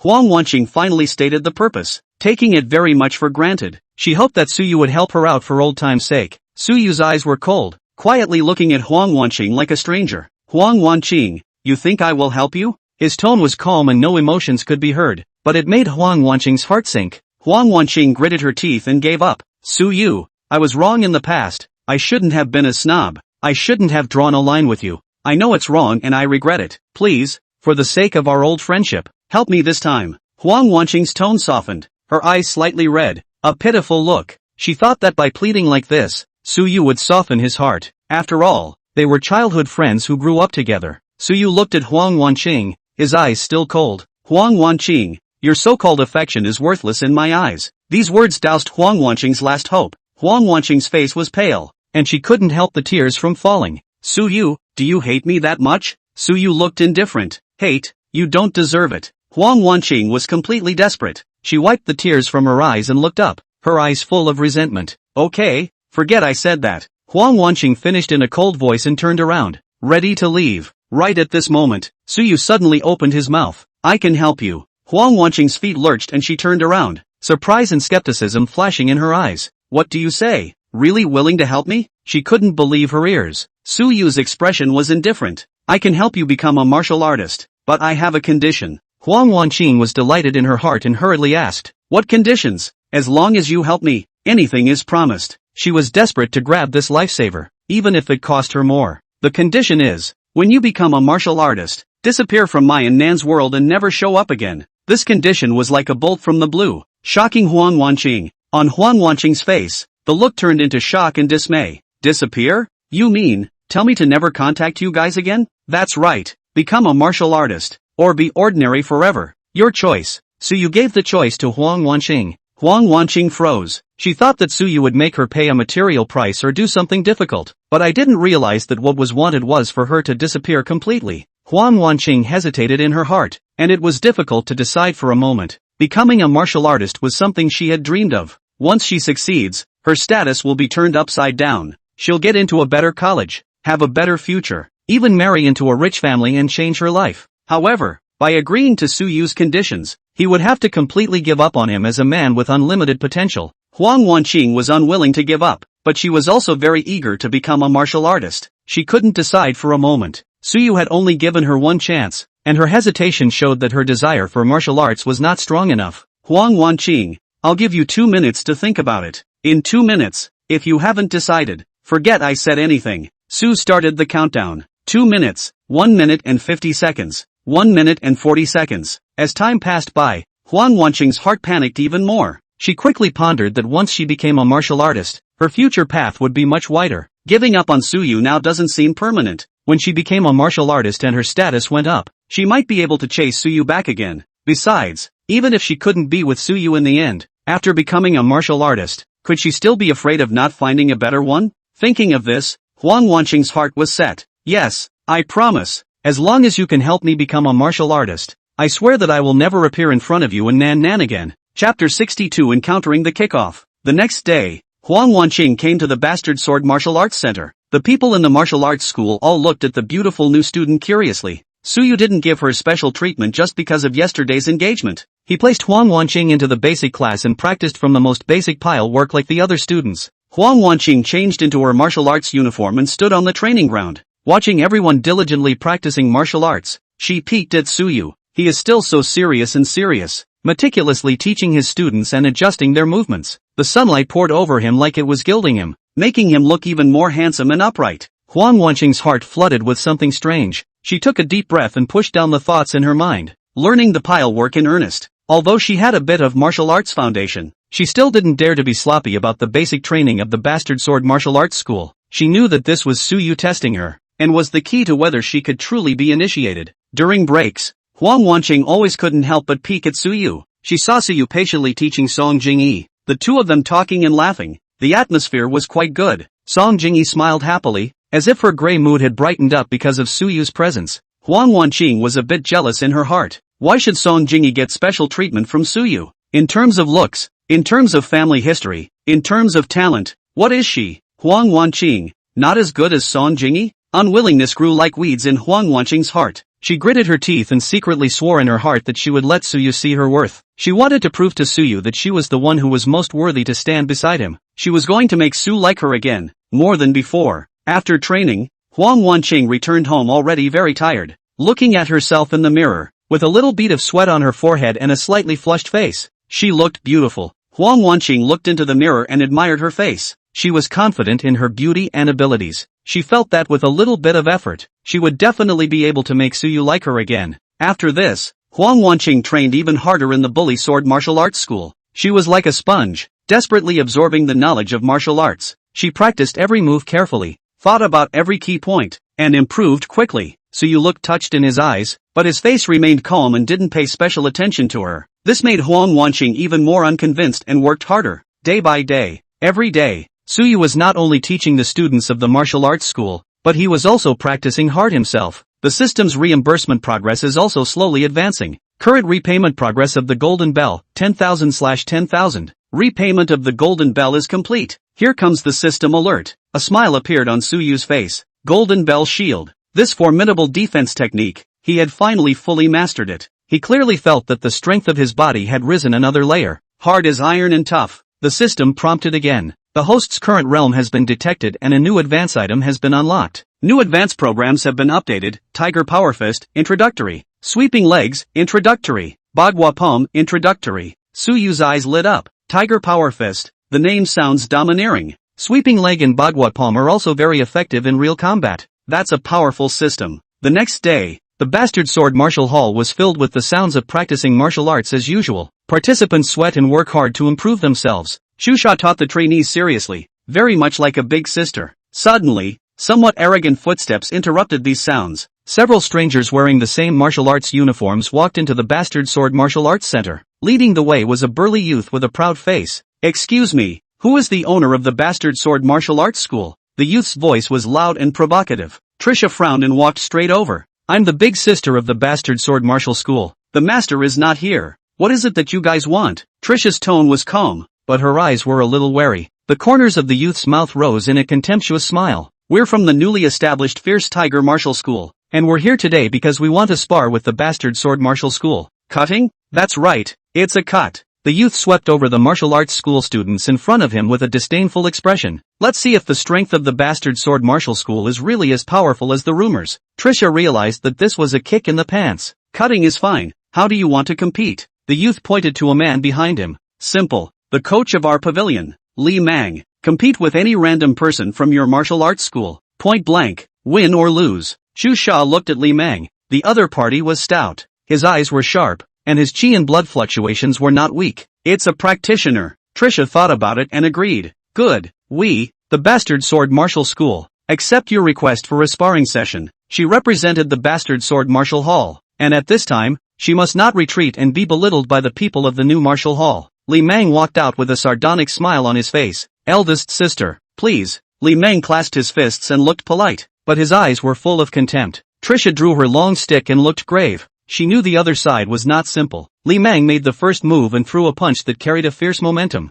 Tiger's Fist. Shu Sha was startled and immediately swung her stick to block. Bang! Sticks and fists collided with a dull sound. Shu Sha felt a strong force coming from him, shocking his arm and almost dislodging the long stick. So strong. Shu Sha was shocked in her heart. She didn't dare to be careless, dodged, and unfolded the swimming dragon stance. She wanted to use her stance advantage to hold Li Mang back and find a chance to counterattack, but Li Mang's Tiger Power Fist was like a rainstorm, continuous and not giving her a chance. Every punch was full of force and fierce and domineering. What surprised Shu Sha even more was that Li Mang's stance was also very subtle, as if he knew her swimming dragon stance very well. No matter how she dodged, Li Mang could always anticipate her movements and his fists were in hot pursuit. Shu Sha is getting more and more physically exhausted with each fight. Li Mang, however, became more and more courageous and attacked more and more fiercely. At this rate, she's definitely going to lose. Shu Sha was anxious in her heart, but there was nothing she could do. The opponent was too much stronger than her and could still restrain her stance. If she continued to wear out, she would only lose even more.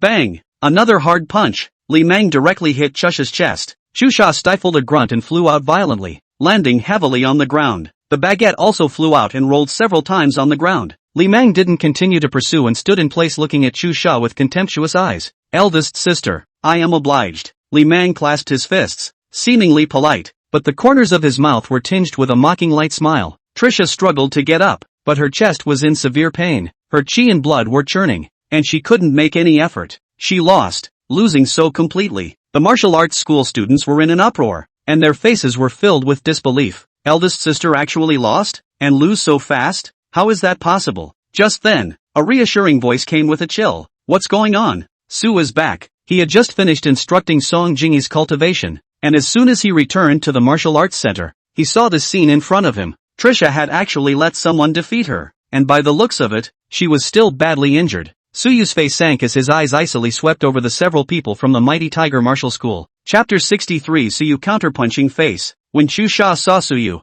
a flash of aggression flew across her eyes. She wanted to say something, but didn't feel ashamed to say more. A loss is a loss, and there's no use talking about it more. Suyu walked over to Chusha and helped her up. Where does it hurt? Chusha shook her head, signaling that she was fine. Only that she was pale and her breath was weak, and anyone with eyes could see that she was in bad shape. Suyu saw that Chusha was not seriously injured and handed her over to the trainee next to him before he turned to look at Li Mang with sharp eyes. You hurt her? Suyu's tone was cold and carried a sense of oppression. Li Mang felt the aura emanating from Suyu's body. His heart tightened, but his face was still forced to pretend to be calm. That's right. No, I'm just sparring with her. Point blank. What? The hallowed bastard sword martial school can't afford to lose? Li Mang deliberately angered Suyu with his words, trying to make him lose his cool. Suyu's expression was calm, not angered by Li Mang. You're using the tiger's fist? Li Mang was stunned, not expecting Suyu to recognize the fist technique he used at a glance, and his heart was instantly alert.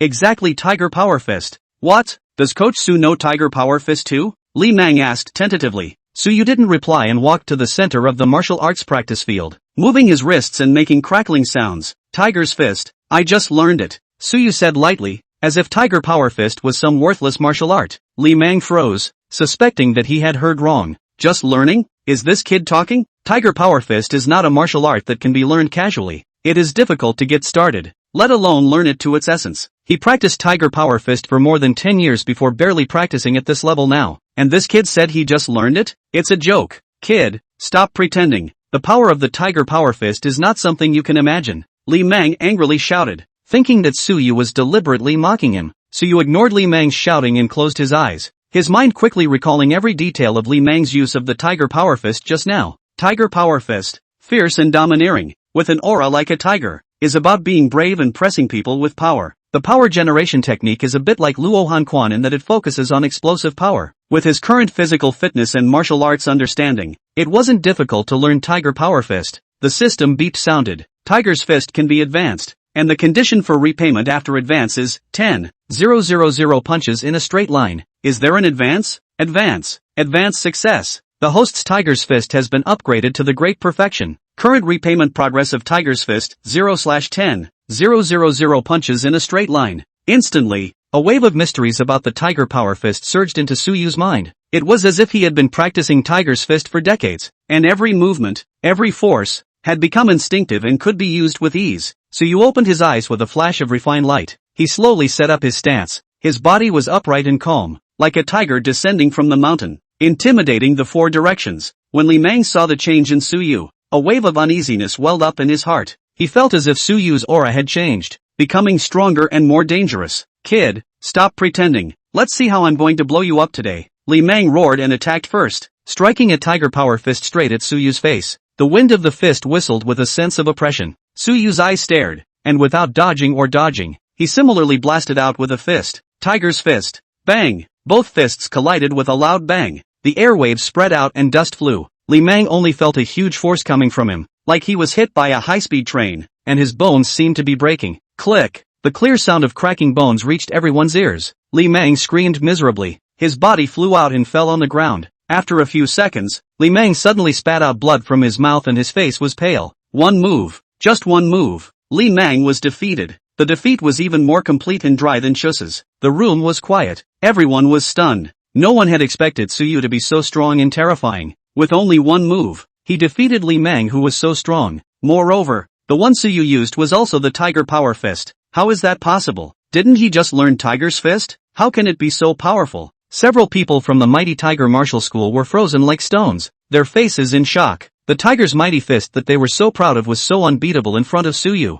It's almost ironic. Are you guys from the big place out there? Suyu slowly walked towards the Mighty Tiger Martial School several people and calmly asked. The youth at the head had an ugly face, but still said stiffly, that's right, we came from the provincial city, the Fierce Tiger Martial Arts Hall, which is somewhat famous in the provincial city. Want to open a martial arts school in a small place and get famous by kicking ass? Suyu saw through their purpose at a glance. The youth's face reddened and he was a little annoyed. This has nothing to do with you. Suyu sneered. Tiger Power Fist. Is that the signature of your Mighty Tiger Martial Arts School? Of course. The Tiger Power Fist is our Mighty Tiger Martial Arts School's best move. And it's infinitely powerful. Mighty? Looks average to me. You. The youth was angered by Suyu's words and wanted to lash out, but was stopped by the people around him. The man was tall, with a calm and steady aura and sharp eyes. He was an expert at first glance. Your Excellency is Suyu, the chief coach of the Bastard Sword Martial School, right? I am the head coach of the Mighty Tiger Martial School, Zhao Kuan.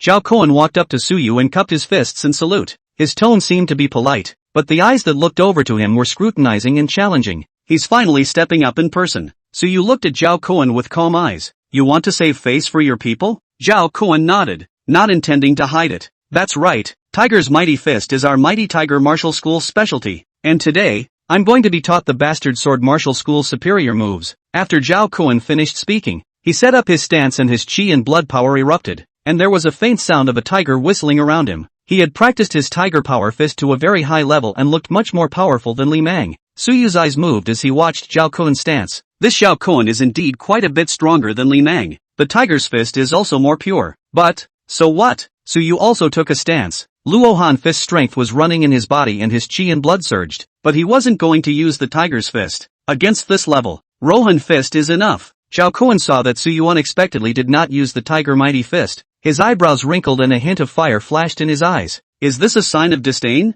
Or do you look down on the Tiger's Fist of Mighty Tiger Martial Arts? Kid, you're too wild. Zhao Kuan shouted and attacked first. The Tiger Power Fist starts with a fierce tiger descending from the mountain, and the fist carries the sound of wind, just like a fierce tiger pouncing. Suyu dodged sideways and used the cloud stepping steps. His body floated lightly and dodged Zhao Kuan's fist in one go. It's no surprise that Zhao Kuan missed with a punch. Tiger Power Fist was not meant to be a speed competition. He turned around and pushed his waist and thighs together to deliver another Tiger's Fist, trying to force Suyu into a dead corner. Suyu was still utilizing the treading cloud steps, his body floating as if he could fly, weaving and dodging through Zhao Kuan's fists. Zhao Kuan's fist looked fierce, but it couldn't touch a piece of Suyu's clothes. The wind of the fists whistled in the martial arts arena, and the silhouettes flashed quickly. Zhao Kuan's Tiger Power Fist was vicious and fierce. Each punch looked like it could split rocks. However, his fist just couldn't hit Suyu. Chapter 64 Defeating Zhao Kuan. Suyu's cloud treading steps were simply too flexible.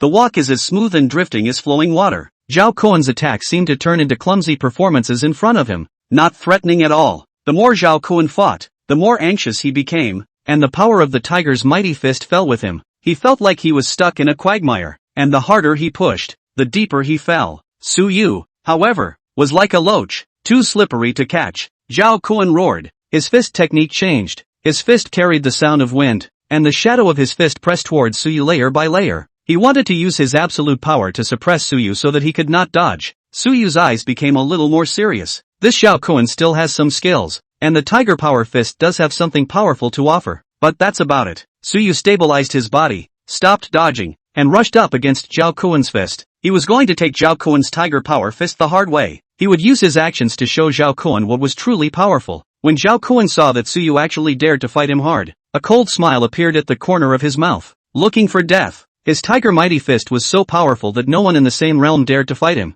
This kid really doesn't know what he's doing. Bang! Once again, the fists of the two men clashed. This time, instead of the muffled sound from before, a crisp crack of bone was heard. The cold smile on Zhao Kuan's face instantly froze, turning into pain and shock. He felt as if his fist had hit a block of iron, the opposite side hard and indestructible. While his own fingers were about to break, a sharp pain came from the bones of his fist, like it was going to shatter. How is that possible? Panic welled up in Zhao Kuan's heart. His tiger's fist was actually blocked, and the other guy doesn't seem to be in any trouble at all? Suyu repelled Zhao Kuan with a punch, and without pausing, treading cloud steps was used again. Instantly moving to the side of Zhao Kuan, he lowered his body, and his right leg whipped out like a whip, sweeping towards Zhao Kuan's lower body. Sweeping leg. Zhao Kuan was startled and tried to hide, but it was too late. Suyu's sweeping leg was too fast, and the angle was tricky and full of force. Bang! Zhao Kuan was swept squarely. His body lost balance and fell to the ground in a sorry state. Suyu gained momentum and stepped forward again.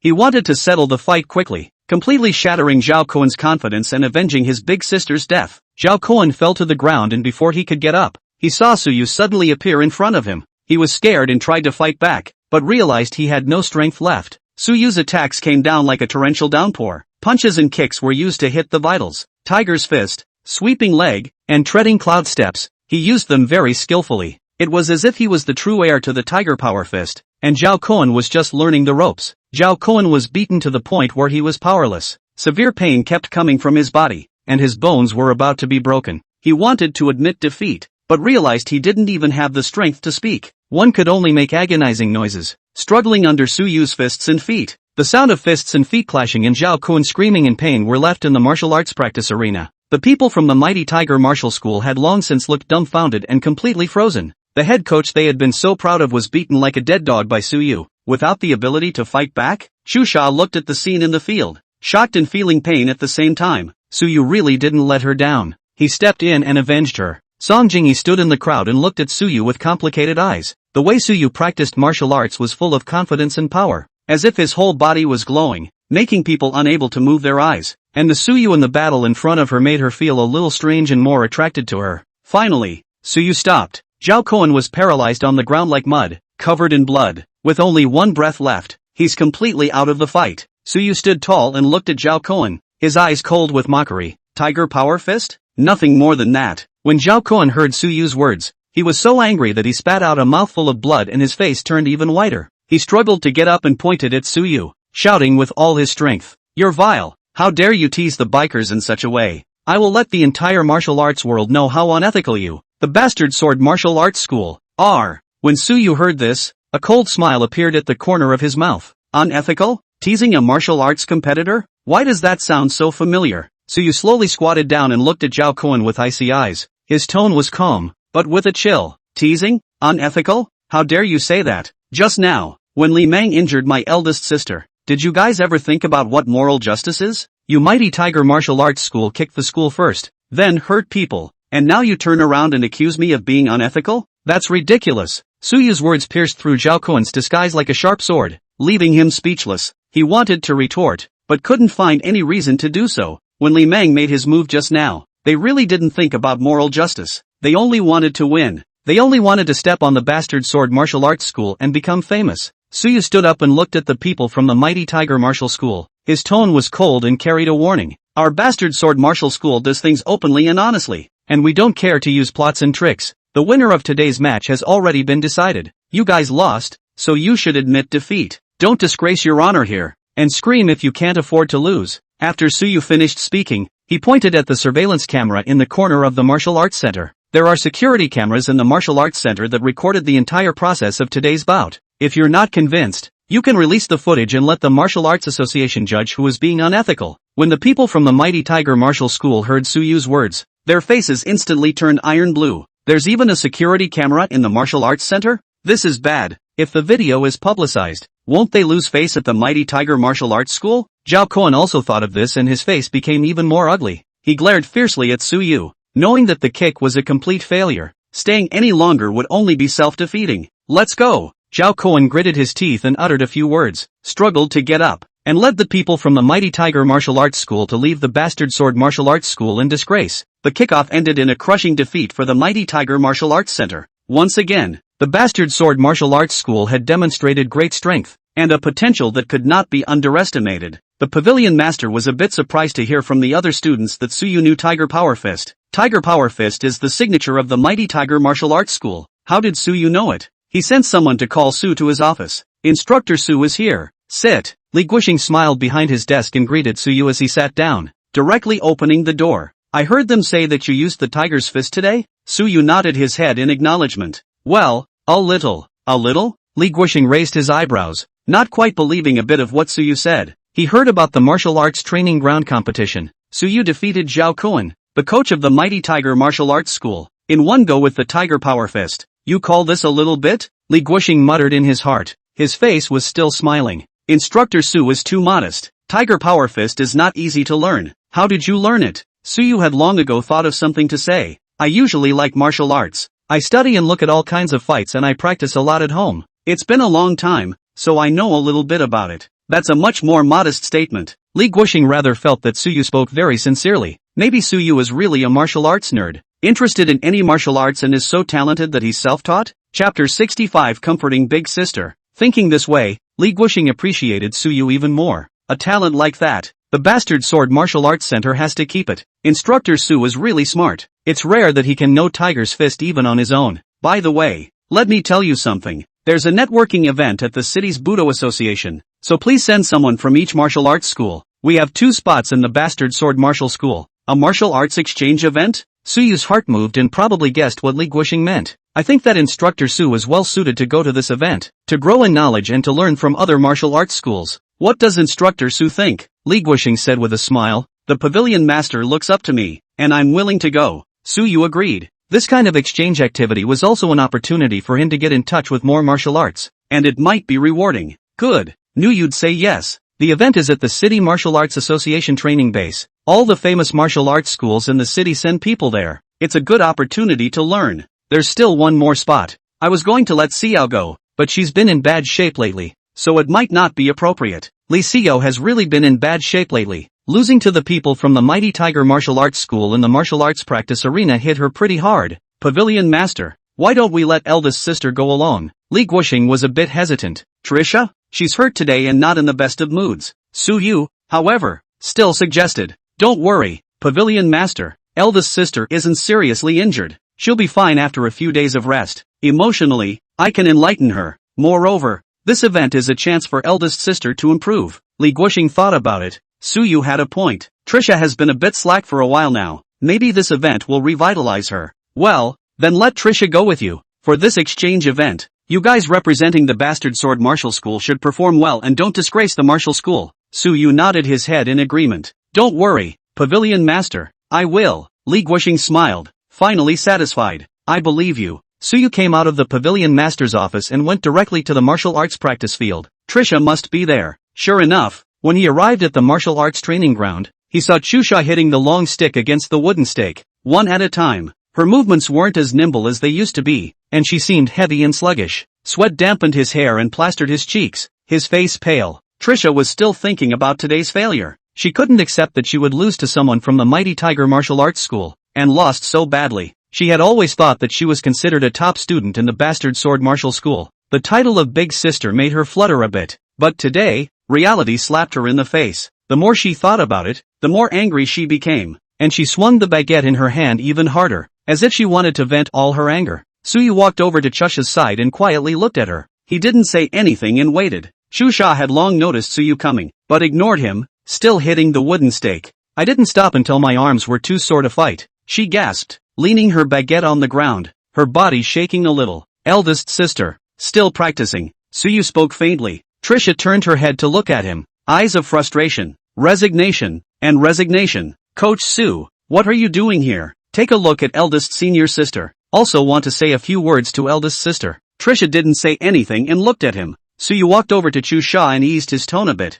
I heard about today. Don't take it personally, eldest sister. Don't take it personally? Coach Su is putting it lightly. It's not like you're the one who lost. Winning and losing is normal. No one can guarantee that they will never lose. What's important is to learn from losing in order to keep improving. Trisha skimmed her head and didn't look at Suyu. I understand the reasoning, but I'm not willing to do it. Suyu sighed. It would be the same for anyone else. After experiencing this kind of failure, it would be hard to put it down easily. Eldest senior sister, I know you're feeling bad in your heart, but it's useless to keep thinking about failure. The more angry you get at yourself for not being able to do it, the harder you have to work to improve yourself. Chusha raised her head violently and looked at Suyu with eyes full of doubt. How can I improve? I've worked so hard, practicing desperately every day, but why am I still so weak? Eldest sister, you haven't practiced martial arts long enough. Progress comes slowly, not all at once. Moreover, martial arts practice can't just be about hard work, but also about method. Methods?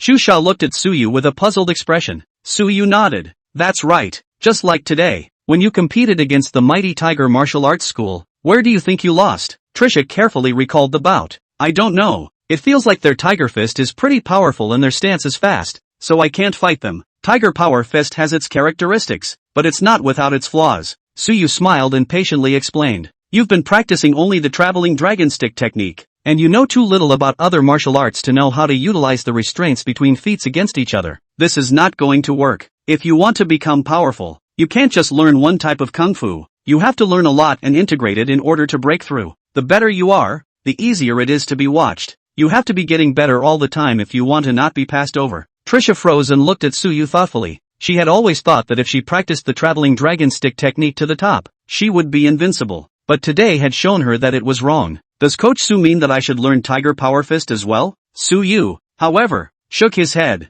I mean, you could try learning other martial arts, like boxing, kicking, palming and all that. Learn more to better yourself. Trisha was silent, pondering his words carefully. After a while, she looked up at Suyu with a little more luster in her eyes. Coach Su is right. I understand. Suyu smiled. It's good that you understand. By the way, there's something else to tell you. What is it? There's a martial arts exchange over at the city's Budo Association, and the owner of the pavilion has signed me and you up for it. Wanted you to come with me to an event in the city. Trisha froze, then looked surprised. A martial arts exchange program? Really? I can go too? Of course it's true. The owner said that this exchange is a good opportunity to learn, and he wants you to go and get a better understanding of the world, as well as learn by sparring with the other martial arts schools. Great! Trisha squealed in excitement, a smile finally on her face. She thought she would be blamed by the pavilion master for losing so badly. Unexpectedly, the pavilion master was going to let her go to a martial arts exchange event. What a pleasant surprise.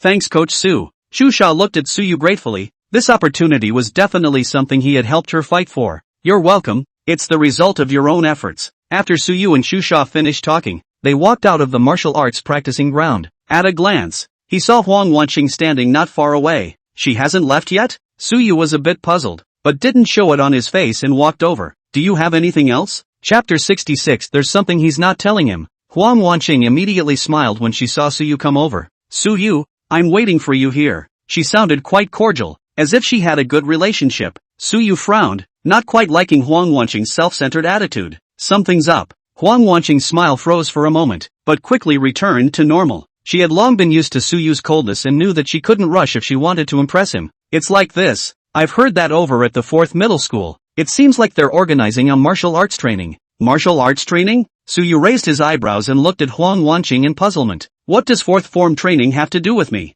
Of course it's relevant. This training is mainly for those students who have potential in martial arts exams. Moreover, I've also heard that this training, the 4th form has specially invited some outside martial arts experts to instruct them. Like you, you're definitely on the invite list. Huang Wanqing said, observing Suyu's expression, trying to see something. After Suyu heard this, there was little expression on his face and he just said lightly, I'm not interested in school training. His time was precious now, and instead of wasting it on training at school that would be useless to him, he should seize the time to cultivate himself. With his current strength, the martial arts exams were no big deal at all, and he didn't need any extra training. Huang Wanqing did not expect Suyu to refuse so dryly, and was a bit anxious. Hey, Suyu, don't be so hasty to refuse. This training opportunity is a really rare one. Think about it. Being personally instructed by a martial arts expert will definitely help your strength. Moreover, it can also increase your certainty for the martial arts exam. Huang Wanqing tried her best to persuade, her tone carrying a bit of pleading.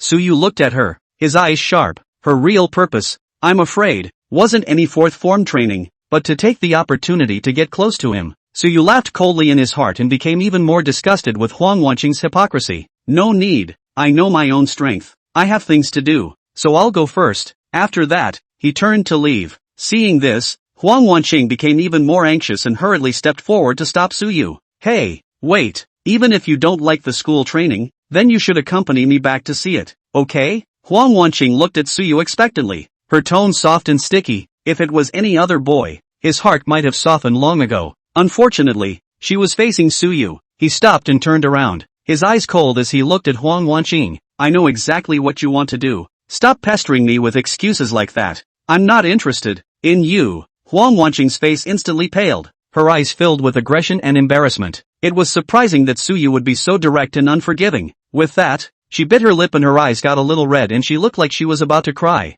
Suyu, how could you do this to me? I just wanted to care about you and talk to you more. Is that even wrong? Huang Wanqing wanted to win Suyu's sympathy, trying to soften his heart. But Suyu, her eyes were still cold and did not move a bit. Huang Wanqing, put away this hypocritical show of yours. I've seen through your mind for a long time. I don't have any feelings for you, and please don't bother me in the future. After saying that, he didn't pay any more attention to Huang Wanqing and directly left. Huang Wanqing froze in place, looking at Suyu's back as he left, her face turning white with shame, like being slapped in public. Suyu left the martial arts center and went straight home. He was going to the City Martial Arts Association for a martial arts exchange and would be gone for a week, so he had to tell his siblings. When they arrived home, Nan was reading on the sofa and Su Yuan was practicing martial arts in his room. Nan saw Su Yu and put down her book and ran over. Brother, you're back. Why are you so early today? Well, there's something to tell you guys. Su Yu stroked Nan's head and softened his tone. Su Yuan also came out of the room, looking at his brother with a bit of doubt in his eyes.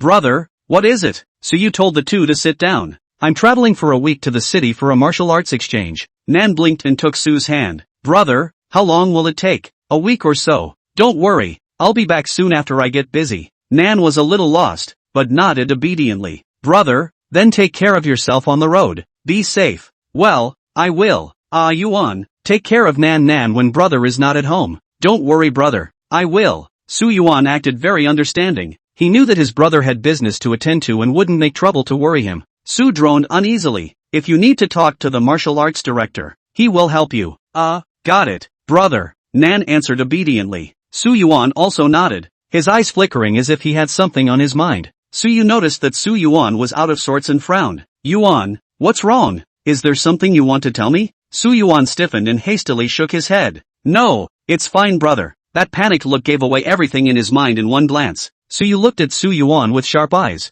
He suspected that Su Yuan was hiding something from him and didn't dare to let him know. Su Yuan was made to feel weak by the look and hurriedly changed the topic. Brother, what martial arts exchange are you attending in the city this time? The city's martial arts association runs an event. I'm not sure about the specifics. You have to practice martial arts well, and if you don't understand anything, ask Sister Chu Sha, or wait for me to come back and ask me. Aha! Su Yuan nodded vigorously. When his brother wasn't at home, he would work hard at practicing martial arts, becoming more and more powerful and never letting his brother down. Su Yu looked at his understanding siblings and was extremely pleased in his heart. It was just that Su Yuan's expression just now made Su Yu feel relieved. What exactly is Yuan hiding from him? The next day, Su Yu arrived at the station earlier than the agreed time. After a while, Trisha arrived as well. She looked fresh and clean in her sharp sportswear. Seeing Su Yu walking towards her, Chu Sha smiled. Good morning, Coach Su. Morning. The two entered the station together. The waiting hall is crowded and noisy.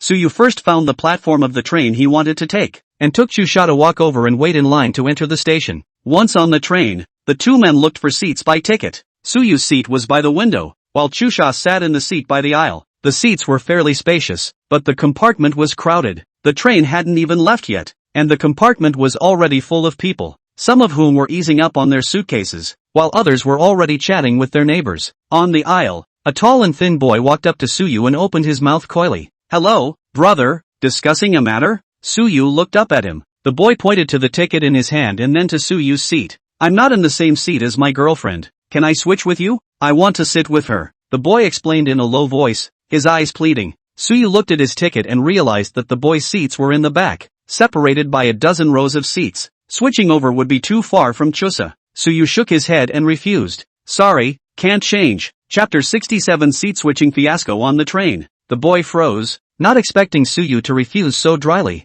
He was a little embarrassed and wanted to say more. At that moment, a clear female voice came from the carriage door. Li Ming, this way. The boy's eyes lit up and he looked back. A girl in a white dress stood in the doorway of the carriage and waved at him. The girl was pretty and had a good temperament, attracting many gazes towards her at once. It was Fuya who saw that Li Ming was late in returning, and that's why he sought it out. Dude, can't you really switch? My girlfriend's here. Su Yu shook his head once again with a resolute attitude. No change. The boy's lost some face. His girlfriend is here, and this guy has no sense of humor. This guy must have done it on purpose, to try to put on airs in front of his girlfriend and lose his face. I say brother, aren't you being a little insensitive? It's just a seat change. It's not a big deal. Trisha watched from the sidelines, her eyebrows furrowing slightly. She didn't like the boy's attitude. Changing seats was a favor, not changing was a favor, and Su Yu had nothing to blame for not giving a seat change. Su Yu looked calm and ignored the boy's accusation, only repeating it faintly. No change. At this time,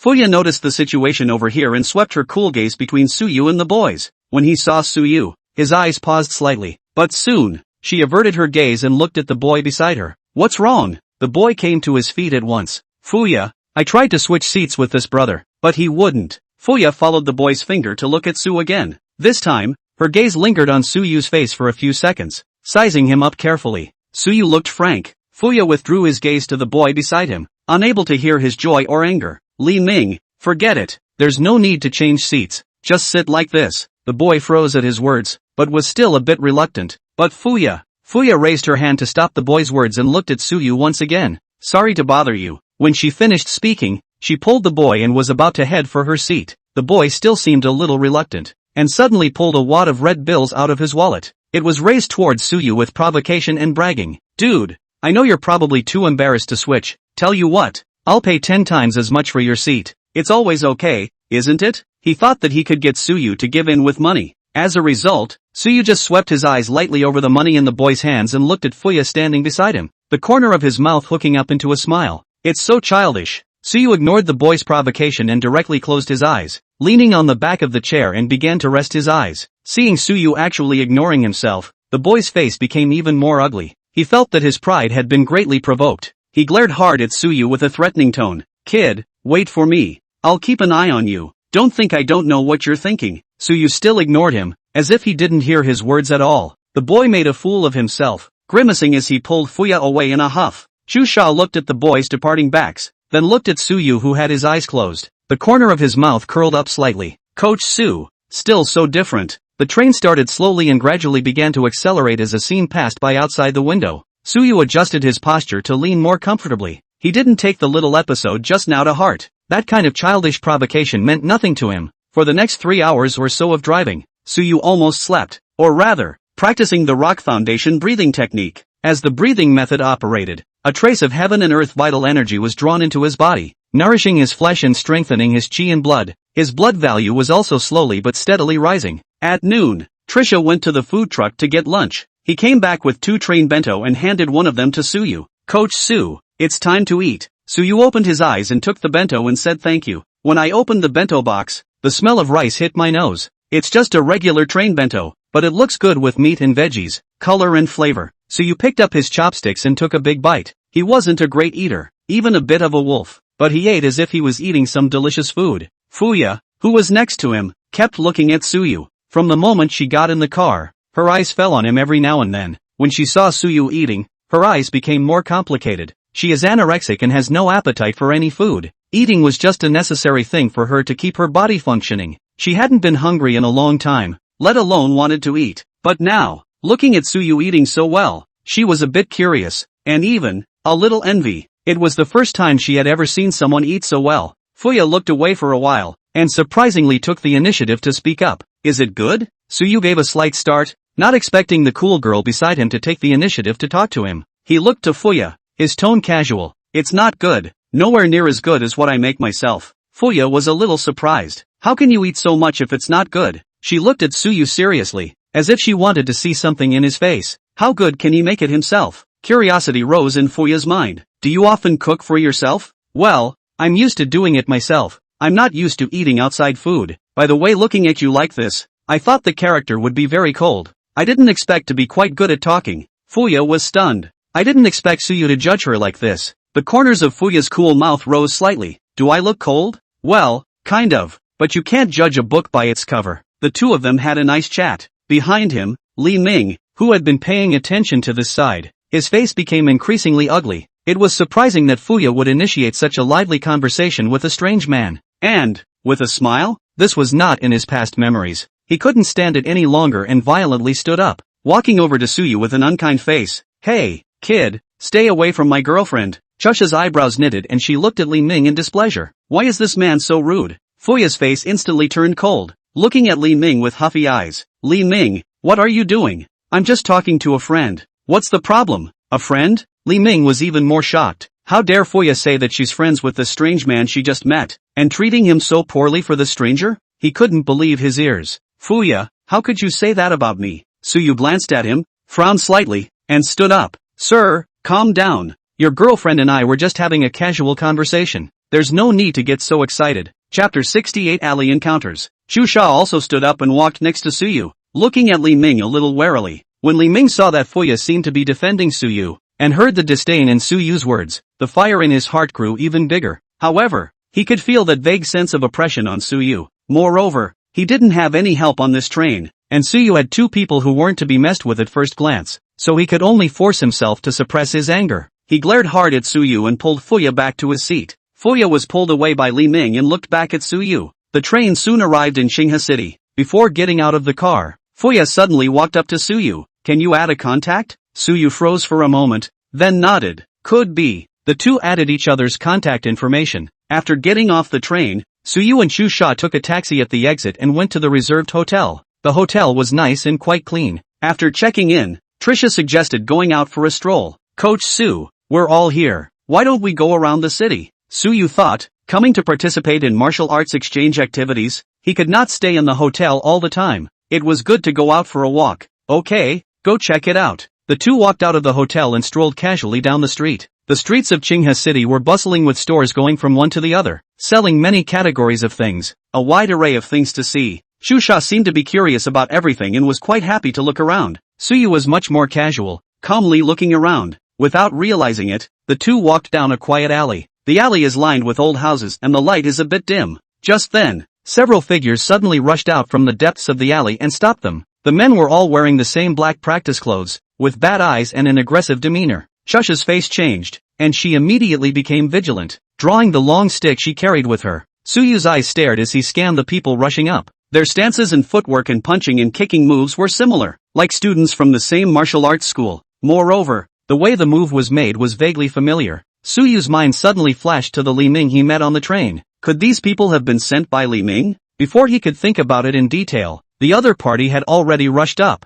"Look out!" Trisha shouted and swung her long stick to meet her. Several people on the other side cooperated well and attacked quickly, but such movements were everywhere broken in Suyu's eyes. He moved like a ghost through the crowd. The punches and kicks flew fast and furious, hitting several people in the neck and forehead. Bang! Bang! Bang! Before the few people who rushed up could see Suyu's movements, they all screamed miserably and flew out, falling to the ground in a wail. Suyu stood still, his breath calm, as if he had just waved his hand effortlessly. Trisha looked dumbfounded and a bit reactive. "That's it? Coach Su is so good too." Suyu ignored the few people wailing on the ground and pulled up Xu Sha. "Let's go and hang out somewhere else." Trisha then came back to her senses, nodded her head in a hurry, and left the alley. Suyu and Xu Sha had just returned to the hotel, and the news about them fighting with someone in the alley had already been written up as a report and put into the office of the Qinghe City Martial Arts Association. This is not without Li Ming's credit. He spread rumors to convince the people who wrote the report that Suyu was a maniac who would strike at the drop of a hat. Qinghe City Martial Arts Association, President's Office. President Liao, a man who looked to be in his 50s with a serious face, was looking at the report in his hand. The report briefly describes what happened when Suyu and Xu Sha clashed and fought with someone in the alley. President Liao's brows were furrowed and his face was visibly displeased. Suyu just arrived in Qinghe City and dared to cause trouble. What a young man who doesn't know what he's doing. He slapped the report on the table. "What's wrong with this Suyu? He fights and brawls as soon as he arrives. Are there any rules left?" Next to him was an elegant, slightly younger Vice President Do, who smiled unconcernedly at the words. A bit of friction between martial artists was normal, and as long as it didn't result in a death, it wasn't a big deal. He kindly advised, "President Liao, don't be angry. Young people always have more anger." President Liao snorted coldly. "A lot of fire? I think he's just lawless. This martial arts exchange event is for everyone to learn from each other and improve their understanding, not for him to show off." Vice President Du picked up the teacup and gently blew on the hot air. "Speaking of which, I did hear that a remarkable genius has recently emerged from the North Central City side."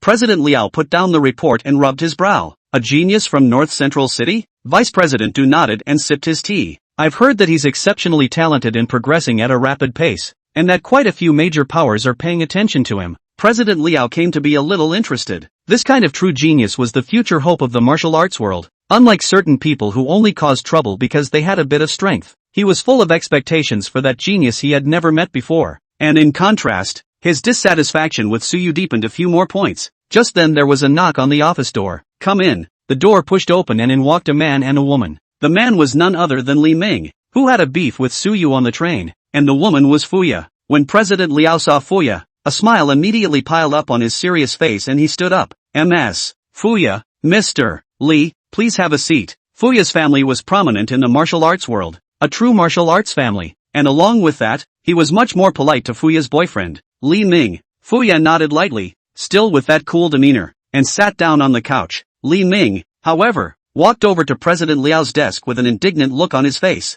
"President Liao, I need to tell you something. On the train today, I met a guy named Suyu, who is too arrogant with no one in sight. He is the representative sent by North Central City. How does this kind of person deserve to come to the martial arts exchange conference? Simply pulling down the grade of our Qinghe City's martial arts community. As President Liao listened, his brows furrowed again. It's this Suyu again. Don't worry, Mr. Li, I already know about this matter. People like this who don't follow the rules and cause trouble as soon as they arrive are not welcome in our martial arts association. I'll let him know that Qinghe City is not a place where he can act wildly. Li Ming's heart was instantly relieved. He glanced triumphantly at Fuya. Fuya sat quietly, seemingly uninterested in their conversation, her eyes drifting out the window, wondering what she was thinking. Vice President Du shook his head gently and didn't say anything. He felt that President Liao was a bit too subjective, and that it was too hasty to characterize someone based on just one side of the story in one skirmish. But President Liao was the president, so he couldn't interfere too much. The next day, early morning, the training base of the Qinghe City Martial Arts Association had already gathered quite a few people. They were all representatives from the major martial arts schools in the city, and had come on time to participate in this martial arts exchange. Everyone greeted each other and the atmosphere seemed quite cordial. Chapter 69 Deliberate Difficulties. Suyu and Xu Sha arrived at the entrance of the training base. A staff member of the association is available at the door to register and check identity and invitations. When it was Suyu and Xu Sha's turn, the staff member took the list and checked it. Frowning, sorry, you can't enter without an invitation. Suyu and Xu Sha glanced at each other, both somewhat unsure. Curator Li Guoxing only said he enrolled them. He didn't mention the invitation. We are representatives of the North Central City Bastard Sword Martial Arts School, and Director Li Guoxing signed us up. The staff member shook his head with an expressionless face. No matter who signed up, you can't get in without an invitation, or without a name on the list. The staff was adamant. The representatives of the other martial arts schools waiting in line around them to register cast strange gazes. Baji Dao Martial Arts Center? I've never heard of it. A small martial arts school over in North Central City, right? How did you blend in without even an invitation? I guess I wanted to come and rub my nose in the quota. Shusha's face was a bit ugly and her heart was a bit anxious. So you looked around and his eyes quickly locked onto a figure in the crowd not far away. Li Ming was standing with Fuya, with a mocking smile, if any, at the corner of his mouth, looking this way. Looks like this guy is behind it. Sure enough, it's a vindictive little man's act. We did receive an invitation, and there may have been some kind of mistake in the middle of the process. Could you please double check or contact the person in charge of this event? The staff was impatient. Saying no means no. Don't hold us up here. There are people waiting behind us. Suyu frowned slightly. Is it out of order for you to do this when you won't even verify it? Just then, a majestic voice came. What's going on? There's a lot of noise. President Liao walked out from inside with Vice President Dou. When the staff saw President Liao, they immediately greeted him respectfully. Chairman, these two don't have invitations and their names aren't on the list. They had to barge in. President Liao's gaze fell on Suyu and Xu Sha, his eyes carrying scrutiny and displeasure. You are the representatives of the Bastard Sword Martial School? Suyu met President Liao's gaze without being humble. Yes, someone is making small moves behind the scenes and deliberately withholding our quota. Please ask the president to be clear. President Liao sneered. Young man, speak responsibly. You say someone is up to no good. Do you have any proof? Our association has always been fair and strict in our work, and we won't target anyone for no reason. The reason why we stopped you is not because we listened to anyone's instigation, but because you caused trouble and fought with people when you first arrived in Qinghe City. We've already received a relevant complaint report. Your behavior has seriously affected the image of our martial arts community and destroyed the harmonious atmosphere of this exchange event. People like you are not qualified to participate in this event at all. Everyone's gaze towards Suyu was immediately filled with contempt and disdain. Xu Sha's face turned white and wanted to defend herself, but she was unable to speak due to President Liao's powerful aura. Suyu's eyes went cold. If you want to make a mistake, you can't make a mistake. So, President Liao means that he doesn't intend to let us participate in this exchange? That's right. I am now officially informing you that the qualifications of the Bastard Sword Martial School have been cancelled. Please leave this place immediately. As President Liao's words fell, the surroundings instantly quieted down. Everyone's gazes were focused on Suyu and Xu Sha with contempt, disdain, and bloating. Xu Sha's lips trembled slightly as she tried to defend Suyu, anxious and angry in her heart. Suyu calmly met President Liao's gaze. Does President Liao mean that he intends to disqualify our Bastard Blade Martial Arts School based on just one unclear complaint report? Turning people away like this without even doing the most basic verification. Is this the way the Qinghe City Martial Arts Association treats its guests? President Liao choked at this unassuming attitude. His face turned pale and he was about to snap. Suyu spoke again, his voice carrying a coldness. Since President Liao said that I caused trouble and fought with others, do you have any proof? Which martial arts schools people complained? Or is there an eyewitness at the scene? It can't be made up out of thin air, right? Evidence? Where does he have any evidence? Li Ming just privately complained to him. There is no official record of any complaint, the so-called relevant complaint report, but it is just the rhetoric he used to suppress Suyu. Now by Suyu forced to ask in public, he instead cannot get off the stage. President Liao coldly grunted with a strong face. The evidence is naturally there. It's just not convenient to show it in public. That's clearly a strong argument. The people around them also saw something, and the whispers resounded once again. President Liao doesn't seem to be able to produce any evidence. Is there really a misunderstanding about them? This bastard sword martial school's people are quite bold, daring to confront President Liao head-on. Li Ming was a little anxious in his heart. He was just about to open his mouth when Fuya, who was quiet beside him, suddenly spoke up. President Liao, since this is an exchange activity, peace and harmony should prevail. Perhaps there really is some misunderstanding. Why don't we let them go in first, and it won't be too late for things to be ascertained later. President Liao looked at Fuya, and the anger on his face immediately tightened up. He couldn't not give Fuya a face, and Fuya's words gave him a step down. If the stalemate continued, the one who lost face might be himself, so he might as well go with the flow and sell Fuya a favor. Since Ms. Fuya spoke for you, we'll let it go for now this time. However, during the exchange activities, you'd better be at peace. If you cause any more trouble, don't blame me for settling the score together. President Liao waved his hand at the staff at the door. Suyu glanced at Fuya and led Chu Sha into the training base. Trisha sighed in relief and looked at Fuya gratefully. Li Ming's face turned blue as he glared at Suyu's back. One by one, the crowd entered the base. The interior of the base is spacious and very well equipped. In the center was the huge martial arts stage, surrounded by seats for people to watch. Many representatives of martial arts schools had already gathered in twos and threes to talk in low voices.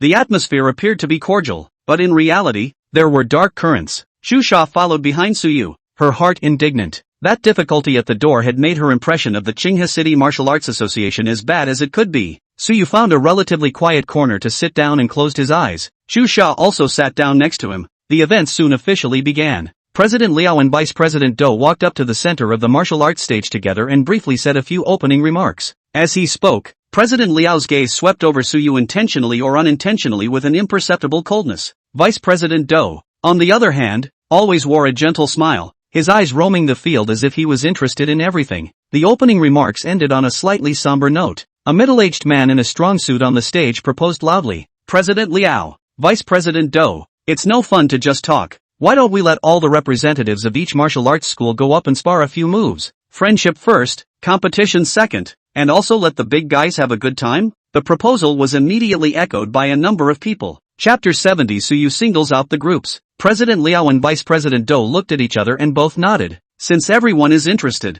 let's arrange a few friendly matches. Which one of you would like to go on stage first and show everyone? As soon as the words fell, a figure agilely leaped onto the martial arts stage. Suyu's gaze was sharp, looking straight at President Liao. His voice was not high, but it clearly spread throughout the entire training base. President Liao, just now at the entrance, the president wanted to disqualify our bastard blade martial arts school based on an unclear complaint report, without even doing any verification. He wanted to kick people out. The late generation is untalented and would like to seek justice for the bastard sword martial school here. President Liao's face was instantly gloomy. This kid dares to provoke him in public. He doesn't know what he's doing. Suyu looked around, his gaze sweeping over every martial arts school representative present. Today, I, Suyu, will stand on this martial arts stage and accept the challenge from everyone present. Anyone who can defeat me can ask anything of me, and I will never say anything. But if, today, no one can defeat me and I hold this ring, then President Liao must sincerely apologize to our bastard blade martial school for the previous unsupported and deliberate embarrassment. The whole room was in an uproar at these words. This young man has a big mouth. It's crazy, but it's also too ballsy. Many people's eyes changed when they looked at Suyu. From the initial contempt, there were a few more points of scrutiny and amazement. Trisha clenched her fists nervously, her palms sweaty. Under the stage, Li Ming's eyes flashed with excitement and viciousness. Stupid. Jumping out to his death on his own accord was just what he wanted. He quietly took out his cell phone and typed, sending a few quick messages. Fuya looked at Suyu on the stage, and a strange luster flashed in her cool eyes. President Liao was so angry that his veins popped, but looking at the varying looks of the surrounding delegates, he forcefully suppressed his anger. The kid had sought his own death, and he was happy to see it. He just didn't believe that a brat who came out of a small martial arts school in North Central City could be capable of much. Good. since you're so confident, I'll give you this chance. Everyone present, fellow disciples, who would like to come up to the stage and appreciate the skills of this senior disciple of the Bastard Sword Martial School? The crowd on the stage was talking. Some of the older and pavilion master level figures didn't immediately respond to the battle.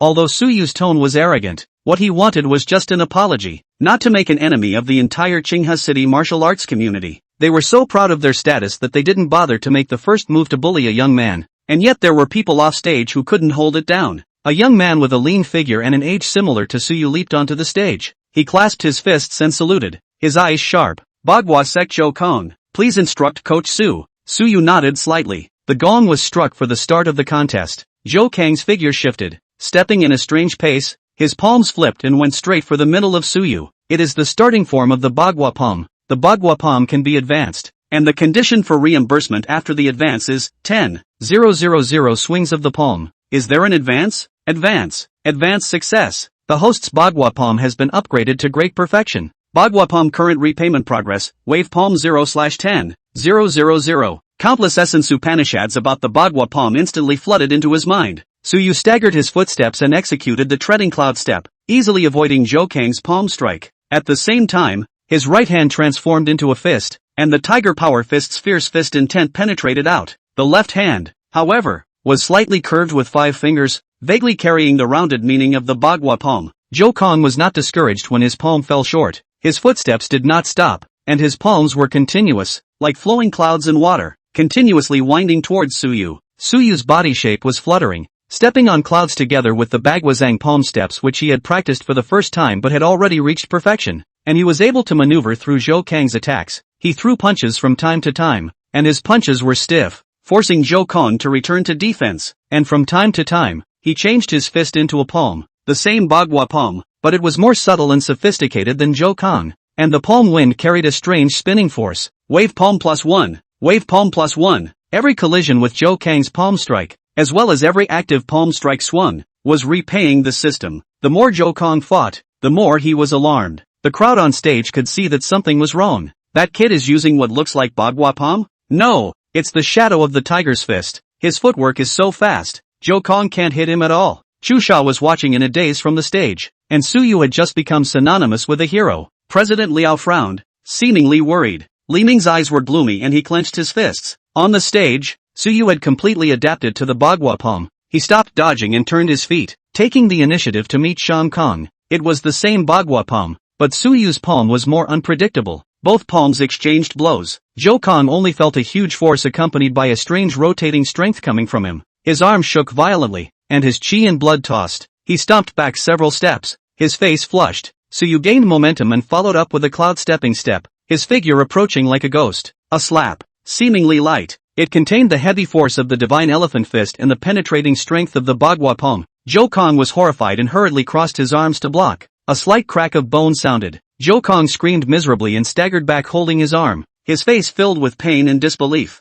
Suyu closed his palms and stood, his breath steady. Sijin. Bagua palm current repayment progress, wave palm 3527/10,000. In the first match, Suyu won. The stage was silent for a split second, and then erupted into shouts of surprise. Winning? So soon? Zhou Kang can't even catch a single move? How is that kid's Bagua palm so powerful? What the hell is he? Suyu's gaze swept down to the stage. Who else? After a short silence, another figure leapt onto the stage. The man who came up this time was even more lanky, with his temples bulging high, and he looked to be a good fighter in external kung fu. Wang Mang of the Fierce Tiger Martial Arts School, here to receive Coach Su's masterful moves. Suyu's eyes were slightly cold. Wang Mang didn't have any unnecessary nonsense, let out a low roar, clenched both fists, and assumed the Tiger Power Fist stance. The crowd on the stage was instantly energized. It's someone from the mighty Tiger Martial Arts School. I've heard that their Tiger's Fist is very dominant. This is going to be a good show. An imperceptible sneer appeared at the corner of President Liao's mouth. Wasn't this kid cocky just now? Let's see how he handles Tiger's Fist this time. Wang Mang stomped his feet. The ground shook slightly, and his entire body was like a fierce tiger descending from the mountain, pouncing on Suyu with a whistling wind sound. The fist was fierce and overbearing, but Suyu did not dodge. His right foot retreated half a step, and his chi sank into the dantian. The Rock Foundation breathing method was in operation, and the chi and blood were rushing. He threw the same punch. Divine Elephant Fist. The two fists clashed solidly. There was a dull thud. A wave of air spread out centered on the two. Wang Ming's face changed. His arm went numb, and he retreated 3 steps before stabilizing himself, only feeling that he had struck an impenetrable rock. How is that possible? His tiger power fist was actually suppressed in terms of power? Suyu stood still and didn't move. The stage was once again in an uproar. Chapter 71 An amazing battle. He actually blocked the tiger's fist. Hard hitting. And slightly better. What kind of fist technique is that kid using? So powerful. Didn't he use the Bagua palm and tiger power fist?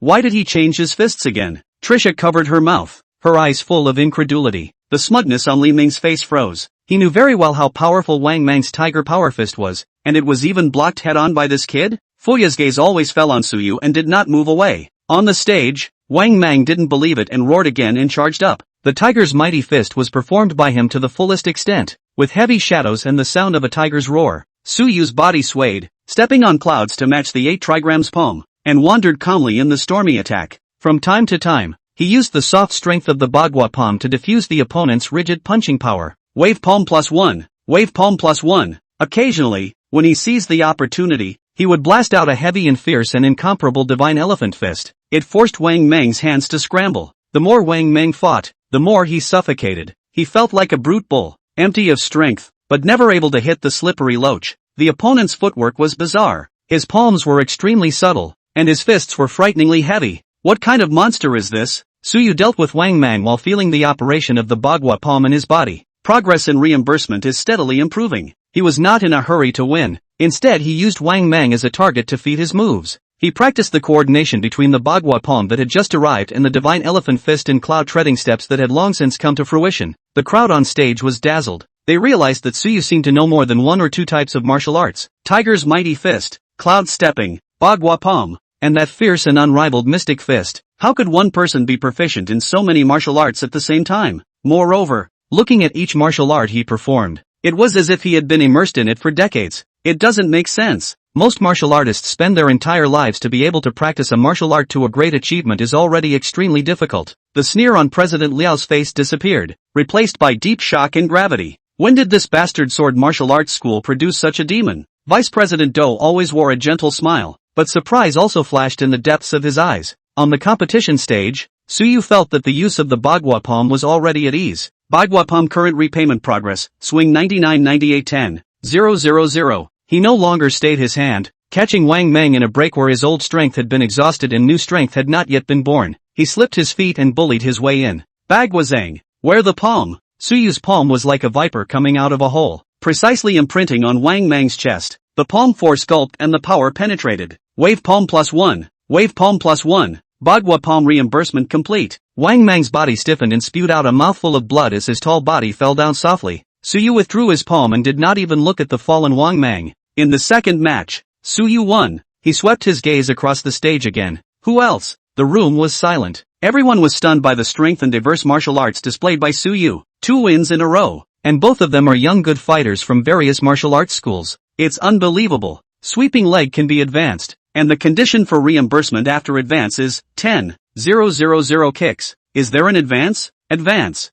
success. The host's sweeping leg has been upgraded to the great perfection. Sweeping leg current repayment progress, kick 0/10,000. Just then, a loud voice rang out. Qian Kuan, Vice Master of the Flying Eagle Martial Arts School, has come to learn from Your Excellency. A middle-aged man with a medium build, a shrewd face, and eyes as sharp as eagles walked onto the stage. Deputy Director? The crowd on stage was energized. Finally, a weighty character is on the scene. The Flying Eagle Martial Arts School was quite a famous martial arts school in Qinghe City, and this Vice Master Qian's leg techniques were extremely powerful. Trisha's heart lifted again. A Vice Pavilion Master level character. His strength must be far more than the previous Zhou Kong and Wang Meng. Could Coach Su handle it? President Liao's eyes flashed with brilliance. Qian Kuan's leg sweeping skills are famously fast and accurate in Qinghe City. Let's see how that kid can still be arrogant. Qian Kuan did not immediately make a move when he got on the stage, but instead sized up Suyu. Young man, you are very good. At a young age with the strengths of several families, and all of them practiced to the pure realm, you are indeed a martial arts prodigy. However, it may not be good for young people to be too sharp. Suyu looked at him calmly. Thanks for the compliment, Senior. Senior only wants to seek justice for the bastard sword martial hall. Qian Kuan nodded. Justice is in the eye of the beholder. Make your move. As his words trailed off, his figure snapped to a short stance. The right leg was like a steel whip that swept against the ground towards Suyu's lower disc. Sweeping leg, the speed of the speed, the angle of the tricky, the force of the heavy and fierce. Far from the original Zhao Kuan can be compared. A gasp rang out from the stage. Suyu's eyes stared, and with the same short body, his right leg violently swept out, also sweeping the legs. Kick +1. The two legs slammed together hard with a muffled thud. Suyu and Qian Kuan each took a step back. Surprise flashed in Qian Kuan's eyes. This kid knows how to sweep the legs? Moreover, he seems to be quite good at it. The stage even exploded. Sweeping leg. He knows how to sweep his legs. My god, how many martial arts does he know? The Flying Eagle Martial Arts School's sweeping leg is a masterpiece. How come he knows it too? President Liao's pupils suddenly shrunk, and a look of disbelief appeared on his face. This kid even knows Qian Kuan's watchword? How is that possible? Is he really a once-in-a-century martial arts expert? Li Ning's face was already hard to see. Fuya looked at the upright figure on the stage, her eyes flowing with different colors. On the stage, Qian Kuan stabilized his stance, and the battle intent in his eyes intensified. Good. Again. He once again launched an attack, sweeping out his legs in a chain. The leg shadows were heavy, just like the wind sweeping away the leaves, enveloping Suyu's entire lower disc. Suyu was undaunted and similarly executed a sweeping leg to meet the attack. Kick +1. Kick +1. Bang, bang, bang. Intense clashing sounds of legs and feet rang out on the martial arts stage. The two of them fought fast with fast, their legs in shadows fluttered, and it was a dazzling sight to see. Qian Kuan's sweeping leg is experienced, tricky and vicious. Although Suyu's sweeping leg was just advanced, it had reached the Great Circle realm and was even better in terms of skill, only slightly lacking in experience. For a while, the two of them actually fought a battle that was hard to distinguish. This time, everyone looked dumbfounded. A young man of less than 20 years of age, able to fight with the long-famous vice master of the Flying Eagle Martial Arts School with the same sweeping leg? It's a no-brainer. Cold sweat oozed from President Liao's forehead. He realized that he had really underestimated this young man called Suyu. This kid's strength and talent far exceeded his imagination. Was he really going to apologize to a brat in public? On the martial arts stage, the more Suyu fought, the better he got. The Great Perfection Realm's sweeping leg was incredibly powerful when combined with his far superior chi and reaction speed. Each kick was repaying the system's demands, and his understanding and use of the sweeping leg was improving by leaps and bounds in real combat. Qian Kuan, but the more he fought, the more alarmed he became. Chapter 72. This is the talented young man. He realized that Suyu's sweeping leg seemed to be getting faster and faster. The angle was more tricky, and the power had become stronger. At first, he was still able to fight an even battle, but gradually, he felt somewhat unable to keep up with Suyu's rhythm. This kid's ability to learn and adapt is horrible. It's now. The light in Suyu's eyes flashed, catching a tiny break in Qian Kuan. Sweeping leg current repayment progress, kicking leg 8765/10,000. He made a sharp sliding step and closed in on Qian Kuan. The right leg was like a viper coming out of its hole, sweeping towards Qian Kuan's supporting leg at an unbelievable angle like lightning. This leg is fast to the extreme. It was tricky to the extreme. Qian Kuan's face changed drastically. It was too late to dodge or block. The sound of bone cracking and a dull thud rang out almost simultaneously. Qian Kuan screamed miserably as his supporting leg was broken by a hard kick. The entire person lost his balance and fell heavily onto the martial arts stage. Suyu closed his legs and stood, panting slightly. The whole place is dead silent. Everyone looked at Suyu with eyes like they were looking at a monster. Even Qian Kuan, the vice master of the Soaring Eagle Martial Arts School, lost to Suyu. Moreover, he was still defeated by his most skillful sweeping leg. Who is this young man? He's ridiculously strong.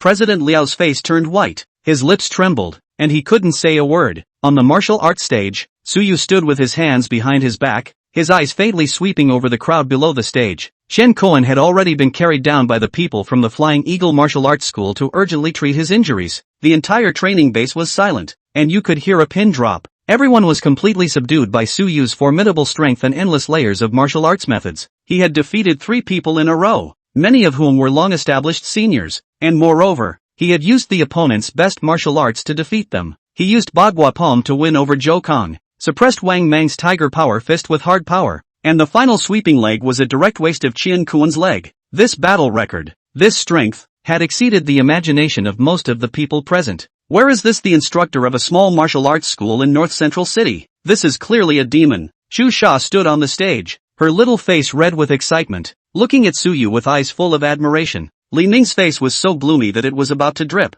His fists were clenched tightly, and his nails were almost embedded into his flesh. Rubbish! They're all losers. Can't even handle a brat. He stared resentfully at Suyu on the stage, his eyes flashing with mad hatred. Fuya's cool eyes fell on Suyu, and that strange luster became more and more prevalent. Time and time again, this man shattered her perceptions. Powerful, mysterious, and fun. President Liao stood in place, his face flushed green and white for a while, feeling his face hot and painful, as if he had been viciously slapped a few times. Previously, he had sworn that Suyu was unruly and causing trouble, and was not qualified to participate in the event. In the blink of an eye, people proved themselves with absolute strength. How does that make him look like a president? How could he apologize to a yellow mouth? Doesn't he, the president of the Qinghe City Martial Arts Association, want to lose face? President Liao struggled inwardly, both shocked at Suyu's strength and unwilling to admit his mistake. Vice President Du stood by and took it all in. This young man called Suyu was indeed not simple.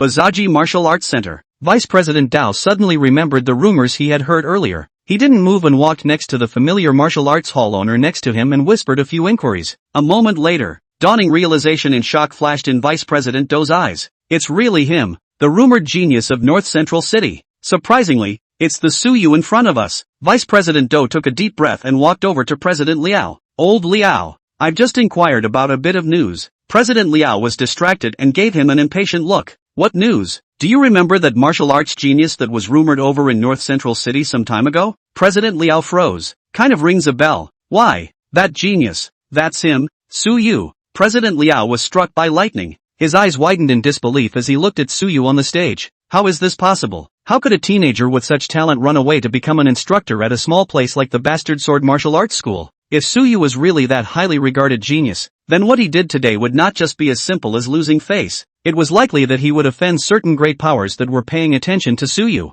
But he still couldn't pull himself together enough to admit his mistake. Admit you were wrong about a genius? Admit that you were used as a gun by Li Ming? No, never, even if he's gifted. So what? At such a young age, he's so arrogant and unself-conscious that he came to Qinghe City and hit people. This kind of person has a questionable character, and even if he's strong, he'll never become a great man. Targeting him was to help rid the martial arts world of scum. President Liao found a reason for himself, and his mind, which had been somewhat shaken, was once again firm. He coldly looked at Suyu, his eyes even more unkind. At this moment, two figures extruded from the crowd under the stage and leaped onto the martial arts stage. These two people are wearing black power suit, brawny body, fierce eyes, with a strong fury. At a glance is not what the famous school origin, but like a perennial in the mouth of the knife lick the blood of the outlaws. There was another commotion from the crowd on stage. Who are these two guys? Look so fierce. Don't know. Never seen. Not someone from our Qinghe City Martial Arts School, right?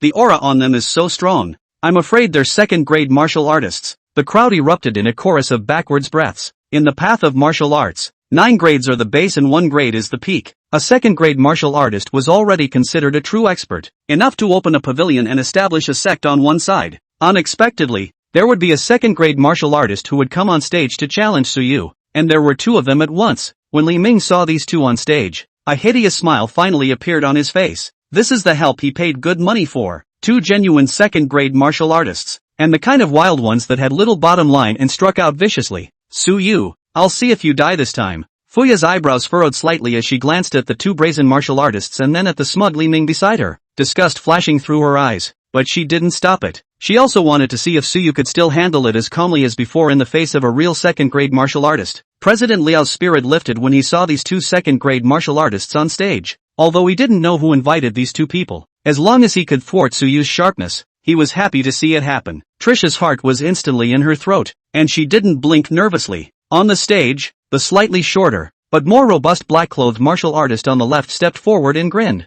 revealing his morose white teeth. Kid, I heard you're pretty wild. Huh? You want to challenge the entire Qinghe City? Old me, Black Bear, let's weigh you today. He introduced himself with an arrogant tone and a bloodthirsty look in his eyes. Suyu glanced at him, and then at the companion next to him who had shady, viper-like eyes, and opened his mouth indifferently. Two together. Chapter 73 Defeating the Killer. Suyu's confident and open-minded words caused the black bear to freeze for a moment, and then he burst into a rage. Kid, you seek death. He let out a low roar and his feet powered up, like a savage bear charging towards Suyu. He didn't use any subtle moves, just the simplest and most direct punch and swing, but he was extremely fast and his strength was even more terrifying. The fist wind whistled, carrying a ferocious and violent aura, as if it wanted to directly tear Suyu apart. The aura of a second-grade martial artist was on display. Suyu's eyes tightened slightly. What strength and chi and blood? Is this the power of a second-grade martial artist? He didn't dare to slow down, and the rock foundation breathing technique was run to the extreme,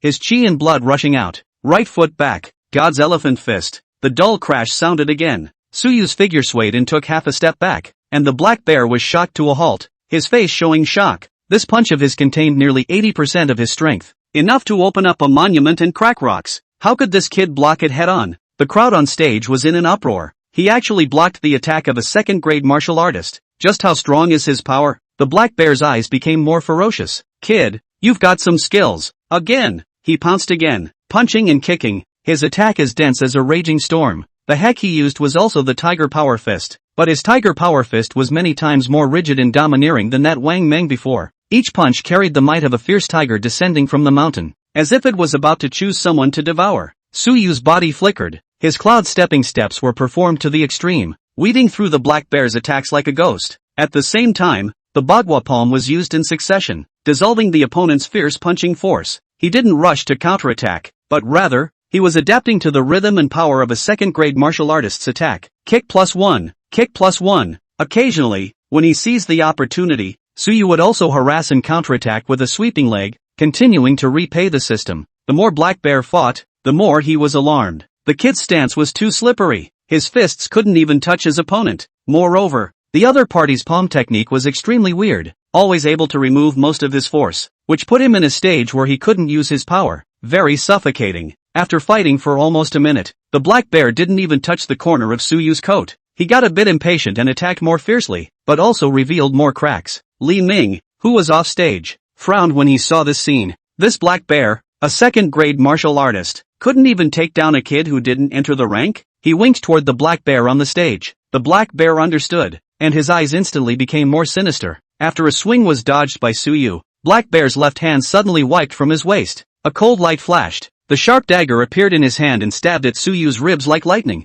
Sneak attack, and with a weapon. This turn of events caused everyone to gasp out in shock. Trisha was shocked out of her wits. Look out! Shameless! How dare you sneak attack with a weapon? Angry accusations erupted from the stage. In a martial arts competition, unless it was agreed upon beforehand, using weapons was a big no-no, let alone in the case of a sneak attack. President Liao frowned, but didn't speak out to stop him. Displeasure flashed in Vice President Dou's eyes. Fuya's face went completely cold. However, in the face of this sudden and deadly sneak attack, it was as if Suyu had anticipated it. In the instant that the cold light flashed, Suyu's figure drifted back half a foot like a ghost. At the same time, the 5 fingers of his left hand came together and pointed out as fast as lightning. A light sound of gold and iron clashing rang out. Suyu's fingertips accurately clicked on the side of the dagger, and a strong force exploded out. Black Bear only felt a sharp shock in his tiger's mouth, and his dagger almost flew out of his hand. An incredulous look on his face. It was blocked? And with one finger? How could this kid's reaction speed and finger power be so terrifying?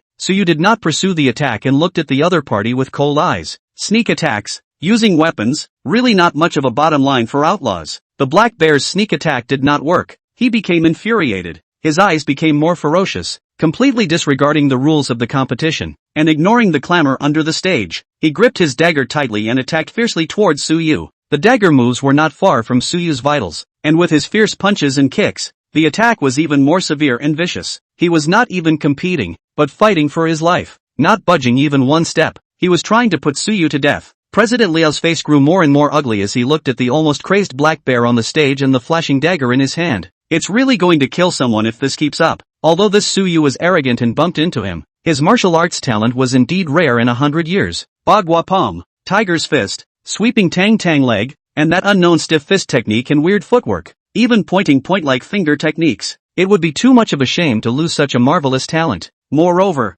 it was still on the territory of his Qinghe City Martial Arts Association that he was killed by this kind of outlaw of unknown origin by despicable means. If word gets out, how will he lose face as president? What about the reputation of the martial arts community in Qinghe City? No, it must be stopped. The desire to cherish talent and the idea of preserving the association's reputation prevailed, and President Liao took a deep breath before he was about to lift his foot to walk onto the martial arts stage. However, no sooner had he taken a step, the situation on the stage was changing rapidly. In the face of the Black Bear's reckless and crazy pounce, Suyu's eyes suddenly turned cold, and his killing intent filled the air without any concealment. He stopped dodging. His body swayed as gently as a willow. narrowly avoiding the dagger's deadly sweep at an incredible angle. At the same time, he bullied his way closer, almost sticking in front of the black bear. The black bear's heart was shocked, wanting to retreat and change his stance, but it was already too late. Suyu's left hand's 5 fingers came together to execute the Vajra finger. This time, it was no longer pointing at the weapon, but with an indestructible and sharp energy,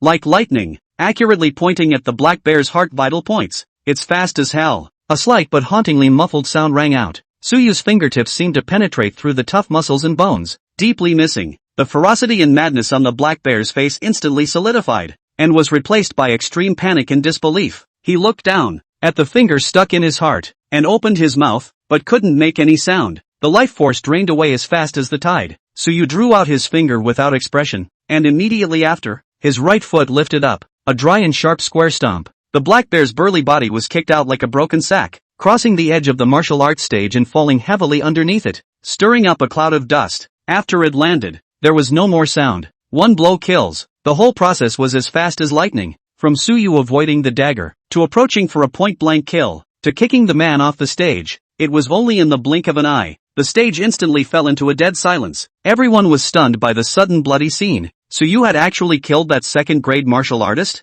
Moreover, it was still such a clean counterattack when the opponent used his weapon to sneak attack. This strong strength as well as this overriding determination, this rare ruthlessness, made everyone present feel chills rising from the bottom of their hearts. Chapter 74 Collecting Debts from Li Ming. Chusha covered her mouth and stared with wide eyes, her body trembling slightly, both shocked at Suyu's power, and somewhat afraid of the icy killing intent he had just exuded. The smug smile on Li Ming's face completely froze, turning to horror and fear. The second-grade martial artist he spent a lot of money on died just like that, poked to death by Suyu's finger? He subconsciously looked at the youth with the icy eyes on the stage, and chills went straight from the soles of his feet to the top of his head. Fuya's cool eyes shrunk slightly and looked deeply at Suyu. Killing and unforgiving, this man was more dangerous than she thought. President Liao's foot that had just been raised froze in midair. He looked at the corpse under the stage that was still warm, and then looked at Suyu who was calm on the stage as if he had only done a small thing. His throat was dry and he could not say a single word. Late. He couldn't stop it after all.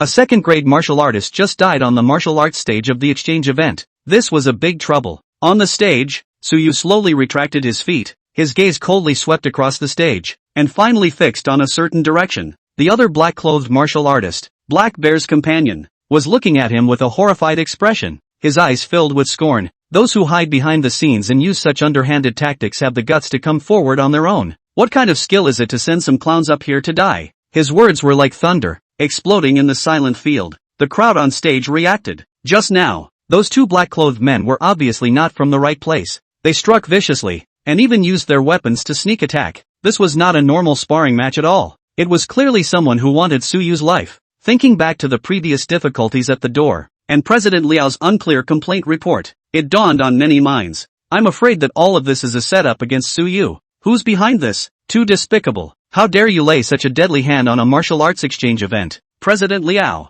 you have to find out more about this. Right, we must be given an explanation. We can't let this kind of scum tarnish the reputation of our martial arts community in Xinghe City. The group was outraged, and the finger of blame began to turn toward the unknown mastermind, and the Budo Association, which had the responsibility of regulating the situation. Li Ming stood in the crowd with a pale face and a sweaty forehead. He looked towards Suyu on the stage with cold eyes, like a killing god, and listening to the increasingly loud voices of questioning and accusations around him. Unprecedented fear seized him. Things seemed to be getting out of hand. He just wanted to teach Suyu a lesson and make him lose face in front of Fuya. How did it turn out like this? He would face the wrath of the crowd if it was found out that he had hired them. Li Ming didn't dare to imagine further and only wanted to leave this place of wrongdoing immediately. He quietly moved his feet, and Suyu's icy gaze pierced through the crowd like a sharp sword, landing precisely on him. Li Ming's body stiffened and his feet stopped as if he had fallen into an ice cellar. The corner of Suyu's mouth hooked into a disdainful sneer. From the confrontation on the train,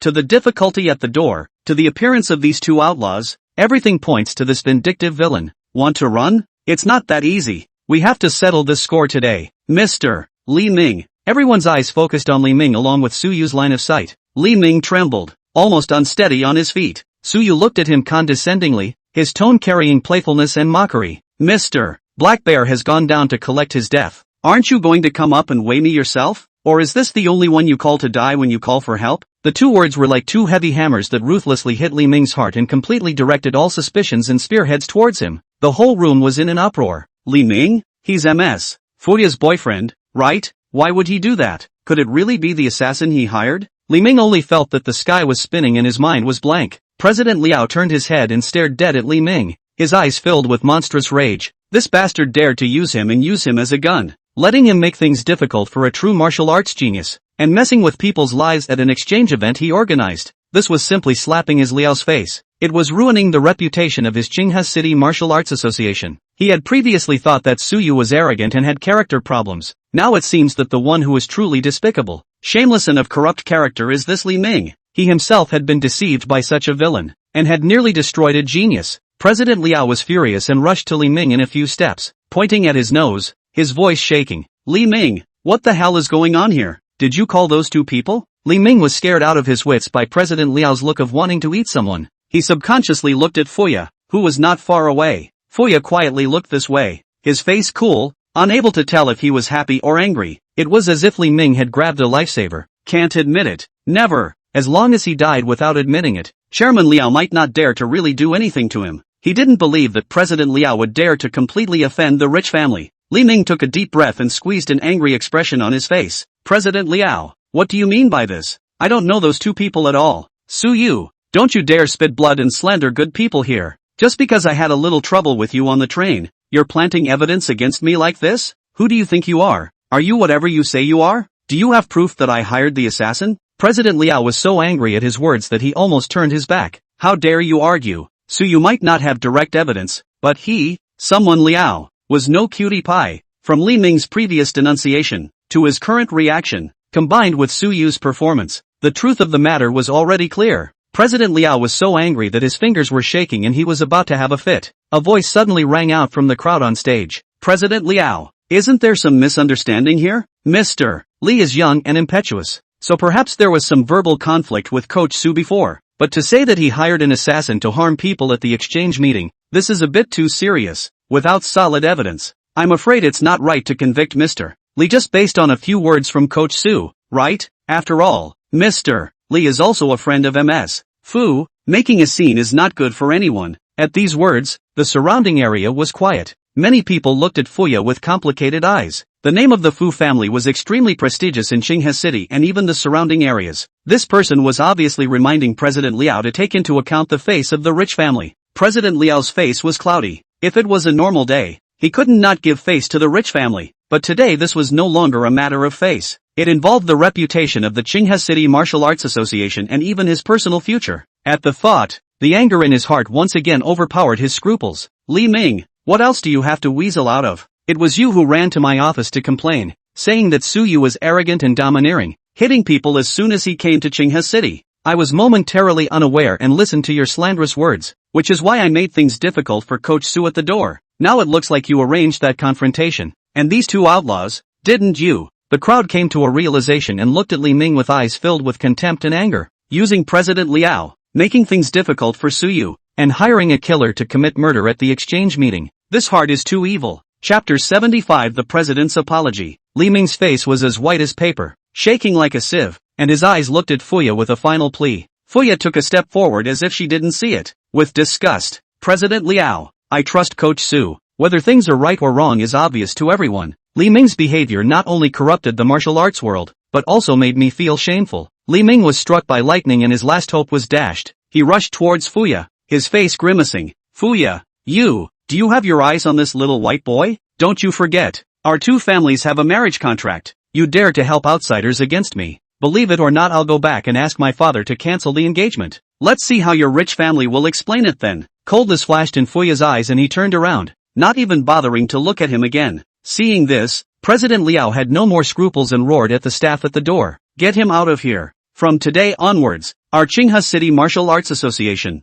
as well as all affiliated martial arts schools, will never welcome this person. I'll inform the Martial Arts Alliance of the Central and Southern region about this and blacklist him. Ban him from participating in any official martial arts exchange activities. The staff immediately stepped forward and held up the angry and stormy Li Ming, forcibly dragging him out. The farce is finally over. President Liao straightened his slightly messy clothes, turned around and walked up the steps to stand in front of Suyu, his straight waist slowly bending down. Coach Su, I'm sorry, it's because I was uneducated and biased. I almost wronged you in the bastard sword martial arts school. I sincerely apologize to you for my previous rudeness and difficulty. The bow made everyone freeze. The president of the Qinghe City Martial Arts Association really bowed and apologized to a young man in public. This broad-mindedness and commitment made many people secretly nod their heads. Suyu looked at President Liao in front of him. Although he had a bad attitude at the beginning, he also had the intention of stopping the black bear from killing at the last moment just now. And since he had already sincerely apologized, he was not the one who could not be forgiven for his reasoning. President Liao is overstating things. The fault for this matter doesn't lie with you. It's the villain.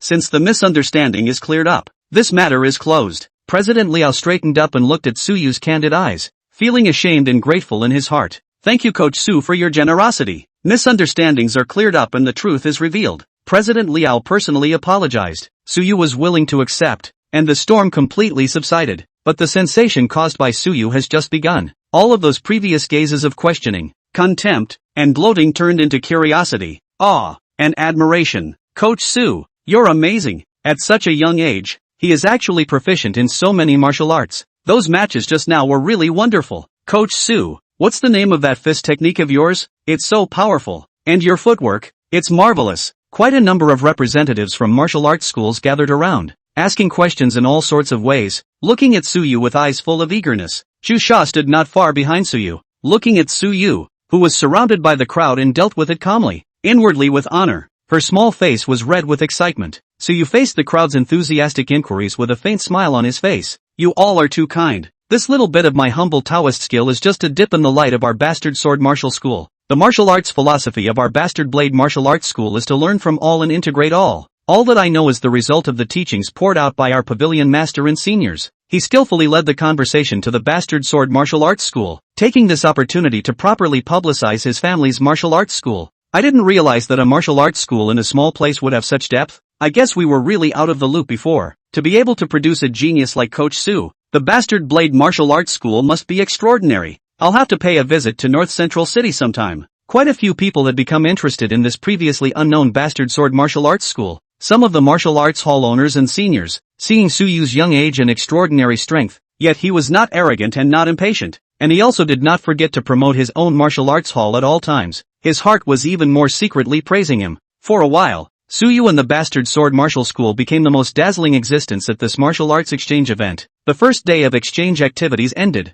Suyu and Xu Sha just walked out of the gate of the training base, ready to take a taxi back to the hotel. Fuya walked slowly towards them. Coach Su, please stay. Today's matter is thanks to you. I'm sorry for the trouble I've caused you because of Li Ming, so I would like to treat you an MS. Xu Sha to a meal as a way to make amends and show my gratitude. For this big miss, Suyu's outlook wasn't bad, and was even a bit good, at least at the critical moment. She didn't have the same sense of right and wrong as Li Ming, and moreover, she had also taken a favor from her today. He nodded. Good. Trisha watched from the sidelines with some inexplicable emotions in her heart. The three of them stopped a car and headed to the restaurant Fuya had booked. Fuya seemed to be interested in Suyu and took the initiative to find a topic. Coach Su is so young and has such high attainments in martial arts. I wonder where his teacher comes from. A family heirloom plus some rough kung fu learned in a martial arts school. I'm sorry to make a mess. Fuya laughed. The corners of Fuya's mouth lifted slightly. To be able to practice Bagua Palm, Tiger Power Fist, and sweeping leg to the master level realm, and even have punching and fingering techniques, if this was considered rough, then 99% of the martial arts halls in Qinghe City could be closed down. This man is deeper than expected. Xu Sha quietly listened to the two men talk, her gaze flicking to Suyu from time to time. She could feel Fuya's curiosity and appreciation for Coach Su, and her heart was a little sour and a little indescribably lost. Coach Su is so good. It's only normal that he'll be liked by even better girls, right? It's just that I seem to be a bit on him myself. Trisha didn't dare to think any further, her cheeks burning slightly. The three of them chatted and the atmosphere was quite cordial, but Fuya quickly noticed that Suyu was a bit distracted. What could it be that could make this man, who had killed on the tournament stage and had never backed down even in the face of the chairman, show such a look? Coach Su, is something on your mind? Nothing, just a little worried about my siblings at home. Been out for a few days now. Don't know if they've been eating and sleeping properly. Comprehension flashed in Fuya's eyes. I can't see that he's quite sentimental. She didn't ask any more questions, just took out her cell phone and dialed a number. The call was quickly answered. Fuya gave a few orders for someone to visit Suyu's house in North Central City to make sure that everything was okay with his siblings, that any needs in their lives were met immediately, and to report back to her daily. Hanging up the phone, Fuya looked at Suyu. I've already arranged for someone to go over and look after them, and we'll make sure they're safe and secure, and that there will be no problems in their lives, so you can rest assured. Suyu's heart moved slightly and he recognized Fuya a little more. Thanks a lot. It's just a small thing. Trisha's heart was suddenly mixed. Ms. Fuya is beautiful, kind-hearted and capable, and she can solve Coach Su's troubles with a snap of her fingers. The gap between herself and her is really big. Coach Su would like a girl like her, right? Chapter 76 Trusha drunk and molested. The trio soon arrived at their destination. It was a fine restaurant of unusual style, with an understated and luxurious facade, and a well-dressed and courteous waiter at the door. Fuya led the two men in familiarly. The interior of the restaurant is elegantly decorated, with soft lighting and a light fragrance in the air. Fuya and the waiter explained a few words, asked for a quiet box, sat down to order food, her posture calm, reported the name of the dish sounds expensive. After ordering food and naturally instructed the waiter to open a bottle of red wine of a specific year. The whole process was smooth and flowing, with an innate superiority and an accustomed affluence. Suyu couldn't help but sigh. The world of the rich is really different. This unintended class difference is much more impressive than deliberate showboating. Shusha silently looked at Fuya, and then quietly looked at Suyu beside her. Ms. Fuya was excellent, beautiful, good family, capable, and so understanding. Compared to Ms. Fuya, she seemed to be a step behind in everything. The family is ordinary, and the strength is far inferior to Coach Su, much less able to help him with anything. Coach Su is so dazzling, and should be standing next to someone like Miss Fuya. Trisha picked up her glass and took a silent sip, the pungent liquor sliding down her throat and bringing a burning heat. She rarely drank, but at the moment the taste of the wine seemed less overwhelming.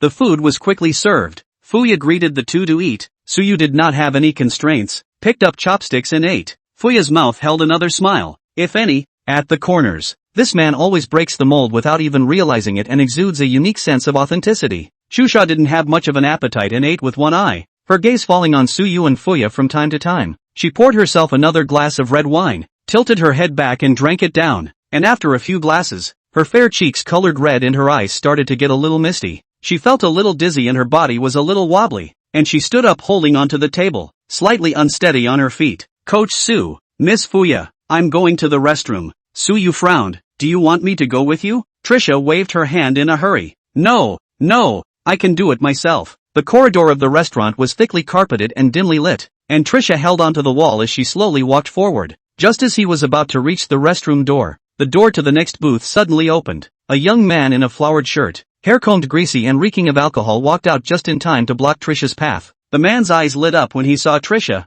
revealing an impish smile. Yo, beautiful, alone? Shusha was uncomfortable by his look and her alcohol woke her up a bit. She frowned and tried to walk around him. Instead, the man took a step across in front of her and held out his arm to stop her. Don't be in a hurry to leave. Pretty girl, stay with me for a chat? My name is Chi Feng. How about making friends? As he spoke, the heavy spray of alcohol on Trisha's face sent a wave of revulsion through her. Get out of the way. Chi Feng's smile disappeared when he saw that she didn't appreciate it and dared to chide herself. Giving face? Ha! He reached out and tried to grab Trisha's wrist. Shusha was startled and hastily backed away, trying to dodge, but she had drunk too much wine and had little strength in her body, and her movements were half a beat slower. Seeing that the greasy hand was about to touch her, Trisha was so scared and anxious that she blurted out, Suyu. In the private room, Suyu and Fuya were casually chatting. When they heard Shusha's panicked cry, Suyu's face changed and he immediately stood up. Fuya frowned as well, and the two of them walked quickly out of the booth. In the hallway, the man was pulling on Trisha, who was full of panic and struggling. Suyu's eyes became icy cold as his figure flashed and rushed over like an arrow off the string. Let her go. Chi Feng was startled by the sudden appearance of Chang Baijin, subconsciously loosened his hand. When he saw that Suyu was just a young man dressed in ordinary clothes, he came back to the fire with the strength of alcohol. Who the are you? Dare to meddle in my business? He cursed and swung his fist towards Suyu's face, without dodging or avoiding. Suyu's right hand probed out as fast as lightning, grabbing Chi Feng's wrist and twisting it with a slight force. Ka-ching! Chi Feng let out a pig-killing scream, his wrist twisting at a weird angle as cold sweat covered his forehead. Suyu casually shook him off. Chi Feng staggered against the wall, clutching his broken wrist and grimacing in pain. Suyu supported the unsteady standing Chu Sha and let her lean on him. Is everything okay? Chu Sha was in shock. Her face was pale, and she clutched Suyu's arm. Fuya walked over and frowned even more when he saw Chi Feng, who was holding his hands and screaming miserably. Chi Feng? Chi Feng looked up and saw Fuya and was first stunned.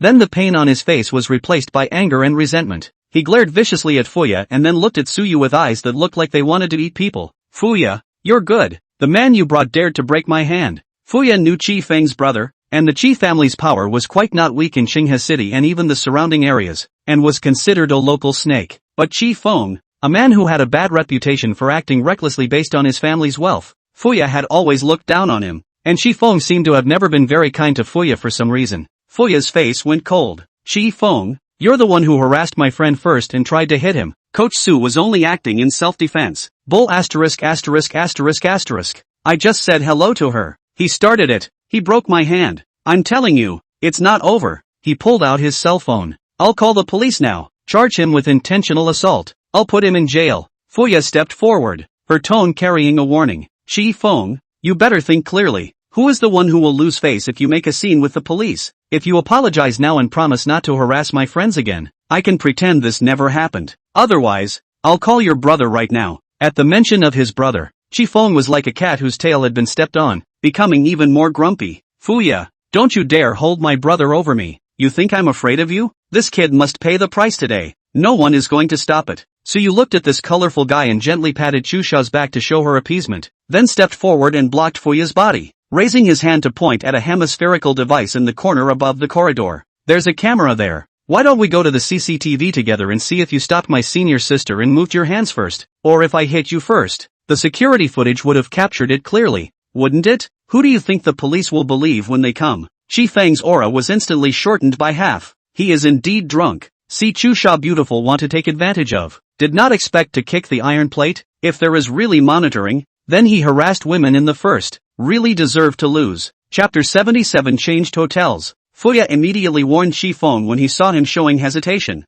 Chi Feng, if your brother finds out that you've been causing trouble outside again and disgracing the Chi family, what do you think he'll do to you? Chi Feng's face turned ironic. His brother's tactics he is aware of. If he knows that he was broken because of molesting a woman, but also to the police station, go back to absolutely no good fruit to eat. After weighing the pros and cons, he knew that this was a loss today. Good. Count yourselves ruthless. He clutched his broken hand and turned around to leave in a sorry state, glaring at Suyu with a resentful gaze before he left. That's a bit of a knot. Chi Feng's figure disappeared at the end of the corridor, tension and embarrassment still lingering in the air. Chu Sha leaned against Suyu. The alcohol and shock made her pale and her eyes a little lax. Fuya glanced at Chusha and then turned to Suyu. It's getting late. I'll take you back to the hotel. Trouble. This favor is owed again. Fuya's car was parked right in front of the door. A black sedan that looked like it was worth a lot of money. The driver had already been waiting. Respectfully pulled open the door. The three sat in the spacious and comfortable back seat. The car drove smoothly into the traffic. What hotel are you staying at? Small hotel next to the training base. Fuya frowned slightly. I'm afraid security and environment are not satisfactory in a place like that. She took out her cell phone and simply instructed the driver to reroute. Go to the Clear River International Hotel. Suyu sniffed and looked at her. Fuya met his gaze with a natural tone. That hotel isn't very safe. And Ms. Chusha isn't in a good state right now. I've already arranged a room at the hotel. Just stay at ease. Good thing too. At least eldest sister can rest better. Suyu didn't say anything else. The Qinghe International Hotel is the top 5-star hotel in Qinghe City and is richly decorated. Fuya had made the arrangements in advance, and the waiter took them up the stairs in the exclusive elevator. 2 adjacent luxury suites. Suyu first settled Chu Sha on the bed in her room and watched her drift off to sleep before he gently retreated. Returning to his suite, Suyu stood in front of the huge floor-to-ceiling windows and looked at the sparkling night scene. The cell phone in her pocket vibrated. A message from Fuya informing her of her room number. He edited a message. Ms. Fuya, thank you for tonight. I'll forward you the cost of the room. The message was quickly answered. Coach Su is polite. I'm the one who should say thank you. Li Ming and Chi Feng have caused trouble for you guys. I hope it didn't affect your mood. And if I can, I'd like to take you to breakfast tomorrow and thank you again in person. Suyu looked at the message and paused his finger on the screen for a moment. It's also good that some things are better said in person. Okay, what time tomorrow? Meet me in the Western restaurant on the first floor of the hotel at 7:30 a.m. Good. Putting down his cell phone, Suyu prepared to go wash up. Just as he walked to the bathroom door, his cell phone rang again, and the sender was Song Jingyi. Coach Su, I heard that you came to Qinghe City for an exchange program? I happen to be over here on business as well. are you free tomorrow after the event? Let's have dinner together. Suyu was a bit surprised. However, it was natural for old friends to meet without refusing. Okay, contact at the end of the day tomorrow. At 7:30 in the morning, Suyu came to the Western restaurant on the first floor of the hotel on time. Fuya had taken a seat by the window with a cup of coffee in front of her and didn't seem to be moving much. Suyu sat down across from her. The waiter handed over the menu. Suyu didn't have any politeness, and freely ordered a full portion of breakfast. Steak, fried eggs, bacon, and milk and bread. The food was quickly served and Suyu picked up his knife and fork and began to eat with skillful movements. He ate with such concentration that Fuya watched him silently. Watching him cut the steak into small pieces and bring it to his mouth to chew. Watching him drink most of his glass of milk. Somehow, she hadn't had much of an appetite, but at the moment she felt a little empty in her belly. Ms. Fuya, is it because I'm an ugly eater? Fuya shook her head, a rare light smile on her face. No, it's just that I'm a little envious to see that Coach Su has such a good appetite. Suyu was slightly stunned. Fuya lowered her eyes and softened her voice a bit. I'm a bit anorexic and can't eat a lot of things. Seeing you eat so well, it seems like my appetite has improved a bit. She picked up her fork and tried another small bite of the salad. Suyu looked at the young lady in front of him who had a bright and shiny appearance and a superior family background and felt surprised. Not expecting her to be troubled like this, pity crept in. This girl who seemed to have it all wasn't really having an easy time of it. Then we can have dinner together sometime later. And maybe you can eat more while watching me eat. Fuya met his sincere gaze, and her heart felt as if it had been gently touched by something. Not only was this man powerful, his mind was also unexpectedly delicate and considerate, completely different from those men who only valued her family background or were attracted by her appearance. A strange, throbbing emotion spread through the heart. Her eyes rippled and the corners of her mouth rose involuntarily. So we'll go over there together for the Martial Arts Association exchange this morning? Could be, but I have to send a breakfast up to sister first. He beckoned for the waiter and ordered a light porridge and small dishes to pack. Fuya's eyes glowed even more when she saw this attentive gesture of his. Suyu took the packed breakfast and went back upstairs first. He knocked on the door to Trisha's room, and it took a while for the door to open a crack. Trisha's hair was a little disheveled and her face didn't look too good, with the haggard look of a hangover. Seeing that it was Suyu, she opened the door fully with some embarrassment. Coach Su. Su walked in and put breakfast on the table. Does your head still hurt? He poured a glass of warm water in his hand and handed it to her. Trisha took a small sip from her glass of water and nodded. A bit. I'm sorry about last night. I was drunk. It's okay. Eat something to pad your stomach first. It'll make you feel better. Suyu opened the lunchbox and the aroma of food wafted out. Chusha looked at the sumptuous breakfast and glanced at Suyu. Her heart was warm and sour. She sat down at the table and picked up her fork but had little appetite. I'm afraid I won't be able to go over to the association today in this condition. Her heart was filled with remorse. Su could see her loss. It's okay, eldest sister. You rest well, and if there's anything exciting, I'll record it and come back to you. Shusha's eyes reddened. Her nose turned sour, and tears fell without warning. She wasn't upset that she couldn't go to the event. She was feeling too impulsive, and not only did she feel bad about herself for drinking so much last night, but she almost got in trouble. Coach Su, I'm sorry, it's all my fault. I shouldn't have drunk so much yesterday, and also caused trouble for you and MS. Fuya, can you not tell the curator about this thing? Suyu was somewhat helpless as he looked at her crying like a pear. He pulled out a tissue and handed it to her. Don't cry. I promise you I won't tell the curator. It's a secret between the two of us. Trisha took the tissue and wiped her tears. Hearing the word secret between the two of us brought a sudden sweetness to her heart. As if there was a little bit of a different connection with Coach Su. She nodded vigorously, a smile on her tear-stained face. Chapter 78 demonstrating the Qianquan leg. When Suyu and Fuya arrived at the Martial Arts Association's training base together, they felt a very different atmosphere from yesterday. The crowd, who had been skeptical of him yesterday, were now wearing enthusiastic smiles on their faces. Coach Su is here. I don't know who shouted, but the people who were originally scattered in various places to communicate gathered around. Good morning, Coach Su. Yesterday really opened our eyes. Those hands of yours were so beautiful, especially that last finger. It was divine. Coach Su, can you give us a few pointers on your stiff boxing style? And your footwork? A few of us have been puzzling over it all night, but we still don't understand the subtleties. There was an endless stream of greetings, admiration and requests for advice. Suyu was surrounded in the center, his face bland,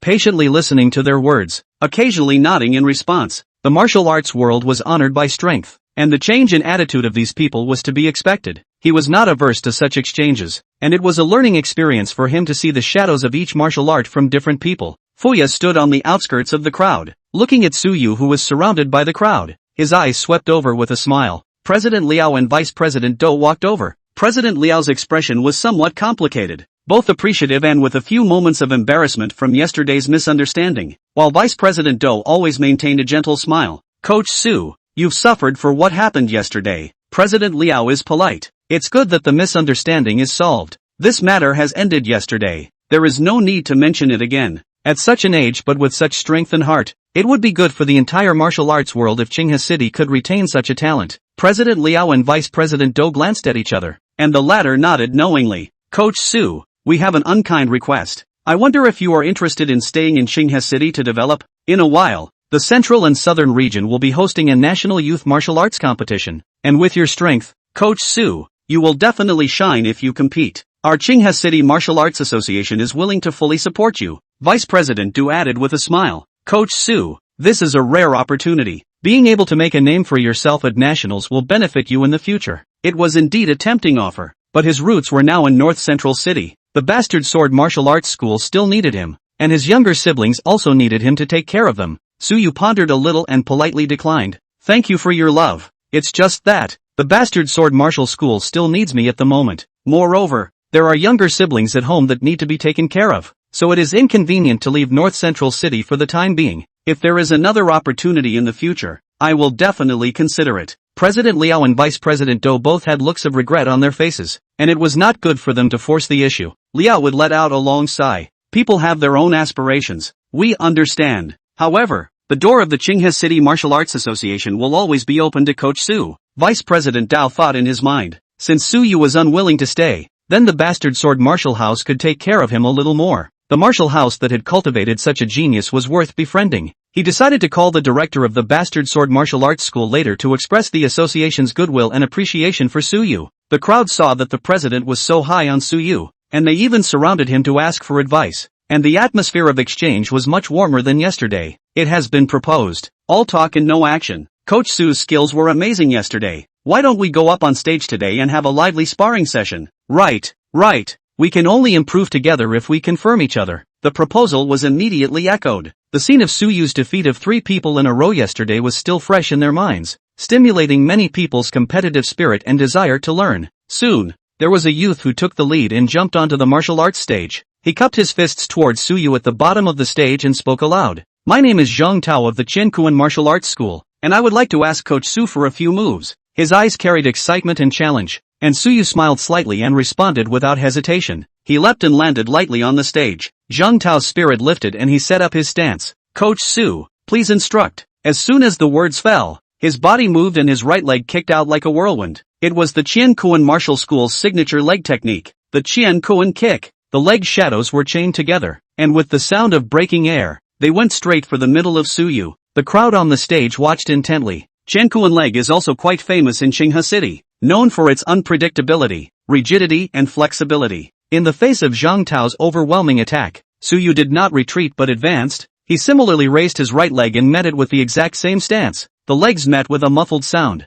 Zhang Tao only felt a huge force coming from him, shocking his legs, and he retreated 3 steps in a row before stabilizing himself. With a stunned look on his face, Su Yu actually knows the Qiankuan kick as well, and the force and skill seems to be above him? The stage was even resounding with exclamations of surprise. How does he even know the Qiankuan leg? My God, is there a martial art he doesn't know? This doesn't make sense. President Liao and Vice President Dou looked at each other, both seeing shock in the other's eyes. Su Yu didn't move half a step, with an air of calmness. Your starting stance is too violent, resulting in a slight delay in the subsequent changes. The Qiankuan leg emphasizes continuous, rigid and flexible transformation. You focus too much on the rigidity and lose the flexibility. As he spoke, he kicked out the Qiankuan kick again. This time, he slowed down his movements and interpreted the essence of the rigid flexible transformation in the Qiankuan leg to the fullest. Zhang Tao watched Su Yu's movements and pondered as he heard his instructions. He gritted his teeth and attacked again, deliberately slowing down a bit and focusing on the articulation and variation of his leg techniques. The two fought on the stage, their legs flying. Su Yu kept feeding the moves with actual combat and spoke out to point out Zhang Tao's deficiencies. Kick +1, kick +1. Zhang Tao was still a bit unconvinced at first, but gradually, he realized that by following Su Yu's instructions to correct it, his Qiankuan kick had indeed become smoother and its power had also increased. The shock in Zhang Tao's heart was beyond words, and his eyes were filled with disbelief and gratitude as he looked at Su Yu. The crowd under the stage was even more dumbfounded. A martial arts competition turned into a live lesson? And you're teaching the other side's specialty? What kind of demon is this Suyu? Not only was he able to be proficient in various martial arts, he was also able to see other people's flaws at a glance and give precise pointers. This eye power and martial arts understanding was simply appalling. President Liao's forehead was sweating slightly. The color of appreciation in Vice President Dou's eyes intensified. On the stage, Suyu saw that Zhang Tao had already comprehended a few points of the essence of the Qian Kuan leg sparring, and he no longer stayed his hand. Watch this. The ultimate of the Qian Kuan leg lies in the freedom of retraction and release, and the return of strength to 1 kick plus 1. Suyu's figure was violently short. His right leg snapped out like a taut bowstring. There were no fancy leg shadows, only a simple, yet extremely fast whip leg. This leg seemed to condense all the changes in power of the Qian Kuan leg, and with an unrivaled momentum, it tore through the air and fiercely drew towards Zhang Tao. The ultimate mystery of the Qian Kuan leg in the grand completion realm. Zhang Tao's pupils suddenly shrunk, only to feel a huge sense of crisis enveloping his entire body. He wanted to dodge, but realized that his body simply couldn't keep up with the other party's speed. He wanted to block, but felt that no matter what, he couldn't block this stone-breaking strike. Zhang Tao was as if he had been hit by a high-speed truck, and his entire body flew backwards, landing heavily under the martial arts stage. Unable to climb up for half a day, there was dead silence in the room. Everyone was completely subdued by Suyu's stone-cold leg. Zhang Tao lay on the ground, unable to care about the pain, his mind repeatedly echoing the trajectory and intention of Suyu's leg just now. So this is the real Qian Kuan leg. He struggled to get up and bowed deeply towards Suyu on the stage. Heartily, thanks for the guidance, Coach Su.